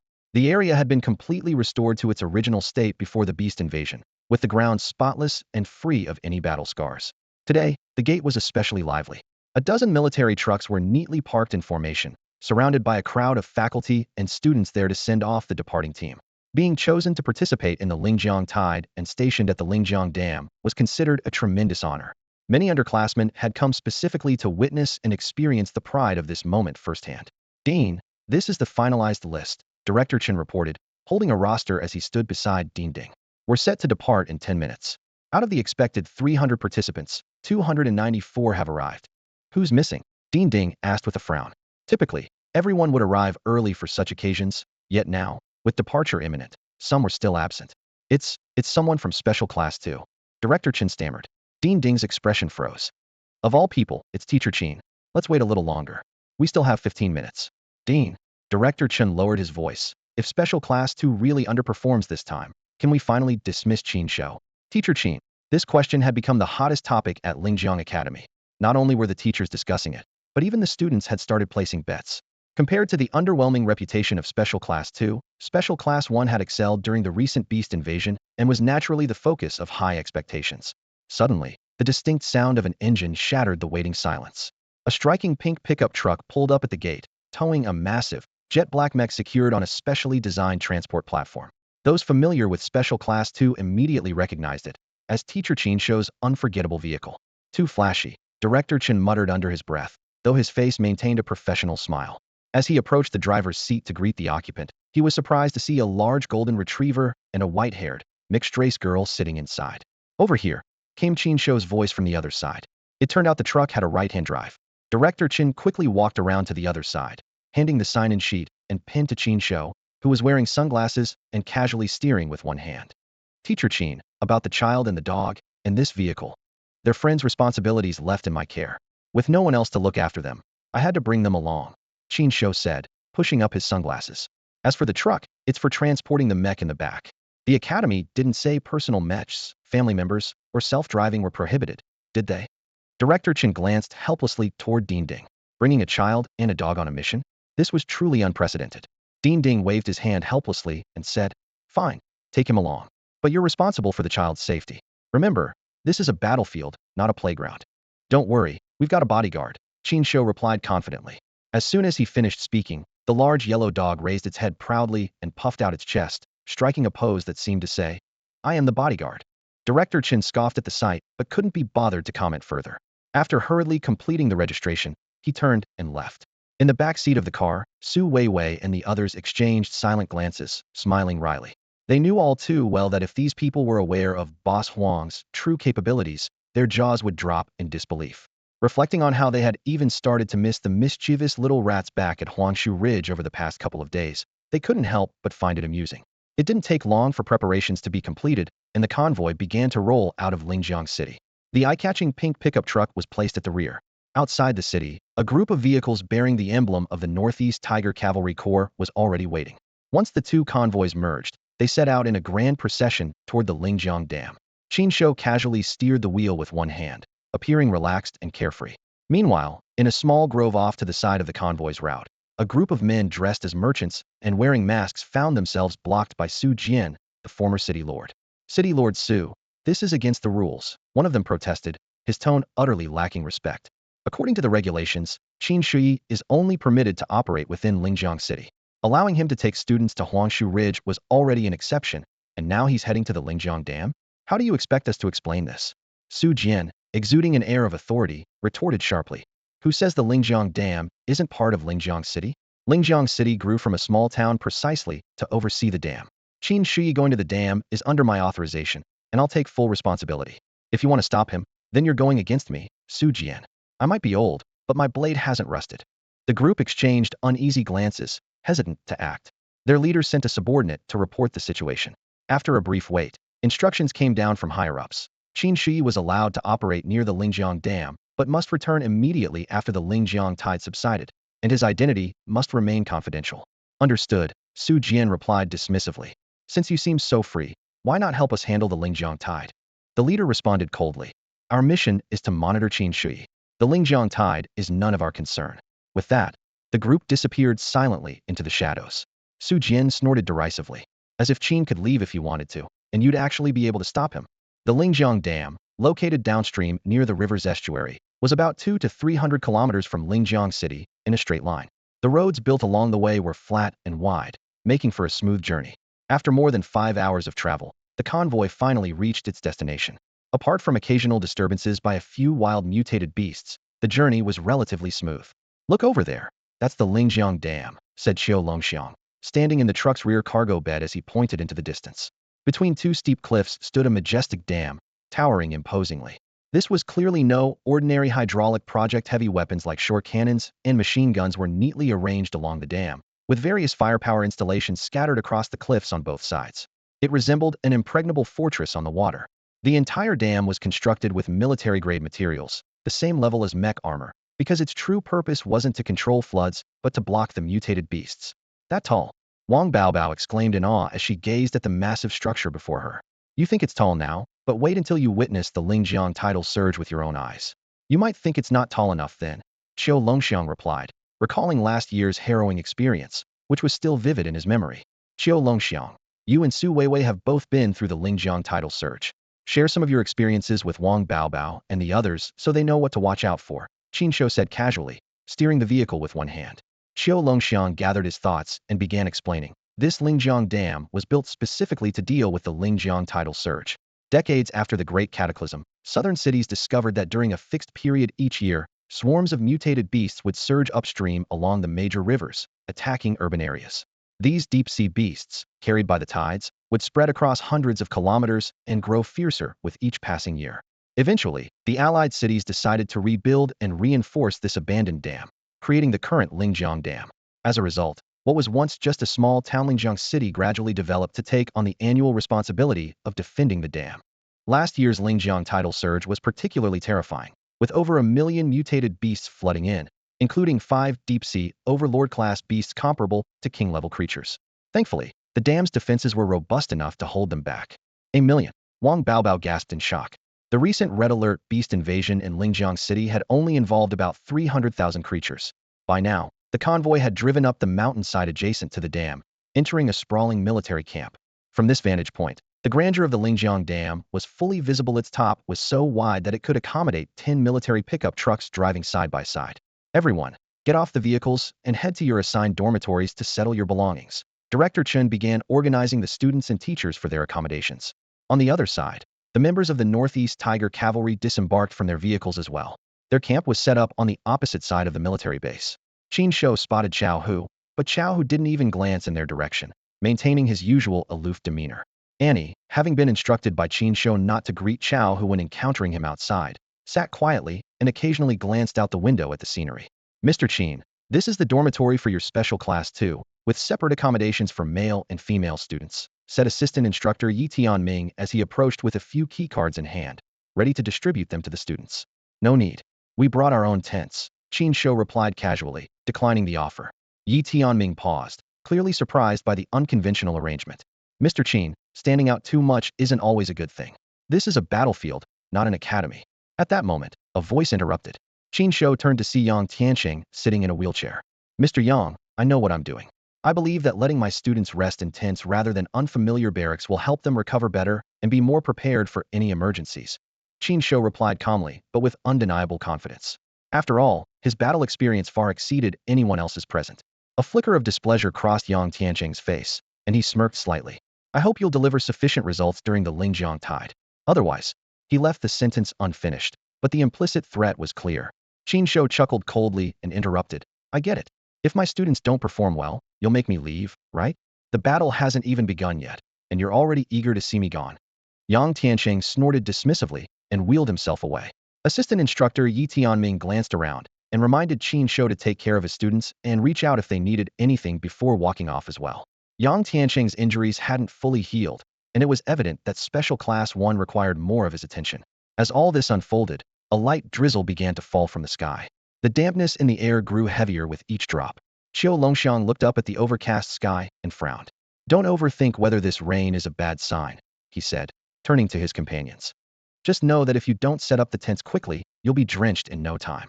Qin Shouyi remained seated in the vehicle, watching as everyone busied themselves. Qiu Longxiang, Lu Yize, and a few others immediately got to work, setting up tents on the ground. The tents and supplies, meticulously prepared by Qin Shouyi, were comprehensive and well-organized. Within a few minutes, 2 tents were erected on a patch of open ground, along with a large canopy, transforming the area into a mini campsite. As the rain intensified, the air grew so humid it felt suffocating. Su Weiwei stood nearby, watching the downpour with a worried expression. The rain this year seems heavier than in previous years. Will it have a big impact on the Lingjiang tide? Zheng Ye asked. Su Weiwei squinted into the distance at the Lingjiang Dam. Before the Lingjiang tide, the water level is normally quite low. As the tide approaches, the water level rises rapidly. Deep-sea beasts rely on the water to fight. If the water level gets too high, it could even overflow the dam, which would be catastrophic for the dam's defenses. Zheng Ye nodded in understanding. I see. From under the canopy, Wang Baobao's voice called out, dinner's ready. Everyone, come eat. The enticing aroma of food wafted through the air, breaking the monotony of the standard military rations. In the distance, other students eating their bland dry rations couldn't help but notice the smell.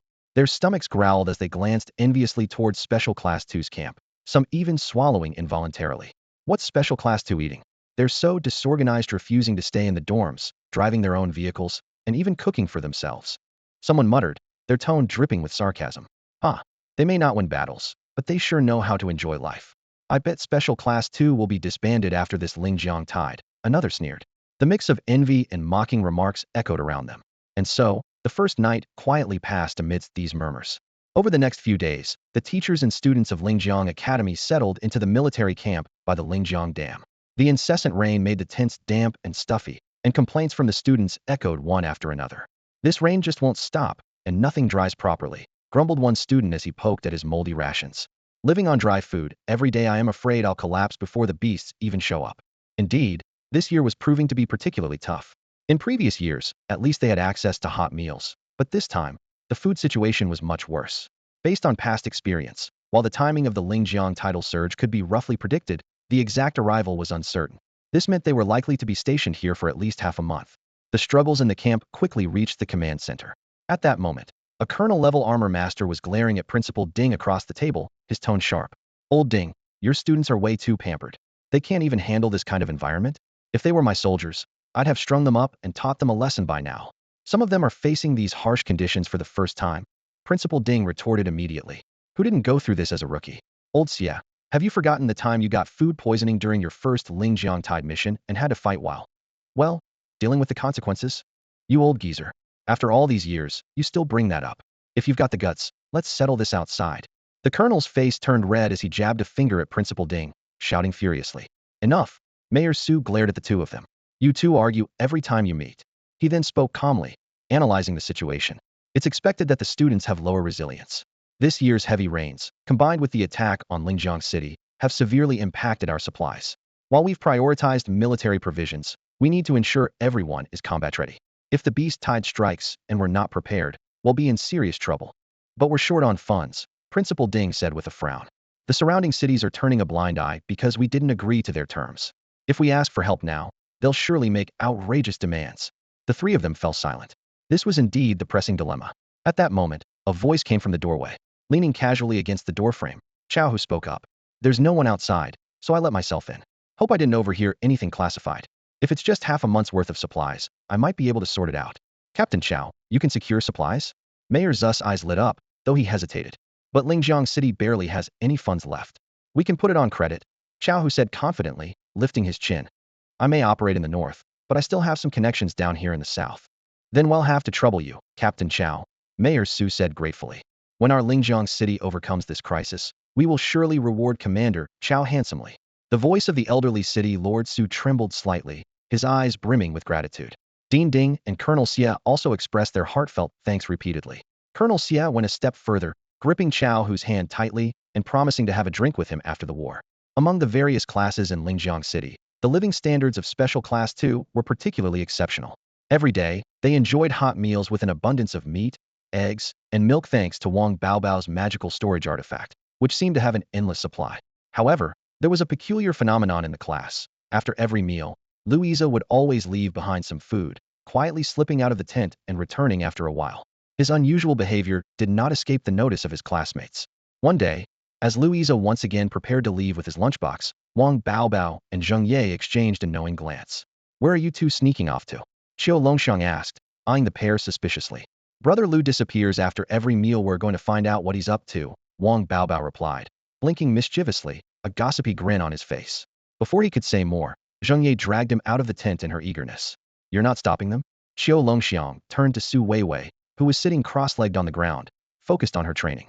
She held a beast crystal in her hand, practicing the fundamental exercises to advance her armor master abilities. With their personalities, you can stop them once, but not forever, Su Weiwei replied calmly without opening her eyes. continuing to immerse herself in her cultivation. Inside the tent, Annie was engrossed in flipping through books she had brought from home, while Qin Shou lounged around, leisurely playing on his handheld gaming device. With training temporarily suspended, this period felt like an unexpected vacation. Before long, Zheng Ye and Wang Baobao returned, looking smug and secretive. Louisa always seems so quiet. But who would have thought he's such a simp? Zheng Ye whispered, lowering her voice. Hey, that's not being a simp, it's called devotion. Wang Baobao immediately retorted. As the two debated fervently, the sound of footsteps came from outside the tent. They instantly fell silent. Louisa walked in, his clothes still damp in places. Without saying a word, he went to his seat. Noticing the strange looks Wang Baobao and Zheng Ye were giving him, he asked in confusion, Is there something on my face? Ahem. No, nothing. The two shook their heads hastily. At that moment, Qin Shou's voice suddenly broke the awkward silence. They're curious about who you're delivering food to. They just followed you. The words hung in the air, and the atmosphere inside the tent froze. Louisa lowered his head, his thick bangs falling like a curtain and concealing his eyes, making it impossible to read his expression. Beside him, Wang Baobao's face flushed red as he stammered. Brother Lu, we didn't mean to follow you. I'm sorry. Zheng Ye shot Qin Shou an annoyed glare, while Louisa responded in a low voice. It's fine. All right, it's not a big deal. Xiao Longxiang interjected, trying to smooth things over. You two just need to be a little more mindful of other people's privacy in the future.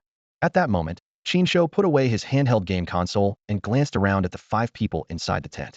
You're all comrades who have fought side by side on the battlefield. If you're going to trust each other with your lives, you need to be open and honest with one another. He turned to Wang Baobao. Do you have any alcohol in your storage items? Huh? Alcohol? Wang Baobao was briefly stunned, but quickly pulled out several bottles of different types of liquor from his storage. And some snacks to go with it, Qin Shou added. Soon, the small table was laden with drinks and dishes. He personally poured drinks for everyone. Tonight, no one is allowed to back out, you all have to drink. But, teacher, the military camp has rules against drinking during this period. Su Weiwei said hesitantly, eyeing the glass in front of her. In my space, my rules, Qin Shou said dismissively, watching her reluctant expression. How exactly are we supposed to get to know each other? Zheng Ye asked curiously. It's simple, everyone shares a secret about themselves, Qin Shou replied. What? That's so awkward. Zheng Ye looked visibly uncomfortable. Qin Shou's lips curled into a faint smile as he took a sip of his drink. I'll share some of my secrets too. Aren't you curious to hear them? That immediately caught everyone's attention. Over the past 2 months, Qin Shou had maintained an air of mystery, never revealing his true abilities to them. His suggestion now was like dangling an irresistible lure. The group exchanged glances, realizing the logic in his proposal. After all, as a class and a combat team that had fought together in District 9, it made sense to deepen their understanding of each other. I'm in. Me too. Count me in. My life isn't exactly full of secrets anyway. Wang Baobao, Zheng Ye, Su Weiwei, and Xiao Longxiang all voiced their agreement, while Louisa remained silent, his head still lowered. Qin Shou turned to Louisa. Sometimes, the secrets you bury inside can weigh on you like a boulder, even hindering your cultivation. Letting go of that burden can help you grow stronger, faster. After a moment of silence, Louisa gave a small nod. All right then, let's start with a toast. Qin Shou raised his glass, and the 6 of them drank together. Watching from the side, Annie's eyes lit up with longing, but before she could speak, Qin Shou cut her off decisively. You can't drink. Ever since witnessing Annie's behavior after drinking, Qin Shou made up his mind to never let her touch alcohol again. Annie lowered her head, pouting her lips as she silently sat to the side, flipping through a book. However, her gaze kept drifting toward the glass of wine on the table. The other 5 didn't notice anything unusual, assuming she was just a little curious about alcohol after all. She was still a child. No one realized that this seemingly innocent girl was actually a heavy drinker, capable of outdrinking all 5 of them combined, and her manners while drunk left much to be desired. She started with a few sips of wine and some appetizers. Seeing that no one else was speaking up, her eyes eventually landed on Qin Shou. Sensing her gaze, Qin Shou directly addressed someone else. Xiao Longxiang, why don't you start? Being called on, Xiao Longxiang didn't hesitate. He took off his shirt, revealing a ghastly scar across his chest. The others were startled by the sight. He spoke coldly. You all probably know what happened to me. To outsiders, am now nothing but a useless man who lost his sacred soul Mecha. And all of this, his voice grew angrier, is because of the Qiu family. I was once the pride of the Lingjiang Qiu family, the future heir. But the family chose that so-called legitimate eldest son. Why? Because he's of the pure Qiu bloodline? Because he's somehow better than me? Xiao Longxiang gripped his wine glass tightly, his eyes filled with resentment. I don't believe it. I had the capability to elevate the Qiu family to greatness. Why didn't they trust me? They tricked me into leaving for training, took my sacred soul Mecha, and destroyed everything I had. If not for Lingjiang City's protection, I might already be dead out there. His words, filled with rage, poured out like a torrent from the depths of his heart.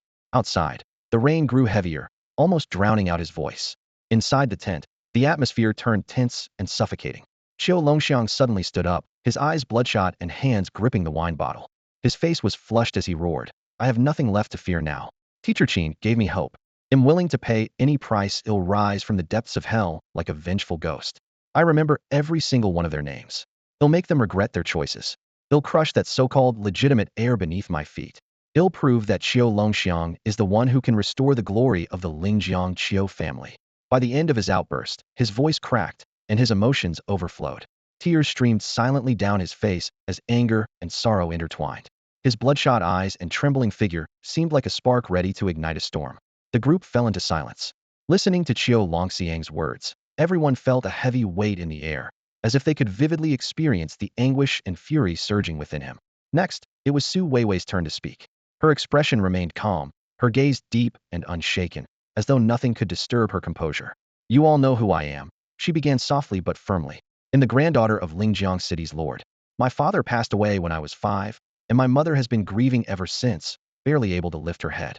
My grandfather had no choice but to continue fighting on the front lines to protect the family." She paused, her eyes growing resolute. "That's why I made a vow from a young age to become the strongest Mech Master, to protect Lingjiang City, and to protect my family. I will grow stronger, stronger than anyone else." Her words were simple yet powerful, immediately capturing everyone's attention.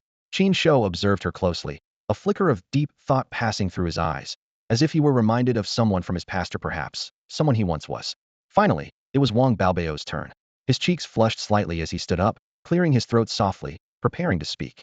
After Wang Baobao finished her story, the atmosphere grew silent for a moment. The group focused on their food and drinks. Su Weiwei curled her lips into a small smile and commented, "This wine is nice, has a hint of fruity aroma." She gently stirred the liquid in her glass, her eyes reflecting a trace of satisfaction. Zheng Ye pointed to another blue bottle of wine nearby and raised her eyebrows. "Why are you all so quiet?" Not a single reaction. Her tone carried a hint of provocation. Wang Baobao looked at them, unable to hide her surprise. "Reaction? Aren't you shocked?" Her words broke the calm atmosphere, leaving it slightly tense.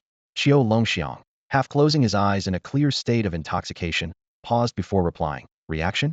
About what?" "The Wang group." Wang Baobao's eyes sparkled with anticipation.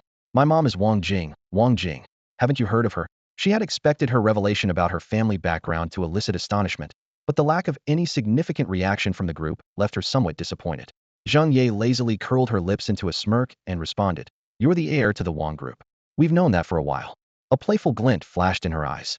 Storage tools, Earth-grade soul mecha, the mental recovery potion from before, and the fact that you could directly transfer into Lingjiang Academy, only the Wang group fits the bill. Su Weiwei chuckled softly as well. "Your mom is truly remarkable, a businesswoman who built such a massive empire within a decade. I've read quite a few biographies about her. She's a real legend." Wang Baobao felt a wave of disappointment wash over her. Her voice grew softer as she said, "I thought you'd all be surprised, but..." She trailed off, lowering her head and feeling a bit dejected. "If you told us how to get rich quickly, maybe we'd be more impressed," Zhang Ye teased with a laugh. Wang Baobao shook her head, her expression full of disdain. "I hate all that money-making stuff. I ran off to find Teacher Qin just to escape my mom nagging me about inheriting the family business." The conversation shifted, and the group's attention turned back to Zheng Ye and Louisa. Just as Zheng Ye was about to speak, Louisa suddenly downed an entire bottle of wine in one go and stood up abruptly. Since everyone's sharing," he stammered, his eyes flickering with unease, "I'll tell my story too. I used to deliver food to Miss Lu." Louisa began, his voice faltering. "I know I probably seemed pathetic, like some kind of lapdog, but I couldn't help myself. From the moment I arrived in Lingjiang City, Lu Hui became the second most important person in my life. That was 10 winters ago. Louisa wasn't originally from Lingjiang City. He came from Luqing, a small town in the south. His family wasn't well off. His father was a gambler, and his mother worked as a prostitute. Despite their hardships, Louisa had a loving grandmother who cared deeply for him. Life was tough, but at least he had some warmth and a sense of security. However, a disaster turned his world upside down. Luqing was situated in the southern mountains. Though small, it was strategically located, easy to defend, and often served as a military outpost in the south. Louisa's father, a 3-star Mech Master, wasn't particularly skilled, but his status allowed the family to maintain a basic livelihood. One day, while on duty at a city wall checkpoint, his father, drunk and dozing off, failed to notice the approach of a beast. By the time he realized, the creature had already scaled the wall. Panicking, his father froze and forgot to sound the alarm, instead turning to flee. This mistake caused a breach in Luqing's defenses, allowing the beast to enter the city.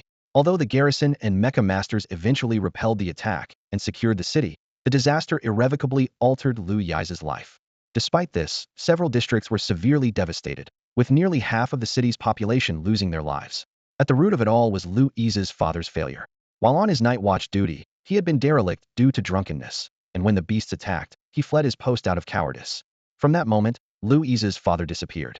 Some said he perished in the wave of beasts, while others claimed he fled the city in fear of punishment.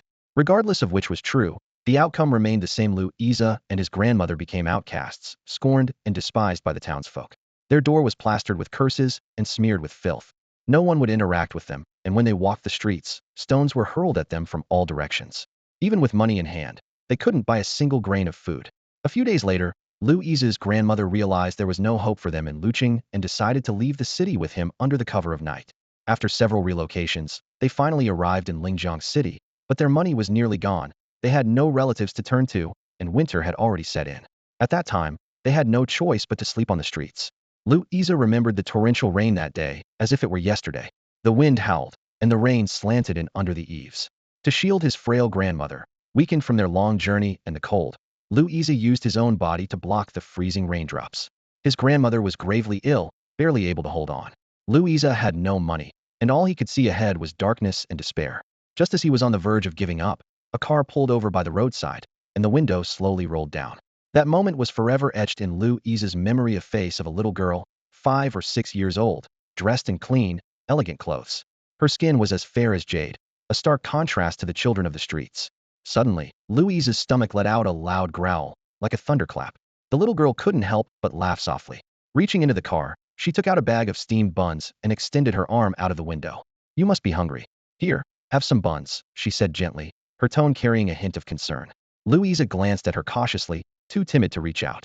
The girl urged him, "Miss is giving them to you, just take them." The middle-aged man in the passenger seat cast a cold glance at Lu Yi, his expression tinged with disapproval. Finally, Lu Yi carefully took the bag of buns, his hands trembling as if afraid to touch it directly. The girl loosened her grip slightly, letting the bag fall softly into his hands. Lu Yi immediately knelt on the muddy ground, paying no heed to the dirt and water, and choked out, "Thank you, miss. Thank you, miss. Miss, they look so pitiful," the girl said as she gazed at the boy in the rain, and then turned to the middle-aged man. "Miss, you're far too kind," the man replied indifferently, though his eyes revealed a trace of weariness. "There are too many pitiful people in this world. How could you possibly help them all?" "Uncle Zhou," the girl said coquettishly. The middle-aged man sighed helplessly. His gaze fell once more on the filthy child outside, his expression quickly hardening. "To the 3rd district, the Lu family residence," he instructed. "Thank you, miss," Lu Yi whispered, his heart swelling with gratitude. To him, the most beautiful surname in the world was now Lu. Although the buns were cold, on that frigid winter night, they were the warmest food he had ever tasted. In the days that followed, he carried his frail grandmother all the way to the Lu family residence.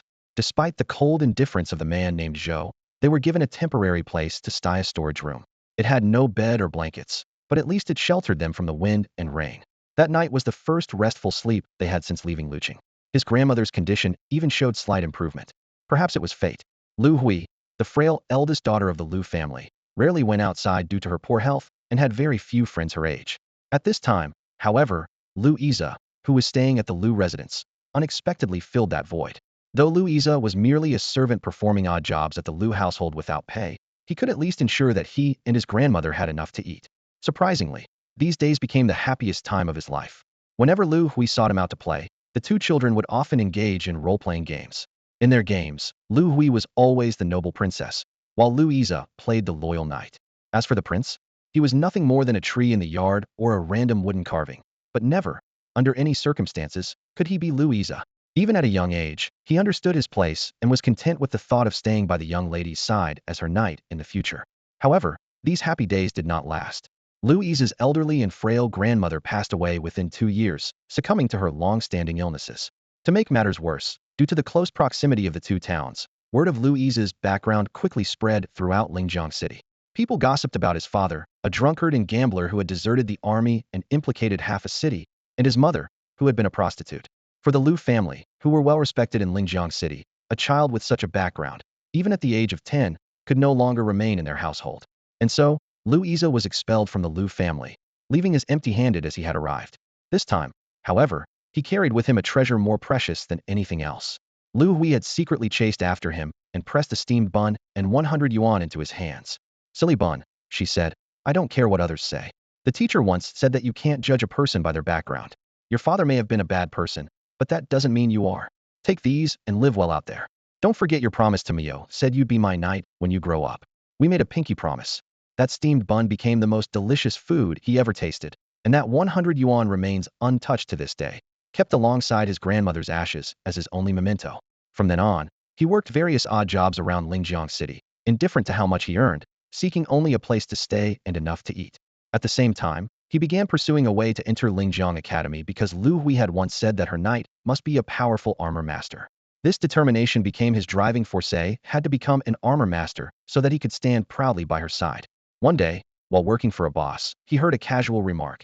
"If you run around Huzhou Academy every day, by the time you're 13 and take the entrance exam, you're bound to get in." That offhand comment became the turning point that changed his fate.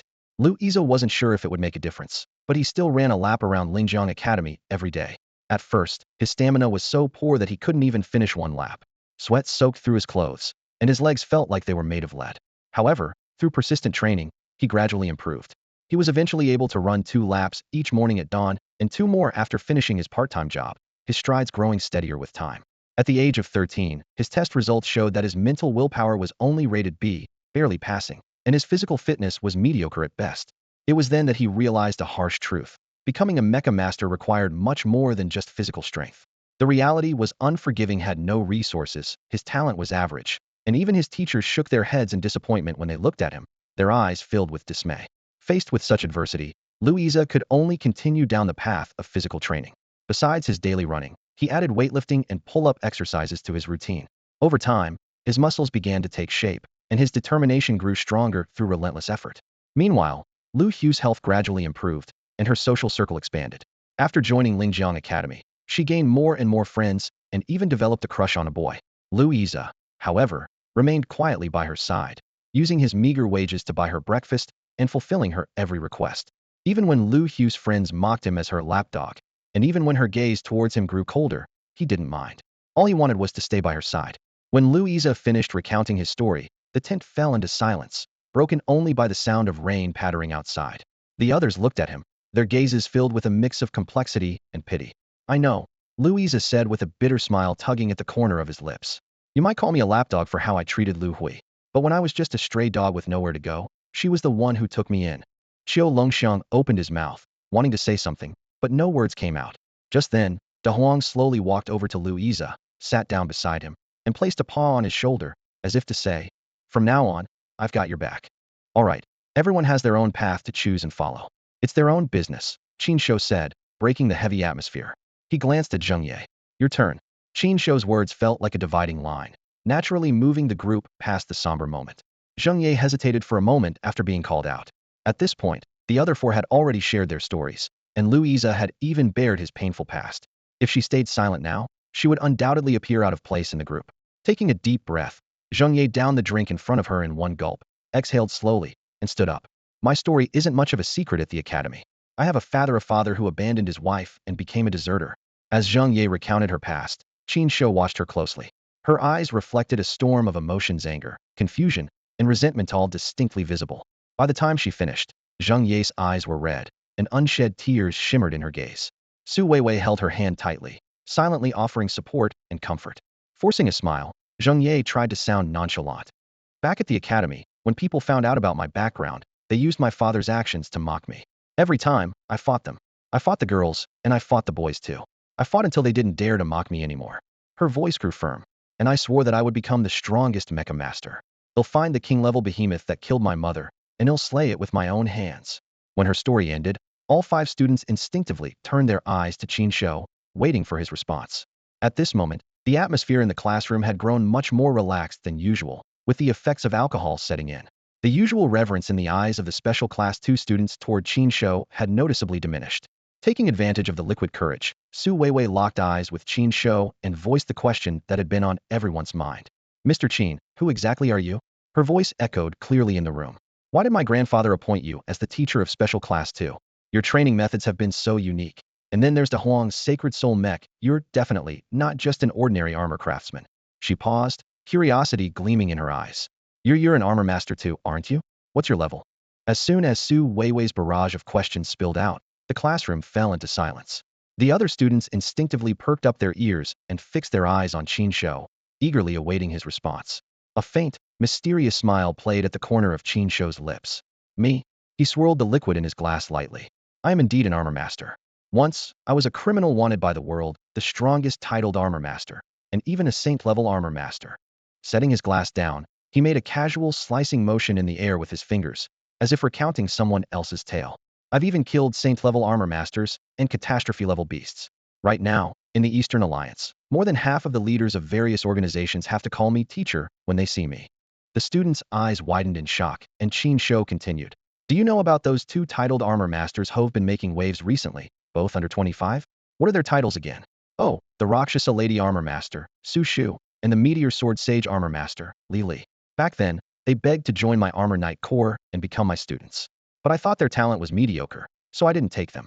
Zheng Ye immediately showed a face full of disbelief, raising an eyebrow at Qin Shou. Yeah, right. You're claiming to be the strongest titled armor master? If you're a titled armor master, then I could be the strongest saint-level armor master. Su Weiwei, her face flushed from the alcohol, also shook her head doubtfully. Su Shu and Li Li are the top talents of the younger generation now, especially the Meteor Sword Sage, Li Li. He was my idol before. Mr. Qin, what you're saying, she hesitated. Teacher, at least say something we can believe. Did you really establish an Armor Knight Corps before? Xiao Longxiang, though also skeptical, showed a rare seriousness in his expression when it came to the mention of the Armor Knight Corps. Teacher, you really founded an Armor Knight Corps? That part might be believable. The Armor Knight Corps, it did exist. Qin Shou's gaze drifted into the distance, a hint of nostalgia crossing his face. Meanwhile, Wang Baobao, who had remained silent, opened his mouth several times as if to speak. His lips trembled slightly, and his eyes were filled with urgency, as though he wanted to tell everyone that everything Qin Shou said was true. But in the end, he couldn't bring himself to say it. With the alcohol taking its toll, the 5 students were nearly all passed out, and the night's conversation came to an end. Qin Shou took a sip of his drink, stood up, and grabbed a few blankets, gently draping them over the students. Your glass doesn't have alcohol in it, Annie suddenly remarked, appearing from the side and pointing at Qin Shou's cup. Qin Shou simply smiled without replying. Annie pouted and muttered. My mom says that's called being a bad drinker. In my country in the north, people like that get stripped and thrown into the snow. It's time to sleep, Qin Shou said, lightly tapping Annie on the head. Annie held her head and pouted. By now, she was used to Qin Shou's demeanor and no longer felt as restrained as she once had around him. Under the pouring rain, the first open and honest conversation in Special Class 2 came to an end. Early the next morning, Zheng Ye and Su Weiwei struggled to get up from their beds, clutching their mildly aching heads. The lingering effects of their hangovers left them pale and sluggish. In stark contrast, Wang Baobao, Xiao Longxiang, and Louisa appeared full of energy, showing no signs of discomfort. Don't you guys feel terrible? Zheng Ye frowned, pressing a hand against her temple as her gaze swept over the trio. Wang Baobao shrugged casually, his tone indifferent. My mom likes drinking. When I was 10, she got drunk once and insisted on making me drink with her. Ever since then, I've been drinking with her occasionally. Qin Shou, who was sipping his breakfast milk nearby, nearly choked upon hearing this, barely preventing the milk from spraying out of his mouth. A mother forcing her 10-year-old child to drink this was exactly the kind of thing Wang Jing would do. Xiao Longxiang elegantly dabbed at the corner of his mouth with a napkin and explained, back when I was still living with the Qiu family, I often had to attend banquets, so naturally, I had to learn how to drink. Zheng Ye turned her attention to the last person. Louisa kept his eyes on his breakfast, his voice quiet but clear. When I was working part-time, my boss often made me drink. After a while, I just got used to it. Zheng Ye and Su Weiwei exchanged a helpless glance. It seemed they were the only ones who couldn't handle their alcohol. Memories of Qin Shou's bragging from the previous night flashed through Zheng Ye's mind. Taking advantage of the fact that his back was turned to her, she discreetly raised her middle finger at him. Never drinking that stuff again. My head's killing me, Su Weiwei grumbled, rubbing her temple. My grandpa and dad both love drinking. I really don't get what's so great about it. Zheng Ye's mind wandered back to the days when her mother was still alive. That man also drank often, and every time, her mother would nag him about it. He would just laugh and say, just one glass, just one. Afterward, head reek of alcohol, and her mother would always make her sleep in another room. After that incident, it seemed he never touched alcohol again. Look, there's a strange beast. A sudden shout from within the military camp snapped Zheng Ye out of her thoughts.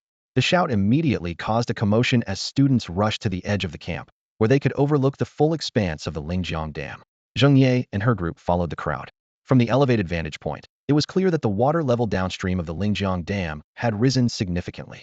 Beneath the surface, dark currents swirled, and the faint outlines of strange beasts could be seen surging toward the dam. Beep, beep, beep, beep. A steady alarm sounded from the Lingjiang Dam. Automated machine guns on the dam adjusted their angles, aiming at the water's surface. Squadrons of man mechas lined up neatly along the dam, their weapons also trained on the water. Why aren't they shooting yet? The beasts are clearly within firing range, some students around them muttered in confusion. Zheng Ye cast a glance at the speakers, but said nothing. Such an obvious tactical decision, and they still needed to ask? She couldn't fathom how they had passed their lessons. With such a small number of beasts, it was naturally better to let them get closer before opening fire, maximizing accuracy and minimizing resource consumption for a more efficient battle. As this thought crossed her mind, Zheng Ye suddenly realized something. Ever since training with Qin Shouyi, she had unconsciously developed a practical combat mindset, understanding how to deal with large-scale beast attacks. These were invaluable insights gained through repeated real-world encounters at Huangshuling. Without realizing it, they had surpassed many of their former classmates. At that moment, the strange beasts surging against the current began leaping out of the water, launching a fierce assault on the Lingjiang Dam. Amid the splashing spray, most of the beasts were of the monster class, with only a few elite-class beasts visible among them. In front of the Lingjiang Dam, a group of strange beasts thrashed about on the river's surface. Their appearances clearly bore traits of marine creatures, with fish and serpentine forms among them. In the distance, several water columns shot toward the dam like sharp arrows.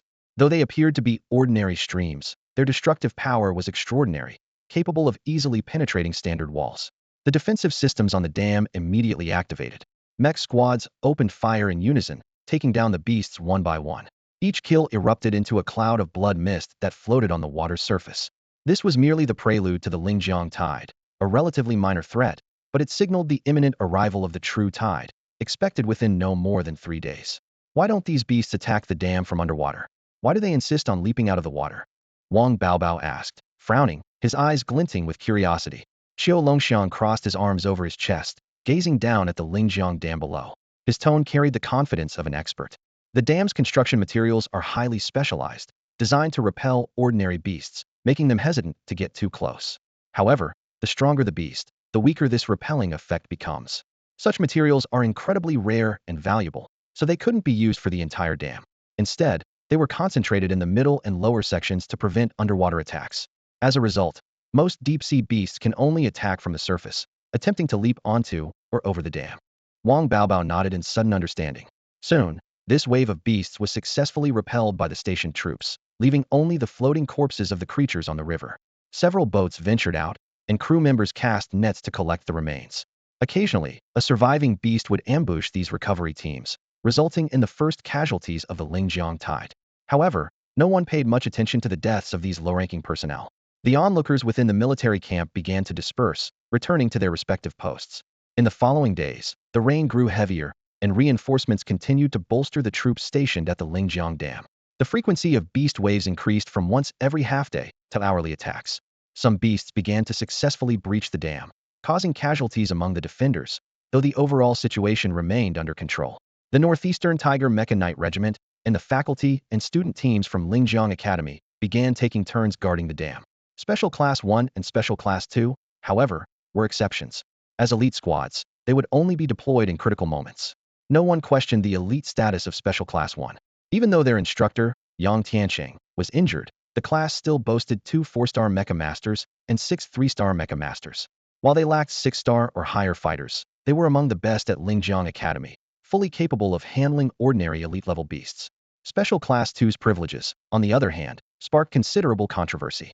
Students whispered among themselves, "I'd like to see just how capable this Special Class 2 really is.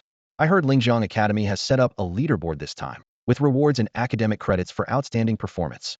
Last time, during the Lingjiang City beast invasion, Class 2 managed to avoid the fight. Let's see how they try to escape this time." Amid these murmurs, the students of Special Class 2 remained silent. They knew that strength was the most convincing argument to quiet doubters. Soon enough, the entire Lingjiang Academy would witness the true capabilities of Special Class 2. On top of the Lingjiang Dam, torrential rain poured down, reducing visibility to less than 50 meters. The defense alert had been raised to the highest level, yet in the midst of this relentless downpour, only the rapidly flashing red lights on the cliffside served as a stark reminder of the dire situation. The blaring alarm sounds had long been drowned out by the rain, leaving everyone to rely on these faint signals to assess the unfolding crisis. As the rain continued to lash down, strange beasts began to emerge on the dam. Teams from Lingjiang Academy, the Northeast Tiger Armored Knights, and Lingjiang City's military each took responsibility for defending 3 distinct zones. Though they operated independently without much cooperation, they adhered to their respective duties, holding their defensive lines and guarding their designated areas. Lingjiang Academy's position was on the flank, while the city's military forces were stationed at the center, ready to provide support in case of emergencies. Support! Support! I've got an elite-level beast here. A student, a 3-star armored warrior, fell to the ground, urgently calling for help.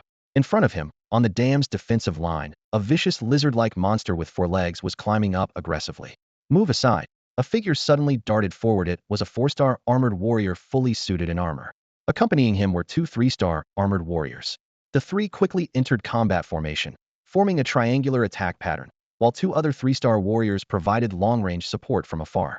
The roar of machine guns intermingled with the beast's ferocious growls. In just a few minutes, the 4-legged lizard collapsed under their precise teamwork. The elite team from Class 1 successfully brought down an elite-level beast. Class 1 took down an elite-level beast. Many students exclaimed, their voices full of excitement and envy. Senior, we're ranked first in points now. Zhang Lily said excitedly, looking at her senior. She raised her wrist, and the terminal device on it projected a small screen showing the current leaderboard. This assessment was a small-scale test organized by Lingjiang Academy, conducted in class units. Teams earned points by defeating beasts, with the class accumulating the highest points receiving generous rewards.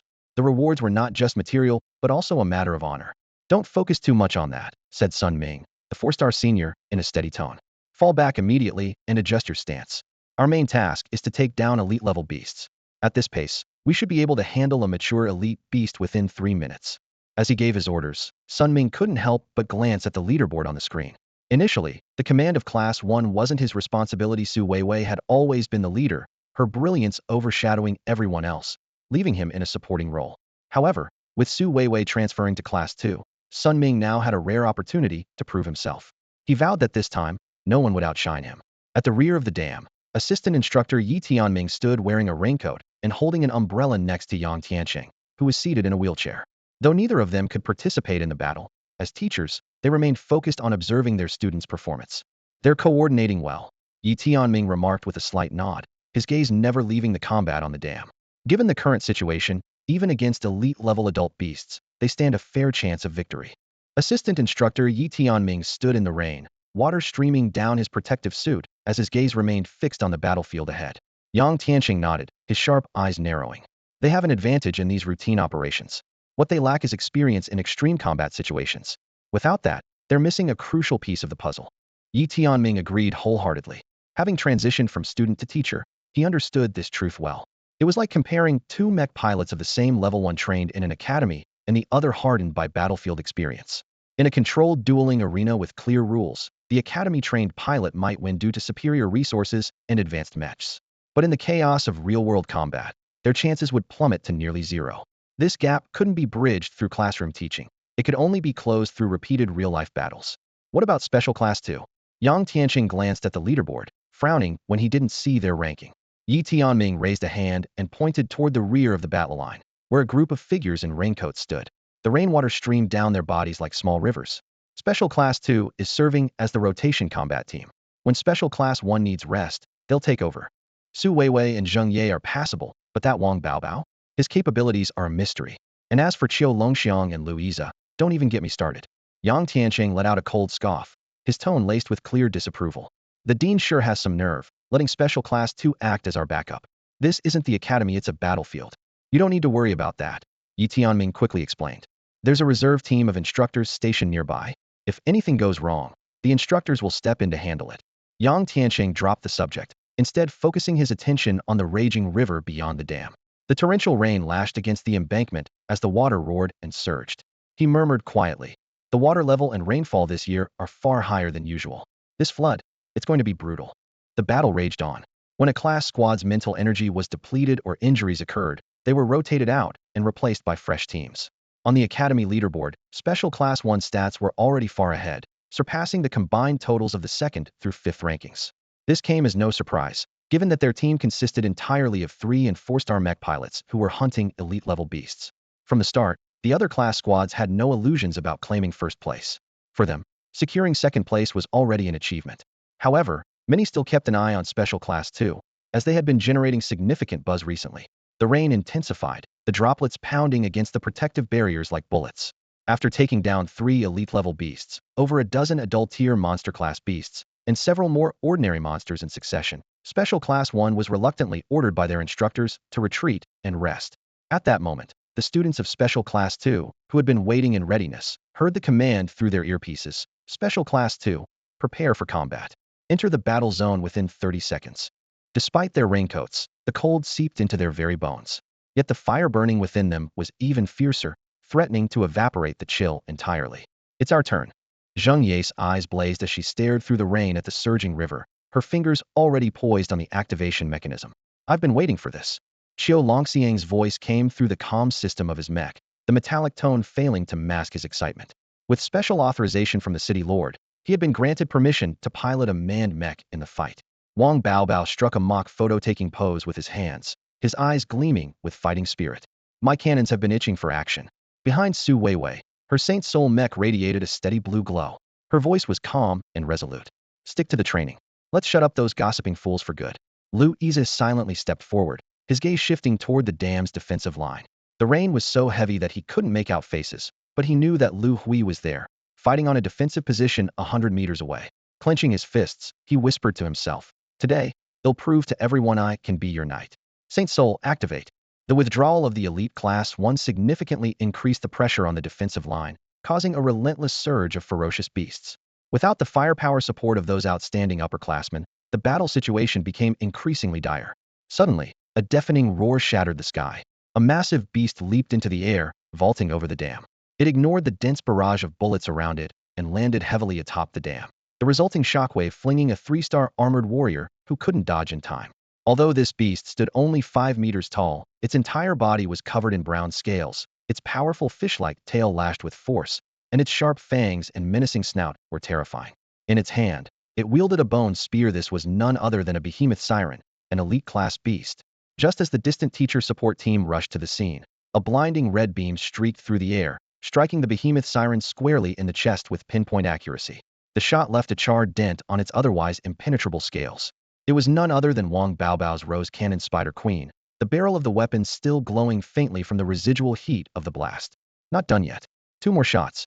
Rose Triple Cannon Strike. Wang Baobao shouted as the second and third shells were fired in quick succession. This was the special technique taught by Teacher Qin. While it lacked the sheer power of long-range heavy artillery, it made up for it with rapid consecutive strikes. Roaring in pain, the behemoth siren turned and charged at the Rose Cannon Spider Queen. However, Louise's shield sword warrior had already stepped forward, raising its shield to block the ferocious attack. It only took half a step back before regaining its footing. That strength?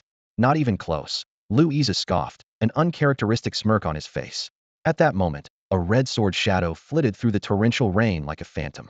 It was Su Weiwei's Red Luan Sword Maiden, executing the teachings of Teacher Qin Shouyi. Your Red Luan Sword Maiden excels in speed. Though it lacks explosive power, it can build momentum through continuous strikes. As long as you aren't interrupted, the final blow will be devastating. 1 strike, 2 strikes, 3 strikes. Up to the 10th strike, Su Weiwei's figure left a trail of afterimages across the battlefield. Assistant Instructor Yi pointed excitedly at the crimson streak. Look, it's Su Weiwei's Red Luan Sword Maiden.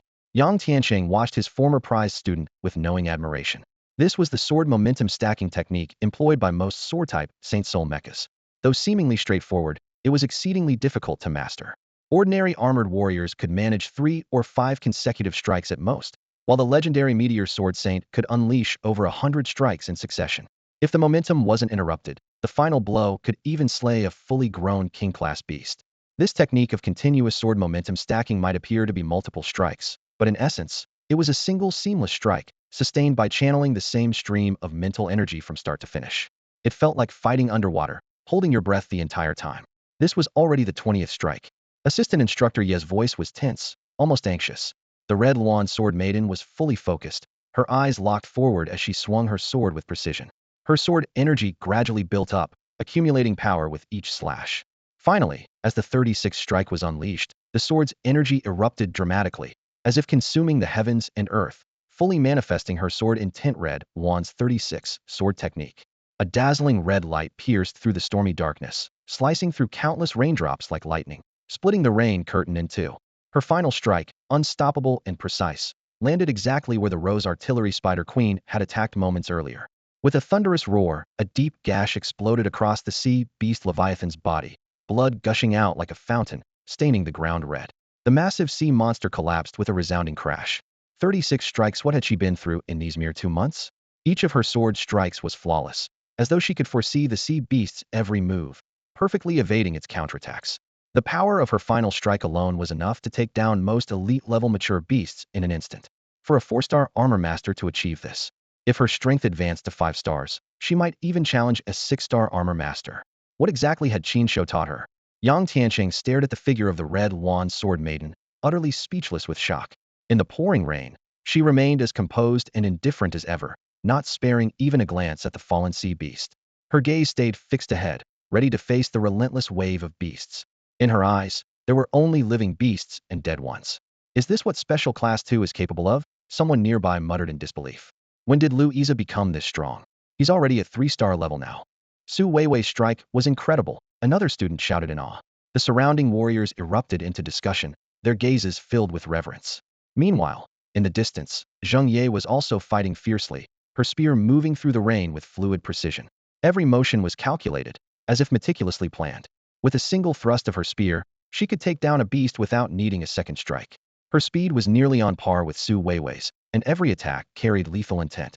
The only peculiar thing was Zheng Ye's choice of attack points. Most of her strikes targeted the hindquarters of the beasts. She had long grown accustomed to the odd looks from those around her and showed no sign of caring. Qin Shouyi had once taught her that this tactic might seem unconventional, but it proved highly effective in battle. Many beasts had relatively weaker areas near their excretion points, and Zheng Ye had honed her spear's penetrating power to the extreme. A single thrust, followed by a twist or a flourish, could incapacitate a beast.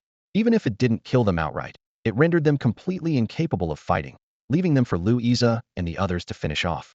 Not good. A group of beasts is climbing up, a soldier shouted through the rain. Everyone turned to see a swarm of beasts crawling up the dam. Though they lacked the ability to leap, their sheer numbers covered the dam's surface like a living tide. If they made it to the top, the consequences would be dire, potentially worse than facing elite-level beasts. Clear the way. A cold, commanding voice rang out from behind. The soldiers turned abruptly to see a towering figure standing by the dam. It was Qiu Longxiang, piloting the heavy Punisher mech. He stood before them, twin heavy machine guns aimed at the climbing horde of beasts. Die! Qiu Longxiang roared, his voice filled with furious rage. He pulled the triggers, and the machine guns roared to life, spitting fire as bullets tore through the ring. The beasts were shredded, their bodies flung apart, blood spraying into the air like mist. In that instant, as blood splattered across the battlefield, the rain-soaked dam became a stage for an unrelenting clash of blood and steel. The battle involving the Elite Class 2 could only be described as breathtaking. On the battlefield, the 5 students moved like a finely tuned machine. Each had their moments of solo combat, but when faced with a formidable beast, they seamlessly and silently converged into a deadly attack formation in an instant. Blades flashed, energy cannons roared, and the beasts fell swiftly under their coordinated assault. What was even more remarkable was their unyielding focus. Without pausing to celebrate their victories, they immediately turned to face the next battle, as if the creatures they had just defeated were nothing more than ordinary beasts. The rumble of mech engines and the clash of weapons echoed across the battlefield, revealing the true strength of the Elite Class 2 students. In the observation area, the previously skeptical murmurs had fallen silent. Members of other teams, taking a break, fixed their eyes on the leaderboard that updated in real time. The ranking of Elite Class 2 was climbing at an astonishing pace from the very bottom to breaking into the top 10 in less than 15 minutes. Their momentum showed no signs of slowing, as if they were determined to secure a specific spot. All eyes in the crowd instinctively turned toward the direction of Elite Class 1.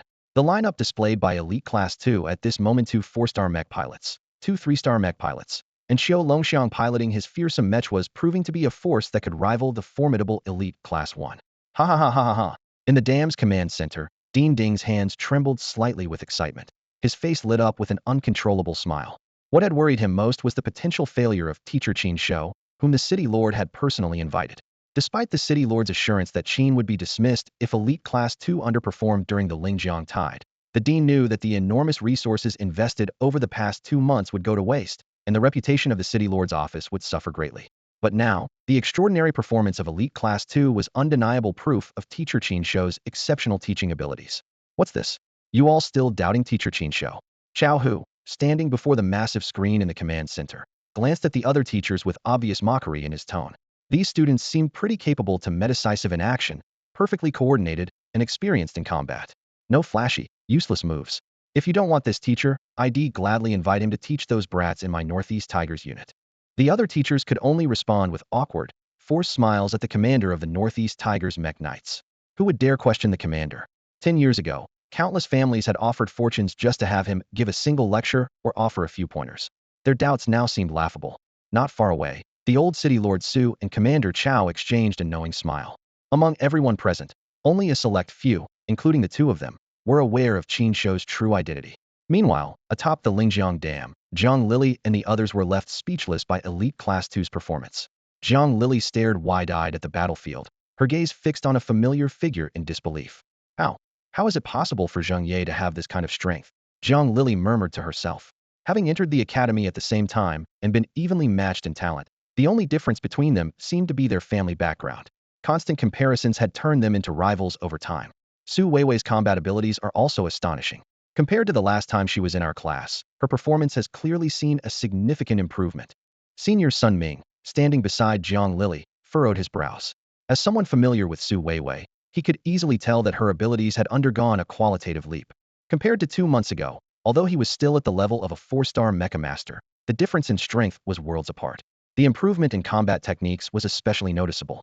The members of Special Class 1 unintentionally glanced toward the rest area of Special Class 2, only to be utterly dumbfounded by what they saw. A large yellow dog stood tall in the rain, carrying a turtle shell on its back, with a massive umbrella propped up on the shell. Under the umbrella, 2 camping chairs were neatly placed. Qin Shouyi, wearing sunglasses, sat leisurely with Annie. What was even more jaw-dropping was the exquisite fruit platter placed beside the turtle shell on the dog's back. Hey, do you two even know where you are? Setting up a tent in the camp was already bad enough, but now you're camping out here? Are you here on vacation? And what's with the sunglasses in this downpour? Who are you trying to impress? Someone couldn't help but mock. Qin Shouyi remained unbothered, casually adjusting his sunglasses. These seemingly ordinary sunglasses were actually special equipment, allowing him to see clearly through the rain and automatically mark the positions and levels of nearby beasts. 3 o'clock direction, approximately 300 beasts are approaching. The neighboring defense line is struggling, and we need to stay alert on our flank. How romantic, getting to go on a date with Master in the rain. Xiao Qi's voice echoed in his mind. Rain, Master, Xiao Kisik, a perfect match. Qin Shouyi silently pressed the mute button on the corner of his sunglasses, cutting off the bone-conduction-enabled remote communication. Turning to Annie, who was calmly enjoying raisins, Qin Shouyi couldn't help but ask in surprise at her composure on the battlefield. Aren't you afraid? Nope, because Brother Qin will protect Annie. Annie replied with a blink. You're that sure I can protect you? There are thousands of beasts out there. Because Brother Qin is really strong, Annie said, still munching on her raisins. Did Ivan tell you that? No, Annie figured it out herself. Those monsters' energy isn't as strong as Brother Qin's. Her answer caught Qin Shouyi off guard. Upon further questioning, he discovered that Annie possessed a radar-like special ability, allowing her to directly sense the energy levels of both beasts and Mech Masters. In the river ahead, about 100 meters away, there are approximately 1,300 beasts, 3 of which are elite level, Annie observed seriously. And 300 meters out, there's a very strong energy coming closer. It should be a fully formed elite level beast. Suddenly, Annie grabbed Qin Shouyi's wrist, her expression uneasy. Far, far away, Annie can feel an energy that's very unsettling. Is it a lord level or king level beast? How does it compare to my energy? Qin Shouyi asked. After focusing for a moment, Annie shook her head. It's different. Brother Qin's energy feels gentle, but this one is unsettling. Still, Brother Qin is stronger. Qin Shouyi gazed at the turbulent surface of the river, knowing that this Lingjiang tide was anything but ordinary. Although this wasn't the open sea, the aquatic environment would still significantly enhance the combat abilities of deep-sea king-level beasts. A fully formed elite-tier beast shot toward the dam like an arrow released from a bow. The defense forces responded swiftly, taking it down with precise firepower. For the Lingjiang Dam's defenses, a single elite-tier beast posed no real threat.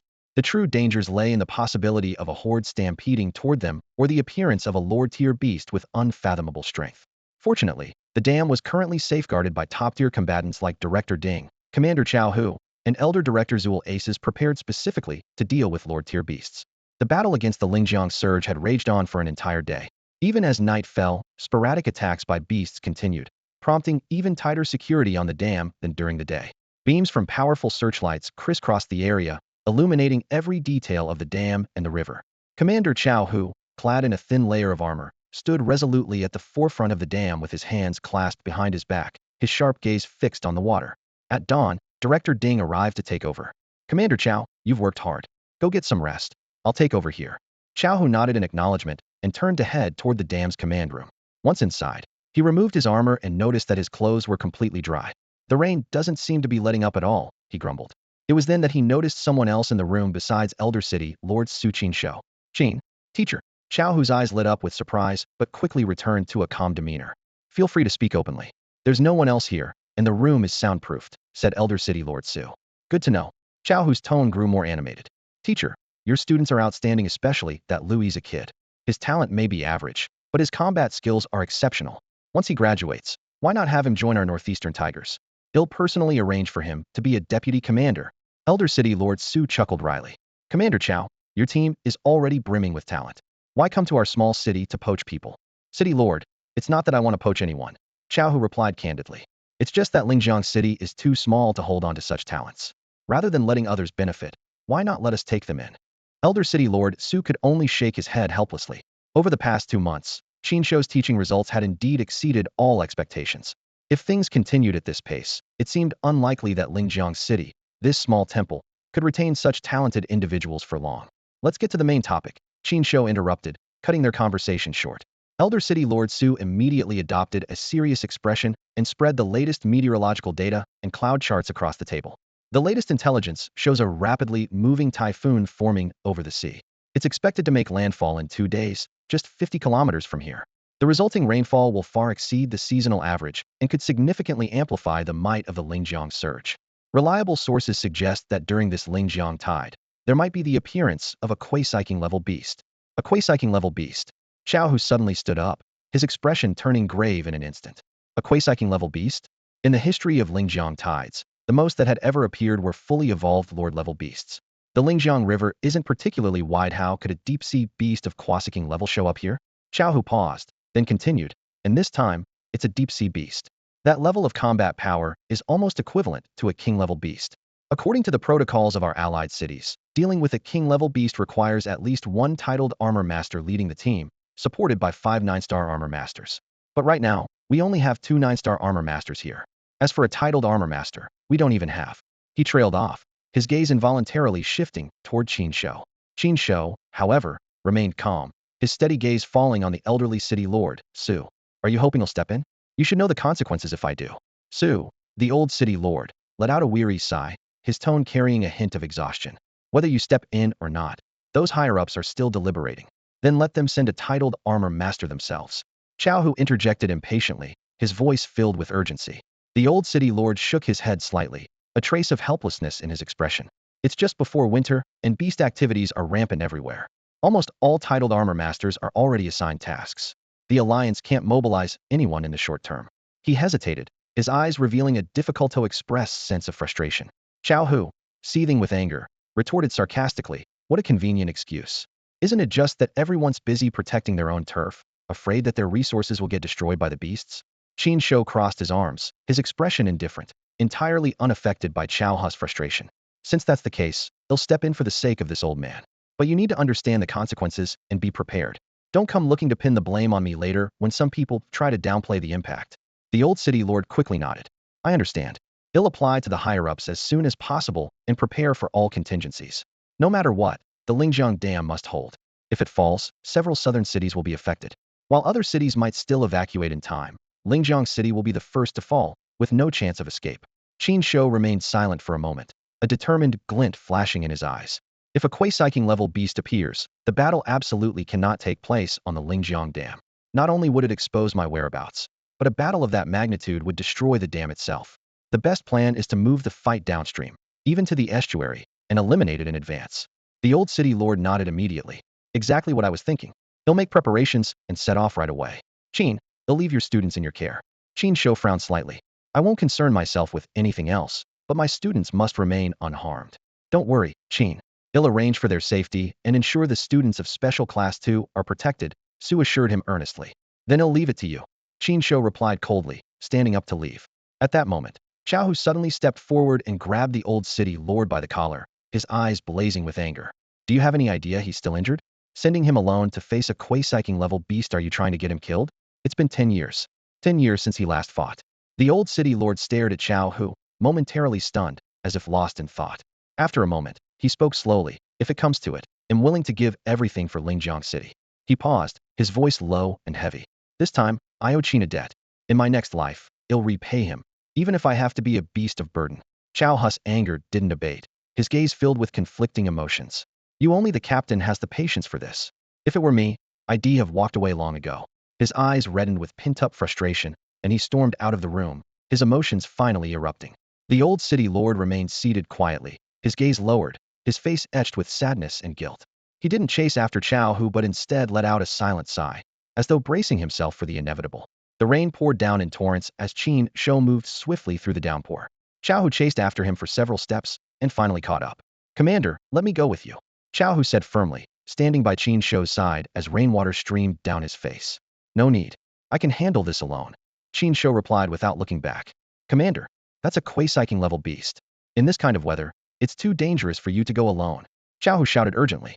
Qin Shou abruptly stopped in his tracks, turning to glare at Xiao Hu, whose face was filled with anxiety. Shouting so loudly, "Do you want everyone to know my identity? Besides, this is my decision. Do you think you can change it?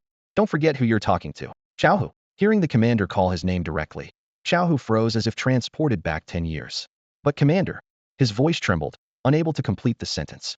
Don't worry about me. They need you here more. Remember, I'm your commander. Qin Shou flashed a confident smile before disappearing into the ring.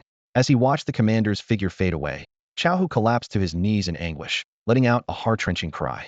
It had been 10 years, and the commander had never changed. He always shouldered the most dangerous missions himself. Just like that city 10 years ago, if only he had stopped him or insisted on following. Could things have turned out differently? At that moment, an urgent call for help came from the dam's defensive line. Emergency.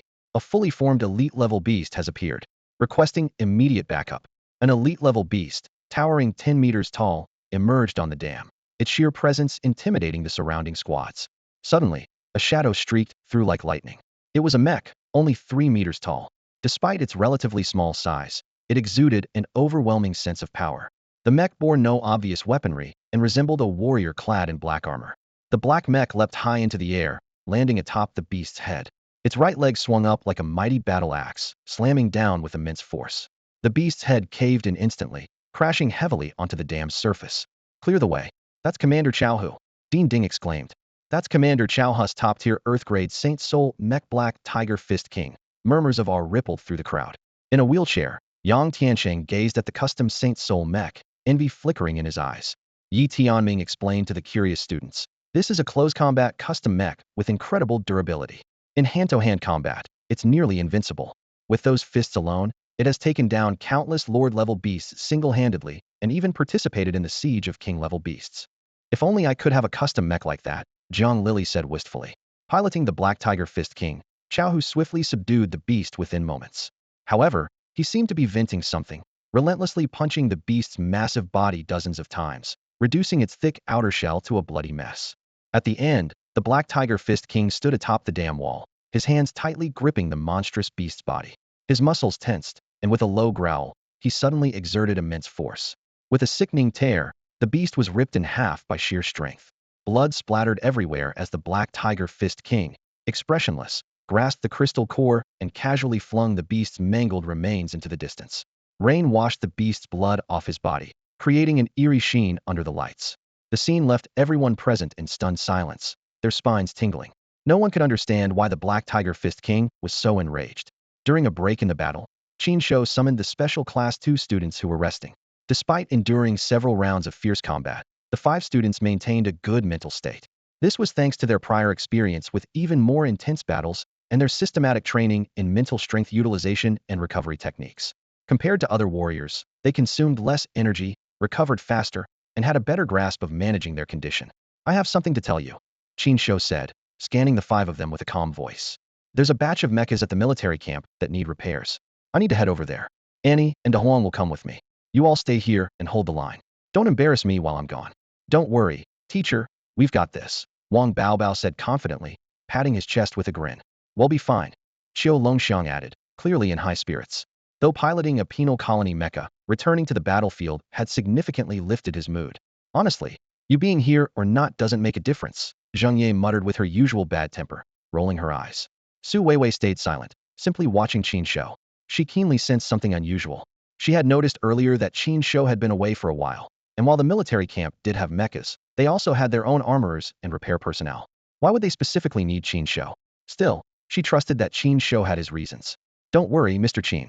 They'll take good care of everyone, Su Weiwei said firmly, naturally assuming the role of the leader of Special Class 2 in Qin Shou's absence. Qin Shou nodded and gave them a few additional reminders about combat before leaving with Annie and De Huang, heading toward the military camp. This departure didn't raise any suspicions among the students. Out of the students' sight, Qin Shou crouched down, taking Annie's small hand in his own. He spoke softly. In a moment, we're going to a dangerous place. But don't worry, De Huang will protect you. Don't be afraid. In truth, Qin Shou was hesitant about bringing Annie along. After all, they were going to face a Kuei-Psyking level beast, and leaving her behind would undoubtedly be safer. However, Annie's special ability to detect and lock onto a beast's energy could help him locate their target. With De Huang to protect her, he believed it would be fine. After weighing the risks, he decided to bring her along. Annie held Qin Shou's hand tightly, her small face filled with determination. She nodded firmly. I'm not scared. With Brother Qin and Chief Huang here, I'm not afraid. De Huang raised its head, its gaze unwavering, as if to say, don't worry, I'm here. Back at the military camp, Qin Shou retrieved his pink pickup truck. Annie and De Huang climbed into the passenger seat with practiced ease. Annie held De Huang with one arm while pointing forward excitedly with the other. Let's go, she cheered. Qin Shou froze for a moment, then turned his head to look at Annie beside him, his expression complicated. Noticing his gaze, Annie asked cautiously, Brother, is there something on my face? It's nothing, Qin Shou replied with a warm smile. He started the engine, looking ahead. His tone was gentle, as if speaking to both Annie and himself. Let's go. Under the torrential rain, a pink pickup truck sped downstream along the Lingjiang River. On the river's surface, the silhouettes of countless strange beasts flickered in and out of view amidst the surging tides. The water level of the Lingjiang had risen dangerously close to the cliffs on either side, with furious waves crashing against the steep rock faces, sending sprays of water splashing onto Qin Shou and his companions. Brother, why do these beasts insist on leaping over the Lingjiang Dam? Can't they just come ashore here? Annie asked, leaning against the car window, her eyes fixed intently on the scene outside. Most of these are aquatic beasts, Qin Shou explained patiently while keeping his focus on driving. Either they can't come ashore at all, or they can't survive on land for long. While there are a few amphibious beasts that can adapt to a terrestrial environment, they're either slow-moving or significantly weakened once they leave the water. These limitations mean that the beasts brought by the Lingjiang tide primarily pose a threat to the residents along the riverbanks. Annie nodded thoughtfully.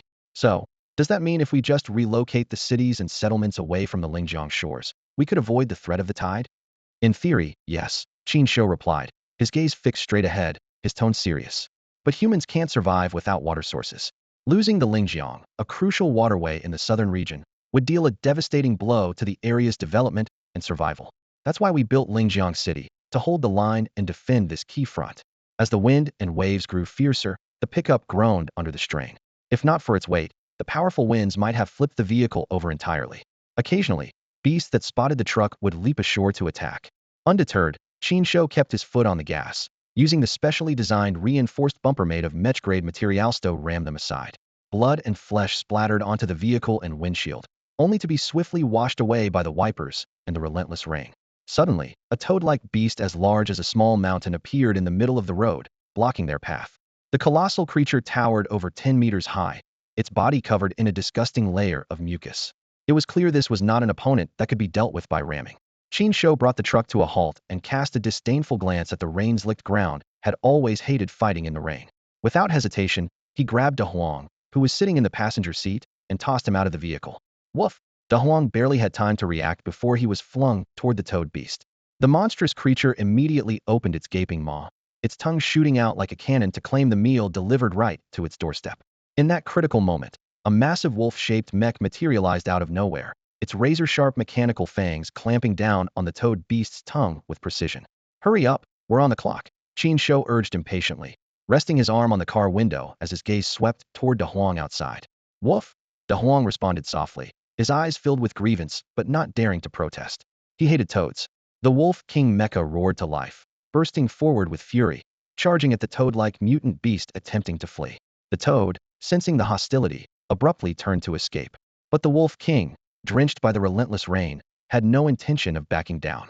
With a powerful leap, its claws sliced through the air, pinning the toad beast's spine firmly to the ground. The two engaged in a fierce struggle, biting and tearing into each other, as blood and flesh flew everywhere. The toad beast's tough hide was shredded, its blood staining the ground red.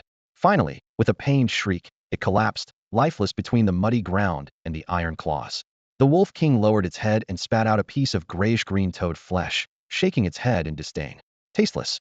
With the battle over, De Huang trotted back, ready to climb into the truck. But with a decisive click, the pink pickup's doors locked mercilessly. The truck accelerated sharply, splashing water as it sped through the torrential rain. In the truck's rear bed, a furry figure huddled in the corner under a small umbrella, trying to shield itself from the downpour. Qin Shou's reasoning for not letting De Huang inside was simple. You're soaking wet. You'll ruin the interior. De Huang curled up in the corner, drenched and dejected. Annie glanced at him through the rearview mirror, her expression softening with a hint of pity. Qin Shou tapped the horn lightly. De Huang. De Huang lifted his head, his ears twitching. After this mission, I'll let you visit Yun City. The moment those words left Qin Shou's lips, De Huang's eyes lit up, and his entire demeanor transformed. His tail wagged furiously, and his tongue lolled out in excitement. He leaped onto the roof of the truck and howled into the stormy sky, as if shouting, "Bring on the storm." Annie was taken aback, watching De Huang's ecstatic display. She asked curiously, "What's so special about Yun City?" Qin Shou replied nonchalantly, "De Huang has a goddess in Yun City." It turned out that the goddess was a purebred Samoyed with snowy white fur and a sweet, gentle voice, truly the canine world's epitome of beauty.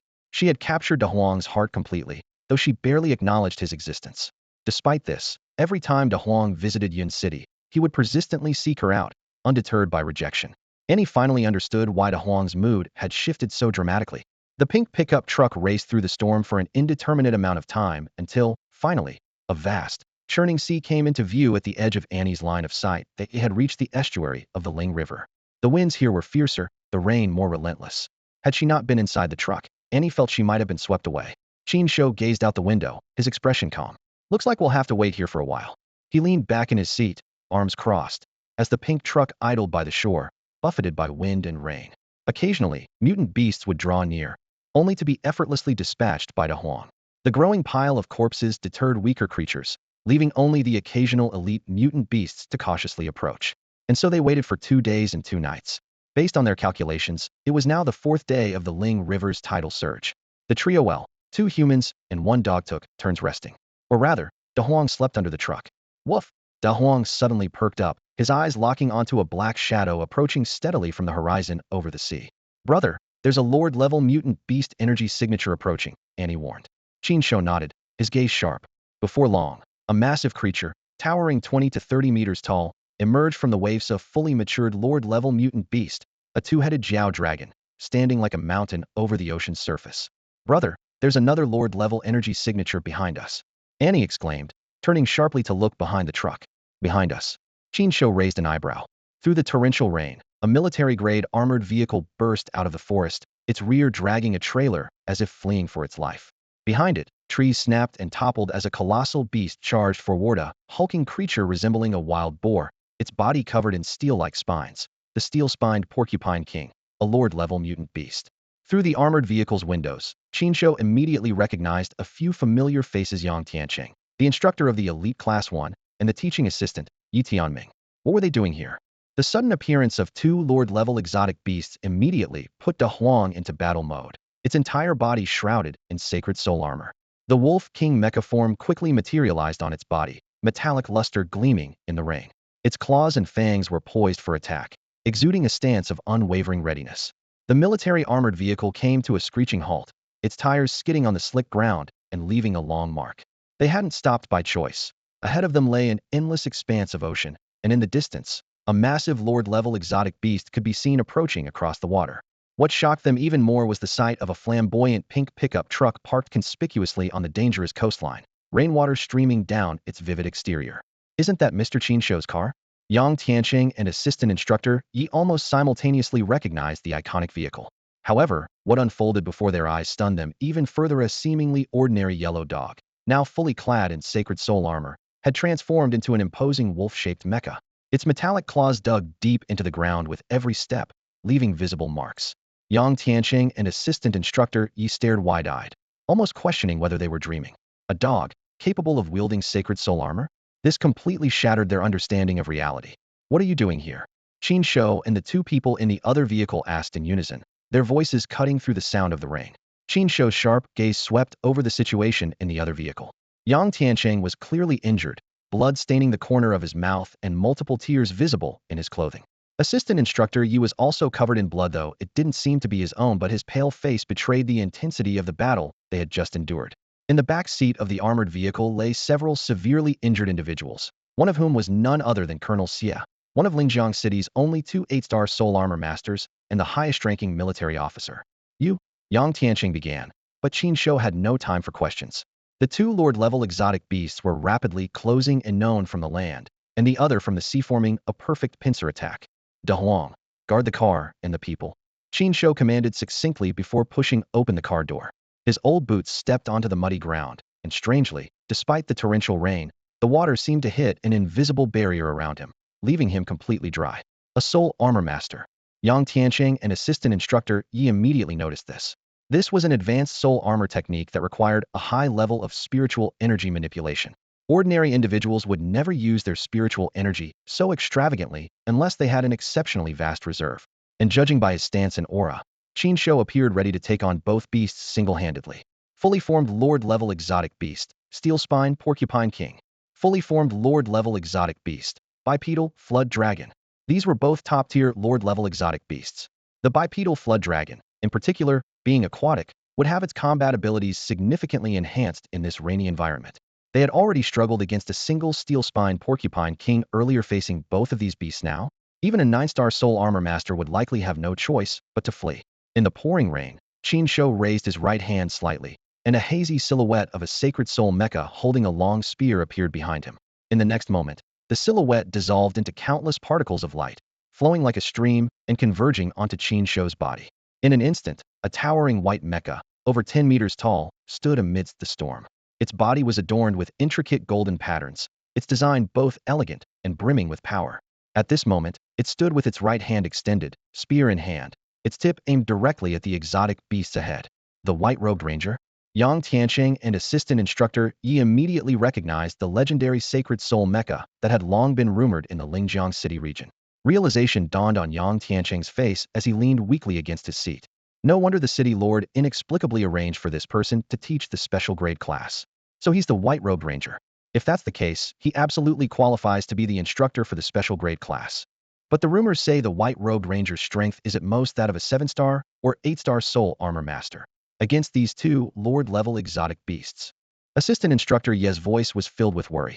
At that moment, Yang Tianqing pushed open the car door and stepped out, rain immediately soaking through his clothes. Yang Tianqing's face was pale, the pain from his worsening injuries clearly visible. Assistant instructor Yi quickly grabbed his arm. You can't forcefully activate the sacred soul armor again.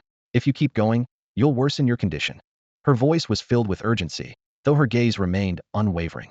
Rather than sit here waiting for death, I'd rather take a gamble, Yang Tianqing said calmly, as if leaving behind his final words. That item must be brought back to the Lingjiang Dam. If I die, the responsibility will fall on you. His tone was indifferent, but a flicker of helplessness flashed in his eyes. Just then, a sudden vibration came from the vehicle's door. Yang Tianqing looked up to see the massive paw of the Wolf King mech blocking the way, as though issuing a silent warning. He frowned and urged, "What are you doing? Move aside." Outside, two monstrous beasts were closing in on Qin Shou. Huang Zong's anxious voice broke the tension. "Uncles, don't worry. My brother will take care of those creatures." Annie leaned against the windowsill, her voice nearly drowned out by the heavy rain as she shouted with all her strength. Hearing her voice, Yang Tianqing's eyes sharpened, and he turned to look outside. The mech piloted by the white-robed ranger was now raising its spear. The weapon's tip emitted a dazzling white light, which gradually converged into a lotus-like beam, illuminating the stormy skies. The spear's barrel adjusted its angle, aiming at the distant two-headed hydra. Boom! A white beam shot forth, bursting midair into a cascade of hundreds of light threads, all hurtling toward the hydra. The creature immediately halted, both heads releasing torrents of water in an attempt to counter the attack. However, The light threads were too numerous and covered the Hydra's entire body, throwing it into chaos. Meanwhile, the white-robed ranger's mech moved without hesitation. The spear retracted, and the mech swiftly turned toward the massive, steel-spined Porcupine King. Its movements were swift and fluid, the 10-meter-tall mech sprinting through the rain with water splashing underfoot, like a dancer amidst a storm. Each step reverberated through the ground. The steel-spined Porcupine King, sensing the threat, abruptly stopped. The spines on its back shot out like missiles, their density and speed forming a near-impenetrable barrage aimed at the white-robed ranger. "Get out of the way!" Assistant Instructor Yi shouted in warning. The onslaught of spines was both swift and powerful. A direct hit could damage the mech's exterior and severely diminish its combat effectiveness. They had suffered from this very attack in a previous encounter. Yet the white-robed ranger's mech displayed extraordinary agility, weaving through the storm like a dancer. Every sweep of its spear was precise, deflecting the incoming spines with unerring accuracy. It followed a perfect path, evading every attack. As the mech glided past the steel-spined Porcupine King, the massive beast seemed momentarily hesitant. Despite its formidable offensive capabilities, its attacks were rendered ineffective by the mech's masterful maneuvering. Finally, the white-robed ranger closed in on the steel-spined Porcupine King. The beast's thick, iron-like hide made it a formidable opponent, and defeating it in a short time would be no easy feat. Yang Tianqing took a deep breath, his brow furrowed. Its defensive capabilities are too strong. Finding a weak point quickly will be difficult. But not impossible. Assistant Instructor Ye's eyes gleamed with a sudden realization. Do you recall the combat techniques used by Zheng Ye from Special Class 2? She also wields a spear, and I believe Instructor Qin must have passed his skills on to her. A spark of understanding flickered in Yang Tianqing's eyes. He frowned slightly. The weak point of a beast is often its excretory opening, but creatures of this level tend to protect such vulnerabilities during battle. For the steel-spined Porcupine King, its anus is already covered by scales. He paused, his gaze shifting to the white-robed ranger engaged in combat. Still, there is a flaw. Assistant Instructor Yi nodded, her expression grave. At that moment, another colossal threat emerged. The two-headed Hydra, momentarily subdued earlier, now surged back onto the battlefield like a ferocious beast, its approach marked by the roar of splashing water. If we can't quickly incapacitate the steel-spined Porcupine King, Qin Shouyi will have to face both of them alone. Yang Tianqing muttered under his breath. Fighting must be efficient. Aim for the weak points of the beasts when you attack. The captain's words echoed persistently in my mind. But what if the beasts hide their weaknesses? Faced with this question, the captain responded with a knowing smile. Beasts, despite their diverse appearances, are still living creatures at their core. All living beings have instinctive reactions like a knee-jerk reflex or pupils contracting when exposed to intense light. The key lies in understanding the traits of each beast.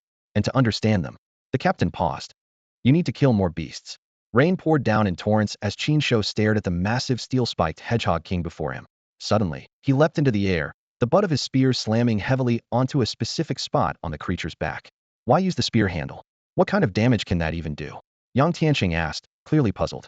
At that moment, Assistant Instructor Yi keenly noticed a brief stiffness in the steel-spiked hedgehog king's movements, as if it had been momentarily paralyzed by some unseen force. Though the state lasted only an instant, it was startling enough. In the next moment, Qin Shouyi's spear split into two parts. Gripping the half with the spearhead, he drove it precisely into the hedgehog king's rear. A piercing, agonized screech tore through the rain-soaked air. Despite being of a different species, both Yang Tianqing and Assistant Instructor Yi could feel the intense suffering conveyed in that sound. A blinding white light erupted from the spearhead, identical to what they had seen when dealing with the two-headed flood dragon earlier. Assistant Instructor Yi couldn't help but swallow nervously, silently mourning the fate awaiting the Hedgehog King. A series of muffled explosions erupted from the creature's rear. The steel-spiked Hedgehog King, a Lord-level beast renowned for its formidable defenses, collapsed with a thud. Though still alive, it was no longer capable of fighting. Qin Shouyi efficiently retrieved his weapon, his gaze shifting to the two-headed flood dragon in the distance. Everything had happened so quickly it was astonishing that a white-cloaked ranger, seemingly possessing only the power of a 9-star armor wielder, could so swiftly incapacitate a Lord-level beast known for its defense. Why did the Hedgehog King expose its weakness at that moment? The question lingered in the minds of Yang Tianqing and Assistant Instructor Yi. The only clue seemed to be that peculiar strike with the spear handle. Mr. Yang, do you remember that book from 10 years ago, the Beast Hunting Compendium? Assistant Instructor Yi suddenly spoke. It detailed the special reaction points of various beasts. Striking these points could trigger stiffness or other chain reactions. Yes, I remember that book, Yang Tianqing said, recalling. But the techniques it described were extremely demanding. They required not only pinpoint accuracy, but also perfect control over force, area, and depth. Even seasoned armor wielders found it difficult to master. No wonder the book caused a stir when it first came out, but eventually faded into obscurity. He understood what teaching assistant Yi Qin Shouyi had just used this technique to deal a heavy blow to the steel-spiked Porcupine King. Teaching assistant Yi merely shrugged, silently affirming the speculation. Yang Tianqing opened his mouth as if to speak, but stopped, his gaze locked firmly on the white-robed ranger's mech. At that moment, torrential rain poured from the heavens as fierce winds howled. Trees in the distance were uprooted and hurled into the air. On the shore, massive waves crashed against the rocks, creating towering walls of water tens of meters high, as if the end of days had arrived. Amid this apocalyptic scene, the white-robed ranger stood face-to-face with the two-headed dragon from afar. Clearly shaken by the fate of the steel-spiked Porcupine King, the two-headed dragon dared not approach recklessly and instead launched its attacks from a distance. Its two heads, akin to artillery turrets, continuously spat powerful jets of water jets so forceful they shattered solid rocks on impact. The white-robed ranger's spear tip flared as he maneuvered and counterattacked. On the surface, it appeared to be a stalemate, but teaching assistant Yi keenly observed that the ranger was subtly closing the distance between himself and the two-headed dragon.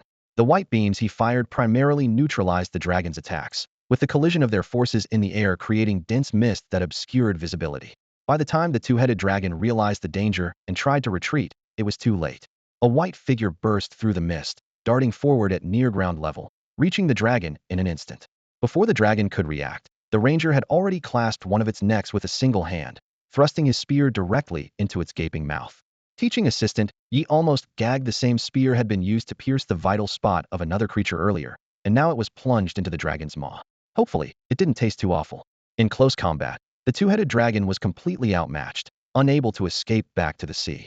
Before long, one of its heads had vanished entirely, while the other bore a gaping wound at the neck, clearly penetrated fatally. Other than these precise and deadly strikes, the dragon's body bore hardly any additional injuries. Amid the pouring rain, the sacred soul mech dissipated, and Qin Shouyi returned to the group.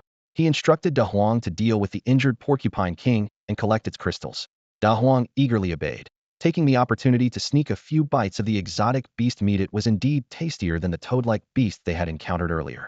Yang Tianqing and teaching assistant Yi stared at Qin Shouyi, momentarily at a loss for words. The events they had just witnessed were too overwhelming to process immediately. What are you doing here? You are the white-robed ranger. Qin Shouyi and Yang Tianqing spoke simultaneously, each questioning the other. Mr. Qin, during the 2 days you were away, there was an accident at the dam. A storm-like wave of alien beasts struck, with 3 Lord-level beasts and dozens of elite-level beasts appearing simultaneously. It became the most dangerous attack in the Lingjiang tidal surge. The Old City Lord, Dean Ding, Colonel Xie, and Commander Chao Hu all joined forces to barely withstand the assault. During the battle, the core energy reactor of the Lingjiang Dam suffered severe damage, and critical engine equipment was destroyed, causing a total power outage. All defensive weapons on the dam were instantly paralyzed, reducing the defense strength by 30. Assistant Instructor Yi spoke rapidly, explaining their dire situation as he pointed to the massive equipment being transported behind the armored vehicle. After an urgent discussion, the Old City Lord decided to send us to the southern coastal outpost base to retrieve a backup engine. Qin Shouyi frowned as he looked at the 2 people in front of him, one still recovering in a wheelchair, and the other suffering from an old illness that could endanger his life if he activated the Sacred Soul Mecha. So the old man sent just the 2 of you out here? He asked incredulously. Yang Tianqing adjusted his position in the wheelchair and explained, I may not have fully recovered, but am the only one who knows the shortcut to the outpost base. It could save us half the time. Assistant Instructor Yi offered an apologetic smile. I'm mainly here to take care of Mr. Yang. We also brought along a 30-person mecha squad. 30 people. Qin Shouyi's gaze swept over the soldiers sprawled out in disarray in the back of the military armored vehicle, his brow furrowing deeply. On our way back, we encountered a hidden Lord-level beast, the steel-spiked Porcupine King. Assistant Instructor Yi said, his voice trembling. It ambushed us, and the squad suffered over 50 casualties. Colonel Xie led the team to fight back, but he's only an 8-star mecha pilot, and most of the squad were 6 stars, with only a few 7 stars. His voice choked. Colonel Xie was severely injured and fell unconscious in the end. A 7-star major and a few mecha pilots stayed behind to cover our retreat. Qin Shouyi looked at the redness in Assistant Instructor Yi's eyes and understood that those who had stayed behind to cover the retreat had likely sacrificed themselves. Then why did you end up here? This is in the opposite direction of the Lingjiang Dam. We were chased by the steel-spiked Porcupine King, lost our way, and were forced to flee here. Yang Tianqing replied succinctly before asking in return, why are you here? Qin Shouyi shrugged, the wind and waves lashing against his white robe. Secret mission. Yang Tianqing frowned, suspicion flashing in his eyes. If you're curious, you can ask the old city lord when you get back. He's the one who assigned me here, Qin Shouyi said, glancing at the increasingly turbulent waves. Otherwise, who would come to a place like this in weather like this? Now that you're safe, you'd better get moving. The Lingjiang Dam is still waiting for your engine. The mention of Old City Lord Zu's name carried enough weight to silence further questions. However, Yang Tianqing kept his gaze fixed on Qin Shouyi's white robe and long spear. Are you the rumored white-robed ranger? Do I even need to explain? Qin Shouyi shrugged again, then corrected him. And it's called the Sacred Spear Ranger. For the first time, Qin Shouyi revealed the true name of his sacred soul mecha in front of others. You're at 9-star strength? Yang Tianqing asked, his eyes gleaming with barely concealed curiosity. Qin Shouyi glanced at him impassively. If you think it's 9-star, then it's 9-star. I don't have time to chat with you right now. You can leave. Understood. His tone was commanding, leaving no room for argument, clearly issuing an ultimatum. Earlier, to deal with the two lord-level beasts, Qin Shouyi had to step in and fight.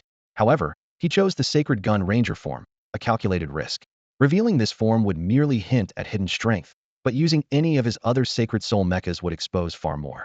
Yang Tianqing watched Qin Shouyi, who was urging them to leave, and felt certain the man was hiding a significant secret. However, escorting the engine back safely was undeniably their top priority. Just then, a pained groan shattered the silence. Assistant Instructor Yi suddenly coughed up a mouthful of blood, the crimson liquid splattering across the steering wheel in a stark, shocking spray. Tianming. Yang Tianqing's expression changed drastically as he turned to his companion in alarm. Qin Shouyi narrowed his eyes, his gaze sharp as he observed the scene. He used Sacred Soul Armor, didn't he? Yang Tianqing nodded heavily. When we fought the steel-spined Porcupine King, there were several critical moments. Assistant Instructor Yi had no choice but to use Sacred Soul Armor. Otherwise, we might not have made it here alive. Reckless, Qin Shouyi muttered, his voice low and tinged with disbelief. With crystal shards already lodged in his brain, he still dared to use Sacred Soul Armor. Every use drives those shards deeper. He's courting death. Fixing his gaze on the struggling Yi Tianming, Qin Shouyi's tone turned grim. In his condition, even if we rushed back to Lingjiang Dam right now, he wouldn't survive. The best-case scenario would be him ending up a vegetable. The words hit Yang Tianqing like a hammer, making him visibly tremble. For once, his usually stoic face betrayed a mix of fear and helplessness. Without further ado, Qin Shouyi stepped forward, pulled open the car door, and retrieved a vial of medicine from his coat. Swiftly removing the stopper, he poured the liquid into Yi Tianming's slightly parted lips. What did you just give him? Yang Tianqing asked sharply, startled by the sudden action. Something to save his life, Qin Shouyi replied curtly, pulling another vial filled with a murky yellow liquid from his pocket and tossing it to Yang Tianqing. Drink this. Yang Tianqing caught the vial, frowning deeply as he stared at the strange yellow substance. Its appearance and texture were disturbingly reminiscent of something unmentionable. You're not wrong, Qin Shouyi said bluntly. It's urine specifically, from a certain beast. You used Sacred Soul Armor too, didn't you? Reckless, every one of you. Your condition is slightly better than his, but if you don't take this, you'll be left with permanent damage. You'll never advance beyond being a 7-star armor master. Drink it or die your choice. His tone carried a mix of exasperation and disdain. At that moment, Yi Tianming's eyelids fluttered, and he slowly opened his eyes. His face was still pale, but he looked noticeably better. Mr. Qin, what did you give me? Yi Tianming's voice was weak, but laced with surprise. The pain in my head, it's much better. Just something to ease your symptoms, Qin Shouyi replied nonchalantly, muttering under his breath. Your condition, curing it will be incredibly difficult. Seeing Yi Tianming's improvement, Yang Tianqing hesitated no longer. He uncorked the vial and drank the yellow liquid in one gulp. The taste was as strange and unpleasant as he'd feared, but the effects were immediate. A surge of warmth spread through his body, and he felt more invigorated than he had in days. Don't think you're fully recovered, Qin Shouyi warned. If you dare use Sacred Soul Armor again, nothing urine or otherwise will save you. Now get moving and stop wasting my time. He waved them off impatiently. Just then, a sharp alarm sounded from within the vehicle. Annie's voice rang out urgently. Brother, a powerful energy signature is approaching us at high speed. It's getting closer very quickly. Qin Shouyi's head snapped up, his eyes piercing through the rain to focus on a dark, swirling shadow within the stormy mist. His expression turned grave as he reached out to shut Yi Tianming's car door.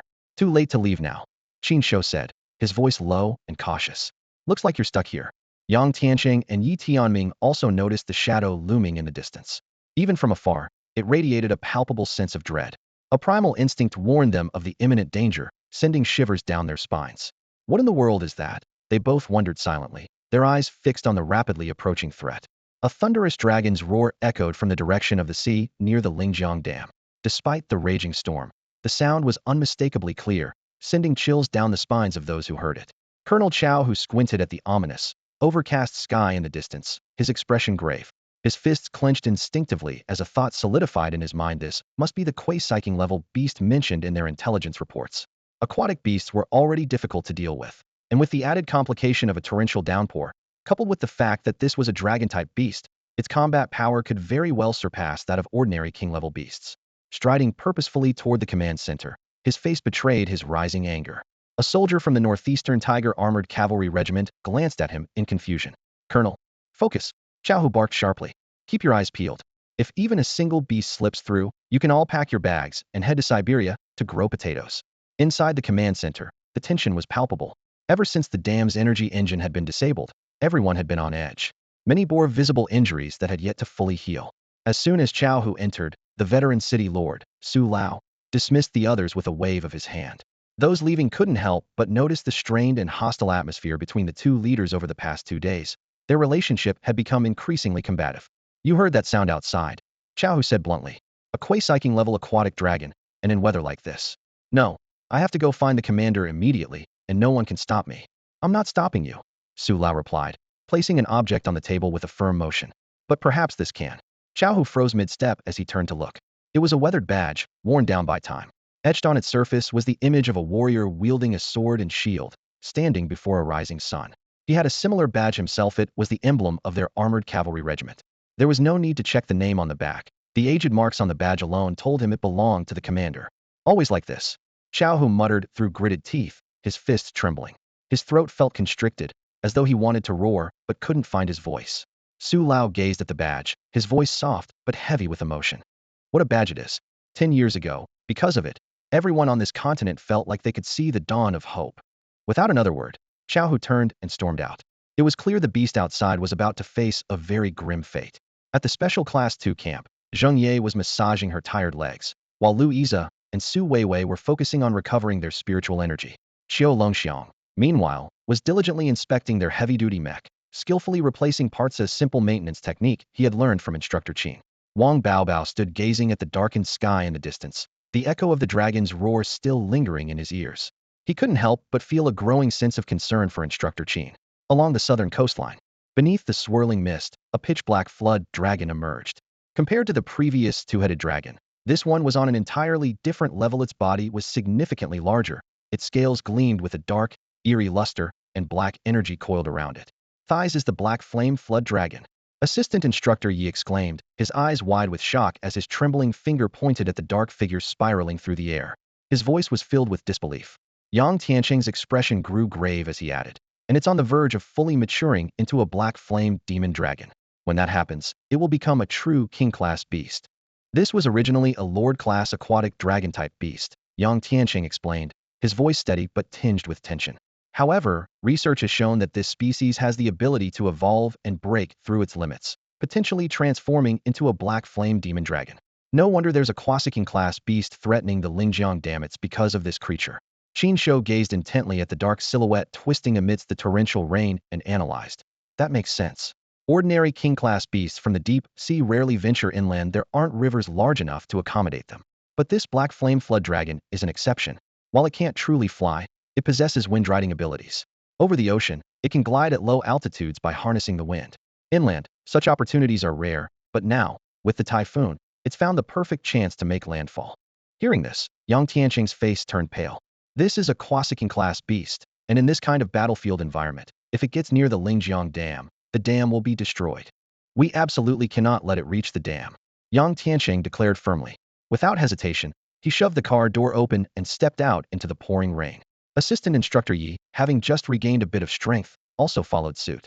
The rain instantly drenched his clothing. "What are you two planning to do?" Qin Shouyi frowned at the sight of their determined, almost suicidal demeanor. Yang Tianqing replied resolutely, "You're right. This black flame flood dragon is taking advantage of the typhoon to head south and attack the Lingjiang Dam. If we can hold it off here until the typhoon passes, it will lose its opportunity. The dam can still be saved." Impressive deduction from a top-tier instructor at Lingjiang Academy, Qin Shouyi remarked sarcastically. "But just you two? One injured, and the other barely standing." Yang Tianqing lifted his chin, undeterred by the intensifying rain or the ominous dragon circling above. "For the Lingjiang Dam, for the city of Lingjiang. Even if it costs my life, I will hold this black dragon here. I am also ready to fight to the death. Assistant Instructor Yi Tianming declared, as the glowing silhouette of a mech soul began to form behind him. The blue energy rippling from it stood out vividly in the rain. But in the next moment, Qin Shouyi smacked Yi firmly on the head. Death, death, death, that's all you people think about, he grumbled impatiently. With just the two of you, you're not even enough for that dragon's appetizer. And now that you're here, you couldn't leave even if I let you. Stay here and watch the car and the kid. With that, Qin Shouyi yanked the two men back and gave a brief command to De Huang. Keep an eye on them. Then he turned and walked forward into the storm. His figure gradually faded into the rain. Yang Tianqing stared in astonishment at Qin Shouyi's retreating silhouette.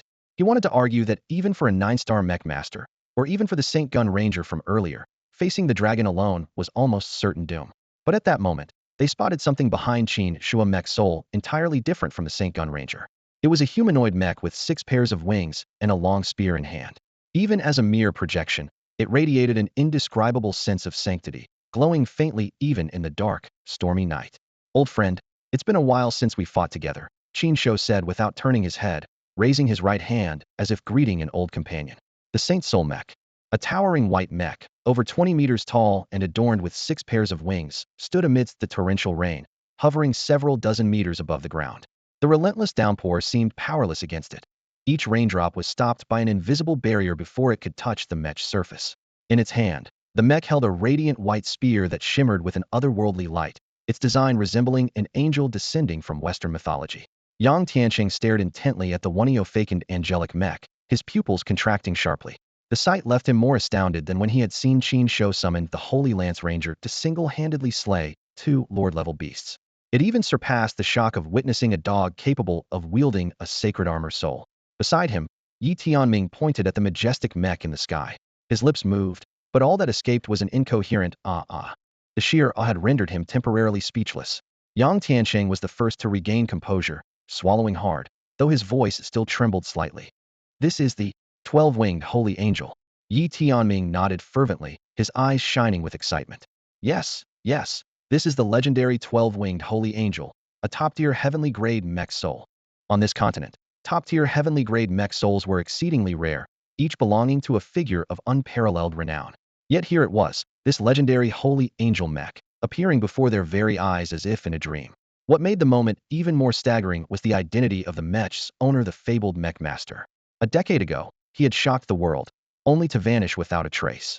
Some rumors claimed he had been imprisoned in the Sin Abyss, others said he had fled to the far north of Earth to live in seclusion, and a few even declared him dead. None of these stories had ever been confirmed. Yi Tianming gazed up at the angelic mech, his voice tentative as he asked, "If I remember correctly, Qin, teacher has been in Huzhou City for the past 10 years, right?" Yang Tianqing nodded in affirmation. Based on the information he had, this legendary figure had arrived in Huzhou City a decade ago, settling inconspicuously in a remote part of the city's southern district as a seemingly ordinary armor craftsman. He had lived there quietly ever since. Who could have imagined that such a renowned individual had been leading an unassuming life in this small southern city of just 100,000 people? At that moment, a Quasi-level beast, the Black Flame Wyvern, sensed the radiant presence of the mech like a predator locking onto its prey. Its membranous wings, attached behind its dragon-like head, spread wide as it dove downward with the ferocity of a ravenous beast. Yet, as the Black Flame Wyvern charged with terrifying speed, the 12-winged holy angel remained utterly still, unmoved. Slowly, it raised the gleaming spear in its hand. If anyone were to see the 12-winged holy angel's mech, especially the spear in its hand, they would likely mistake it for a close combat fighter. That would be a grave misconception. The 12-winged holy angel is undeniably a firepower turret, with mid-range offensive capabilities so terrifying they send chills down the spine. Let there be light. This voice, sounding like a divine decree, suddenly echoed directly in the minds of Yang Tianqing and Yi Tianming. It wasn't heard through their ears but seemed to be implanted deep within their consciousness, solemn and majestic like the proclamation of a god. As soon as the words fell, several white light points began to appear around the black flame dragon. These light points, once visible, expanded rapidly at a speed discernible to the naked eye. The enormous body of the black flame dragon immediately sensed a fatal threat the moment the light points appeared. It twisted and turned, attempting to flee. But it was too late. The light points swiftly grew into massive spheres of light, tens of meters in diameter, which then exploded. Each explosion resembled the sudden emergence of a blinding sun in the sky, piercing through the rain and illuminating the entire battlefield. And this was only the beginning. A second, a third, a fifth, a 10th, a 20th. The light points appeared one after another like bamboo shoots after a spring rain. Some materialized right beside the black flame dragon, while others precisely anticipated its flight path. Initially, the black flame dragon managed to evade thanks to its agility, but as the number of light points surged, with some spheres blocking its escape routes directly, the massive dragon-like beast could no longer avoid the explosions entirely. Whenever the energy from the exploding light spheres touched the black flame dragon, its scales burned as if exposed to direct sunlight, and then disintegrated into ash. Even in the pouring rain, the anguished roars of the black flame dragon echoed clearly, filled with unbearable pain. Overwhelming. This is absolute domination. Yang Tiansheng stood dumbfounded, his jaw practically hitting the ground as his eyes remained fixed on the battlefield, as though trying to etch the stunning scene into his memory forever. This is insane. The power of each attack, if it directly hits, is enough to instantly kill a typical Lord-level beast. And the casting range, it's at least several kilometers. With such a short interval between attacks, assistant instructor Yi muttered in awe. Then, as if remembering something, he lowered his voice and murmured, "There's a rumor that this 12-winged holy angel mech was forcibly taken from a Western organization by someone. Ever since, that organization has banned him from their territory and put him on a blacklist. I wonder if it's true." Yang Tianqing, having heard the same rumor, nodded. "It's probably true. After that incident, representatives from that organization came to visit our Eastern Alliance of cities. Officially, it was a diplomatic visit, but in reality, they were trying to reclaim this holy soul mech. Of course, they left empty-handed. No wonder those Westerners are so obsessed with this mech. A top-tier heavenly holy soul mech, its power, a long-range turret, every single attribute, makes it unimaginably valuable. Losing it must have been a devastating blow." On the battlefield, the black flame dragon continued to dodge while launching a counterattack. It finally mustered its strength and unleashed a massive jet of black flames, attempting to disrupt the 12-winged holy angel's rhythm of attack. However, just as the black flames were about to reach the mech, a radiant white barrier suddenly enveloped the holy angel, completely blocking the flames. Even more astonishing, the rate at which the white light spheres were being released remained unaffected. The mech maintained both offense and defense simultaneously, leaving no openings. "It's attacking and defending at the same time? That's just unfair," Yi Tianming muttered, his tone a mix of amazement and helplessness. Yang Tianqing and Yi Tianming quietly observed the intense long-range battle unfolding before them. The fight was ferocious, with the Quasi-level beast, the black flame flood dragon, completely suppressed and unable to retaliate. Wounds covered its body, and its once pitch-black scales were now battered and torn, making it appear especially miserable. The black flame flood dragon attempted to counterattack, but its strikes barely made a dent in its opponent's defenses. The 12-winged holy angel didn't even bother dodging. Its impenetrable barrier effortlessly neutralized every wave of attacks. Even when the dragon tried to close the distance for close combat, the situation didn't improve. As it approached the holy angel, the number and frequency of those annoying white light spheres around it increased, forcing the dragon to endure even more attacks with each step forward. This shift in dynamics allowed Yang Tianqing to quickly grasp the essence of the 12-winged holy angel's combat strategy. He analyzed, the key to this holy angel lies in its range. The closer you get, the more frequently it summons light spheres, and the stronger its attacks become. Clearly, this combat style has its limitations. If you maintain a greater distance, the attack frequency significantly decreases, which would weaken its advantage. Assistant instructor Yi Tianming added from the side. In other words, this holy angel has established a powerful zone of fire control. Any enemy entering this zone will face immense pressure. If it gets close enough, it will also have to contend with a formidable barrier. However, it's still unclear whether this barrier can withstand physical attacks or only energy-based ones. If it's the latter, breaking through its defenses might come at a steep cost. From their observations, they had largely deduced the 12-winged holy angel's combat mechanics. While they had identified its weakness, a new problem arose: who could exploit it? Even a Quasi-level beast hesitated to approach the holy angel. How many ordinary people or other beasts could possibly match its strength? It seemed that defeating this holy angel would require a coordinated effort from a well-organized team. As expected of a top-tier heavenly class sacred soul mecha, its power is truly awe-inspiring, Yang Tianqing murmured in admiration. The battle continued for a few more minutes.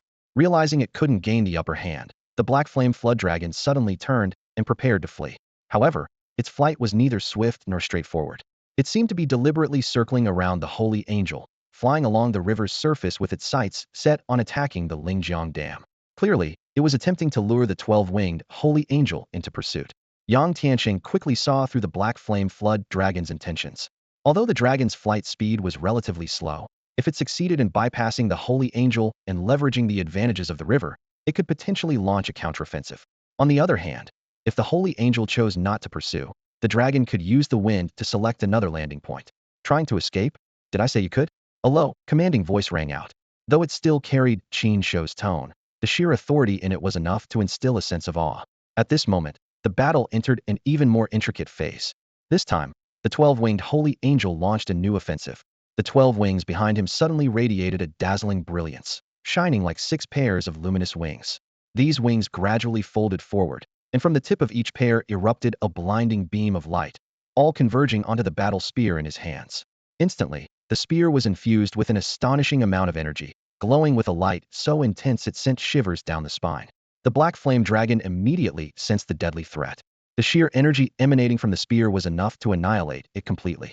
Without hesitation, it abandoned all pretense and surged upward at full speed, attempting to use the storm clouds above the deep sea to conceal its massive form. Holy Spear of Light. A commanding voice echoed in the minds of Yang Tianqing and his companions. In the next moment, the 12-winged Holy Angel hurled the spear imbued with holy light. The spear transformed into a radiant beam, streaking through the air with lightning speed, pursuing the fleeing black flame dragon. Despite its desperate attempts to evade, in a split second, the Holy Spear of Light struck with precision, piercing right through the dragon's tail. Did it really have to aim at the tail? Yi Tianming shuddered. That power is lethal enough. Why target that spot of all places?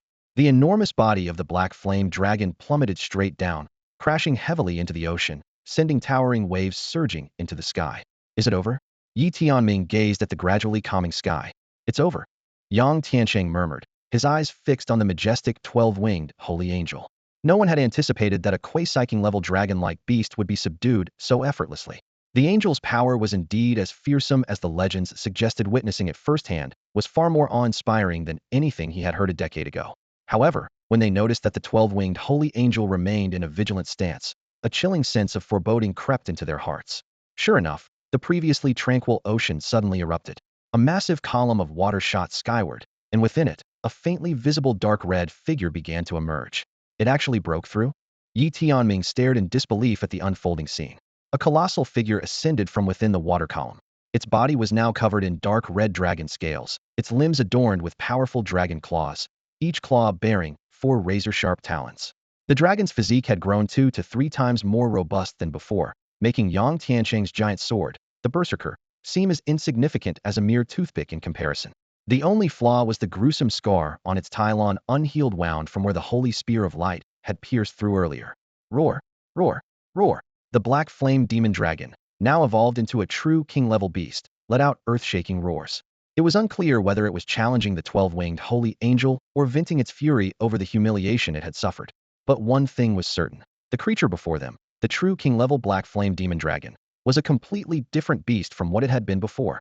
A king-class beast. A dragon. An aquatic beast. On the storm-ravaged sea, fierce winds howled, and the ocean churned violently. At this moment, the black flame demon dragon mirrored the ferocity of the tempest, unleashing its terrifying power. Every factor was in its favor, as if the sea itself had cleared a path for its roar. The combat strength of this black flame demon dragon had now reached near the peak of king-class beasts. Yang Tianqing and Yi Tianming couldn't help but feel a deep sense of foreboding. When was the last time we fought a king-class dragon beast? Yang Tianqing, feeling uneasy, couldn't resist asking assistant instructor Yi beside him. Assistant instructor Yi fell silent for a moment, a flicker of unease crossing his eyes. It was 6 years ago.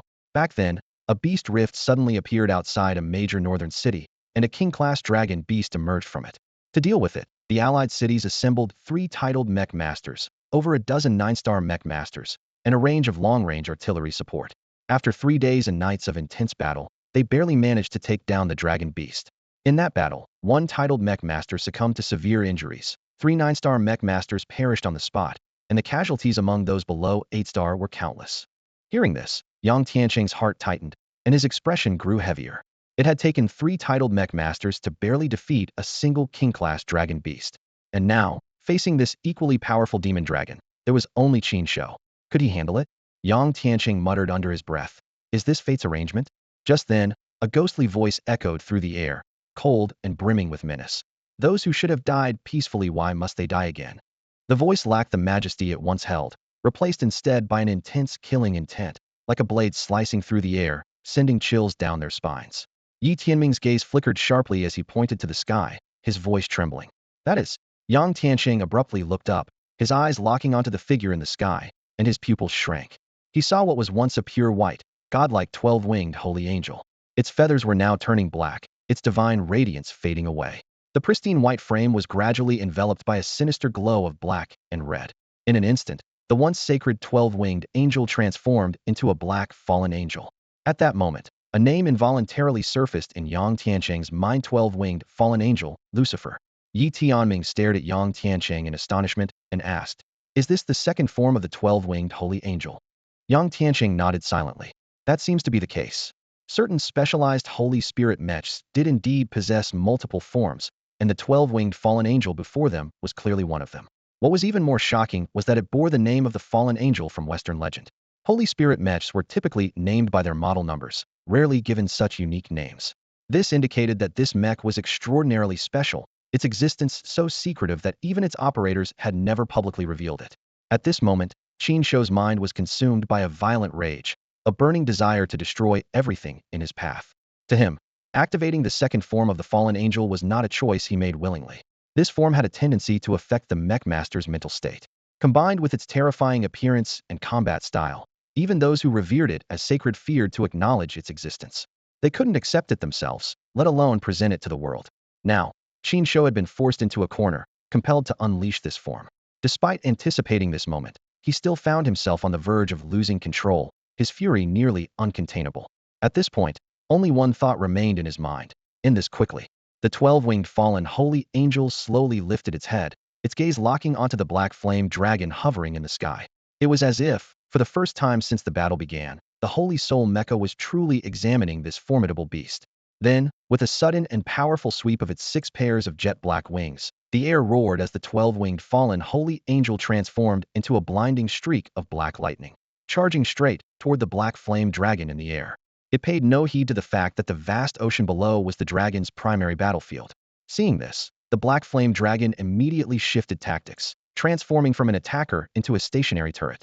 It opened its massive jaws and unleashed a true dragon's breath, its power incomparable to its previous attacks, like the difference between a toothpick and a wrecking ball. The pitch-black flames poured down like a waterfall, consuming everything in their path. What was truly astonishing, however, was that the 12-winged fallen holy angel didn't even attempt to dodge. Instead, it plunged directly into the torrent of flames. This sight caused both Yang Tianqing and Yi Tianming to gasp audibly. This was the dragon breath of a king-level beast no ordinary titled Mech Master would dare face it heat. Yet Qin Shou had charged straight into it. Even more unbelievable, the 12-winged fallen holy angel surged upward against the tide of flames, forcing its way through the black flame dragon's breath. At the same time, its 12 wings began to shimmer, their surfaces reflecting an eerie glow like black crystals. Is it absorbing the energy from the attack? Yang Tianqing squinted as he voiced his speculation.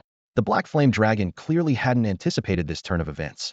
It immediately tried to pull back, a flicker of fear flashing in its dragon eyes. This black-winged entity was far more dangerous than the white-winged one it had faced earlier. But it was too late. The 12-winged fallen holy angel had already streaked forward like lightning and appeared right in front of the dragon. Before the beast could react, the angel's hands clamped down on its neck like unyielding steel. The two were now locked in a bizarrely close confrontation. The black flame dragon thrashed desperately, its claws slashing wildly in an attempt to fend off the intruder. But the angel's black wings acted as unbreakable shields, repelling every strike. Even the dragon's razor-sharp claws failed to leave so much as a scratch on those wings. What happened next was even more horrifying. The 12-winged fallen holy angel slowly opened its mouth. Yes, its mouth. The once dignified face now split into a grotesque, gaping maw, terrifying to behold. The sight sent shivers down the spines of Yang Tianqing and Yi Tianming. This mecha was utterly monstrous. From that fearsome maw came a torrent of black flames, blasting directly at the black flame dragon's head. The roles were now reversed. But unlike the 12-winged fallen holy angel, the black flame dragon had no means to withstand such an attack. It let out a blood-curdling scream, its massive body writhing and struggling in agony. The sea erupted in towering waves as the dragon thrashed about, the chaos briefly granting it a chance to break free. Seizing the moment, it fled toward the deep sea, its eyes filled with sheer terror. It was truly afraid. This opponent was a nightmare incarnate. Staying any longer would mean certain death. As a newly evolved king-level beast, the black flame dragon had gained intelligence and an understanding of danger. It feared death. It didn't want to die here. If it could just escape to the deep sea, it would be safe. Unfortunately, it was already too late. If it had been facing the 12-winged holy angel of before, it might have been spared. But now it faced the 12-winged fallen holy angel, a being for whom every target was already marked for death. There would be no mercy. The 12-winged fallen holy angel dove sharply, relentlessly pursuing the black flame dragon into the ocean, utterly indifferent to the advantage the marine environment might grant its quarry. At this moment, its focus was singular, this prey, and this prey alone. The murderous intent emanating from it was almost tangible. Yang Tianqing and Yi Tianming could only stare blankly at the roiling sea, swallowing nervously. This 12-winged fallen holy angel was truly terrifying. Above the vast ocean, waves roared and churned violently, shaking the sea as if the entire expanse were ablaze. Massive columns of water occasionally shot into the sky, resembling the wrathful roars of a sea god. Although the battle itself was obscured by the crashing waves, Yang Tianqing and Yi Tianming could vividly imagine the earth-shattering clash taking place. The oppressive aura emanating from the 12-winged fallen archangel felt as though it made the entire sky tremble under its presence, exuding a wild, brutal power that surged like an unstoppable tide. Suddenly, the ocean surface exploded as a massive figure burst into the air. It was the black flame dragon, struggling to leap from the sea and soar into the sky. Though it had just completed its evolution, its current state was utterly wretched. Its scales were shattered and scorched, many ripped away entirely, leaving raw, bloodied patches. Several deep wounds exposed bone. Its right forelimb was twisted and mangled, and its left eye was a hollow, bleeding cavity. One of its horns had been broken off and grotesquely lodged into its own neck. That very horn was now gripped in the hand of the 12-winged fallen archangel, a grisly trophy of the hunt. The fallen archangel straddled the dragon like a merciless knight, yet his methods were nothing short of barbaric. He repeatedly tore scales from the black flame dragon's body, each act accompanied by spurts of blood and the dragon's agonized roars. The dragon thrashed and bellowed, its massive wings flapping furiously, but it could not break free from the archangel's overwhelming suppression like a beast pinned helplessly in place. At last, the black flame dragon let out a heart-wrenching cry that seemed to rend the heavens before crashing heavily onto the shore. The impact sent sand and debris flying, leaving a massive crater in its wake. In its sole remaining eye, a flicker of relief could be seen, mixed with profound bitterness. Perhaps even in its final moments, it could not understand why its destiny had turned so cruel. Having just ascended to the rank of a king-class beast, it had crossed paths with this 12-winged monstrosity. Its reign as a king had lasted mere minutes, making it possibly the shortest-lived king-class creature in history. The 12-winged fallen archangel descended slowly, one foot pressing down on the dragon's broken body. His entire form radiated dark, swirling energy, resembling a judge from the depths of hell. Standing there in silence, his presence was as oppressive as a mountain, suffocating Yang Tianqing and Yi Tianming from afar. They instinctively realized that this Saint Soul mecha was no longer the same as the 12-winged archangel they had encountered before. It had been reshaped by some unfathomable force. The fallen archangel's gaze fixed on the dragon's corpse, filled with a greedy and dangerous hunger, as though he intended to consume it entirely. Suddenly, he thrust his hand into the dragon's chest, burying his arm deep within.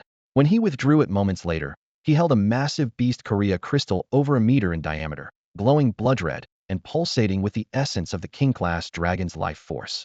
This was the core crystal of a king-class beast, a priceless treasure rarely seen on the market. A single crystal of this caliber could be used to forge several Earth-class Saint Soul mechas, and with the craftsmanship of a master forger, it might even produce a heaven-class mecha. Yet, to Yang Tianqing and Yi Tianming's astonishment, the crystal in the fallen archangel's hand began to crack. Crack, crack, the sharp, chilling sound of breaking echoed as the priceless crystal shattered and melted, transforming into a dark, blood-like liquid. The liquid flowed down the fallen archangel's arm and seeped into his mecha, as though infusing him with new life and power. In the co-pilot seat, Annie curled into a tight ball, hugging herself as she trembled. Only her wide, terrified eyes peeked out, fixated on the unfamiliar, menacing aura radiating from the Saint's Soul mecha. She knew in her heart that this was not her beloved Qin brother. The presence that once gave her solace now filled her with an overwhelming dread, making her shiver uncontrollably. She didn't dare make a sound, only silently praying that all of this was nothing more than a nightmare. Even Huang Zhong, in his wolf king form, had his tail tucked between his legs, exuding fear. He stood cautiously in front of the pink pickup truck, ready to react to any sudden developments. The exotic beast crystal had completely vanished without a trace. The 12-winged fallen holy angel suddenly turned its head in their direction. In that fleeting moment, Yang Tianqing and Yi Tianming felt as if they were staring straight into an abyss, trembling with terror. Although this dreadful sensation lasted less than a millisecond, It felt like an eternity to them.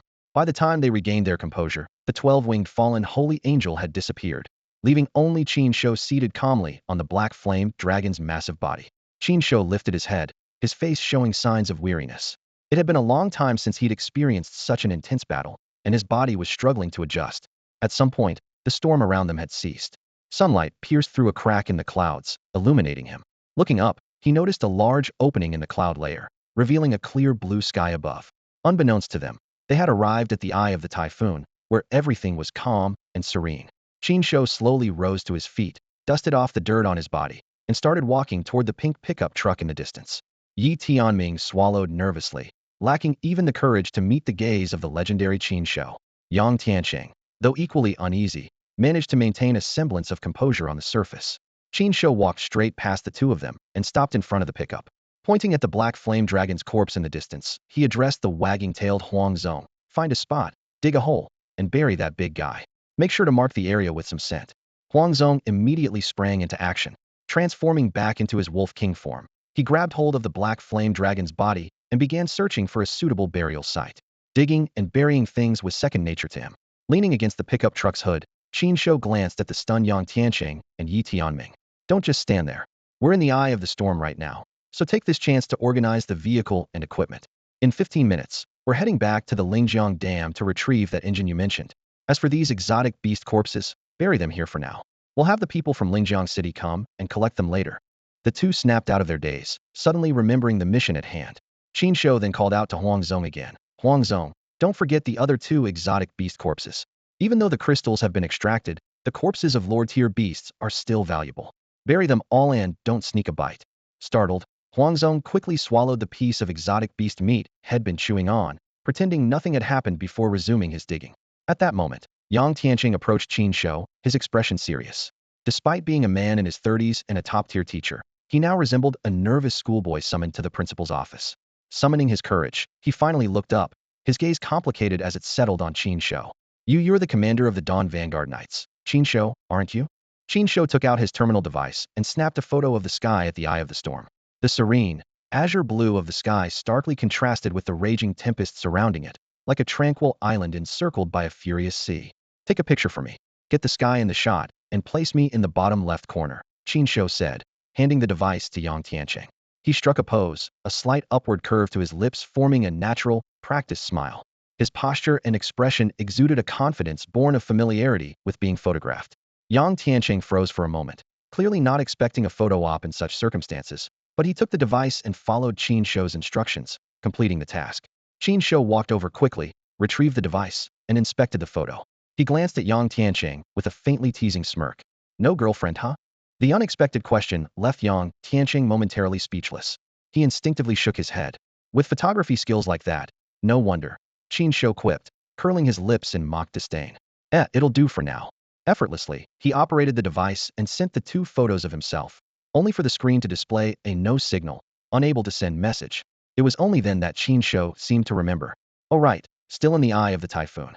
He quickly adjusted the settings to ensure the photos would send automatically once a signal was available. You still haven't answered my question, Yang Tianqing said, his voice filled with urgency and determination. Qin Shou crossed his arms, his gaze calm and detached as he looked at Yang Tianqing. Does my identity really matter so much to you?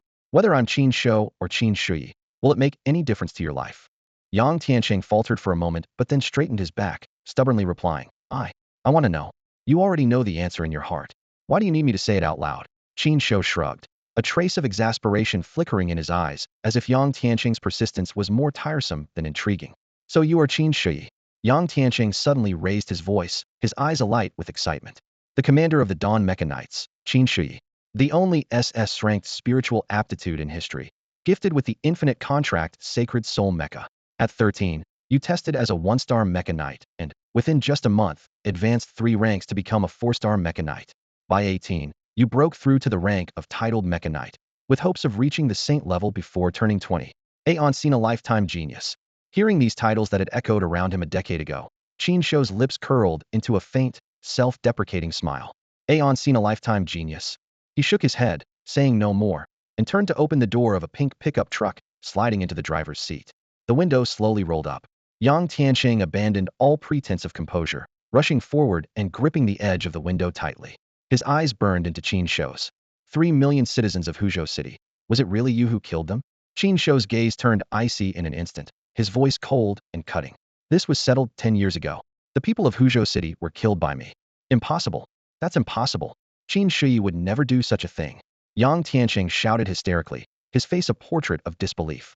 Let go, Qin Shou commanded, his voice quiet but carrying an undeniable authority. Yang Tianqing didn't move, as if rooted to the spot.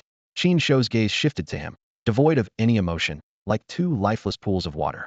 The sheer intensity of that look made Yang Tianqing instinctively release his grip. The window continued to rise, finally sealing them off from each other completely. Meanwhile, the eye of the storm had passed, and the violent winds and torrential rain returned with fury. Raindrops pelted the pink pickup truck like bullets, blurring the view of the figure inside. Yang Tianqing could no longer make out Qin Shou's expression. Mr. Yang, please calm down, Yi Tianming said, stepping forward to tug at Yang Tianqing's arm. Mr. Qin clearly has his reasons for not wanting to talk about it. You're still injured. Let's head back to the car. Suddenly, Yang Tianqing broke free of Yi Tianming's grasp, rushing to the front of the pink pickup truck. He slammed his palms onto the hood, rain streaming down his face, indistinguishable from tears. He shouted at the shadow inside the vehicle, his voice raw with emotion. Qin Shouyi, I refuse to believe you would massacre 3 million innocent people for no reason. I refuse to believe it. Inside the car, Qin Shou could only see Yang Tianqing's lips move, but no sound reached his ears. Silently, he reclined the seat, covering his eyes with one hand as he tried to calm the storm of emotions surging within him. Why bear all this alone? Wouldn't it be simpler to kill everyone? Turn the world upside down.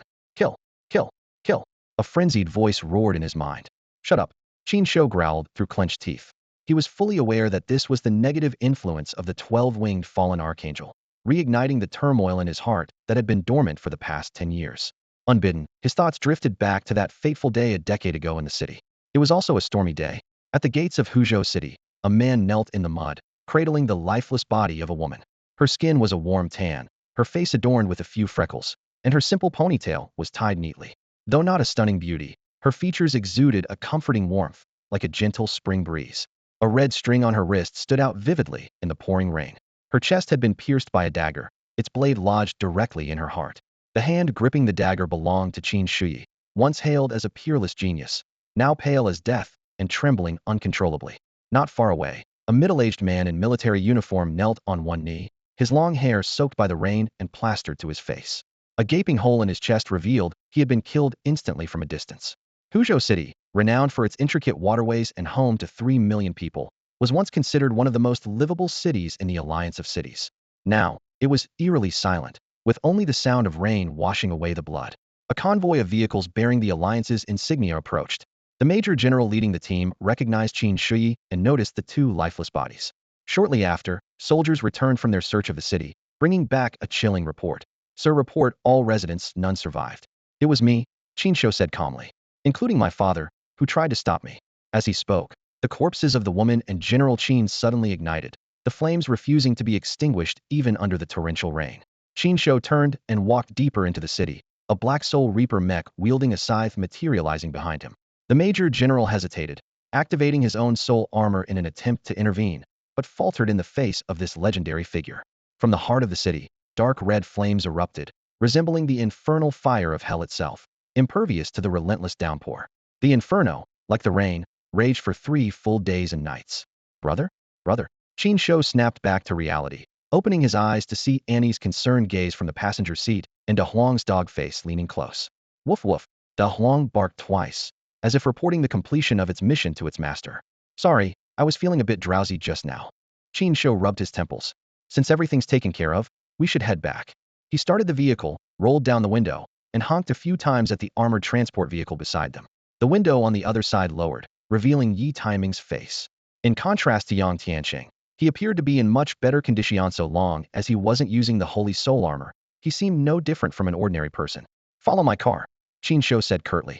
Understood. After witnessing the earlier battle and learning Qin Shou's true identity, Yi Timing's gaze toward him had completely changed.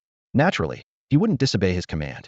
Just as the two vehicles were about to depart, the distant forest suddenly echoed with the roar of engines. 5 motorcycles came speeding toward them. Why are there motorcycles here? Yi Tianming warily reached for the firearms in the back seat. Even though he couldn't activate the holy soul armor, He could at least rely on weapons for self-defense. Relax, there with us. Qin Shouyi waved his hand in exasperation. 7 female riders in leather outfits and helmets surrounded the pink pickup truck.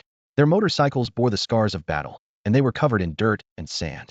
I told you not to follow me, Qin Shouyi said to the nearest rider. Orders are orders. Ensuring your safety is our priority. A voice tinged with grievance came from beneath the helmet. If Qin Shouyi hadn't shaken them off midway, they wouldn't have ended up dealing with crashes, getting lost, and facing attacks from mutant beasts along the way. It was only thanks to the commotion caused by the battle with the king-level beast that they managed to track him down. Well then, Qin Shouyi leaned against the car window and lowered his voice. I'm done here and heading back to the Lingjiang Dam. Send someone to inform the city lord of Lingjiang City that Yang Tiancheng and Yi Tianming now know my identity. He'll know what to do. The female rider paused briefly, her sharp gaze sweeping toward the armored transport vehicle behind them through her helmet. Understood. With that, the convoy now included several motorcycles. These bikes paid particular attention to the armored transport vehicle, ostensibly escorting it, but in reality, appearing more like they were keeping it under surveillance. Yi Tianming glanced at the female riders around them, a thoughtful expression crossing his face. These people seem like they're monitoring us. They surrounded the vehicle, their watchful eyes scanning back and forth as if carrying out some kind of surveillance mission. Yang Tiancheng leaned wearily against the passenger seat, his arms crossed over his chest. Although his body was utterly exhausted, his mind was surging with countless thoughts.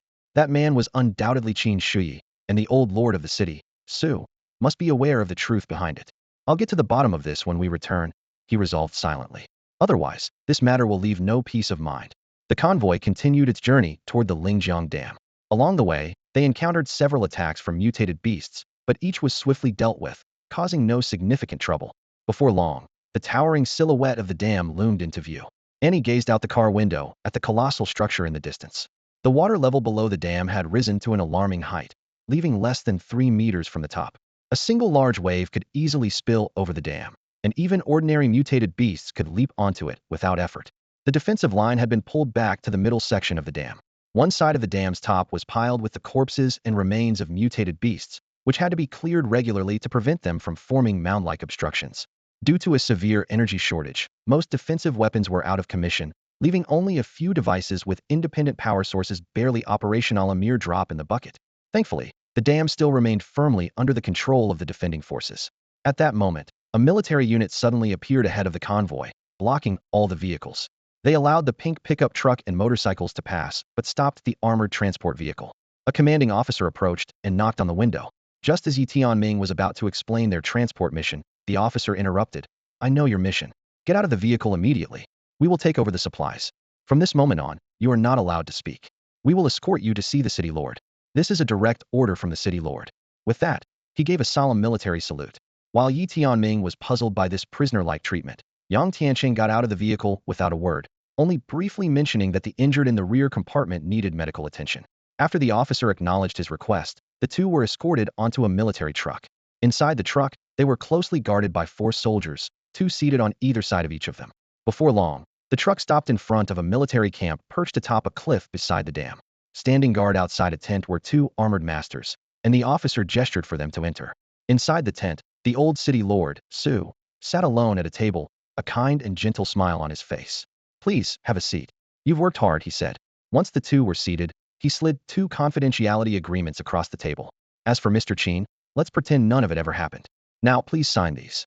Faced with Yi Tianming's astonishment and Yang Tiancheng's skepticism, the old city lord maintained his smile, though the underlying threat in his words was unmistakable. You can either sign, or be confined to the prison of sinners forever. You can choose to resist, but I advise against it. Though I'm old, subduing 2 juniors is no challenge for me. As he spoke, an overwhelming aura of a 9-star armored master filled the tent. Yang Tiancheng's heart sank. He understood clearly this was no bluff. If they dared to resist, it could very well cost them their lives. He is Qin Shouyi, the commander of the Dawn Aegis Knights. Yang Tiancheng abruptly leapt up from his seat, slamming his hands on the table, his eyes flashing with uncontrollable agitation and anger. Why is he in Lingjiang City? Was the incident in Huzhou City 10 years ago really his doing? Yi Tianming, sitting beside him, stared in astonishment at the usually composed teacher Yang, now completely losing his calm. Every time Qin Shouyi's name came up, teacher Yang would react this way. The elderly city lord, Su, gazed at Yang Tiancheng's trembling figure and let out a heavy sigh. Tiancheng, you've never truly let this go, have you? For 10 years, you've buried it deep inside, never speaking of it. 10 years ago, I looked up to him as my idol, Yang Tianqing said, his voice choked with emotion. Back then, I worked tirelessly, dreaming that one day I could join the Dawn Aegis Knights. I even had my application ready. But then, at that very moment, something like that happened. He lowered his head, his arms trembling uncontrollably. I couldn't accept that someone like him could do something like that. Afterward, I gave up on all Aegis organizations and chose to return to Lingjiang City to become an ordinary teacher. Yi Tianming finally understood that Teacher Yang had such a past. At that time, Teacher Yang had just turned 20, while Yi himself was only 10, and his impression of Qin Shouyi was limited to legendary tales. But to the young Aegis warriors of that era, Qin Shouyi was more than a manhwa was their beacon, their guiding light. For such a towering figure to fall in such a way might have been shocking to some, but to others, it was a lifelong wound that could never heal. Yang Tianqing thought he had forgotten, but in truth, he had only buried the memories. Now, seeing Qin Shouyi again, those buried memories surged forth like an unstoppable tide. The elderly city lord pointed to 2 confidentiality agreements on the table, his expression grave. Sign these, and I'll tell you everything I can. What I cannot reveal is beyond my control. Without hesitation, Yang Tianqing signed his name, not even glancing at the agreement's contents. In contrast, Yi Tianming carefully read through it. It was as the city lord had said, a strict confidentiality agreement regarding matters related to Qin Shouyi, requiring absolute secrecy and unconditional cooperation in all related tasks. Once the agreements were signed, the city lord collected them and grew even more serious. Don't think these are just pieces of paper. If you break the terms, the entire Allied Cities League will have no place for you. Yang Tianqing remained silent, his gaze fixed on the city lord, awaiting the answer that had haunted him for a decade. Huzhou City was burned down by Qin Shouyi. The 3 million citizens of Huzhou were killed by Qin Shouyi. General Qin was also killed by Qin Shouyi. The city lord stated, each word heavy with finality. Impossible. That's absolutely impossible. Yang Tianqing shouted, his face pale as a sheet. Everything I've said is the truth. It's real. The city lord replied, his voice grave and unwavering. But I don't think Qin Shouyi was wrong.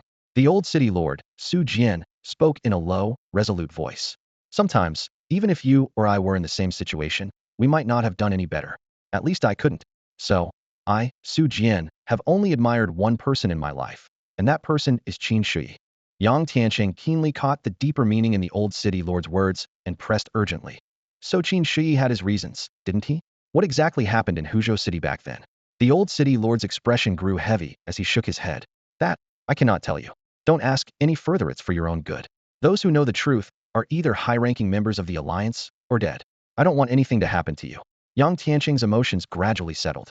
Though the truth of Huzhou City remained a mystery, the old city lord's attitude said it all. Given his consistent character, if he believed Qin Shouyi was blameless, there must be a valid reason behind it. And later, when Qin Shouyi killed that noble family's saint-level member, Yang Tianqing began. He deserved to die. The old city lord cut him off sharply, his tone decisive, his eyes flickering with hatred and disdain. He then turned to instruct. There's something else you need to know. The matter of Qin Shou killing 2 lord-level beasts and 1 quasi-king-level beast must not be spread. Official records will state that you and Colonel Xia worked together to accomplish it. I'll handle Colonel Xia's side. Remember, it's quasi-king level, not king level. Though Yang Tianqing disliked taking credit for others' achievements, he understood the necessity of this arrangement.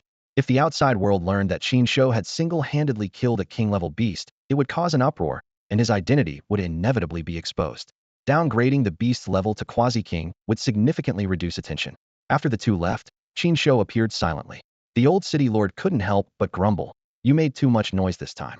If it weren't for the weather, your battle might have drawn attention from hundreds of kilometers away. Qin Shou casually sat on the table.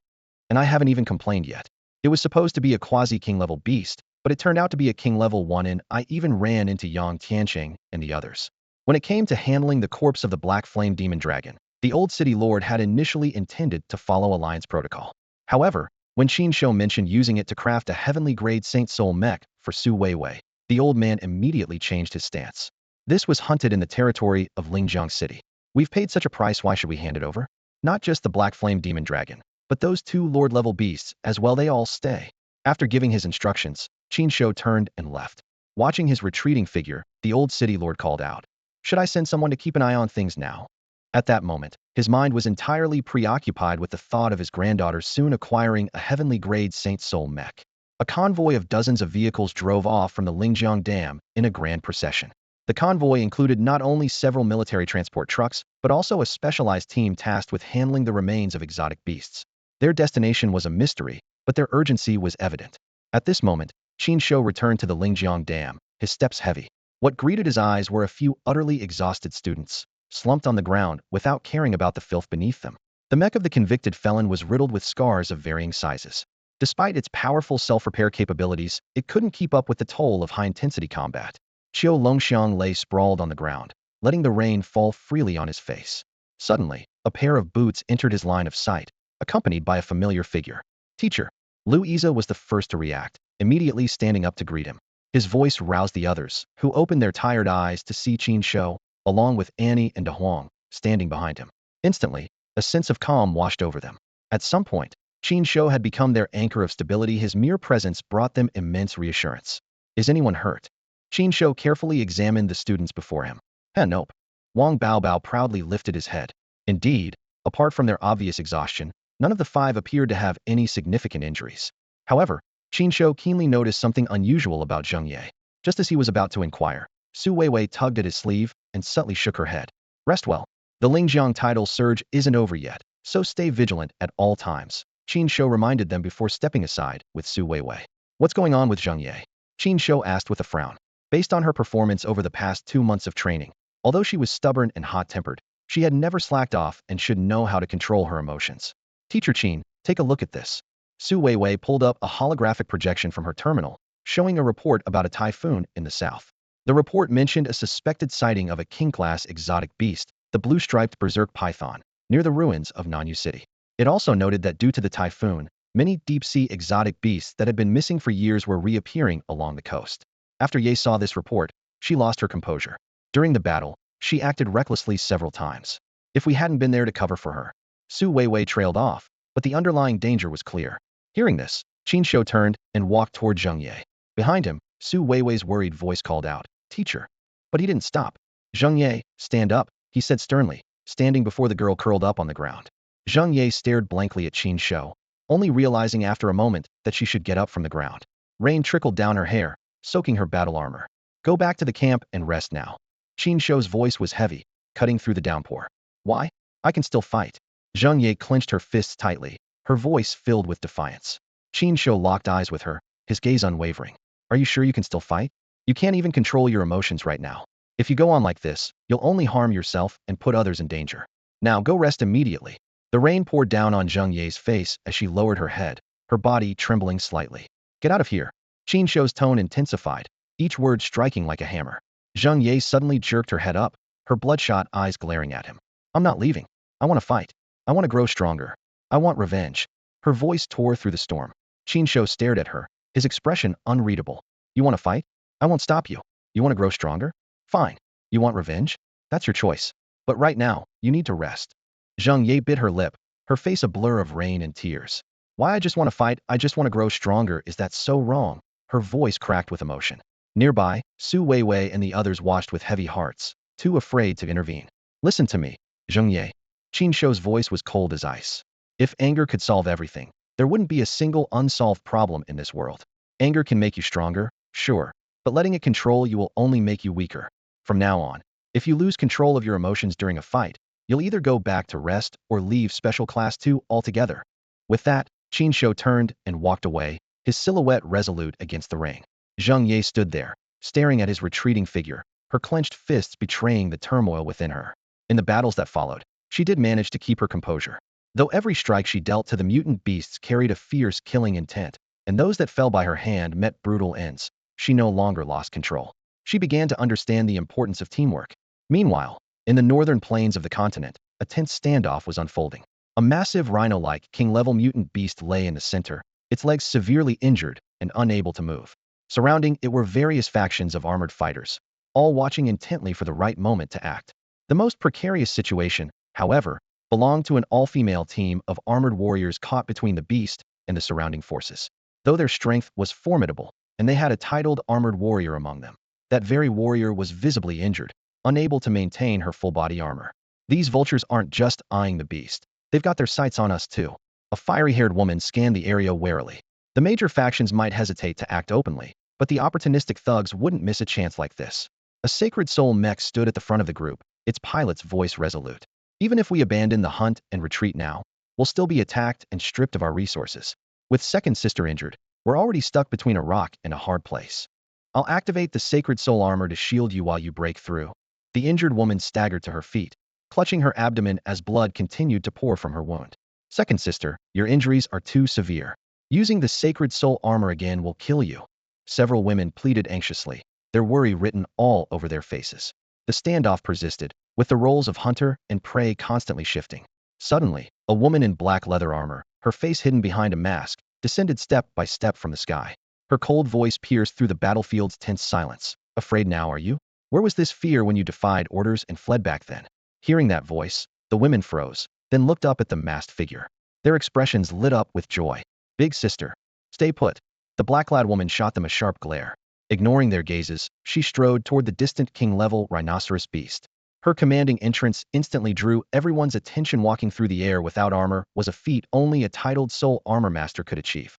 No one dared underestimate her. This king-level beast is ours. The rest of you can leave now, she said coldly. What happened earlier? Consider it unseen. Those who remain, your lives are on your own heads. A middle-aged man stepped forward, exuding an imposing presence.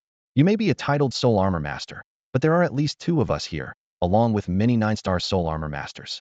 Do you think you can disregard us so easily? Behind him, a massive sacred soul mech materialized, and another titled soul armor master appeared on the opposite side. The woman in black surveyed them coolly and let out a mocking laugh. Not convinced? Then come and try. Before her words had fully settled, a towering sacred soul mech emerged behind her. It was a humanoid mech, unadorned but striking, holding a peculiar staff-no blade. No edge, no tip. Such a rare weapon immediately commanded attention, and the mech's overwhelming aura sent a shiver through the crowd. As the powerful energy spread, recognition dawned on everyone. They realized who this woman was and the identity of her sacred soul mech Haitong, the leader of the 100 Blossoms Guild. Her true identity was shrouded in mystery, but everyone knew her sacred soul mech was the heavenly ranked, great sage equal to heaven. Rumors spoke of her single-handedly battling 3 titled soul armor masters for days, pursuing them all the way to their stronghold. The air turned heavy, and a sense of dread gripped the crowd. No one had expected this infamous and fearsome woman to appear here. Just then, a faint vibration came from the device on the woman's waist. She paused, slightly surprised, and pulled out a handheld terminal. Seeing the selfie on the screen, a faint smile crept onto her face beneath the mask. She snapped a photo of herself, the background showcasing her heavenly ranked sacred soul mech and the hundreds of soul armor masters encircling her. She typed a few lines and hit send. The surrounding people froze in astonishment, their expressions a mix of frustration and disbelief. For heaven's sake, could you at least take this seriously? Putting the device away, the black-clad woman turned her gaze back to the crowd, her voice soft yet devoid of warmth. Leave, she said, or die. On the Ling River Dam, fierce winds and towering waves howled past, making it nearly impossible for ordinary people to stand their ground. The river water had risen to the height of the dam, with waves periodically crashing over, sweeping unsuspecting guards off the structure. Sector B07 requesting support. An urgent voice crackled through the communicator. Medic, we have injured personnel here. I have exhausted all my mental energy. A weary armor master slumped weakly behind the fortifications, his face pale. The battle was devastatingly brutal. The swarm of monstrous beasts had taken over most of the dam, and every available fighter had been sent to the front lines. Regular soldiers, using the fortifications for cover, fired their weapons relentlessly to harass the creatures. Su, the old city lord, clad in his mighty battle blade mech suit, stood his ground. His massive blade, still dripping with the crimson remains of a beast, was poised as he faced off against 2 lord-class beasts. These enormous creatures glared at him, waiting for the right moment to strike, yet hesitating because of his fearsome strength. But Su was already at his limit. Even lifting his blade seemed to strain him. He knew he could likely take down one of the lord-class beasts, but doing so would cost him his life at the hands of the other. Not far away, the battle raged on. Dean Ding led the Academy's elite forces in a fierce struggle against another lord-class beast, locked in a stalemate. Meanwhile, Chao Hu and his Northeast Tiger armored knights were encircling a fully formed lord-class beast. Scattered across the dam were dozens of elite-class beasts, locked in combat with armored masters and the army. Worse still, monstrous creatures continued to pour ceaselessly from the river, as if the onslaught would never end. Suddenly, one section of the defensive line teetered on the brink of collapse. A quick-thinking officer immediately fired a signal flare, prompting the troops to retreat. Rockets from the cliffs on both sides were launched in a barrage, bombarding the area that was about to fall. Though this tactic risked damaging the dam itself, there was no other option. Conventional weapons posed a threat to elite-class beasts, but against lord-class creatures, Only weapons of extreme destructive power could make a difference. Hold this area, the commander shouted. The rocket strike left the targeted zone littered with the remains of monstrous creatures, with elite-class beasts incapacitated by the blasts. The armored masters and soldiers seized the moment to swiftly eliminate the remaining beasts, temporarily stabilizing the line. But new threats were already closing in. City Lord, we're out of ammunition. The voice of the operations officer in the command center was filled with despair. Su, the old city lord, gazed out at the raging torrents of the Ling River, his heart sinking. This year's Ling River surge was far greater than in previous years, and this was without even factoring in the presence of Quasican-class beasts. It was unimaginable. If that Quasican level beast were to invade the Lingjiang Dam, would they even stand a chance? In this tense moment, the surface of the river suddenly erupted with two columns of water, and two grotesque figures broke through. They had human torsos and fish tails, their bodies covered in brown scales, emanating a nauseating stench of rotting seafood. These were the most common type of deep-sea beasts, the mermen, and they were both lord level. The sight drained the color from the defenders' faces. Their main forces were already fully engaged in battle, leaving no extra manpower to deal with these two lord-level threats. The Lingjiang Dam teetered on the brink of disaster. The two hideous mermen landed on the dam, their powerful impact forcing the surrounding defenders to retreat. The mecha pilots on the scene looked visibly shaken at best. Their strongest was only at 6-star level. How could they possibly face lord-level beasts? The mermen let out earth-shaking roars, causing some of the weaker mecha pilots to tremble in fear. Just then, a crisp, commanding voice cut through the atmosphere of dread. Fall back. A crimson mecha, flanked by 4 others, emerged before the crowded spider-shaped machine, a black shield-bearing mecha, and 2 heavily armed units. Someone recognized this as the lineup of Special Class 2, but doubts quickly arose. The strongest in Special Class 2 is only 4-star, right? To everyone's surprise, these 5 students showed no trace of fear despite the overwhelming odds, as if they were accustomed to such situations. Suddenly, a flash of white light streaked across the scene, and a spear materialized in midair before the 2 lord-level beasts, its overwhelming aura momentarily stunning them. A white mecha figure descended gracefully, landing firmly on the spear's shaft. The white-robed ranger. Zheng Ye exclaimed in astonishment, recognizing the figure. A cold voice echoed from within the mecha. Know your limits, and step aside. The familiar tone made the observant Wang Baobao pause in thought. Su Weiwei quickly took the hint, and led her team to retreat. Qin Shouyi, watching the 2 lord-level beasts, mused to himself, that old man owes me big this time. It was a perfect opportunity to vent his pent-up frustrations. The white-robed ranger leapt back lightly before landing heavily on the dam, sending a spray of water into the air. He gripped his spear tightly, assuming an offensive stance. The 2 mermen immediately spat out jets of corrosive bile, but he dodged with ease. The bile hit the ground, leaving behind gaping, corroded pits. I've seen plenty of fish, but this is the ugliest by far, the white-robed ranger taunted while thrusting his spear. And with so many spines. Don't you know I hate fish with too many spines? You'd dirty the pot if I even tried to cook you. The battle was astonishingly one-sided. Within a matter of dozens of moves, one merman's head was skewered by the spear, while the other was pierced through by a barrage of spear strikes, reduced to a mangled mess. This effortless display would only fuel the growing rumors of the white-robed ranger being a 9-star powerhouse. After dispatching the 2 lord-level beasts, the white-robed ranger showed no sign of stopping. Spear in hand, he dashed back and forth across the dam. The pouring rain, roaring thunder, and surging river seemed to become the soundtrack to his relentless charge. The river's turbulence ceased, the dark clouds dispersed, and the relentless hurricane that had ravaged the area for days finally subsided. Long-lost sunlight pierced through the clouds, casting its rays on the Lingjiang Dam, illuminating a battlefield left in utter disarray. The blood-red waters of the river were littered with fragments of bodies, while the dam's surface bore the scars of intense combat. The most striking among these was a massive crater, 10 meters in diameter. Scattered throughout the defensive line were the uncollected corpses of strange beasts, and the air was thick with the stench of blood. Exhausted soldiers and mech pilots slumped to the ground, some leaning against walls, while others simply collapsed onto the damp earth, falling into a deep sleep. After the prolonged chaos, the dam now embraced a rare moment of tranquility, allowing everyone's frayed nerves to finally relax. The striking white mech that had once stood prominently on the dam had vanished without a trace. Within the temporary camp of Special Class 2, the imposing mech used by the convict pilot stood silently. Inside the cockpit, Qiu Longxiang had already fallen into a deep slumber, too drained to even lift a finger. Wang Baobao rummaged through his backpack, pulling out energy-restoring food to share with his companions. It's finally over, Su Weiwei murmured as she leaned against the wall, her gaze drifting toward the river behind them. Upstream of the river lay Lingjiang City. We owe it all to the white-robed ranger, Zheng Ye said. her fatigue momentarily forgotten as she spoke with renewed energy, her eyes sparkling. If it weren't for him, our defensive line would have collapsed when those two Lord-level beasts appeared. He was incredible. Did you see him? Wielding a spear, he charged across the dam, taking down every beast in his path. A 9-star. That white-robed ranger must be a solid 9-star warrior. The others let her go on without interruption, glad to see her so animated, a clear sign that she was moving past what had happened earlier. At that moment, a group of girls approached them, led by Lu Hui. Wang Baobao, we wanted to give you a small token of our gratitude, one of the girls said with a smile. During the battle, you helped us when we were in trouble and held back the beasts. Thank you so much. Each of the girls presented Wang Baobao with small gifts, delicate trinkets, beautifully packaged cookies, and other treats. Su Weiwei and Zheng Ye exchanged a bemused glance, while Lu Yize stood silently to the side, keeping his head low. Oh, it was just what I should do, Wang Baobao said instinctively, trying to politely decline. We're all students of Lingjiang Academy. It's only right that we help each other out. You don't need to give me these things. But the girls were insistent, pushing the gifts into his hands without giving him a chance to refuse. Standing in front of him, Lu Hui's cheeks turned pink as she shyly asked, Wang Baobao, about the letter I gave you earlier. Could you give me an answer now?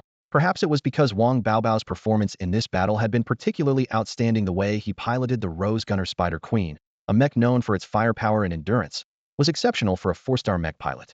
This had clearly left a strong impression on many of the girls. Sensing the competition, Lu Hui had decided to take the initiative. A letter? What was your name again? Wang Baobao blurted out. Zheng Ye, who was mid-bite, nearly choked on her food, barely suppressing her laughter. It turned out he didn't even know her name. Lu Hui's expression froze for a moment, but she mustered her courage, straightened her back, and said, My name is Lu Hui, the eldest daughter of the Lu family from Lingjiang Prefecture. I'm currently a 5th-year student in Class 3 at Lingjiang Academy and already a 3-star Mech Master. I'll work hard to join the special class next year. So, Wang Baobao, would you like to go out with me? Wang Baobao was no stranger to confessions like this, but the moment he heard her name, his eyes widened in shock. Lu Hui? Lu Hui. His gaze instinctively shifted to Lu Yize, who was standing nearby with his head bowed, his bangs covering his eyes. Wasn't this the girl mentioned in Lu Yize's story? Reality suddenly felt absurd. Lu Yize's crush was now standing in front of him, confessing her feelings, and she had even written him a love letter? The air seemed to freeze. Wang Baobao instinctively glanced at Zheng Ye and Su Weiwei, silently pleading for their help, but both quickly looked away, clearly as helpless as he was in this awkward situation. He realized he had to handle this himself. Taking a deep breath, he looked directly at Lu Hui's expectant face and said, I'm sorry, but I'm not interested in any romantic relationships right now. I came to Lingjiang Academy to learn from teacher Qin Shouyi. Lu Hui's face froze, her eyes turning red as tears glistened, but she forced a smile. I understand, but I won't give up.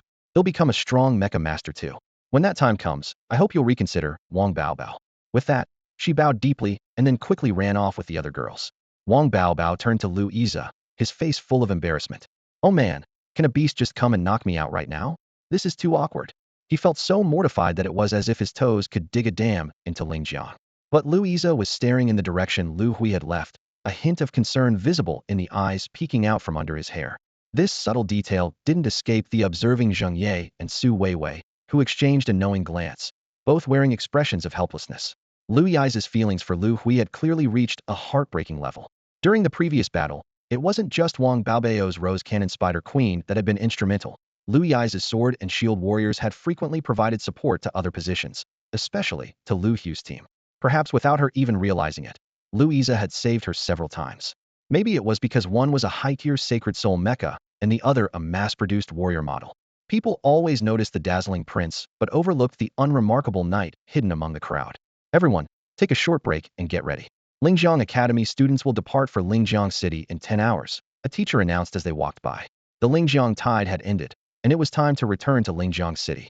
Wang Baobao pulled out a handheld device, seemingly sending a message. Who are you contacting, Wang Baobao?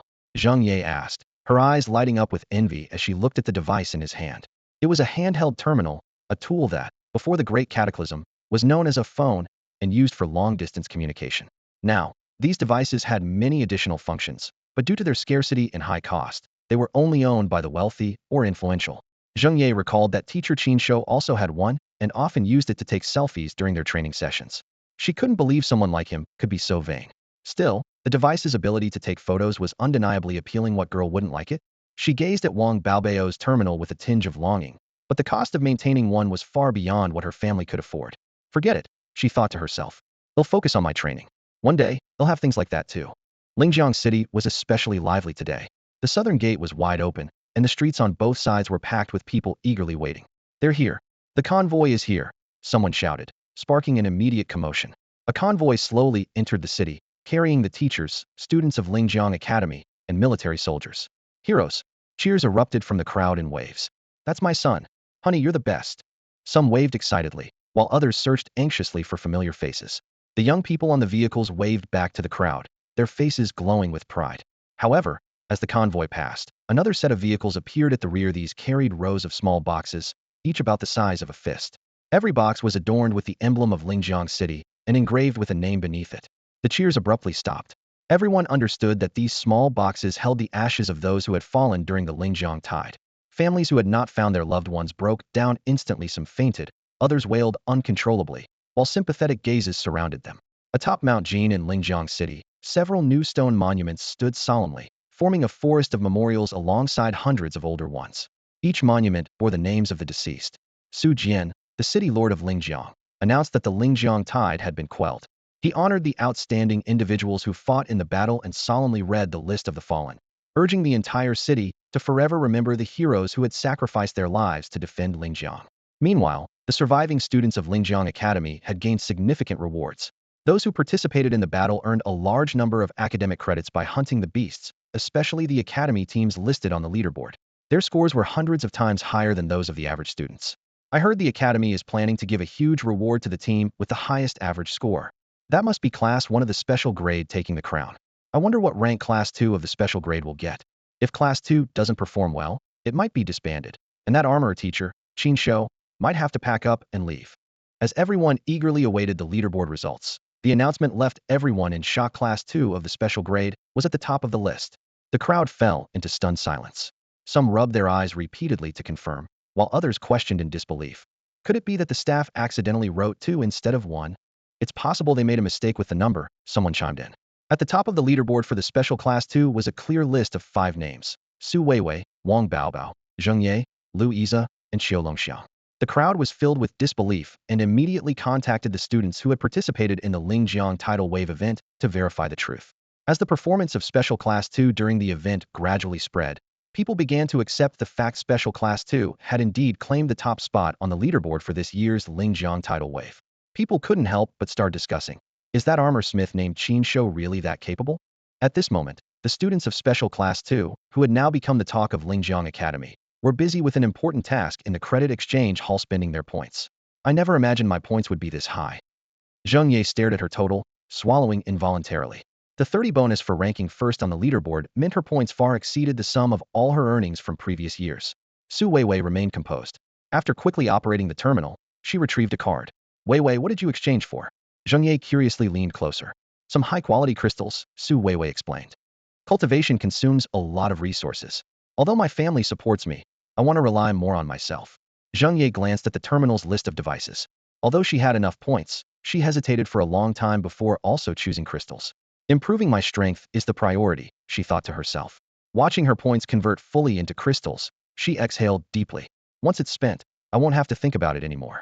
The others also opted to exchange for crystals.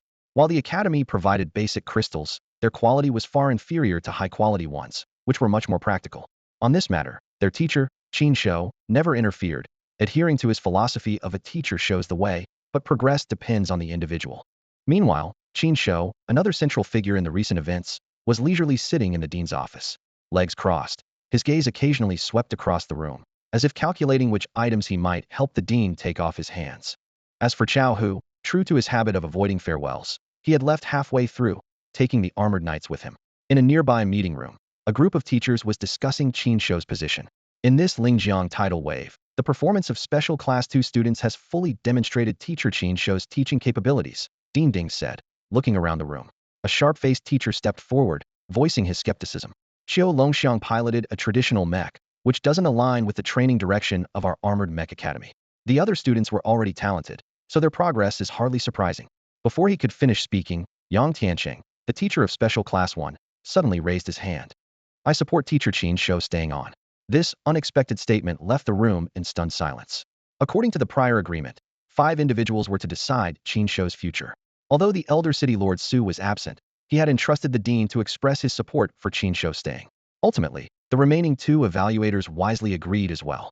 With this, the controversy surrounding Special Class 2 came to an end, but the curiosity about Qin Shou only grew stronger.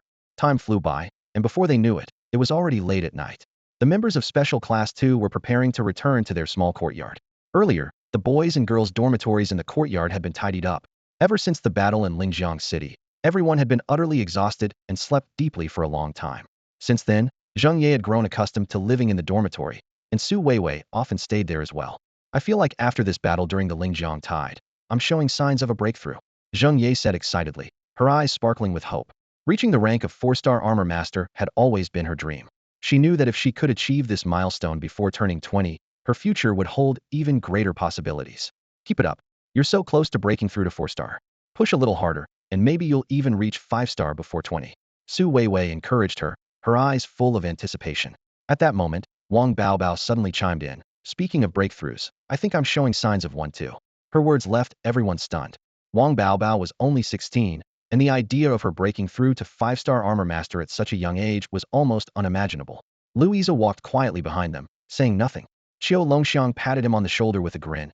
Isa, you're still young. You're already a 3-star armor master at just 16. After this battle during the Lingjiang tide, your reputation is bound to soar. Louisa lowered his head, his cheeks slightly flushed. He replied shyly, I am still far behind compared to all of you. Although Qiu Longxiang spoke with a smile, the envy in his heart was unmistakable. Even though he could control powerful convict warriors in battle, as an armor master, who wouldn't long for greater strength? If only he could one day regain the ability to wield his sacred soul armor, what a dream that would be. As the group chatted animatedly, the 5 of them arrived at the gate of the courtyard. Suddenly, they noticed a middle-aged man standing there.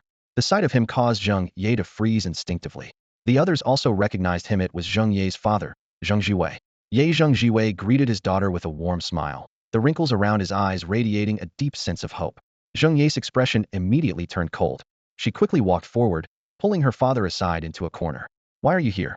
And why did you come to our class courtyard? Didn't I tell you not to look for me?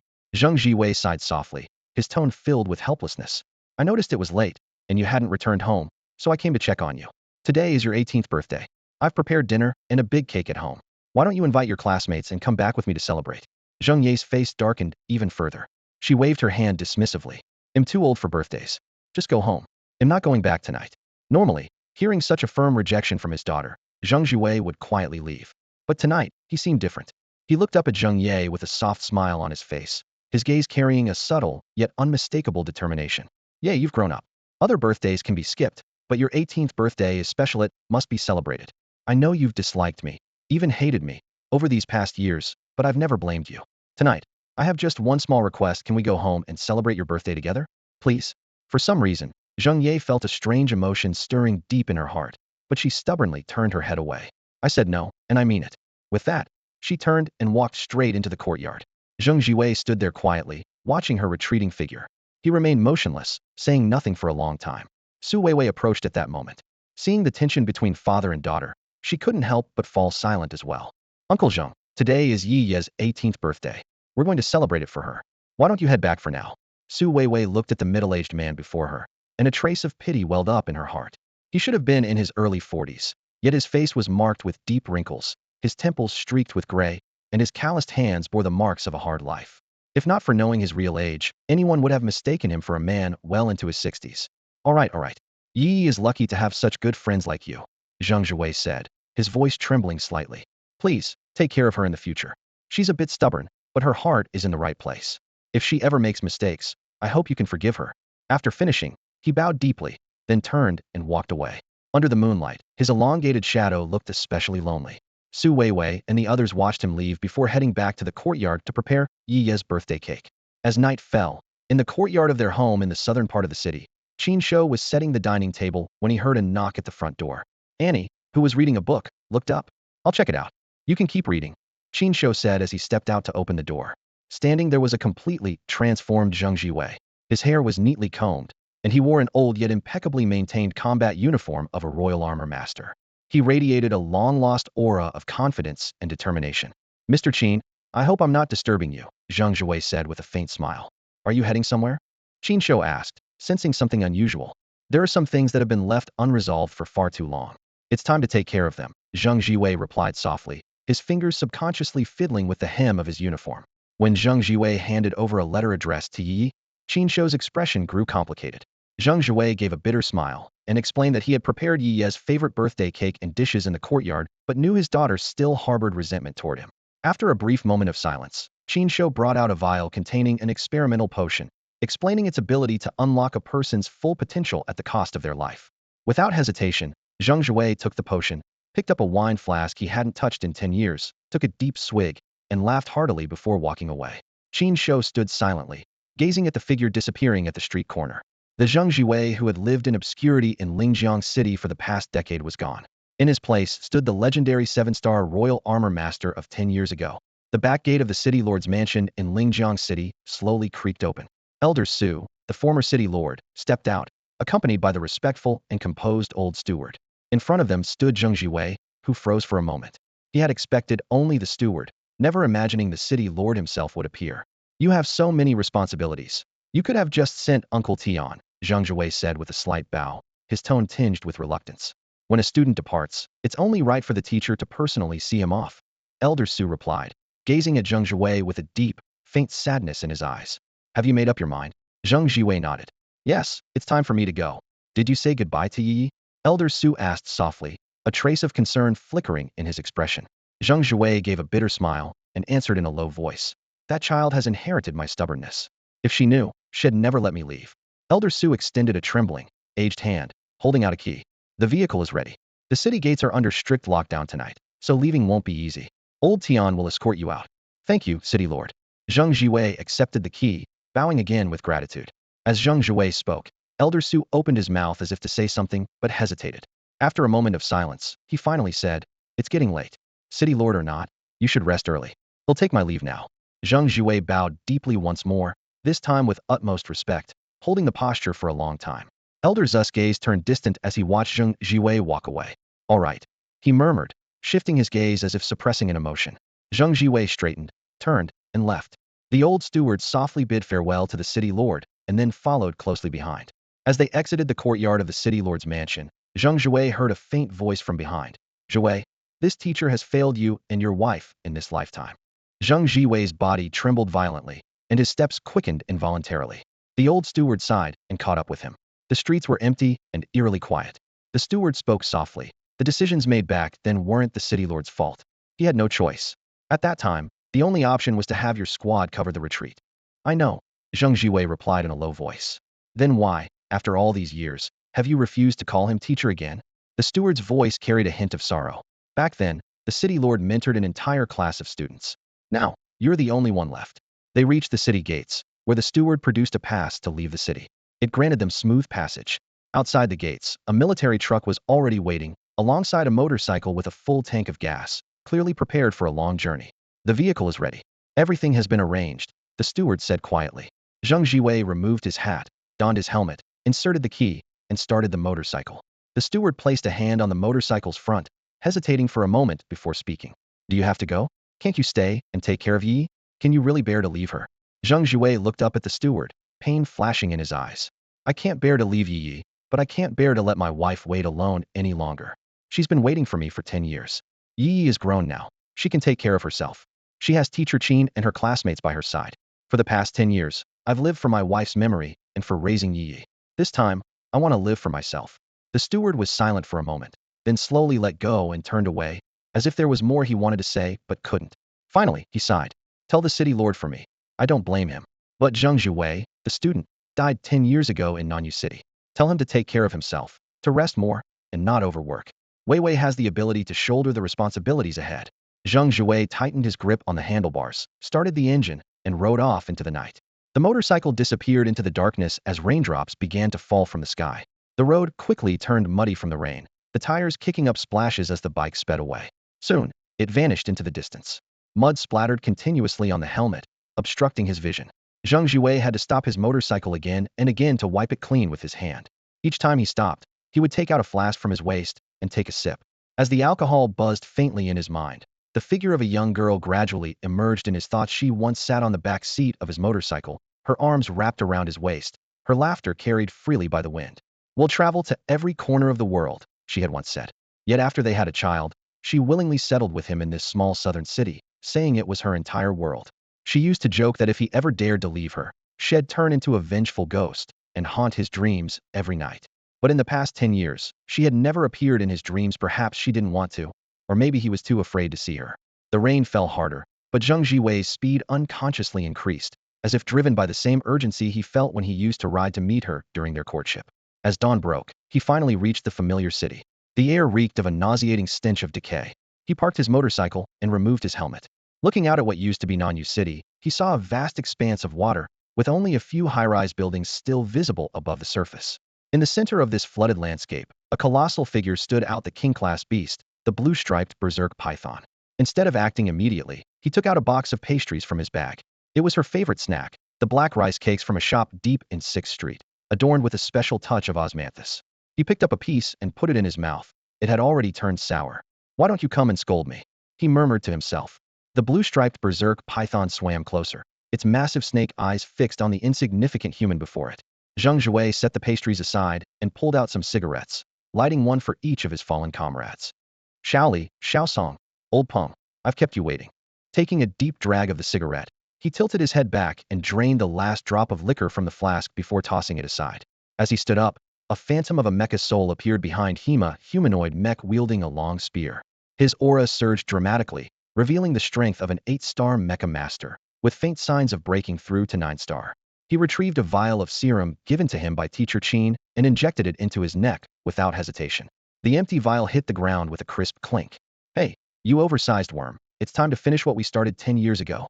Thunder Spear King Sacred Soul Mecha, a towering platinum and white mech, over 10 meters tall, stood firm on the ground, gripping a long spear crackling with lightning. "Come on, worm, take this." A few kilometers away from Nanyu City, a team of armored guardians was stationed silently in the mountains. Their task was to monitor the movements of certain king-level beasts, confirm their locations, and ensure these creatures posed no threat to the city's safety. If anything unusual was detected, they were required to report it immediately and take appropriate countermeasures. Special attention was given to monitoring deep-sea beasts. Although these creatures rarely threatened the land, their immense power made hunting them highly inefficient. If a deep-sea beast decided to retreat into the ocean, all prior efforts would be wasted. As a result, surveillance was the most common strategy for dealing with these creatures. As long as they did not endanger the city, the mission was considered complete. At this moment, the team's target was the blue-striped wild python, and they were closely observing its movements. However, a sudden flash of golden light from the ruins of Nanyu City disrupted their calm. What was that? Was it the energy fluctuation of a sacred soul mecha? It appeared to be beyond 9-star strength, possibly even an 8-star powerhouse. Could someone actually be challenging the blue-striped wild python? And it seemed to be just one person? The team members immediately grew vigilant. The captain quickly commanded, "Stay calm and continue with our mission. Activate the data monitoring and video recording equipment. Document everything that might be useful to us in the future." A remote recording device was swiftly set up, and the operator watched the individual in the Sacred Soul Mecha with curiosity. The mecha, identified as a mid-grade Thunder Spear King, was a mass-produced model.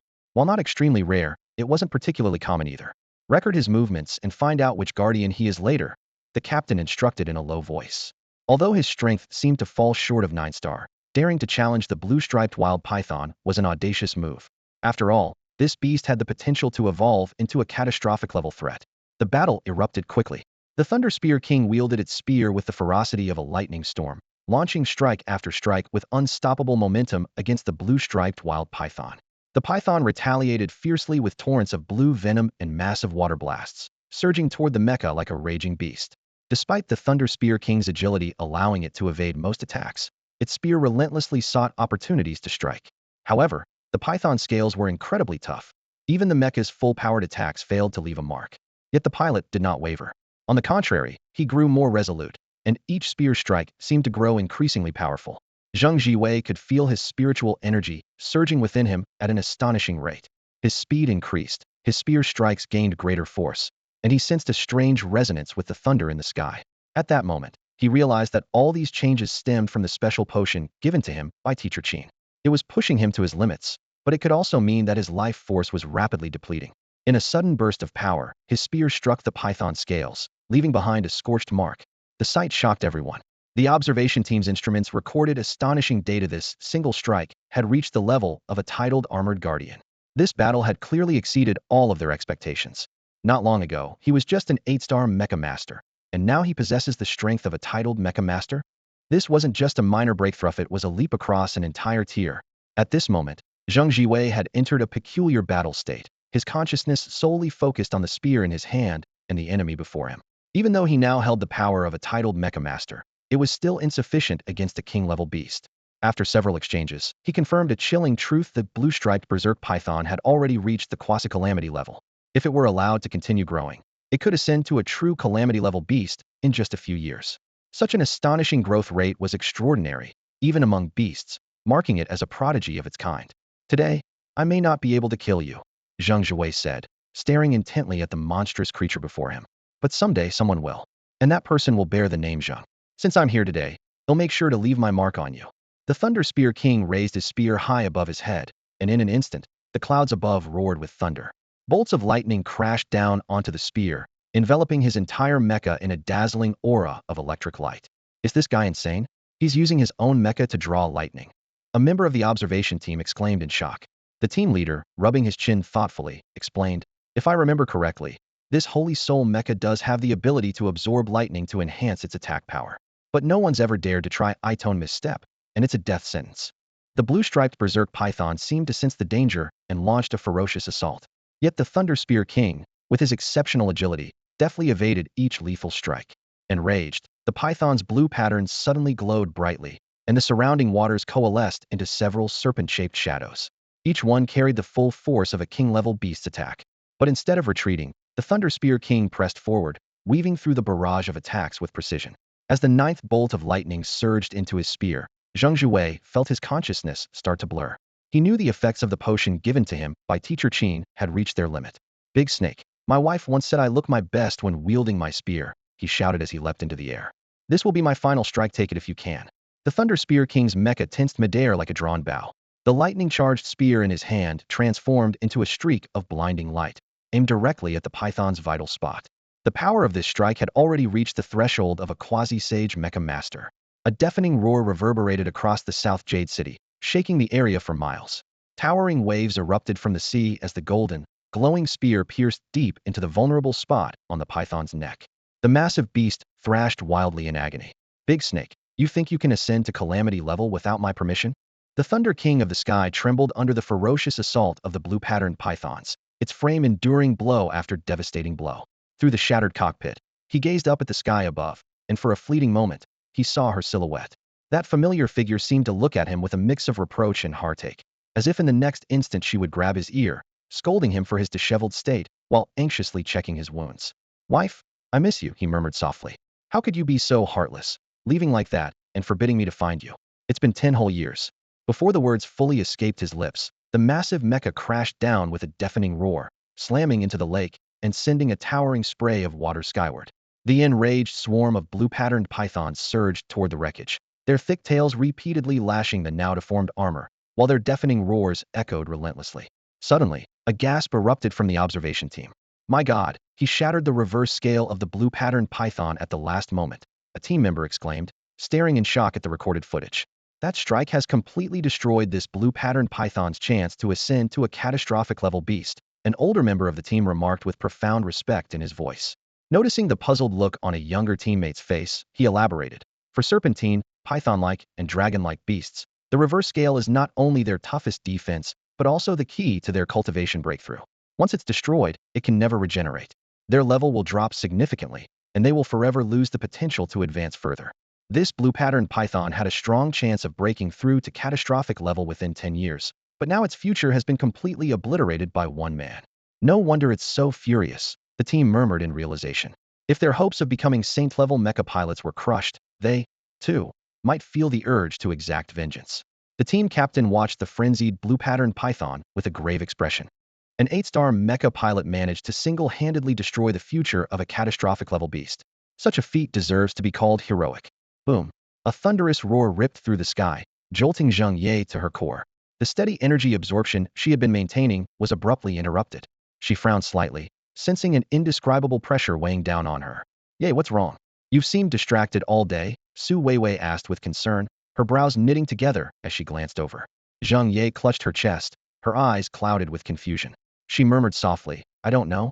I just feel strange, like something heavy is pressing on me, making it hard to breathe. Maybe it's just exhaustion from that battle at the Lingjiang Dam. We were all unconscious for days afterward, weren't we? Waking up and making it back is already a blessing. I guess I'm just tired. She forced a plausible explanation for herself. Su Weiwei nodded, not pressing further. With a faint smile, she said, you're probably right. That fight was intense, after all. The academy gave us a week off because of the Lingjiang Tide battle. Honestly, I thought teacher Qin Shouyi would keep pushing us even harder, but surprisingly, he actually gave us a break. She paused briefly before adding, but even though we're on break, everyone's still training. At least we don't have to exhaust ourselves at the training grounds every single day. It's been a bit stifling indoors today. How about we go out for a walk? Su Weiwei suggested, taking Zheng Ye's hand. Zheng Ye hesitated for a moment, glancing at the sky outside, which was covered with dark clouds. Thunder rumbled intermittently. She looked uncertain as she asked, go out now? Su Weiwei didn't seem concerned. She grabbed an umbrella and pulled Zheng Ye along. What's there to be afraid of? If it rains, we'll just come back. Seeing Su Weiwei's determined attitude, Zheng Ye didn't refuse further. The two of them strolled side by side along the path. The occasional clap of thunder didn't seem to disturb their pace. The air outside was heavy and humid, the thunder growing more frequent, but their steps remained light. As they walked out of the academy gates, the gazes of passers-by instinctively turned toward them, filled with awe and admiration. The heroic deeds of Special Class 2 during the Lingjiang Tide battle had already spread throughout the city. No one dared to underestimate this once dismissed newbie class anymore. Qin Shouyi's enigmatic and commanding presence as their teacher had also earned him newfound respect. After all, raising such outstanding students hinted at extraordinary skill hidden behind the scenes. Dong dong dong. Suddenly, a series of heavy bell tolls echoed from the direction of the city lord's manor, reverberating through Lingjiang City. The sound caused everyone to stop in their tracks, a sense of unease gripping their hearts. Each toll of the bell signified the death of an armor master, and every fallen warrior was at least of 7-star rank or higher. This time, the crowd couldn't help but wonder, who among the 7-star or higher armor masters had perished in the Lingjiang Tide battle? Before long, an announcement from the city lord's manor arrived. Everyone paused to listen attentively. Apologies for the interruption. This is Su Jian, city lord of Lingjiang City. A deep male voice resonated from above, tinged with sorrow. I regret to inform you of heartbreaking news.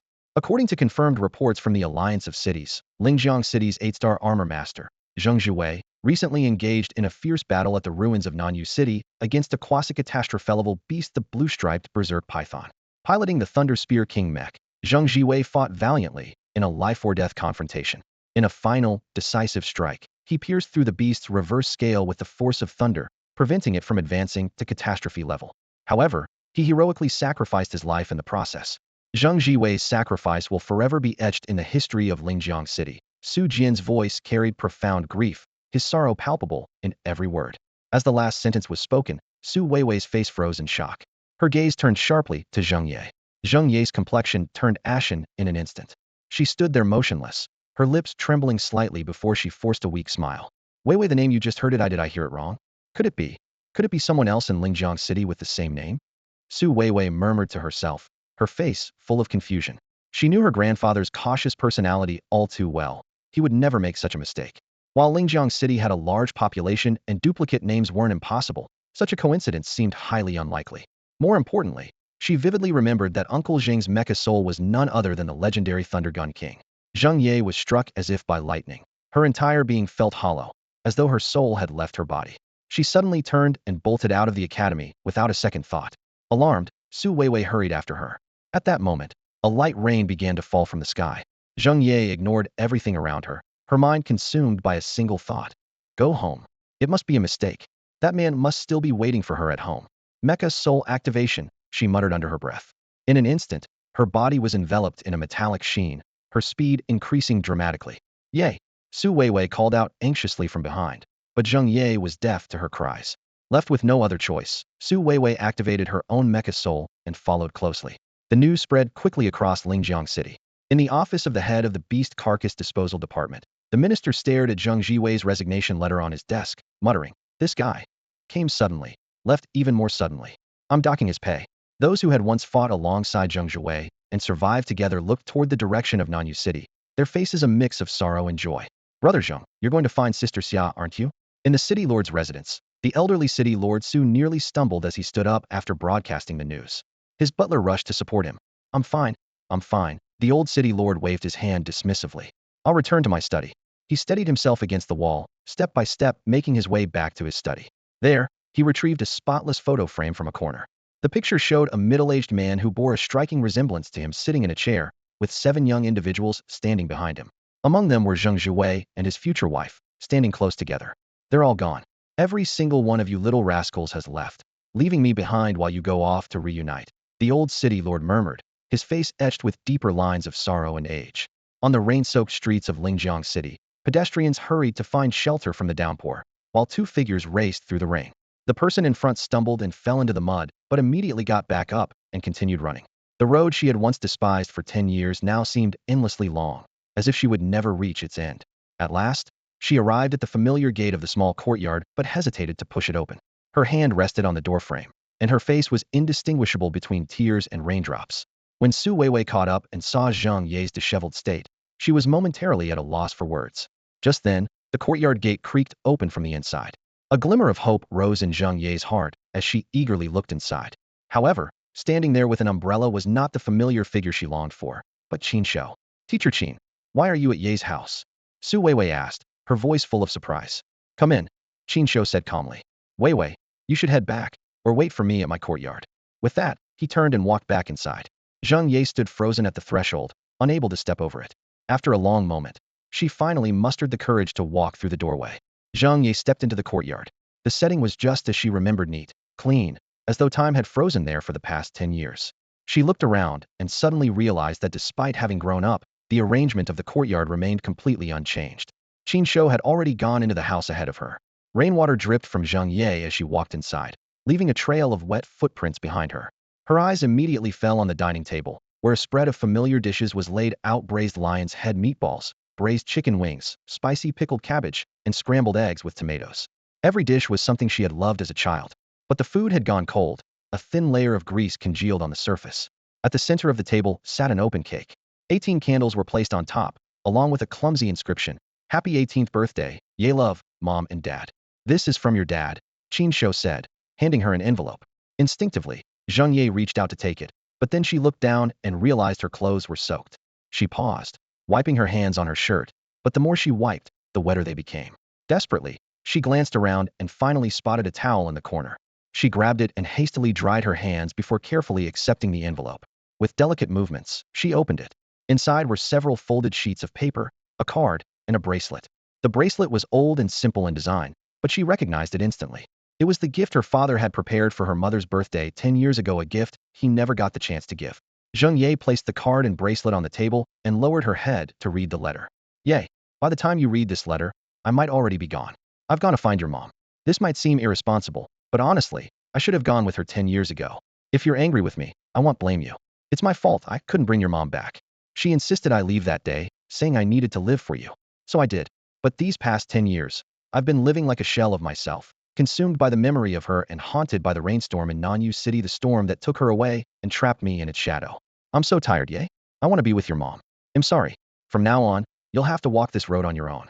But I believe in you. You're smart, brave, though a bit stubborn. You have great teachers and wonderful friends. I know you can make it. The card contains the savings I've accumulated over the years. Whether you want to live a simple life or pursue your dream of becoming a skilled mech master, this money should help you for a while. The bracelet is actually a handheld terminal. It holds photos and videos of me and your mom. If you want to keep them as a memory, you can. If it's too painful, you can delete them. Originally, it was meant to be a gift for your mom. Now, let it be our gift to you on your 18th birthday. May you feel her presence always by your side. Take care of yourself, Ye. Love, Dad. Tears fell, one after another, streaming uncontrollably down her face. She murmured, You think you can just leave? Did I say you could? I won't let you go. I won't allow it. I don't want the card. I don't want the bracelet. I just want you. With a thud, she dropped to her knees, clutching the envelope tightly, as if trying to hold on to something slipping irretrievably away. She sobbed, her cries filled with anguish. Qin Shou stood silently to the side, watching her. He said nothing but stayed with her, letting her release every ounce of the pain she had been holding inside. She cried for a long, long time, until her body was nearly drained of strength. Zhang Ye staggered to her feet, gripping the chair for support as she barely managed to sit down. Her gaze flickered with a stubborn refusal to accept reality. He must be lying to me. He must be angry that I didn't eat the food and cake he prepared. With trembling hands, she picked up the chopsticks and mechanically forced the cold, untouched food on the table into her mouth. Her eyes fell on the cake in the middle of the table, and she grabbed a piece with her bare hands, shoving it into her mouth. The spoiled food quickly triggered her nausea, but as if possessed, she kept eating and vomiting, over and over again in a relentless cycle. Qin Shouyi stood silently to the side, his expression calm as he watched everything unfold. Finally, Zheng Ye stopped, her swollen, tear-streaked eyes filled with sorrow. She choked out, "Teacher Qin, my dad. Why hasn't he come back yet?" "Your father is dead," Qin Shouyi replied flatly.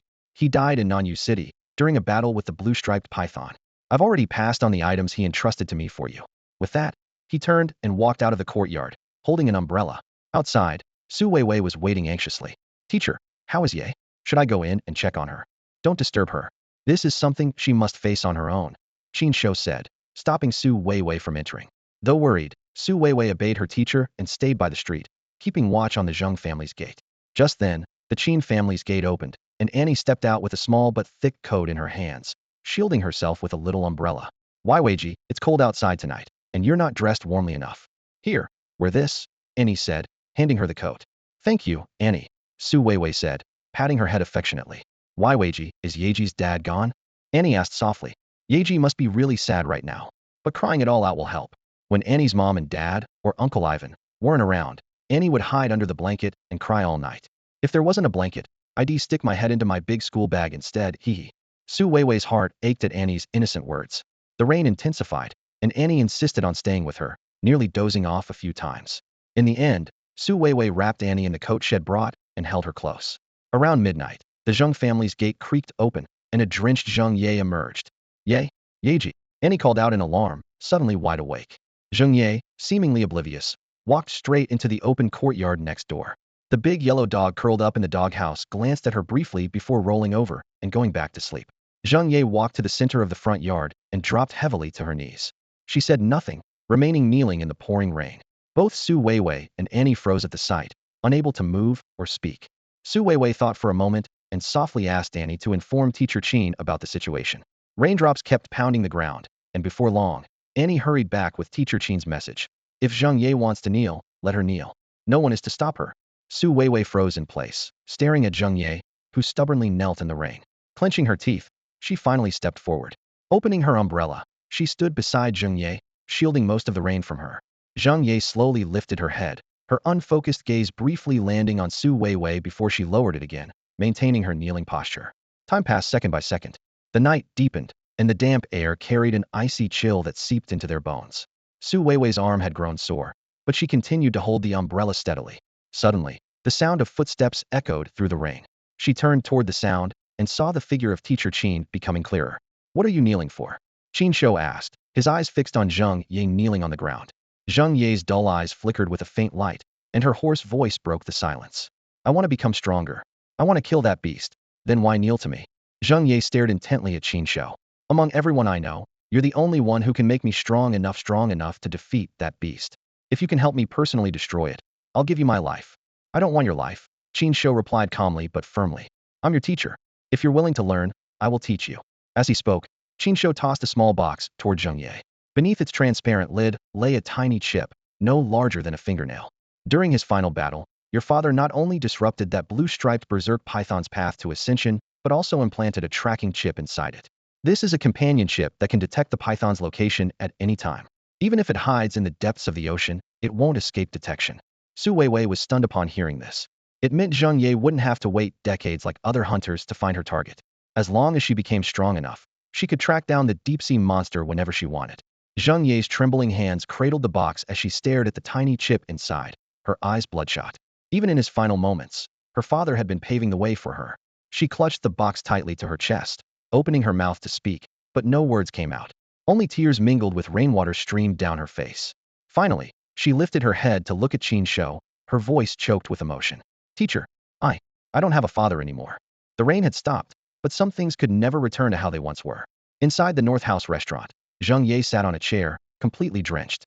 Annie carefully wiped her down with her beloved cat-patterned towel, while Su Weiwei hurried next door to fetch a clean set of clothes for her. Ahem. Qin Shouyi stood to the side, clearing his throat. "I'm still here, you know." But the two seemed entirely absorbed in taking care of Zheng Ye, as if they hadn't heard him at all. Zheng Ye's gaze remained fixed on the brocade box in her hands. staring intently at the chip-like object inside. Qin Shou extended his hand toward the box, and the chip emitted a faint glow. He explained, all you need to do is inject your mental energy into it, and you'll be able to sense the location of the other chip. This device, once inside the blue-striped python, won't be detected or rejected. Following his instructions, Zheng Ye channeled her mental energy into the chip. Instantly, she sensed a clear signal coming from somewhere in the south like a beacon of light in the dark night. That was precisely where the blue-striped python was located. Teacher. Zheng Ye's eyes lit up as she looked at Qin Shou. Could I ask for your help? Since you're an armorsmith, surely you have a way to implant this chip into my body. I need it to remind me constantly. Qin Shou pondered for a moment. Technically, it's possible. Are you sure you want to do this? I'm sure. Zheng Ye gripped the chip tightly. This is what keeps me going. Su Weiwei sighed softly from the side. In the East House workshop, Zheng Ye lay on the bed, watching as Qin Shou implanted the chip beneath her collarbone. After the procedure, Qin Shou instructed, don't let Haitang find out about this. Annie immediately mimed zipping her lips, and Su Weiwei nodded vigorously. Zheng Ye ran her fingers over the chip beneath her skin. Now, she could sense the blue-striped python's location at any time. It would become the driving force that kept her moving forward. After tidying up his tools, Qin Shou turned to leave. Teacher. Zheng Ye called out. Want to get stronger? One night won't make a difference, Qin Shou replied. It's already dark. You should rest now. You've just had a breakthrough, and emotional turbulence can affect your state of mind.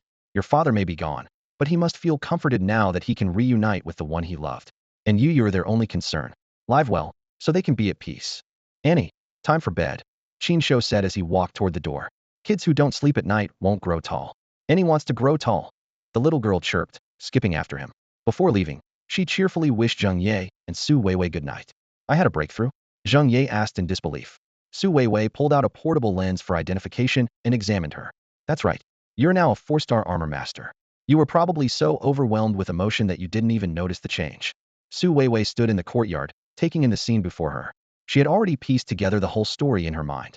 The 2 months of intense training had allowed Zheng Ye to accumulate significant strength, and the experience from the battle at the Lingjiang Tide further tempered her.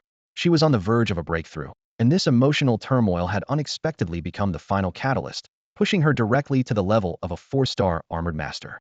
Clenching her fists, Zheng Ye felt the surging power within her, yet a trace of dissatisfaction flickered in her eyes. This is still far from enough. Even though the blue-striped python can't ascend to the calamity level after my father shattered its reverse scale, it still possesses near calamity grade strength. I must become a titled armored master. Titled armored master. Su Weiwei repeated softly, her heart filled with emotion. What once seemed like an unattainable dream was now becoming a tangible possibility under teacher Qin Shou's guidance. As they stepped out of Qin Shou's courtyard, they were met by Wang Baobao, Qiu Longxiang, and Lu Yize, who were panting heavily from running. Finally found you too. Qiu Longxiang gasped, his eyes filled with concern as he looked at Zheng Ye. We heard about Uncle Zheng and have been searching for you everywhere. Zheng Ye rolled her eyes. What's the point of wandering around at night instead of sleeping? What could possibly happen to me? Go back to bed, all of you. With that, she turned and headed straight for her own courtyard.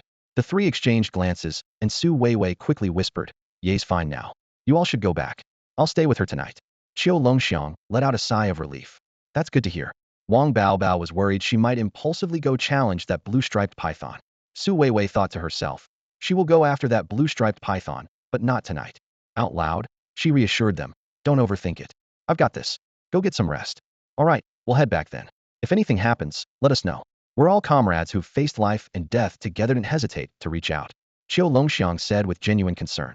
After entering the small courtyard, Su Weiwei saw the mess on the dining table and was about to clean up when she noticed Zheng Ye staring blankly at the dishes. Why Weiji? Zheng Ye's voice was choked with emotion. When I was little, my favorite thing was eating the dishes Dad cooked. These were all my favorite foods, especially when the whole family made dumplings together. I loved causing trouble, smearing flour all over their faces. For the past 10 years, I've stubbornly refused to eat anything he made, not even dumplings. She gave a bitter smile and continued. I know deep down it wasn't his fault that he couldn't bring Mom back. As an armored master, so many decisions on the battlefield are made out of necessity. But I just couldn't get past that. It wasn't so much hatred as it was me running away from it all. Now, I want to eat his cooking again, but I might never get the chance.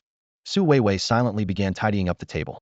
Suddenly, her eyes were drawn to a sticky note on the old refrigerator in the kitchen. It had a simple drawing of 2 adults and a child. She opened the fridge to find both compartments neatly stocked with bags of dumplings. Under the dim light of the refrigerator, Zheng Ye stared at the dumplings. Tears and a smile appeared on her face at the same time. Early the next morning, Qin Shou got up as usual and prepared breakfast for both Annie and himself. While at it, he also prepared a portion for the old cat and the smelly dog in the yard. Annie carried the dog's food and walked to the front yard. The ground outside was still slightly damp, but the rain had stopped. Suddenly, an urgent shout came from the yard. "Brother, our dog is missing." Qin Shou froze for a moment, almost doubting his ears. He put down what he was holding and walked toward the yard. The scene before him made him pause. Inside the doghouse, where the big yellow dog should have been, was now occupied by the big white cat. The cat was fully engrossed in eating the food, completely indifferent to the absence of the usual occupant. It was strange. Big Yellow was always punctual for meals, and its absence felt unsettling. "Big White, your son is missing, and you're just this calm?" Qin Shou stared at the fluffy white cat, his tone carrying a hint of reproach.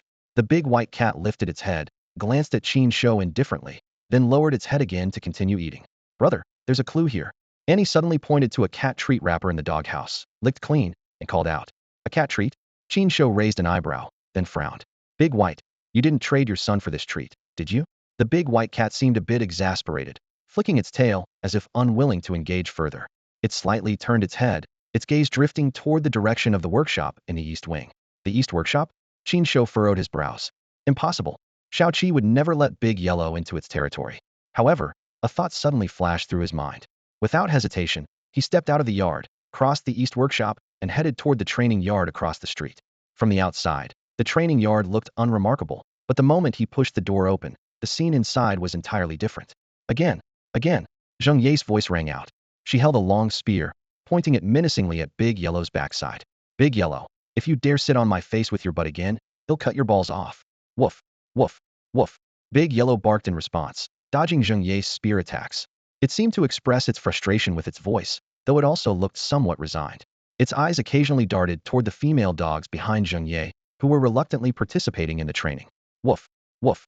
Big Yellow barked again, as if protesting, "If you're going to hit me like this, at least add more female dogs." Zheng Ye smirked, her spear movements becoming even more precise. "Fine, I'll add 2 more female dogs for you." Qin Shou stood to the side, silently observing the training with a calm expression. At that moment, Su Weiwei, leaning against the wall and yawning, noticed Qin Shou and lazily straightened up to greet him. "Good morning, Teacher Qin. What time did this start?" Qin Shou asked, his gaze still fixed on the ongoing duel. 5 in the morning. Ye insisted on training. Su Weiwei shrugged, looking helpless. "Do you think Big Yellow agreed?" Qin Shou squinted at Big Yellow, who was still engaged in the standoff with Zheng Ye, and asked flatly, "Did it agree?" Su Weiwei scratched her head and gave a smug smile. "Ye gave that big white cat a cat treat. She said Big Yellow listens to the big white cat the most. After the cat got the treat, it called out, and Big Yellow came over. Although it wasn't very willing at first, it couldn't exactly refuse. And now here we are." She pulled out her handheld device, tapping a few times to project several holographic photos. The images showed a variety of coquettish female dogs, long-haired, curly-haired, short-haired, white, yellow, black, of all shapes and sizes, covering almost every breed. So they used the beauty dog tactic. Qin Shou immediately saw through the ploy. This trick is perfect for Big Yellow. Control the intensity. She just made a breakthrough. Don't push her too hard, Qin Shou reminded Su Weiwei. Su Weiwei nodded, still looking rather pleased with herself.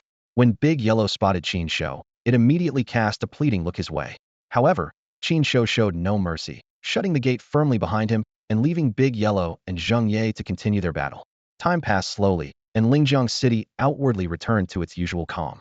On the southern streets, a man who used to leave early and return late was no longer seen, and a young woman wearing a white armband appeared in his stead. A light always glowed outside her home, as if waiting.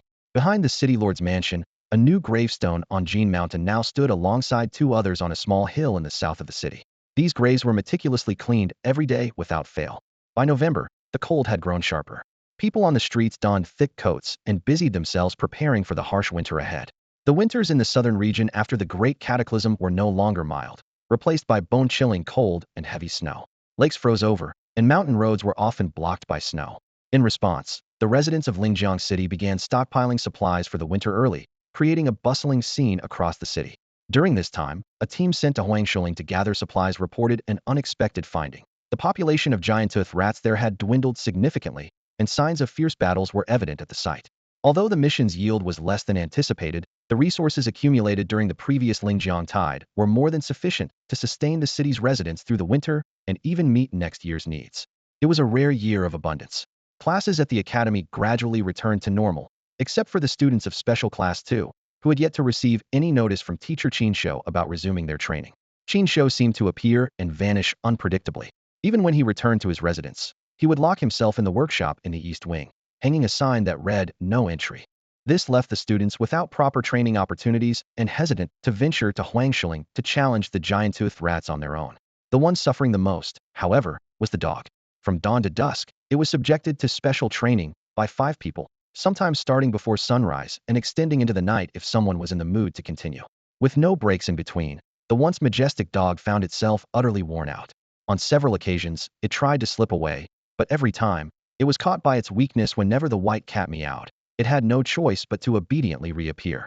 These days, the dog felt as though it had aged significantly, far removed from its former glory. One day, when Su Weiwei and the others arrived at Qin Shou's courtyard, they were greeted by a series of rapid smack sounds from inside, followed by a soft, unfamiliar female voice saying, "Gentler. It's all red now." The students' expressions immediately became colorful. Did the mistress return? Wang Baobao blurted out instinctively. No, that doesn't sound like Sister Haidang. And it's not just one voice. The group exchanged glances, unsure whether to enter or retreat. Someone suggested informing Sister Haidang, but they worried it might strain the teacher-student relationship. As they hesitated, a familiar voice came from behind them. "What are you all standing here for?" Turning around, they saw Qin Shou, who had somehow appeared behind them, accompanied by Annie. "Teacher, aren't you supposed to be inside?" Wang Baobao asked, pointing at the courtyard, looking utterly confused. "Why would I be inside? Have you all been training so hard you've lost your wits?"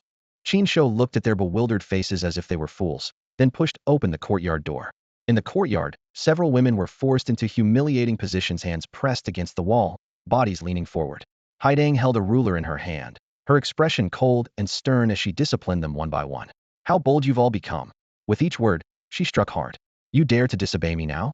I clearly told you not to go, yet you still went. So capable, huh? Why don't you take over as the president then?" The most pitiful of them all was the red-haired woman hanging from a tree. Seeing her, Haitong's anger flared even more. "Eldest sister, I know I was wrong." The red-haired woman gasped in pain. My backside, it's about to split open." "Now you know you're wrong." Haidang sneered coldly. "About to split open, is it? Well, it hasn't yet, has it? Let me see for myself." "You're really something, convincing the 2nd and 5th sisters to help you. Even getting the 4th sister to inform me. Trying to act first and report later, huh?" Smack, smack, smack. Haidang lashed out at the red-haired woman relentlessly, without the restraint she had shown earlier. The red-haired woman could only bite her lip and endure the pain. At that moment, footsteps and voices could be heard outside the courtyard. The punished women's eyes lit up, as though they'd seen their savior. "Humph, they'll let you off this time," Haitang said coldly, casting a glance at them before turning to head toward the gate. The moment the gate opened, Haitang's icy expression melted into a warm smile. "You're back," she and Qin Shou said almost simultaneously. Noticing the students behind Qin Shou, Haidang greeted them warmly. "It's been a while. I heard you all performed exceptionally well during the Lingjiang title event." She walked over to Yi, gently patting her head. "I've heard about Uncle Zhang. Don't be too sad. Life goes on.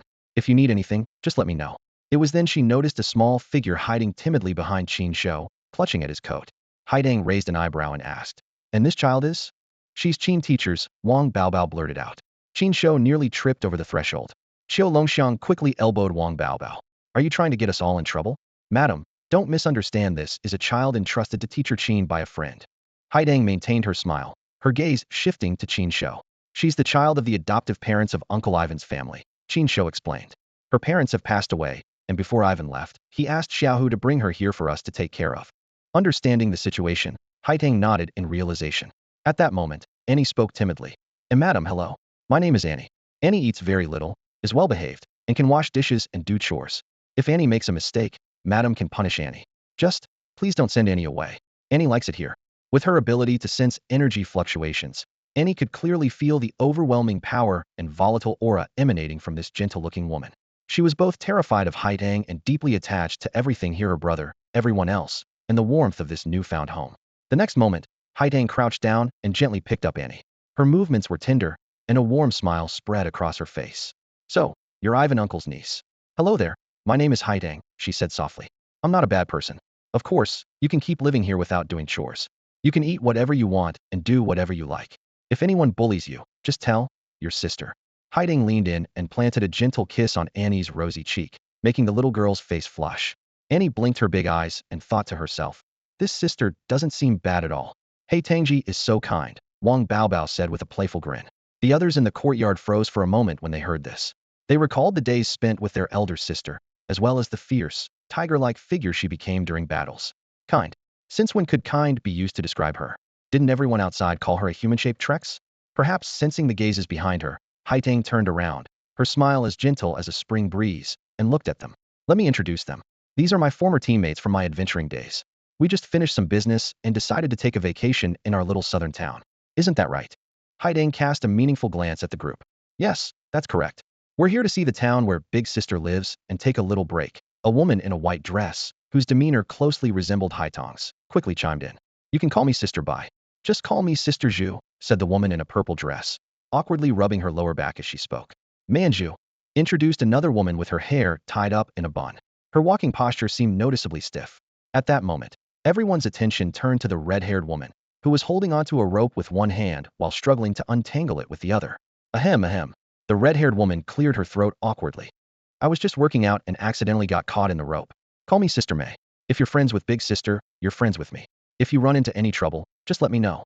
No sooner had Sister May finished speaking than she landed on the ground with a thud, falling straight onto her rear. Her face turned pale from the impact, but she forced a smile and explained, I've been eating too much spicy food lately. And, developed hemorrhoids. Yep, hemorrhoids. I told you not to order the extra spicy hot pot the other day. But no, you all insisted, Sister Bai chimed in from the side. Su Weiwei saw through their clumsy act instantly, but she chose not to expose them. She didn't know who they really were, but since they were He Tangji's friends, they couldn't be enemies. After exchanging introductions, the atmosphere gradually became more relaxed. The group revealed that they were members of a free Mech Master organization, a revelation that immediately piqued the curiosity of the younger crowd. Unlike the officially trained Mech Master squads, these independent organizations carried an air of mystery and legend. The conversation quickly grew lively. Qin Shouyi seemed to have an idea and pointed at the women. Since you're here, why not help train these students for the next few days? Woof, woof, woof. The large yellow dog that had been curled up in its kennel suddenly perked up, barking excitedly, as if it had finally seen a ray of hope. In its heart, it thought, hallelujah, finally, I can go meet that new golden retriever on the next street. For practice, we'll use Big Yellow. You can just supervise and give pointers from the side, Qin Shouyi said, causing Big Yellow to freeze in place. The golden retriever's image drifted further and further away in its mind. What gives you the right to boss us around? May snapped, pointing at Qin Shouyi in annoyance. But before she could continue, the purple-dressed woman gave her a light slap on the rear and muttered softly. Why do you always have to butt heads with him? It's not like you can refuse if Big Sister tells you to do it. Just go along with it, will you? May glared at her younger sister, Purple Zhu, suppressing her pain. Can you stop slapping my butt when you talk? It's already swollen. Go, Haidang said succinctly, officially assigning the task. And so, the group headed to the neighboring courtyard. Lu Iza and Qiu Longxiang each grabbed one of Big Yellow's paws, dragging the limp dog along the ground. Meanwhile, back in the doghouse, a large white cat was leisurely munching on a cat treat, while Big Yellow let out a hopeless whimper. Woof! Whimper. The courtyard suddenly fell silent. Let's go for a walk, Haidang suggested, pointing outside the city. All right, Qin Shouyi replied simply. Moments later, a pink pickup truck drove out of the city gates. Qin Shouyi sat steadily in the driver's seat, while Haidang busied herself in the passenger seat organizing the food they'd brought along. The back seat held a box of black rice mochi desserts, a box of spicy duck necks and wings, while she held a bottle of lemon tea in her hand and balanced a box of tempting crayfish on her lap. The pickup eventually stopped by a small stream. Due to recent typhoons and continuous rain, the water level had risen, and the riverside was lush with greenery, dotted with a few wildflowers. Haidang quickly moved the food onto the hood of the truck and nimbly hopped up to sit on it. Qin Shouyi took a seat on the other side. Here, eat, Haidang said, offering a peeled crayfish to Qin Shouyi. After he ate it, she popped one into her own mouth, closing her eyes in satisfaction. She then took a sip of lemon tea and winced at the tartness, exhaling sharply with a ha sound. You used the 12-winged fallen angel, Haidang suddenly said, her tone serious. Though Qin Shouyi had expected this question, his heart still tightened. He could only respond softly. Yes. Using the 12-winged angel is one thing. But do you even realize what happens if you overuse the 12-winged fallen angel? Haidang scolded, jabbing another peeled crayfish towards his face. Look at those Western fanatics, none of the historical users of that sacred soul mech met a good end. Qin Shouyi swallowed the crayfish and explained, I know the risks, but the situation at the time was critical.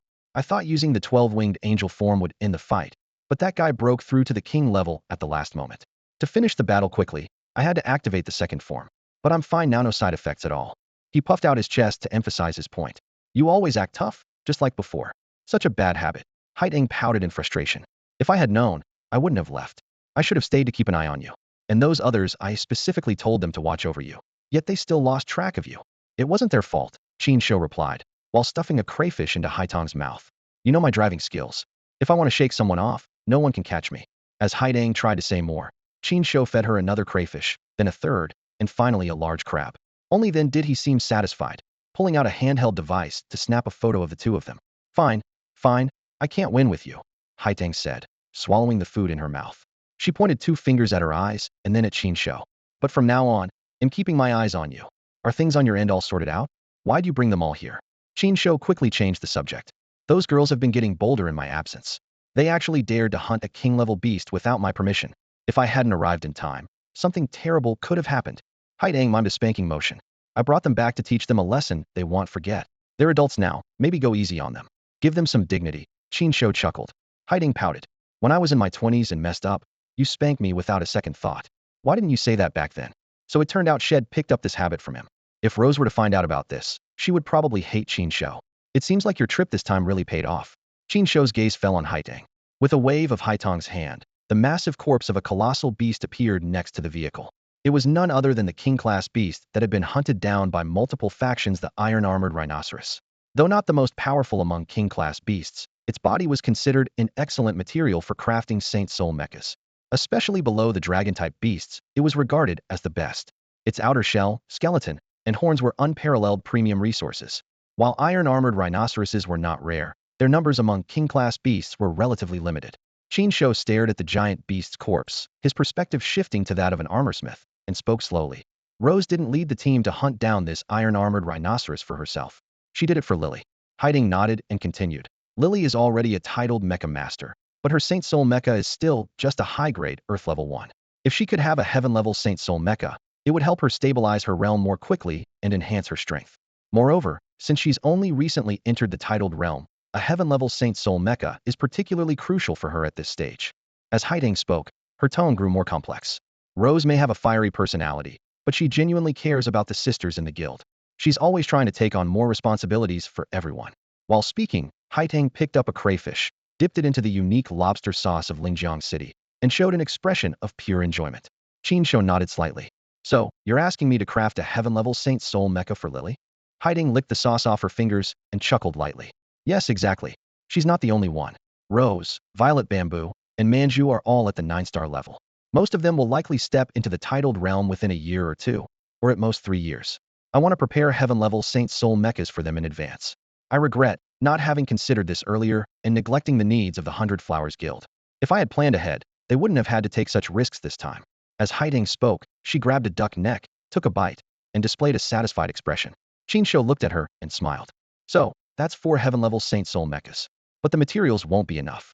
The iron-armored rhinoceros can only provide enough for 2. Still, having 5 titled Mecha Masters in the 100 Flowers Guild is a big deal. You could easily move up from your current 11th ranking among Mecha Master organizations. Qin Shou raised an eyebrow, his tone carrying a hint of intrigue. Haidang blinked and quickly swallowed the duck neck. We'll worry about the materials later. For now, let's start by recording their physical data. As Qin Shou wiped the corner of his mouth, he replied, All right, we'll collect the physical data first. As for the materials, I'll figure something out. Even if we don't have King-class beast materials, those from Lord-class beasts can still be used to craft Heaven-level Saint Soul Mechas. While the mechas are important, the key is their compatibility with the Mecha Master. Without compatibility, even a contracted Saint Soul Mecha can't unleash its full potential. Before he finished speaking, Haidang suddenly picked up a nearby straw, took a sip of sour lemon juice, and wrinkled her nose. So sour. Haha. Haidang smirked mischievously. That's just my taste, I love sour things. Qin Shou didn't say anything further and shifted his gaze to the workshop in the eastern building nearby. I saw 2 Earth-level Saint Soul Mechas already completed there. Are those for Zheng Ye and Louisa? Haidang nodded softly. Yes, I just noticed them earlier. These 2 need new Saint Soul Mechas. The mass-produced models they were using no longer meet their needs. I was planning to sort it out for them today, but I guess it'll have to wait until later this afternoon or evening. She paused, and, noticing Qin Shou looking at her, stuck out her tongue playfully. I know I disrupted your schedule by suddenly coming back and dragging you out here for a picnic. But there were just too many people outside. I couldn't enjoy a proper meal. I was craving this so much. Just don't tell Lily and the others when we get back, okay? Qin Shou smiled faintly and wiped a bit of grease from the corner of her mouth with his hand. Did Annie's situation catch you off guard? Haiding frowned slightly. Annie. Qin Shou nodded gently. Yes, I know her situation is a bit unique. She seems quite pitiful. It's no big deal to keep her around. I was planning to prepare a small room for her. It's not much, but it's all we can manage for now. As the two of them enjoyed their meal, they admired the calm waters before them and the distant beauty of the late autumn scenery, as if the whole world had fallen silent. Only the towering corpse of the iron-armored rhinoceros nearby slightly disrupted the serene ambience. Lingjiang City, Southern Courtyard. Qin Shou parked his pink pickup truck steadily outside the courtyard. Haiding nimbly jumped out of the vehicle, smiling as she said, Go ahead and do your thing. I'll get dinner ready. Let the kids stay and eat with us tonight, it'll be lively. Need any help? There are quite a few people today, Qin Shou asked, glancing at the crowd with mild concern. Don't worry about it. Haiding waved her hand dismissively as she walked away. Back when I was managing the girls from the 100 Flower Society, there were way more people than this. Seeing her confidence, Qin Shou said no more and turned to head toward the small courtyard across the street. Pushing open the gate, he was greeted by the sight of a training session. Members of the 100 Flower Society were instructing Su Weiwei and the others, while in the corner, De Huang sat unusually still, staring blankly at the sky as though all life had been drained from him. Pause the training. Louisa, Zheng Yeyue, come with me. Qin Shou's voice broke the rhythm of the session. The two exchanged puzzled glances, while Su Weiwei's eyes lit up. Is it because your sacred soul mecha is finally ready? As soon as she said this, Zheng Yeyue's eyes sparkled with excitement, and even the usually stoic Lu Iza raised his head. For someone eager to grow stronger, a new sacred soul mecha was undoubtedly a direct source of power. Teacher, can we come too? Wang Baobao asked, raising his hand. His large, almost doll-like eyes shimmered with anticipation. Everyone, come along. Qin Shou turned and walked toward the Eastern workshop, followed by a group of curious young people. With a gentle demeanor, Baihe inquired, Mr. Qin, may we observe as well? Of course, Qin Shou nodded. You're all Haitang's people. There's nothing secret about this. The Eastern workshop was brightly lit, with two massive objects in the center concealed under black cloth. The moment was interrupted when the artificial intelligence, Shao-Chi, suddenly appeared, startling the group. However, they quickly accepted this unusual presence. Let's begin. At Qin Shou's command, Shao-Chi manipulated the ropes, pulling away the mysterious black covers. Before them stood two distinctly different sacred soul mechas. On the left was a black mecha that resembled an ordinary armored soldier, equipped with a sword and shield. What drew the most attention, however, was the imposing black mechanical warhorse beside it, complete with a knight's lance hanging from its side. On the right was a sleek, silver humanoid mecha. Though armored as well, its design was noticeably lighter and more agile. The silver mech, judging by its torso, is significantly more slender than the black mech beside it, with its entire frame showcasing a flawless, aerodynamic design. The most striking feature is the trio of gleaming silver lances neatly suspended on its back, making it clear that this is a holy soul mech specialized in spear combat. Zheng Ye felt her legs drawn by an invisible force, moving her unconsciously toward the silver mech. She tilted her head back, gazing up at the towering machine, her heart brimming with excitement that seemed ready to burst from her chest. She knew without a doubt that this mech was tailor-made for her. Qin Shou began his detailed explanation. The black mech on the left, Black Knight, is a mid-tier Earth-level holy soul mech. Its standout feature is its dual form capability. What you see now is its ground combat form, resembling a shield danceward infantry unit. Its other form is the mounted combat mode, where it can summon a mechanical warhorse. In this mode, its speed increases exponentially, and it is equipped with a specialized knight's lance. When charging at full speed and executing a lance power strike in mounted mode, its destructive force can rival that of a heaven-level holy soul mech. The crowd couldn't help but murmur in admiration. Louisa instinctively reached out to touch the sleek, polished surface of the Black Knight. A sense of camaraderie he had never felt before washing over him. The name, Black Knight, seemed particularly fitting, whether by coincidence or Qin Shou's deliberate choice. Qin Shou then gestured toward the silver mech. This is the Silver Soul Lancer, also a mid-tier Earth-level holy soul mech. Its defining feature is its three lances. Although a mech pilot can use spiritual energy to retrieve or reform weapons that have been thrown, this process consumes a significant amount of energy, especially in complex battlefield environments or over long distances. The three lances not only reduce the margin of error, but also granted a unique advantage in mid to long-range combat. At the mention of mid to long-range combat, everyone present paused for a moment, then quickly considered the potential for throwing tactics. Detailed data panels appeared in front of the two mechs. Qin Shou spoke with pride. These are the most suitable holy soul mechs I've created specifically for you two. The panels displayed. Black Knight, Close Combat Mobility Mech, Holy Soul State 98. Silver Soul Lancer, Close Combat Mobility Mech, Holy Soul State 96. A Holy Soul State of 96. Rose exclaimed in astonishment. Such a figure was almost unheard of in known history, and the fact that these two mechs achieved an astounding 96 and 98 was nothing short of extraordinary.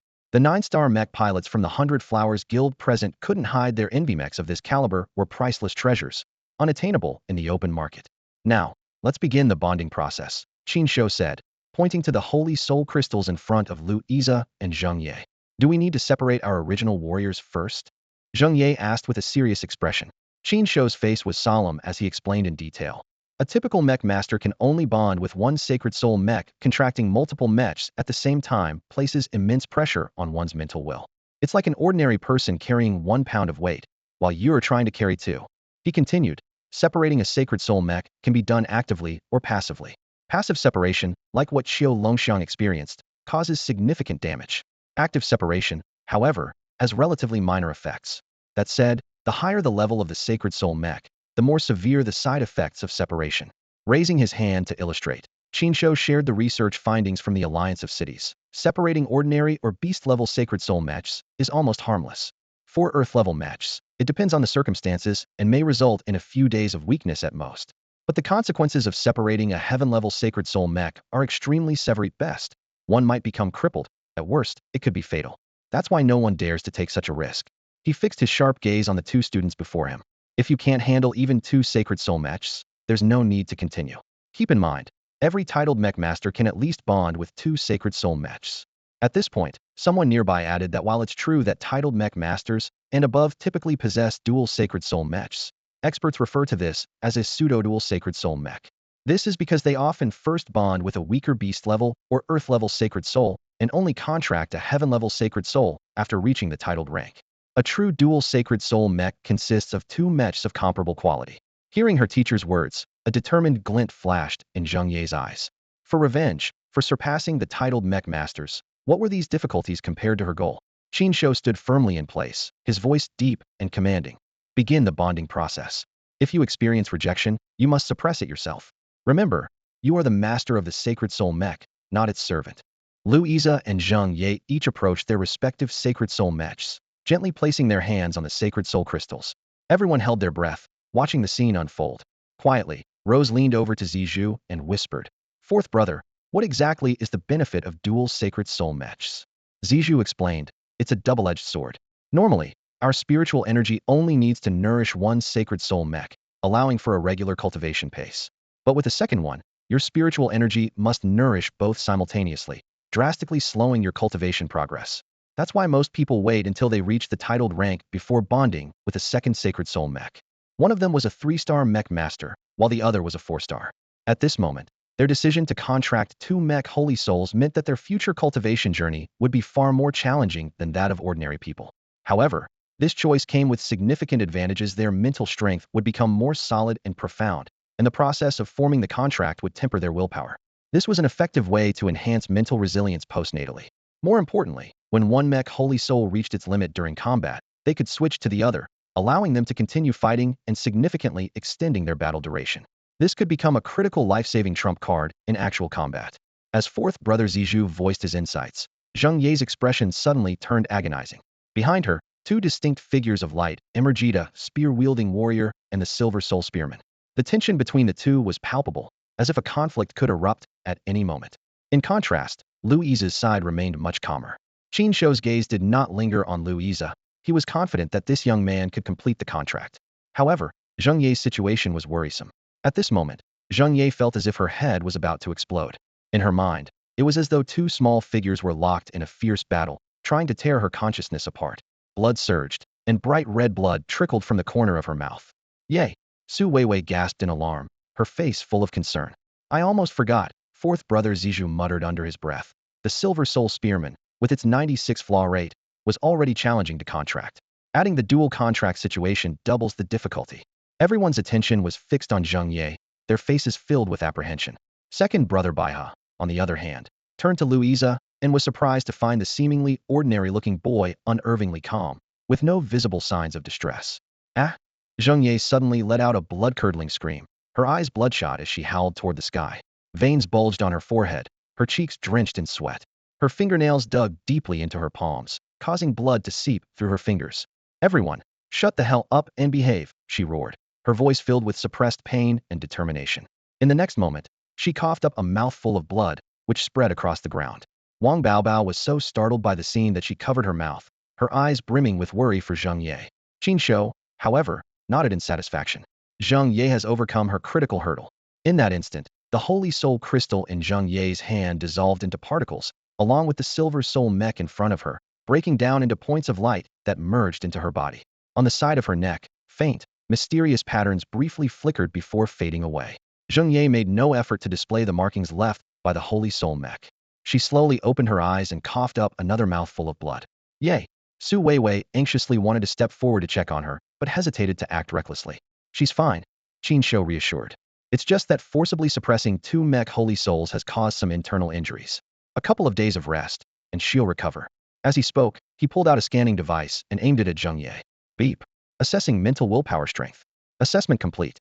Target's mental willpower strength. Grade A. The mechanical voice announced. Grade A. Zheng Ye's expression turned to surprise at the result. She clearly remembered that when she had taken the talent test during her academy application, her mental willpower had only been grade B.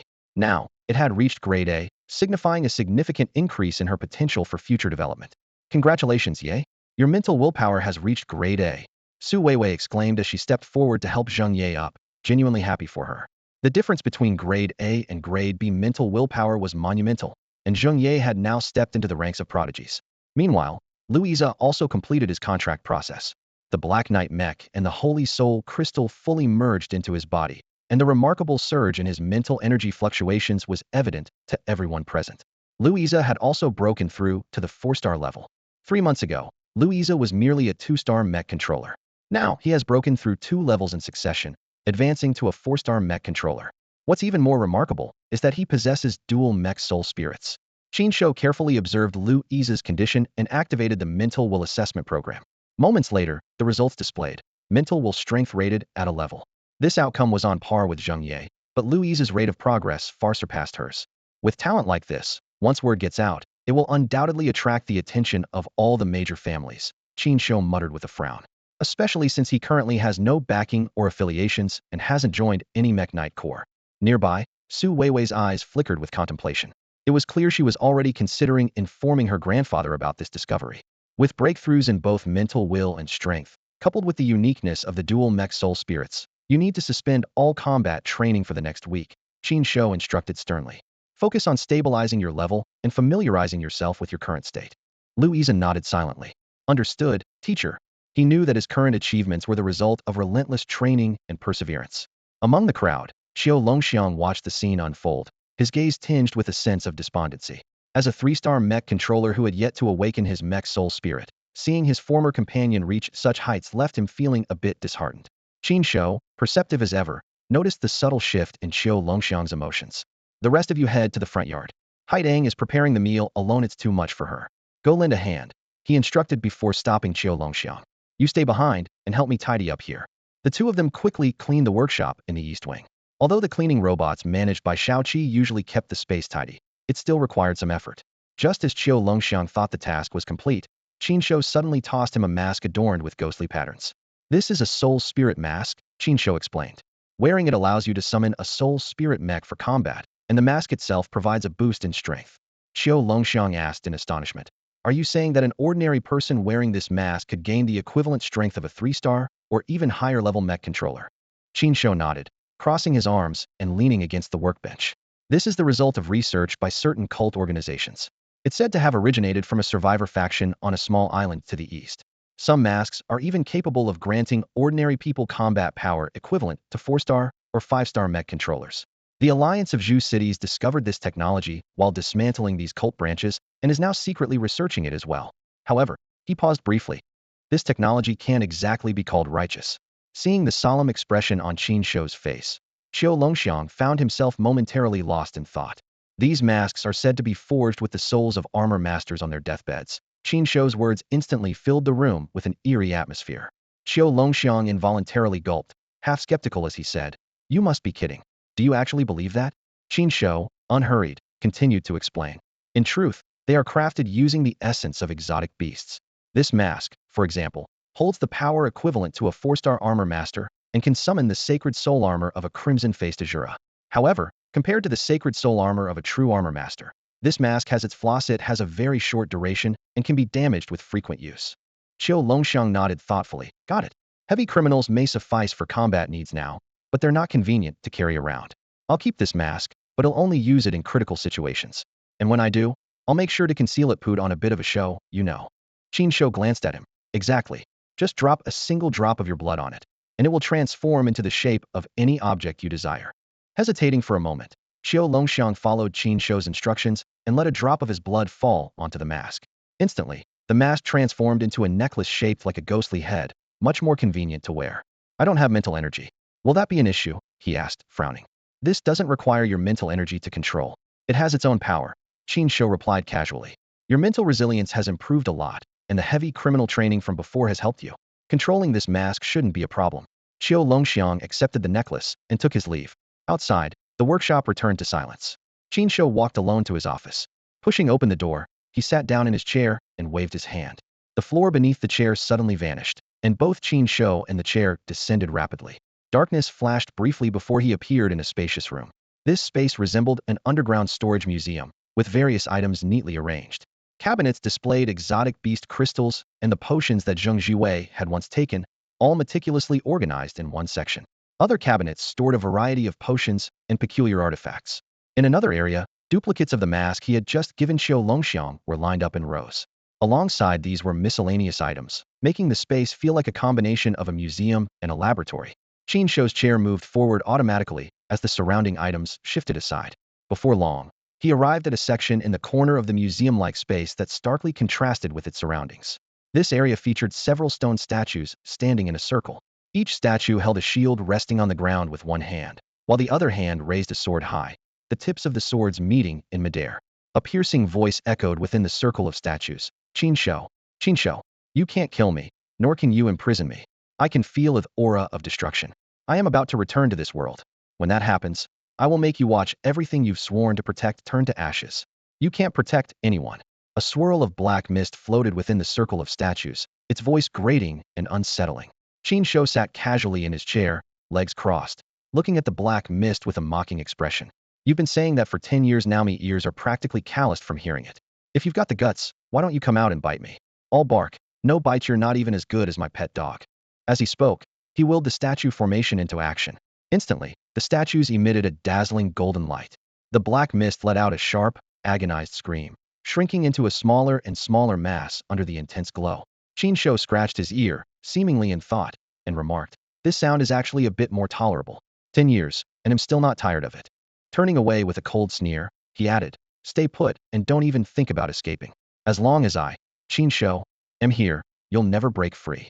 With that, he maneuvered his chair to leave, the faint sound of weakened curses from the black mist echoing behind him.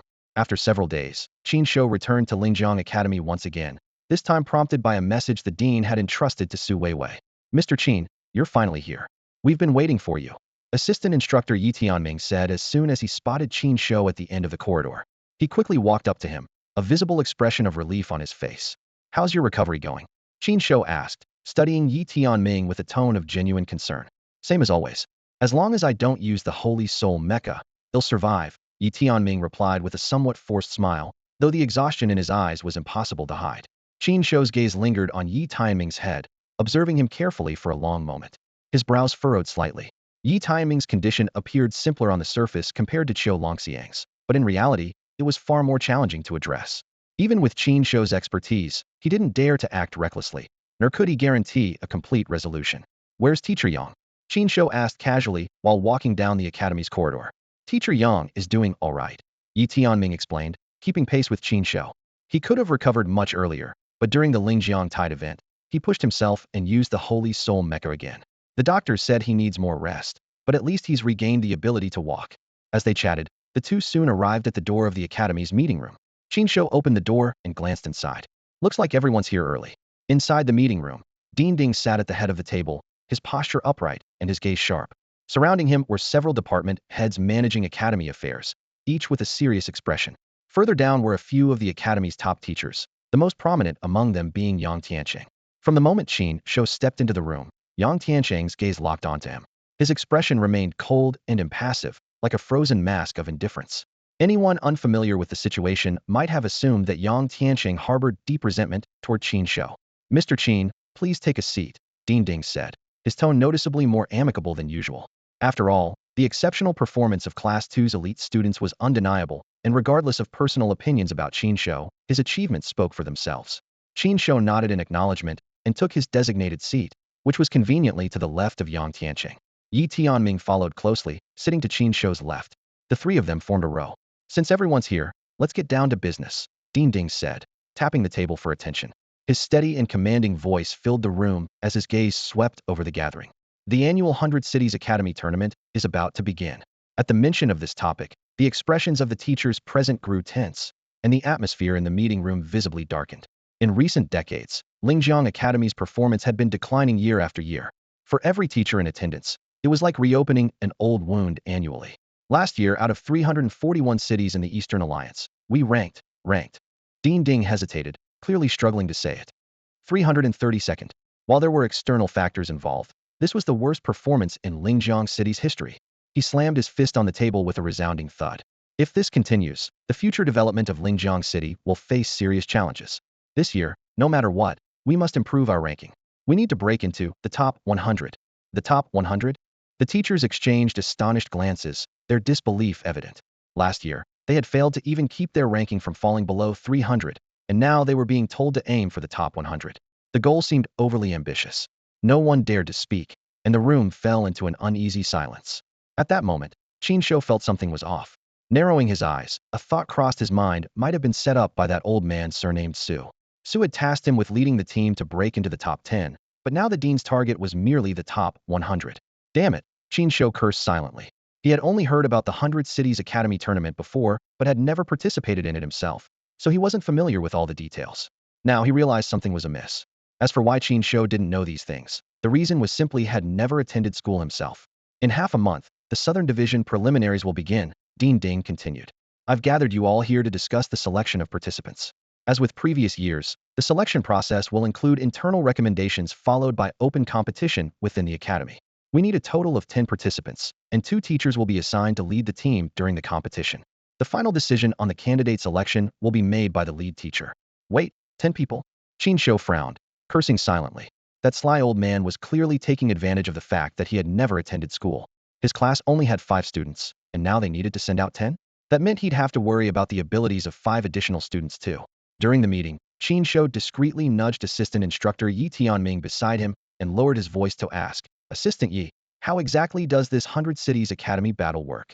You don't know? Yi Tianming looked surprised. Qin Shou quickly explained. There might have been changes over the years, and I can't quite remember.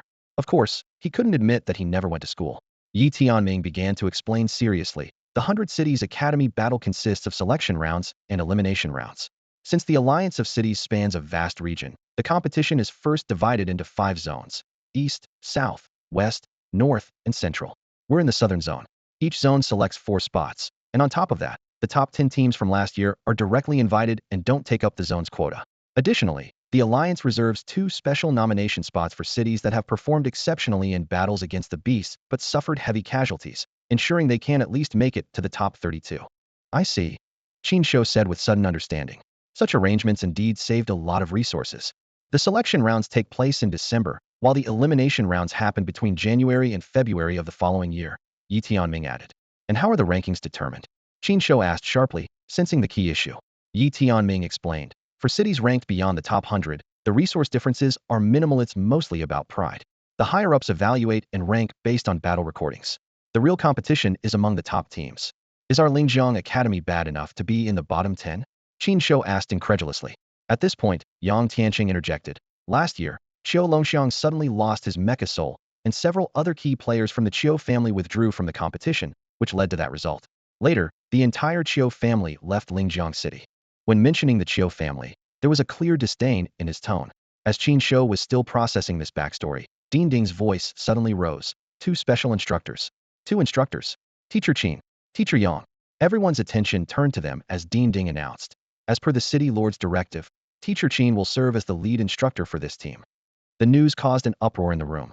This position had always been held by Yang Tiancheng over the years, and the teachers present all turned to look at him. Yang Tianqing, however, remained calm and said, I have no objections. I do. Qin Shou shot to his feet. I'm not taking this lead instructor role. Let Yang Tianqing do it. That old Su geezer isn't just trying to set me up. Now he's piling more work on me? No way. But this is the city lord's directive, Dean Ding said helplessly. Then I'll go settle this with him.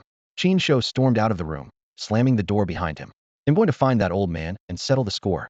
That old geezer, always taking advantage of the fact I never went to school. Qin Shou stormed into the city lord's study, kicking the door open with such force that it slammed against the wall with a deafening bang. Su, you old fox. Why didn't you tell me earlier that the 100 Cities Academy battle involves over 300 cities? And Lingjiang City ranks in the bottom 10. Qin Shou shouted angrily, pointing at the elderly city lord Su, who was calmly organizing papers on his desk, seemingly unfazed as if he had anticipated this outburst. Did I say anything wrong? 100 cities. 100 cities. Isn't 300 still 100? And as for being in the bottom 10, I did mention it, didn't I?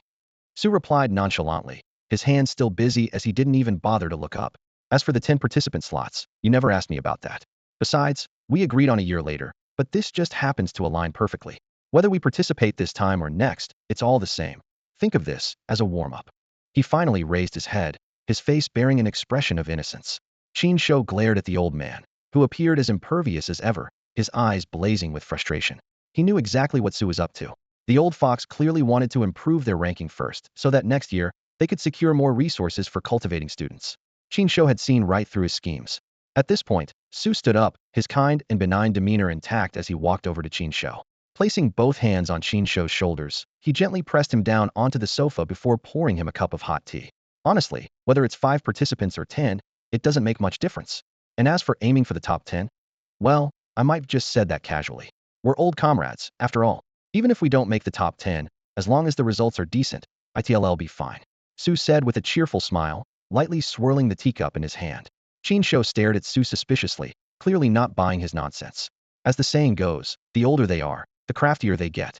However, this matter was already set in motion, and there was nothing Qin Shou could do to change it. He was here mainly to vent his frustration and, while he was at it, see if he could negotiate a few things. As for the position of team leader, I don't want it. Let Yang Tianqing take it, Qin Shou stated bluntly, revealing one of the reasons for his visit. The 5 students from the special class 2 are all your disciples. Are you really okay with letting someone else lead them? Su raised an eyebrow, looking surprised. I might not trust just anyone, but Yang Tianqing, I do. Qin Shou replied firmly. Zu's eyes glinted with understanding, realizing that Qin Shou was trying to avoid extra responsibilities. Being the team leader would mean dealing with countless logistical and administrative tasks. All right then, how about this? Yang Tianqing will be the team leader, and you'll go as the accompanying teacher. Officially, you'll answer to him, but in practice, he'll follow your lead. All responsibilities during the trip will be handled by him. How does that sound? Hearing Zu's suggestion, Qin Shou nodded in satisfaction and took a sip from his tea. Do you have any thoughts on the selection of the 10 participants? Su leaned forward, inquiring further. I was in the middle of a meeting when I rushed over here. Qin Shou replied, rolling his eyes at Su, clearly still annoyed by earlier events. I have a list here, which includes most of the candidates recommended by the Academy's teachers. Su pulled a piece of paper out of a drawer and handed it over. Take a look. The final decision is yours. Qin Shou took the list and carefully reviewed it. The 5 students from Special Class 2 were already guaranteed spots, which meant he needed to choose 5 more. Why does this Academy battle require 10 participants? Qin Shou asked while scanning the list, still unclear about many of the event's details. The 100 Cities Academy battle uses the same format for both elimination rounds and selection rounds. Participants don't necessarily have to be students from the city's academy. They just need the academy's endorsement. The only strict requirement is that their bone age must be under 20, Su explained. The competition utilizes simulated combat technology holographic simulation pods. As Su mentioned this, he gave Qin Shou a meaningful look. This is a technological advancement introduced in the last decade. The use of the holographic combat simulation pod effectively avoided the casualties that occurred during the previous 100 Cities Academy battle.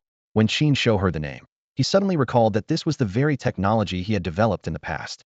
Back then, he had traded it with the Alliance, and now seeing it applied in such a context seemed fitting.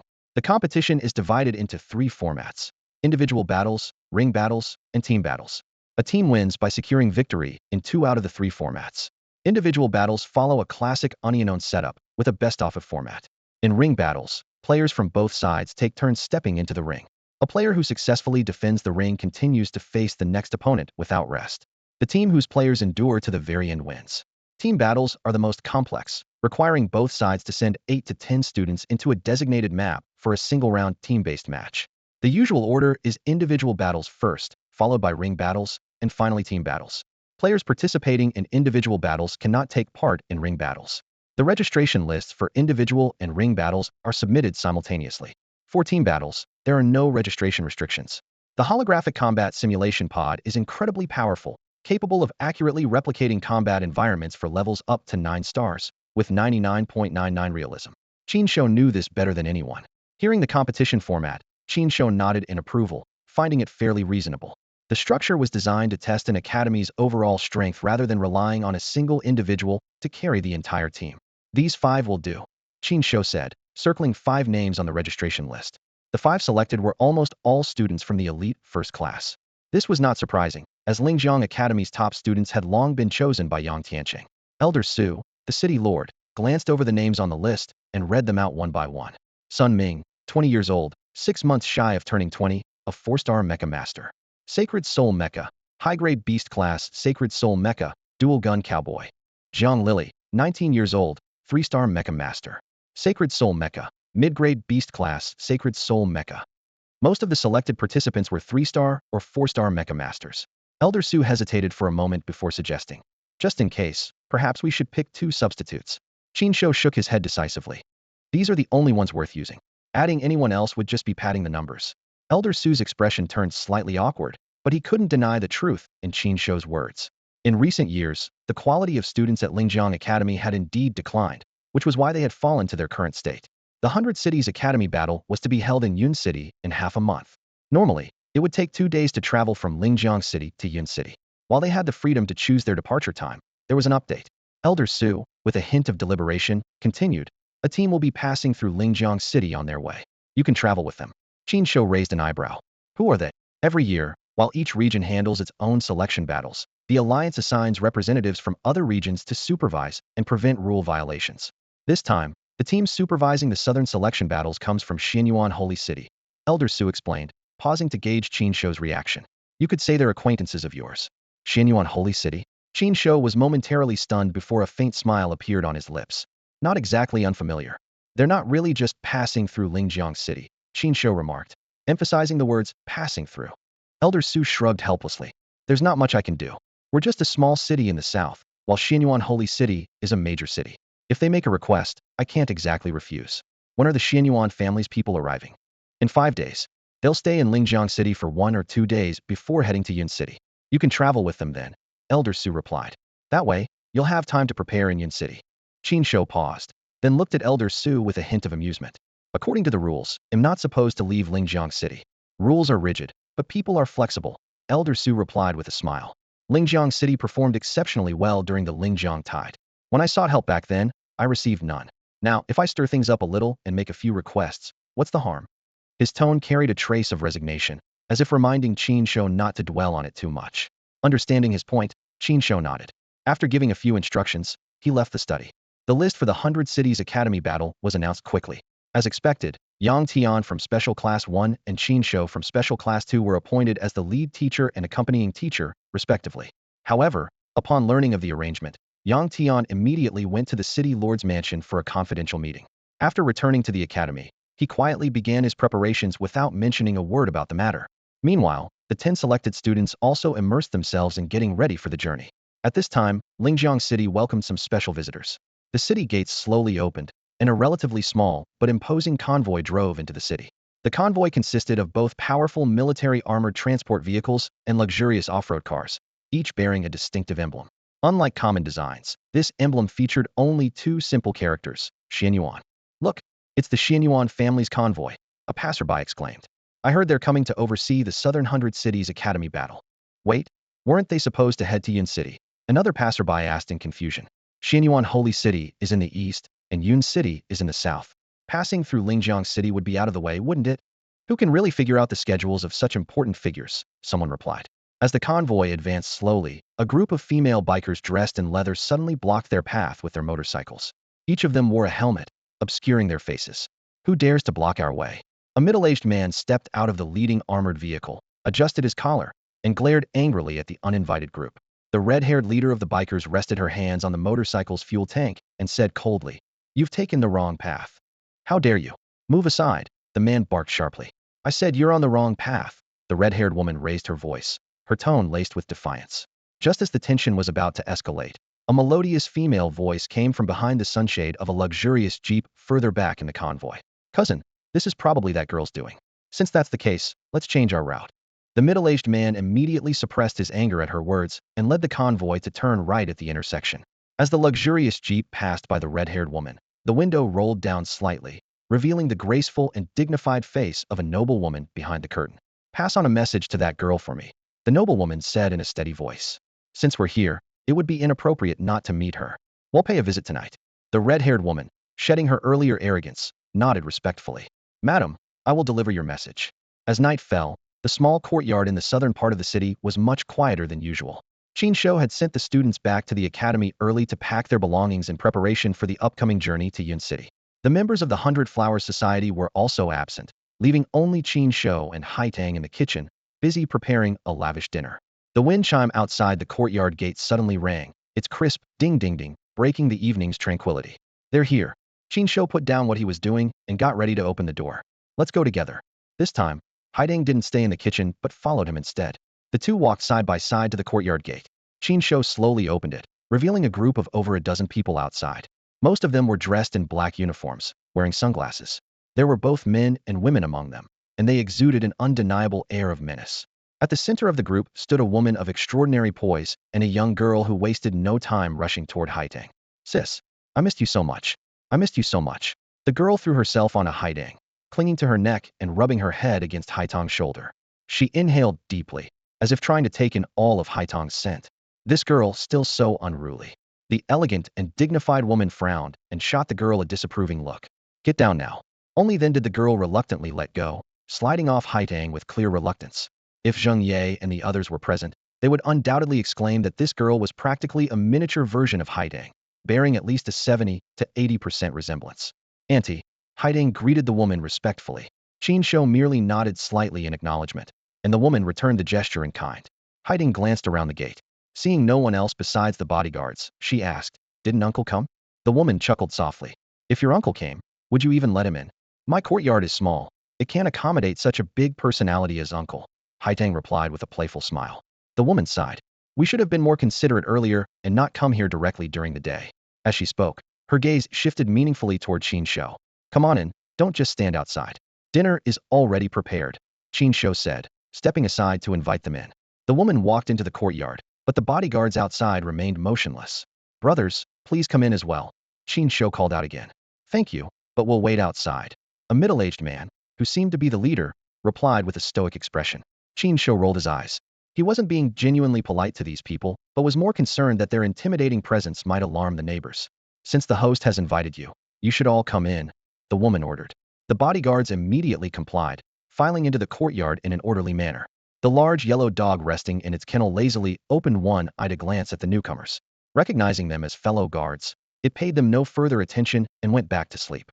The dining area in the north house is small. You can rest in the front yard. There are benches and tea under the eaves. Help yourselves, Qin Shouyi instructed briefly. "Thank you. We'll manage," the bodyguard leader replied flatly. Seeing their attitude, Qin Shouyi said no more. He and Haidang escorted the woman and the young girl into the north house. The bodyguards, meanwhile, stood like statues in various corners of the courtyard, unmoving. Inside the dining room of the north house, Annie was standing on her tiptoes, carefully arranging each pair of chopsticks neatly. Hearing footsteps, she turned to look at the newcomers and froze when her gaze landed on the woman. A moment later, she placed her hands in front of her and bowed deeply. "Hello, sister."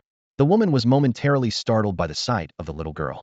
Her eyes flickered with surprise as she glanced back and forth between Haidang and Qin Shouyi. With a puzzled expression, she asked, "When did the two of you manage to have a kid?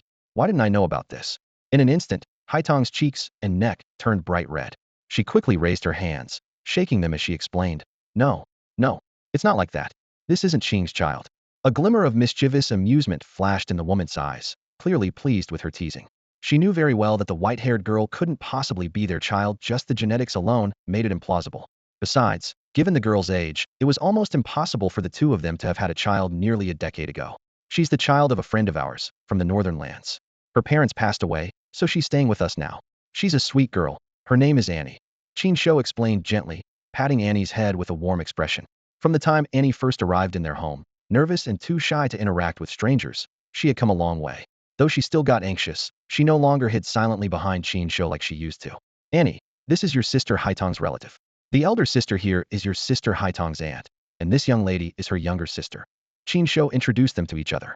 Hello, sister, elder sister, Annie said softly, bowing her head shyly. The woman covered her mouth and chuckled. Captain Qin, you really have a way with words. No wonder you charmed so many young ladies back in the day.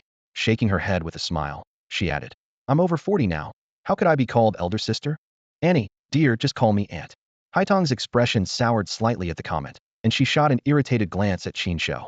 Sensing her displeasure, Qin Shou quickly changed the subject, inviting everyone to sit down. These dishes were all prepared by Haitang and me. Please, have a taste. Brother-in-law, were you a big liar back in the day too? Did you trick a lot of girls? The younger girl's eyes sparkled mischievously as she asked the question, her tone innocent yet playful. The woman laughed and patted the younger girl's shoulder. Every time you come around, you always manage to stir up some drama. Qin Shou shot the girl a warning look, signaling her to stop talking. She smiled faintly, but before she could say more, Haitang gave her a sharp knock on the head. Don't talk nonsense. Call him brother, Haitang scolded, glaring at her younger sister. The girl stuck out her tongue and muttered under her breath. You sure seem happy when you call him that in private. Before she could finish her sentence, she yelped softly in pain as Haitang pinched her thigh. Before she could protest further, Haitang shoved a large piece of meat into her mouth, silencing her. The woman observed the lively scene at the table, her eyes softening with a trace of envy. You all have such a wonderful life here. A small town, a cozy courtyard, and peaceful day, so much better than the cold, empty Xianyuan Holy City. I wish I could buy a house next door and leave all the troubles of Xianyuan Holy City behind. Qin Shou looked at her and smiled faintly. If you were to abandon those responsibilities, Xianyuan Holy City would be thrown into chaos. His deep gaze lingered on the woman, fully aware that her identity was far from ordinary. She was the deputy lord of Xianyuan Holy City and the younger sister of the current city lord, Xianyuan Longcheng. Her name was Xianyuan Longhua. Not long after her marriage, her husband had tragically fallen during a beast tide, leaving her widowed. Since then, Xianyuan Longhua had never remarried, dedicating herself to aiding her elder brother in managing the city's affairs.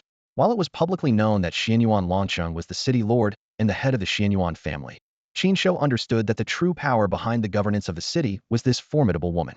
As for the younger girl sitting nearby, she was Haitang's younger sister, Xianyuan Qianguia, a prodigious talent of the Xianyuan family. Xianyuan Longhua, a prodigious talent who had already risen to the ranks of a 9-star armor master at the mere age of 18, now surveyed her surroundings with a hint of self-mockery in her smile. The room was dimly lit, the aroma of food wafting from the dining table, but noticeably absent was the rich fragrance of fine wine. Gathering like this late at night, and yet no wine, she sighed softly. No sooner had she spoken than the white-haired girl Annie, who had been focused on eating, perked up her ears. Qin Shou, sitting nearby, immediately caught on and stood up. I'll get some. But I've quit drinking, so only Haitang can keep you company. Before long, a few bottles of wine were placed on the table, and the room was quickly filled with a rich, intoxicating aroma. Annie, still eating, had her gaze fixed firmly on the bottles, so much so that the chicken on her chopsticks was on the verge of falling off. I can drink too. Xianyuan Qianwei proudly raised her hand. All right. Since your aunt's in a good mood today, they'll let you have a little, Xianyuan Longhua said with a laugh as she poured wine into the glasses of her two nieces. Xianyuan Qianwei licked her lips as she eyed her glass, while Haitang shyly remarked, Auntie, I'm not a good drinker. I can only manage one glass. At that moment, Annie timidly raised her little hand. Annie can drink too. The three women turned curiously to the white-haired girl, but Qin Shou immediately reached out to stop her. Annie can't drink. Annie pouted, looking utterly dejected. I heard people from the northern lands can drink from a young age. Is that true? Xianyuan Longhua asked with interest. Of course. Annie perked up instantly. I could drink when I was 3, and by the time I was 7, I could finish a whole bottle of vodka on my own. Amidst the laughter and chatter, everyone raised their glasses for a toast. Annie, being small, couldn't reach the others' glasses even on tiptoes and had to clink her glass against theirs on the table, looking adorably earnest. As the night wore on and the drinks flowed freely, Xianyuan Longhua, now tipsy, began pinching Annie's cheeks, declaring that she wanted to adopt her as her daughter. If not for Qin Shou stepping in to stop the refills, the drinking might have continued until dawn. Late at night, Qin Shou stepped into the front courtyard to find the guards still diligently standing watch. He brought over a few lunchboxes. Here, have something to eat. It's simple, but it'll warm you up. The nights in Lingjiang City this November are truly chilly. The guards exchanged glances until their captain took one of the boxes, prompting the others to follow suit. Just as Qin Shou turned to leave, the captain quickly caught up with him, his expression filled with emotion. My lord, I once fought alongside you on the black soil slope outside Xianyuan Sacred City. I remember, Qin Shou nodded. You were just a 5-star armor master back then. Now you're an 8-star and part of the Xianyuan Guard. Well done. The captain immediately pledged. Don't worry, sir. None of us recognize you, and even if we did, we would never breathe a word. Saying this, he pulled out a pen and paper from his pocket, looking slightly embarrassed as he asked, would you mind giving me an autograph? The captain of the bodyguards carefully folded the autograph away, his face beaming with satisfaction. When he returned to the group, he found that the others had already devoured most of the food sent by Lord Qin. Hey, save some for me, he shouted anxiously. This was made by Captain Qin himself, I can't miss out on this. In the yard, from its kennel, the big yellow dog cast a sidelong glance at the group wolfing down their meals, its eyes filled with disdain. To the dog, Qin Shou's cooking was nothing out of the ordinary. These people, clearly, had no taste. Inside the north room, while tidying up after dinner, Xianyuan Xiangwei clung to Haitang's arm like a koala, whining. Sis, I'm not leaving tonight. We still have so much to talk about. I'm not leaving either. Xianyuan Longyue chimed in immediately, wrapping her arms around Annie. I want to sleep with my Annie. The two of them were like long-lost friends, inseparable and full of camaraderie. Haidang looked at the scene helplessly. Xiangwei can stay, but I'm afraid Annie's room is too small. If you don't mind, you can use my room. Qin Shou offered at the right moment. I'll rest in the workshop tonight.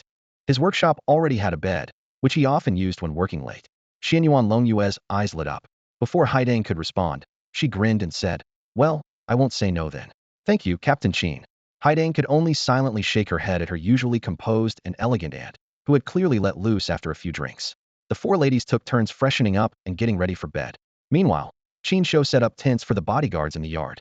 Though not as comfortable as proper beds, the tents would at least shield them from the wind and rain. The bedding is all freshly changed. Let me know if you need anything, Qin Shou said, glancing at Xianyuan Longyue, now dressed in her sleepwear. He couldn't help but silently admire how well she had maintained her figure. Xianyuan Longyue sat on the bed, casually opening the bedside drawer as if searching for something, though it seemed she didn't find what she was looking for. She called out to Qin Shou, who was about to leave. Captain Qin, my niece has lived with you for 10 years. Are you telling me you haven't felt anything for her? Scenes of Haitang flashed through Qin Shou's mind. Her doing his laundry, greeting him warmly with a gentle, welcome back, every day, the two of them driving around, and enjoying street food together, moments of simple, yet profound warmth. He simply smiled and said, it's getting late. You should rest early. Annie, be good and don't bother your aunt. With that, he gently closed the door behind him and left. Men, honestly, so frustrating. Xianyuan Longyue kicked off her shoes and sprawled on the bed. Is saying I love you really that hard? Always so hesitant and cautious. Annie, on the other hand, neatly placed her little bare slippers by the bed before climbing in next to her aunt. Blinking her curious eyes, she asked, Auntie, Haidang likes Brother Qin, and Brother Qin likes Haidang too, right? Even a child can see it, Xianyuan Longyue said, pulling Annie into a hug. Those two, honestly, what a pair. How did Brother Qin and Sister Haidang meet? Annie asked eagerly. Xianyuan Longyue's eyes sparkled. Now that's the right question. Not everyone knows this story, but I know it like the back of my hand. But it's a secret, so you can't go telling anyone, okay? Annie covered her mouth with her hands and nodded vigorously. Xianyuan Longyue gazed out at the dazzling starry sky beyond the floor-to-ceiling window, his thoughts drifting back to that extraordinary night. It had been another brilliant, starlit evening when the arrival of a prodigious young boy had sent all of Xianyuan Holy City into a frenzy. The Xianyuan family had hosted a grand banquet in his honor, but to their surprise, the boy had shown clear disdain for such gatherings. Halfway through the event, he had quietly slipped away. The boy had wandered alone to the back hills of the city lord's mansion and lain down on an open grassy field. Gazing at the vast expanse of stars above, he instinctively began to channel his spiritual energy. Just then, a girl's tearful voice suddenly echoed in his mind. It's so dark. I miss my dad. I miss my aunt. The boy sat bolt upright, scanning his surroundings, but there was no one in sight. He quickly realized the voice had appeared directly in his consciousness. Like tuning a radio, he tried to reconnect with the voice, but for a long while, there was no response. Just as he began to think it had been a mere illusion, the sound of the girl sobbing came again. Who are you? Why are you crying? The boy asked instinctively. The sobbing stopped abruptly. Who are you? Where are you? Why is your voice in my head? The girl asked, her tone full of alarm. Maybe it's some kind of coincidence, like our spiritual consciousness is connecting. I read in a book that this can happen, especially on a full moon night. The boy explained, glancing up at the bright moon. Full moon night. What's that? The girl asked innocently. The moon. Of course, the boy replied, finding the question odd. The moon? My aunt mentioned it once, but I've never seen it, the girl said, her voice tinged with sadness. You've never seen the moon? The boy was shocked. Are you locked up or something? My dad says I have to stay here, or else my aunt, uncle, mom, little sister, and many others will be in danger, and our home will be destroyed, the girl said softly. The boy was taken aback, had never heard of such a secret in Xianyuan Holy City. Are you still there? The girl asked anxiously after receiving no reply for a while. I'm here. Do you want to talk some more? Do you have any friends? Friends, what are those? The boy patiently explained. Friends are people you can share things with. Like if I have something tasty, I'll share it with you. If you have something interesting, you'll tell me. If someone bullies you, I'll help you. Friends are people you can talk to, like we are now. I don't have any friends, the girl said. Then let's be friends, the boy offered. The girl was silent for a moment, her voice carrying a hint of sorrow. But we can't meet, and I don't have anything interesting to share with you. Who says we can't meet? I can come find you right now, the boy said confidently. Find me? But ever since I was little, only my dad and aunt have ever been here, the girl replied. Wait, so you've really never seen the moon? The boy asked again in disbelief. The young boy stood up, his gaze sweeping across the vast Xianyuan Holy City. A sudden surge of curiosity welled up in his heart as the mysterious voice of the girl lingered in his mind. Naturally inquisitive, he was eager to find the owner of that voice. Can you see your surroundings? Can you hear anything? He asked, trying to use these clues to locate the girl. I can't see anything, nor can I hear any sounds, the girl replied, her voice tinged with confusion, a slight frown forming on her face. Her response plunged the boy into deep thought. Never seeing the moon, unable to see or hear anything. Even if someone were locked in a dungeon, it shouldn't be like this. Suddenly, an idea struck him. He abruptly lowered his head and looked at the ground. Underground, he exclaimed, realization dawning on him. Wait for me, I'll come find you.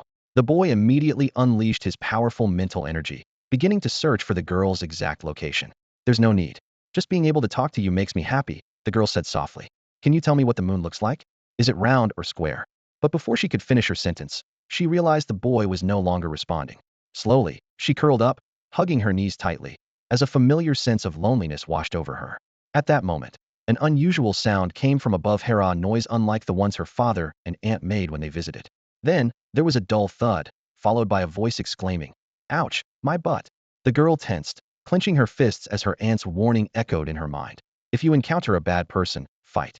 Suddenly, a beam of light pierced through the darkness.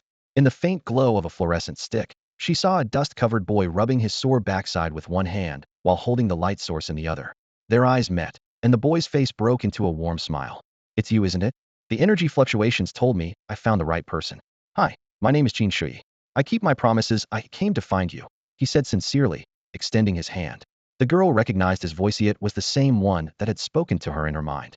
She hesitated for a moment before, for the first time, reaching out to hold another person's hand. My name is Xianyuan Haitang, she said softly. And so, 5 kilometers beneath the Xianyuan Holy City, Qin Shouyi found the girl who had been sealed away in darkness. The next morning, Qin Shouyi woke up in the workshop. Stepping into the front yard under the morning light, he was slightly surprised by what he saw. The bodyguards were already up. Not only had they neatly folded the tents and placed them aside, but they had also cleaned the yard until it was spotless. Even De Huang's doghouse had been carefully tidied up and looked brand new. Mr. Qin, we got up early and had nothing else to do, so we tidied up the yard. The head of the bodyguards walked over with a warm, honest smile and explained. You're my guests. How could I let you do all this? Qin Shouyi patted the leader on the shoulder. Breakfast is simple today, just steamed buns, soy milk, and fried dough sticks. Hope you don't mind. No need to bother. We brought some compressed rations. The bodyguard leader quickly waved his hand. I've had those before, they taste awful. Hould choose those over a warm meal. You helped me clean up, so treating you to breakfast is only fair, Qin Shouyi said cheerfully. Hearing this, the bodyguard leader stopped declining. The other bodyguards, upon hearing Qin Shouyi's words, couldn't hide their delight. Who wouldn't want a warm breakfast? The bodyguard leader suddenly became energized, assigning tasks to his team enthusiastically. Don't just stand there. The ground over there is uneven, the wall's paint is peeling, the tiles at the entrance are loose, and De Huang hasn't been groomed yet. If Qin Shouyi hadn't stopped him in time, the leader might have gone as far as to personally handle grooming De Huang. At that moment, one of the bodyguards quietly approached the leader and asked with a grin, Boss, who exactly is this Mr. Qin? You seem to hold him in high regard. The leader's face turned cold in an instant, his eyes flashing with a warning. Forgot the rules? Don't ask what you shouldn't. Whatever you see here, keep it to yourself. Otherwise, I'll personally ensure the honor of the Xianyuan Guard is upheld. The bodyguard shivered at his words and immediately returned to his usual silence.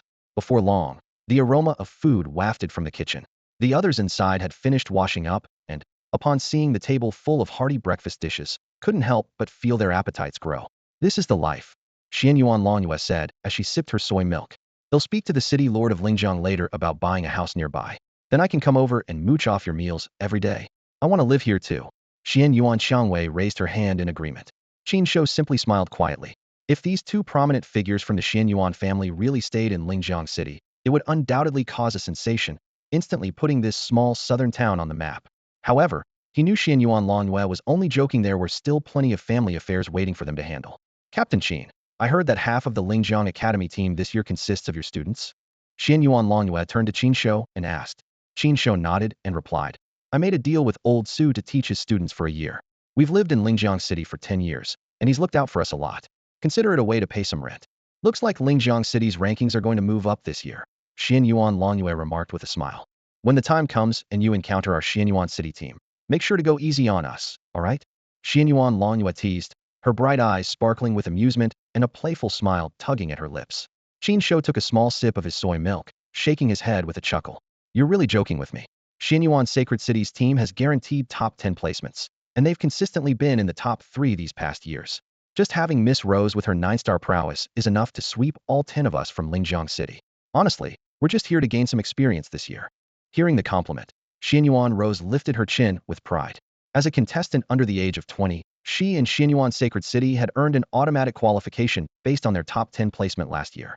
Because of this, she had been entrusted with overseeing the regional selection battles.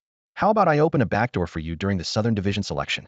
Xian Yuan Longyue quipped, her gaze mischievously fixed on Qin Shou. Her words nearly made him spit out his soy milk. Considering the Xian Yuan family's influence and her role as the overseer of the Southern 100 Cities Academy battle, she undoubtedly had the power to do so. No wonder when their convoy passed through Lingjiang City with just a word, Elder Su, the city lord, immediately agreed to their requests. At this critical juncture, no city in the Southern Division would dare offend the Xian Yuan family. "You must be joking," Qin Shou replied seriously. "While my students can't compare to the Xian Yuan family, we do have the confidence to make it into the elimination rounds." As Xian Yuan Longyue gracefully continued her meal, she analyzed the situation. According to the data, the competition in the Southern Division is fierce this year. Although Cloud City lost its automatic qualification, it's certain to secure a spot. Maishan City has a 6-star armor master, so they'll claim a spot too. The remaining 2 slots will be contested among Luoxi City, Nan'an City, Shishi City, Yonghe City, and your dark horse, Lingjiang City. Your strongest contestant is only a 5-star armor master, so it's going to be tough. Auntie, you remembered all those details after just one glance. Xian Yuan Rose asked in awe. "I always get sleepy during theory classes." "There's definitely a gap in strength," Qin Shou admitted with a shrug. "But when the time comes, solutions will present themselves." While the agreement with Elder Su was for the 100 Cities Academy battle at the end of next year, it would be great to achieve it ahead of schedule. As for making the top 10, he shook his head, acknowledging the difficulty. "Some of your students will still be eligible to compete next year," Xian Yuan Longyue reassured him. "With their talent, they should be able to reach 5 or 6 stars by then."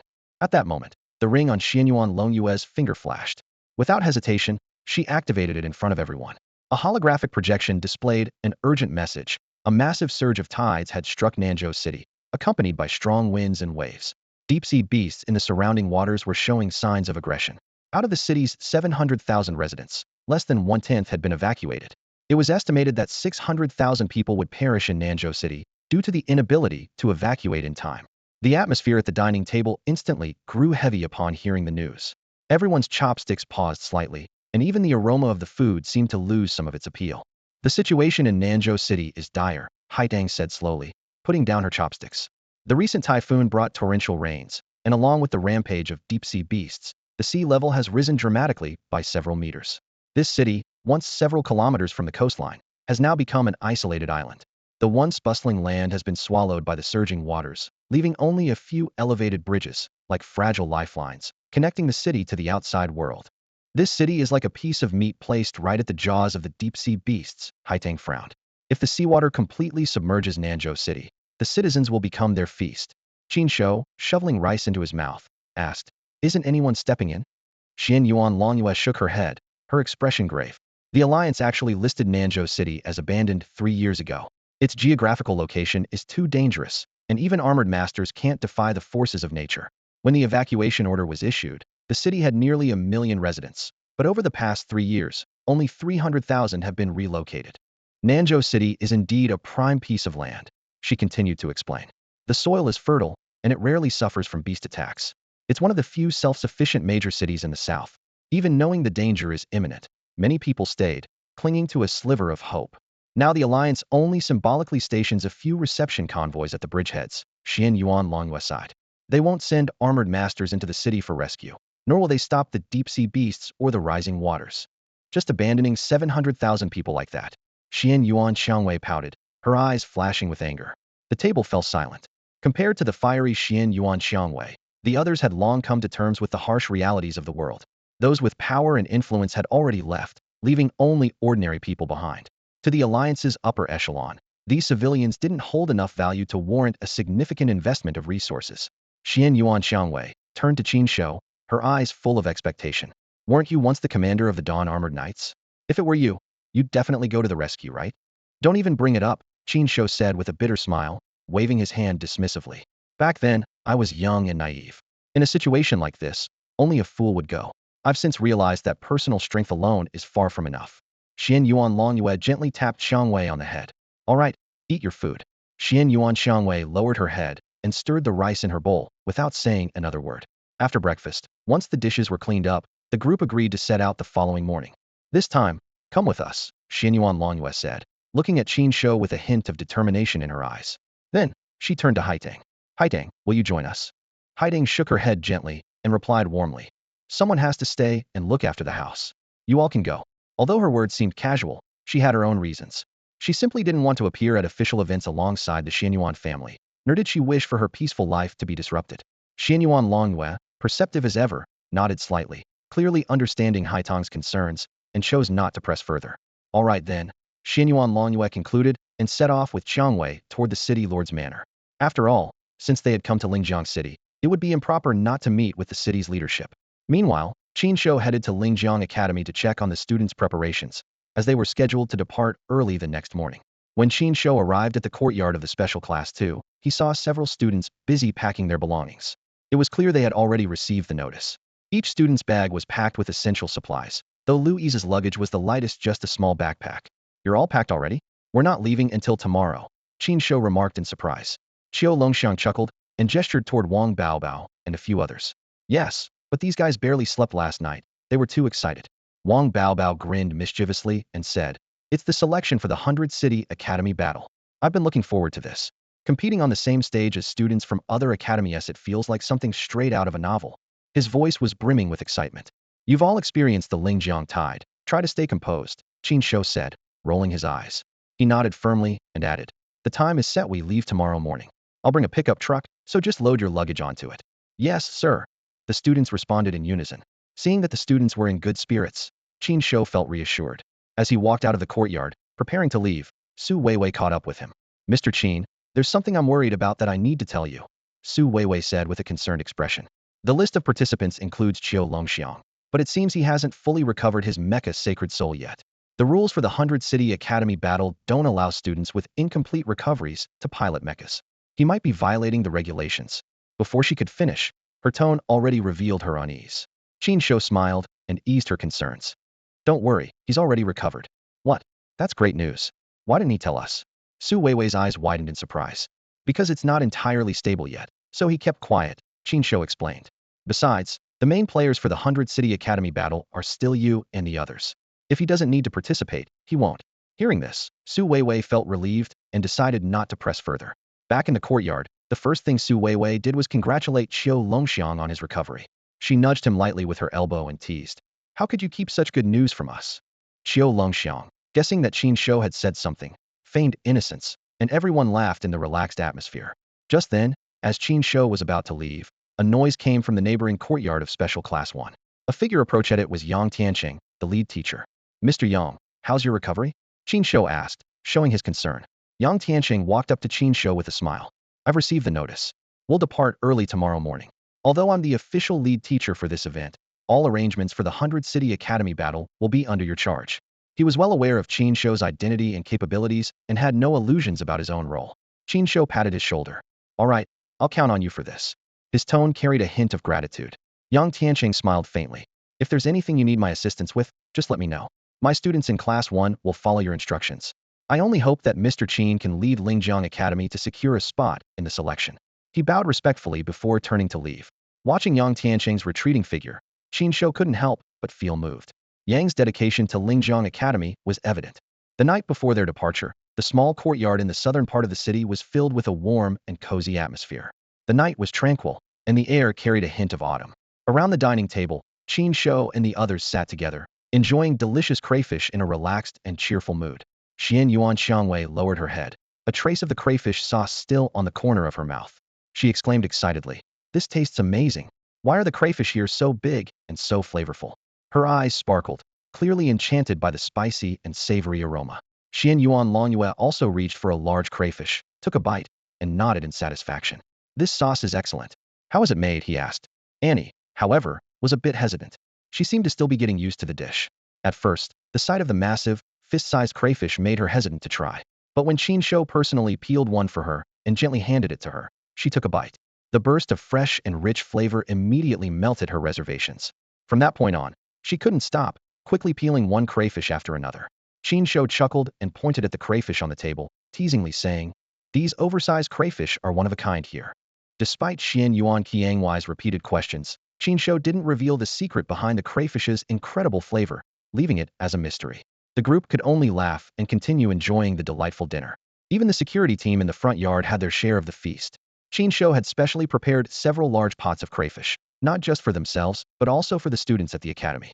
A Xian Yuan family bodyguard delivered portions to the students, ensuring everyone got a taste. Food has a way of easing nerves, especially during tense times like these. The sisters of the Baihua Society, who were stationed in the nearby training courtyard, also received steaming hot crayfish from Qin Shou. The delicious meal helped them relax and lifted their spirits. Even the courtyard's two cats, Da Huang and Da Bai, weren't left out. They were happily munching away near the doghouse. The entire courtyard was filled with the enticing aroma of crayfish, creating a joyful and comforting atmosphere. Haidang reclined on a lounge chair, patting her full stomach as the chilly wind brushed against her. Winter was just around the corner, and as she thought about how another year was coming to an end, a warm sense of contentment filled her heart. She gazed up at the starry sky, her eyes soft, silently thinking to herself, "Life like this is truly wonderful." Just then, Qin Shou's handheld terminal suddenly vibrated. He glanced at it, his brows slightly furrowing. "Someone's contacting me at this hour," he thought to himself. Haidang noticed the change in Qin Shou's expression and, with a hint of concern in her voice, asked, "What's wrong? Is something the matter?" Qin Shou smiled lightly and waved it off. "It's nothing. I just need to take a call." As she watched Qin Shou walk away, Haidang couldn't help but frown slightly. Her eyes caught a glimpse of the caller ID on the terminal screen. Duan Peng. Her heart skipped a beat, and her expression turned a bit peculiar. Duan Peng, she remembered that name. But why would he be contacting Qin Shou now? After all, following a certain battle 10 years ago, Duan Peng had retired due to severe injuries and returned home to recover. He had passed away 5 years ago. Qin Shou headed toward the workshop in the east wing and closed the door behind him. Xian Yuan Longyuan noticed the subtle shift in the atmosphere and glanced at Haidang with curiosity. "What's going on?" he asked. Haidang quickly composed herself, brushing her fingers lightly across her forehead to mask her unease. "It's nothing. Don't worry about it," she replied. Still, her gaze occasionally drifted toward the workshop, her mind filled with questions. Inside the workshop, Qin Shou stared down at the name displayed on the screen. Duan Peng. How could Qin Shou ever forget him? Duan Peng had been the young deputy captain of the 7th Mecha Squad in the Dawn Knights. 10 years ago, during a fierce battle, he had been gravely injured by a beast's venom while covering his teammates, leaving him paralyzed on one side of his body. Qin Shou had tried everything to heal him, but to no avail. In the end, Duan Peng had bid him farewell, returning to his hometown with his wife and children to live a peaceful life, supported by the compensation Qin Shou provided. Now, seeing that name appear on the screen again stirred a complex wave of emotions within Qin Shou. Years later, the news came that Duan Peng had passed away due to worsening injuries. The devastating news weighed heavily on Qin Shou's heart. "Xiao Qi," Qin Shou called softly. Xiao Qi's figure immediately appeared, noticing Qin Shou's unusually somber expression. For once, it refrained from its usual playful remarks and simply hovered silently in midair. "Trace the location and communication channel of this signal," Qin Shou said in a low voice. "Understood," Xiao Qi responded promptly, quickly getting to work. Moments later, it provided an answer that took Qin Shou by surprise. "This communication is using the Dawn satellite." In the post-cataclysmic world, the former communication networks had almost entirely collapsed. While basic communication was rebuilt using radio waves and signal towers, the exorbitant costs made it a luxury reserved for the elite. To ensure his team could remain in contact at all times, Qin Shouyi had once launched a specially designed communication satellite into low Earth orbit, the Dawn satellite.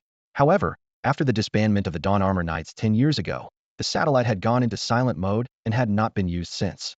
Now, after a decade, someone was using Duan Peng's identity to reactivate the Dawn satellite? Qin Shouyi pressed the answer button, deciding to listen first. Hello, a boy's voice came through, trembling with fear and laced with sobs. Who are you? Qin Shouyi asked. Are you my dad's friend? The boy replied cautiously, avoiding a direct answer. What's your father's name? My dad's name is Duan Peng. Qin Shouyi instantly understood. The team's communication badges, often buried or cremated with members, were sometimes passed down if the member did not die on the spot. In the grief-stricken aftermath of Duan Peng's passing, no one had paid attention to this detail. Yes, I was your dad's friend.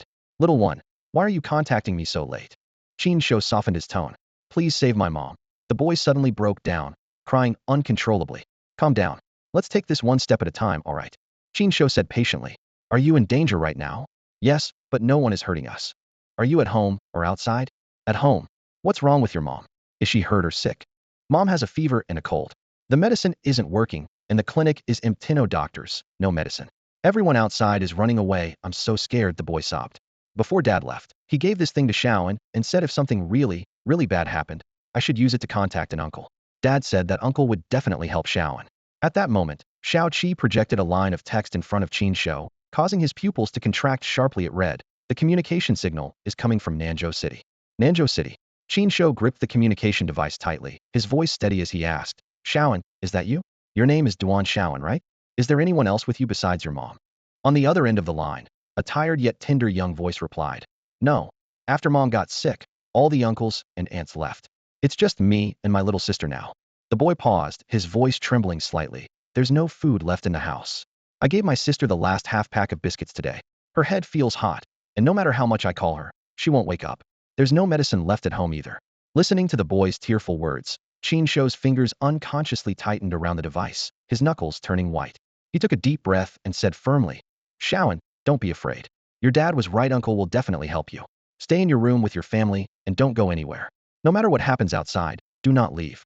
Do you understand? Yes, I understand, the boy replied softly. Shouyi, you're the only man in your family now. You need to take care of your mom and sister. Dad said the same thing, that I'm the only man in the house, and I have to protect mom and my sister. After giving these instructions, Qin Shouyi ended the call.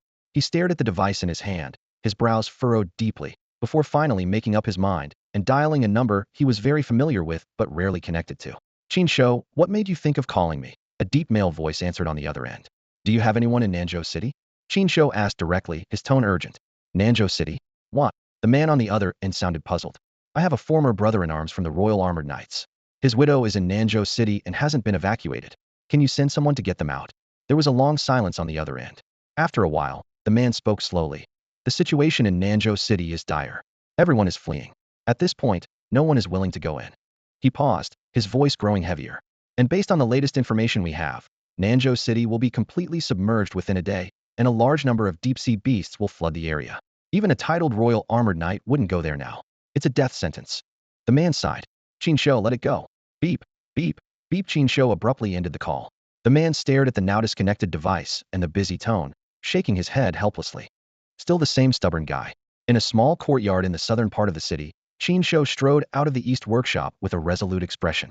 The group dining inside paused and turned their eyes to him. A flicker of concern passed through Haitong's gaze. Sorry, something urgent has come up, and I have to leave. I won't be back tonight, and I might miss the group tomorrow morning. Qin Shouyi said, scanning the room before his gaze settled on Xianyuan Longyue. Aunt Longyue, could you please let the academy know I'll catch up with them later?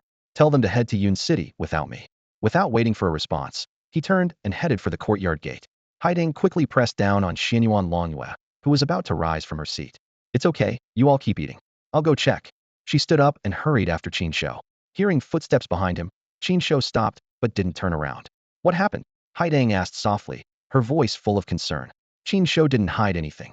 He turned to meet her gaze directly. I just got a call from Duan Peng's son.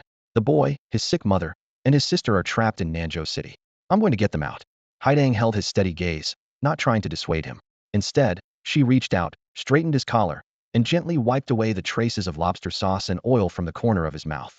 She knew all too well the dangers of Huzhou City, but she also understood the man standing before her. He was stubborn, someone who would walk into danger without hesitation if it meant helping others. Come back soon and stay safe, she said softly. Okay. Qin Shou reached out and gently patted Haitong's head before turning and striding toward the street. Haiding stood there quietly, watching his figure fade into the night. Outside Lingjiang City, with a few agile movements, Qin Shou leaped over the high walls, his figure as swift and powerful as a hunting leopard.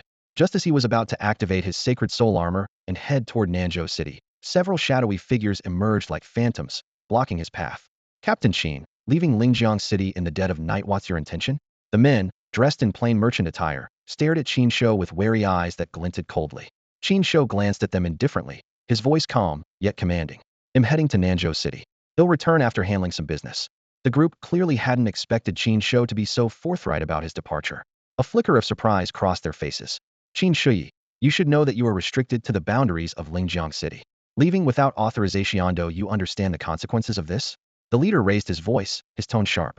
As he spoke, a powerful aura burst forth from him, the oppressive presence of a titled Sacred Armor Master.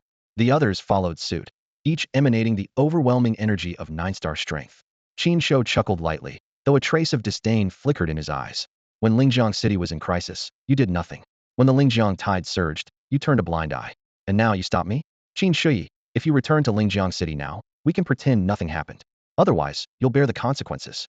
The titled Sacred Armor Master's voice was cold and threatening, his aura pressing down heavily. A faint smile played on Qin Shou's lips, though his eyes flashed with a chilling intent. Do you think I've stayed in Lingjiang City for the past 10 years because of anyone's restrictions? Do you think you alone can stop me? Fine, fine. Let's see how you make me bear the consequences. As his words fell, Qin Shou's aura surged explosively, like a volcano erupting, unstoppable and overwhelming. Behind him, a mysterious silhouette began to materialize. The tension was palpable when suddenly, a breathless figure stumbled onto the scene. Wait. What's all this commotion in the middle of the night? Can't an old man get some proper sleep around here? The elderly city lord Su Jian rushed over, placing himself between the two sides, beads of sweat dripping from his forehead. City Lord Su, you've come at the right time. Qin Shouyi is violating the rules by attempting to leave Lingjiang City. According to the agreement, we must take him down and await further orders. The titled Sacred Armor Master roared angrily, his voice piercing through the night. Take him down? Take him down? City Lord Su seemed to find the notion absurd, waving his hands hurriedly. There must be some misunderstanding. Let me ask him first. He moved closer to Qin Shou, lowering his voice. Teacher Qin, Captain Qin, young Master Qin, what's going on here? You've been staying put for 10 years, and now, all of a sudden, you want to leave in the middle of the night? Tomorrow, we're heading to Yun City. If you're feeling cooped up in Lingjiang City, can't you wait until tomorrow to stretch your legs? Qin Shou looked at Su Jian with calm, unwavering eyes. Just now, I received a communication from the child of a brother who once served under my Sacred Armor Knights. The child is not even 10 years old. His mother is gravely ill, and his younger sister is unconscious. I need to bring them back. Oh, that's what this is about. City Lord Su let out a sigh of relief. That's easy enough. Just tell me where they are, and I'll send someone to fetch them. They'll make sure they're brought to Lingjiang City and taken care of properly. He wiped the sweat from his forehead, thinking it was a simple matter. There in Nanzhou City, Qin Shou replied succinctly. In an instant, City Lord Su froze, his expression shifting drastically. Where did you say? Nanzhou City. City Lord Su took a deep breath, his gaze growing serious as he looked at Qin Shou. Do you absolutely have to go? I have to. Qin Shou's eyes were resolute. Before the child's father passed, he told his son to seek me out in times of trouble. That man retired from my unit 5 years ago and has been gone for 5 years. This is the first time his son has reached out to me. I must go and bring them back. Otherwise, I can't face my fallen brother. Qin Shou stared coldly at the old City Lord Su, his gaze filled with an unyielding determination. Today, no one can stop me. The old City Lord Su nodded slightly and said in a low voice, I understand. He turned and walked slowly toward the group of people guarding the city gate. As he reached the center, he suddenly clenched his fists, bent forward, and gave a deep bow. Qin Shou is leaving Lingjiang City this time because the widow of a former Brotherhood armor knight is trapped in Nanzhou City. City Lord Su said earnestly. The child reached out to Qin Shou for help. Please, brothers, show me some respect. I vouch for him as the City Lord of Lingjiang. Once he completes his task, he will return. If the Alliance holds anyone accountable, I, Su, will bear all the consequences. The titled armor master standing at the front remained expressionless, his voice cold and firm. No. The orders we received clearly state that Qin Shou is not allowed to leave Lingjiang City without permission. Even if he is to go to Yun City tomorrow, it must be to Yun City alone. If he deviates from the assigned route, we will stop him. These are the rules. City Lord Su slowly raised his head, the warmth in his eyes vanishing in an instant, replaced by a sharp, piercing gaze. He lowered his hands and straightened his back, his presence suddenly seeming larger and more imposing. Rules. Rules this, rules that. City Lord Su's voice grew louder. I tried reasoning with you, but you wouldn't listen. Then let me make this clear. Qin Shouyi is leaving today, and I dare anyone to stop him.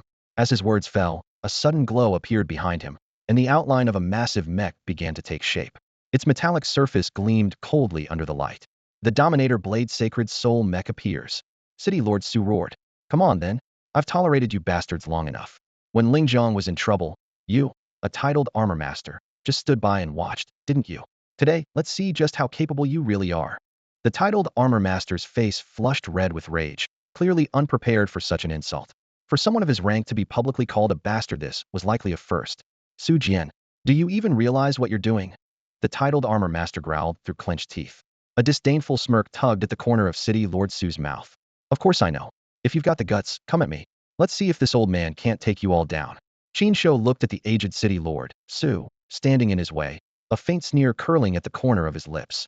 The erratic fluctuation of Su's spiritual energy was evident, a clear sign that the injuries he sustained during the Lingjiang Tide battle had yet to heal. Yet, the old man insisted on putting up a brave front. Qin Shouyi gently pressed a hand on Su's shoulder, stepping forward.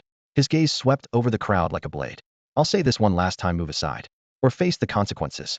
Before his words had fully settled, a chilling aura of killing intent had already spread through the air. The titled armored master standing opposite him involuntarily swallowed hard. The oppressive aura was suffocating, yet he forced himself to speak, his voice trembling. Qin Shouyi, think carefully. We are the Alliance's armorsmith squad. To attack us is to declare war on the Alliance. The Alliance of Cities was a coalition of hundreds of cities across the eastern continent, formed to stand united in the face of the Great Cataclysm. The Alliance Council oversaw its operations, backed by the interests of major cities and families. The Armored Master Squad was the official armed force of this vast system. The Alliance? Qin Shouyi let out a cold chuckle. It's only the Alliance if I acknowledge it.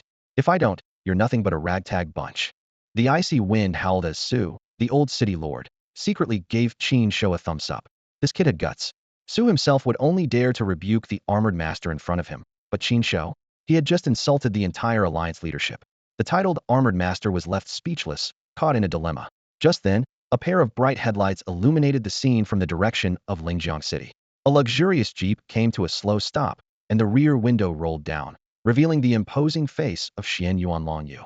Our Xianyuan family is willing to vouch for Captain Qin. Is that enough? Several black-clad Xianyuan guards stepped forward with firm strides. The leading guard locked eyes with the titled armored master.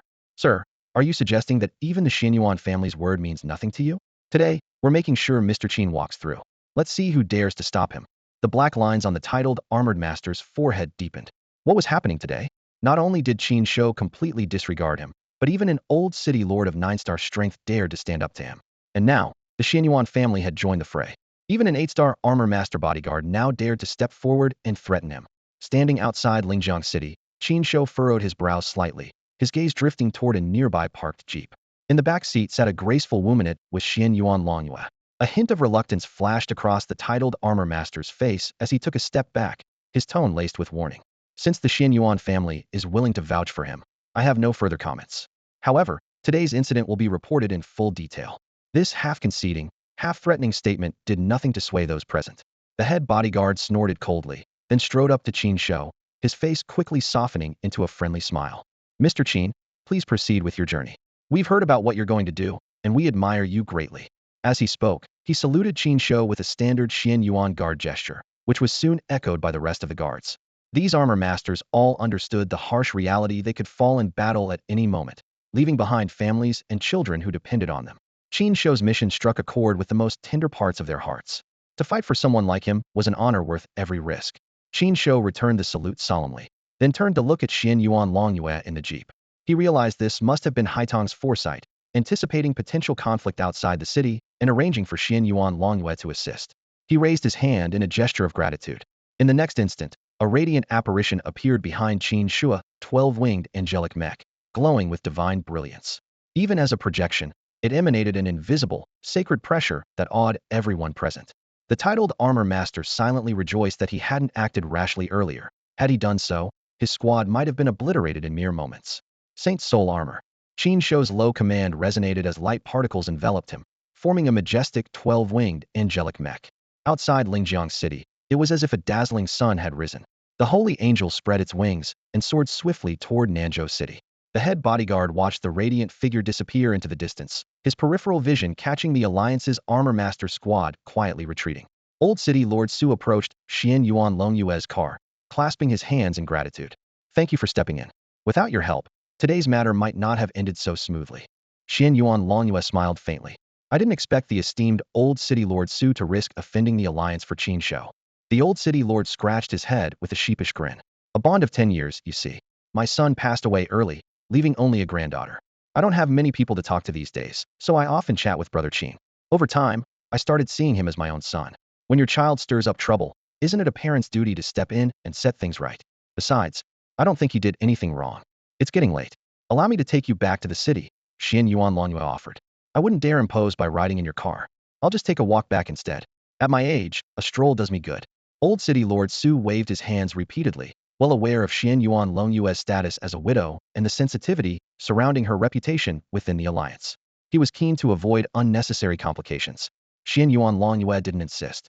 She drove off with the Xian Yuan guards, heading back to Lingjiang City, while the Old City Lord strolled leisurely on his way home. In the distant woods, the titled Armor Master wore a grim expression as he issued orders. Report everything that happened here immediately. Qin Shouyi has left Lingjiang City and is heading for Nanzhou City. Let the higher-ups decide what to do next. Understood. That's all for today. Thank you so much for watching. I hope you guys enjoyed. If you wish to have another part of this recap, please give us at least 1,000 likes. Please don't forget to comment and subscribe to our channel for more content like this until next time.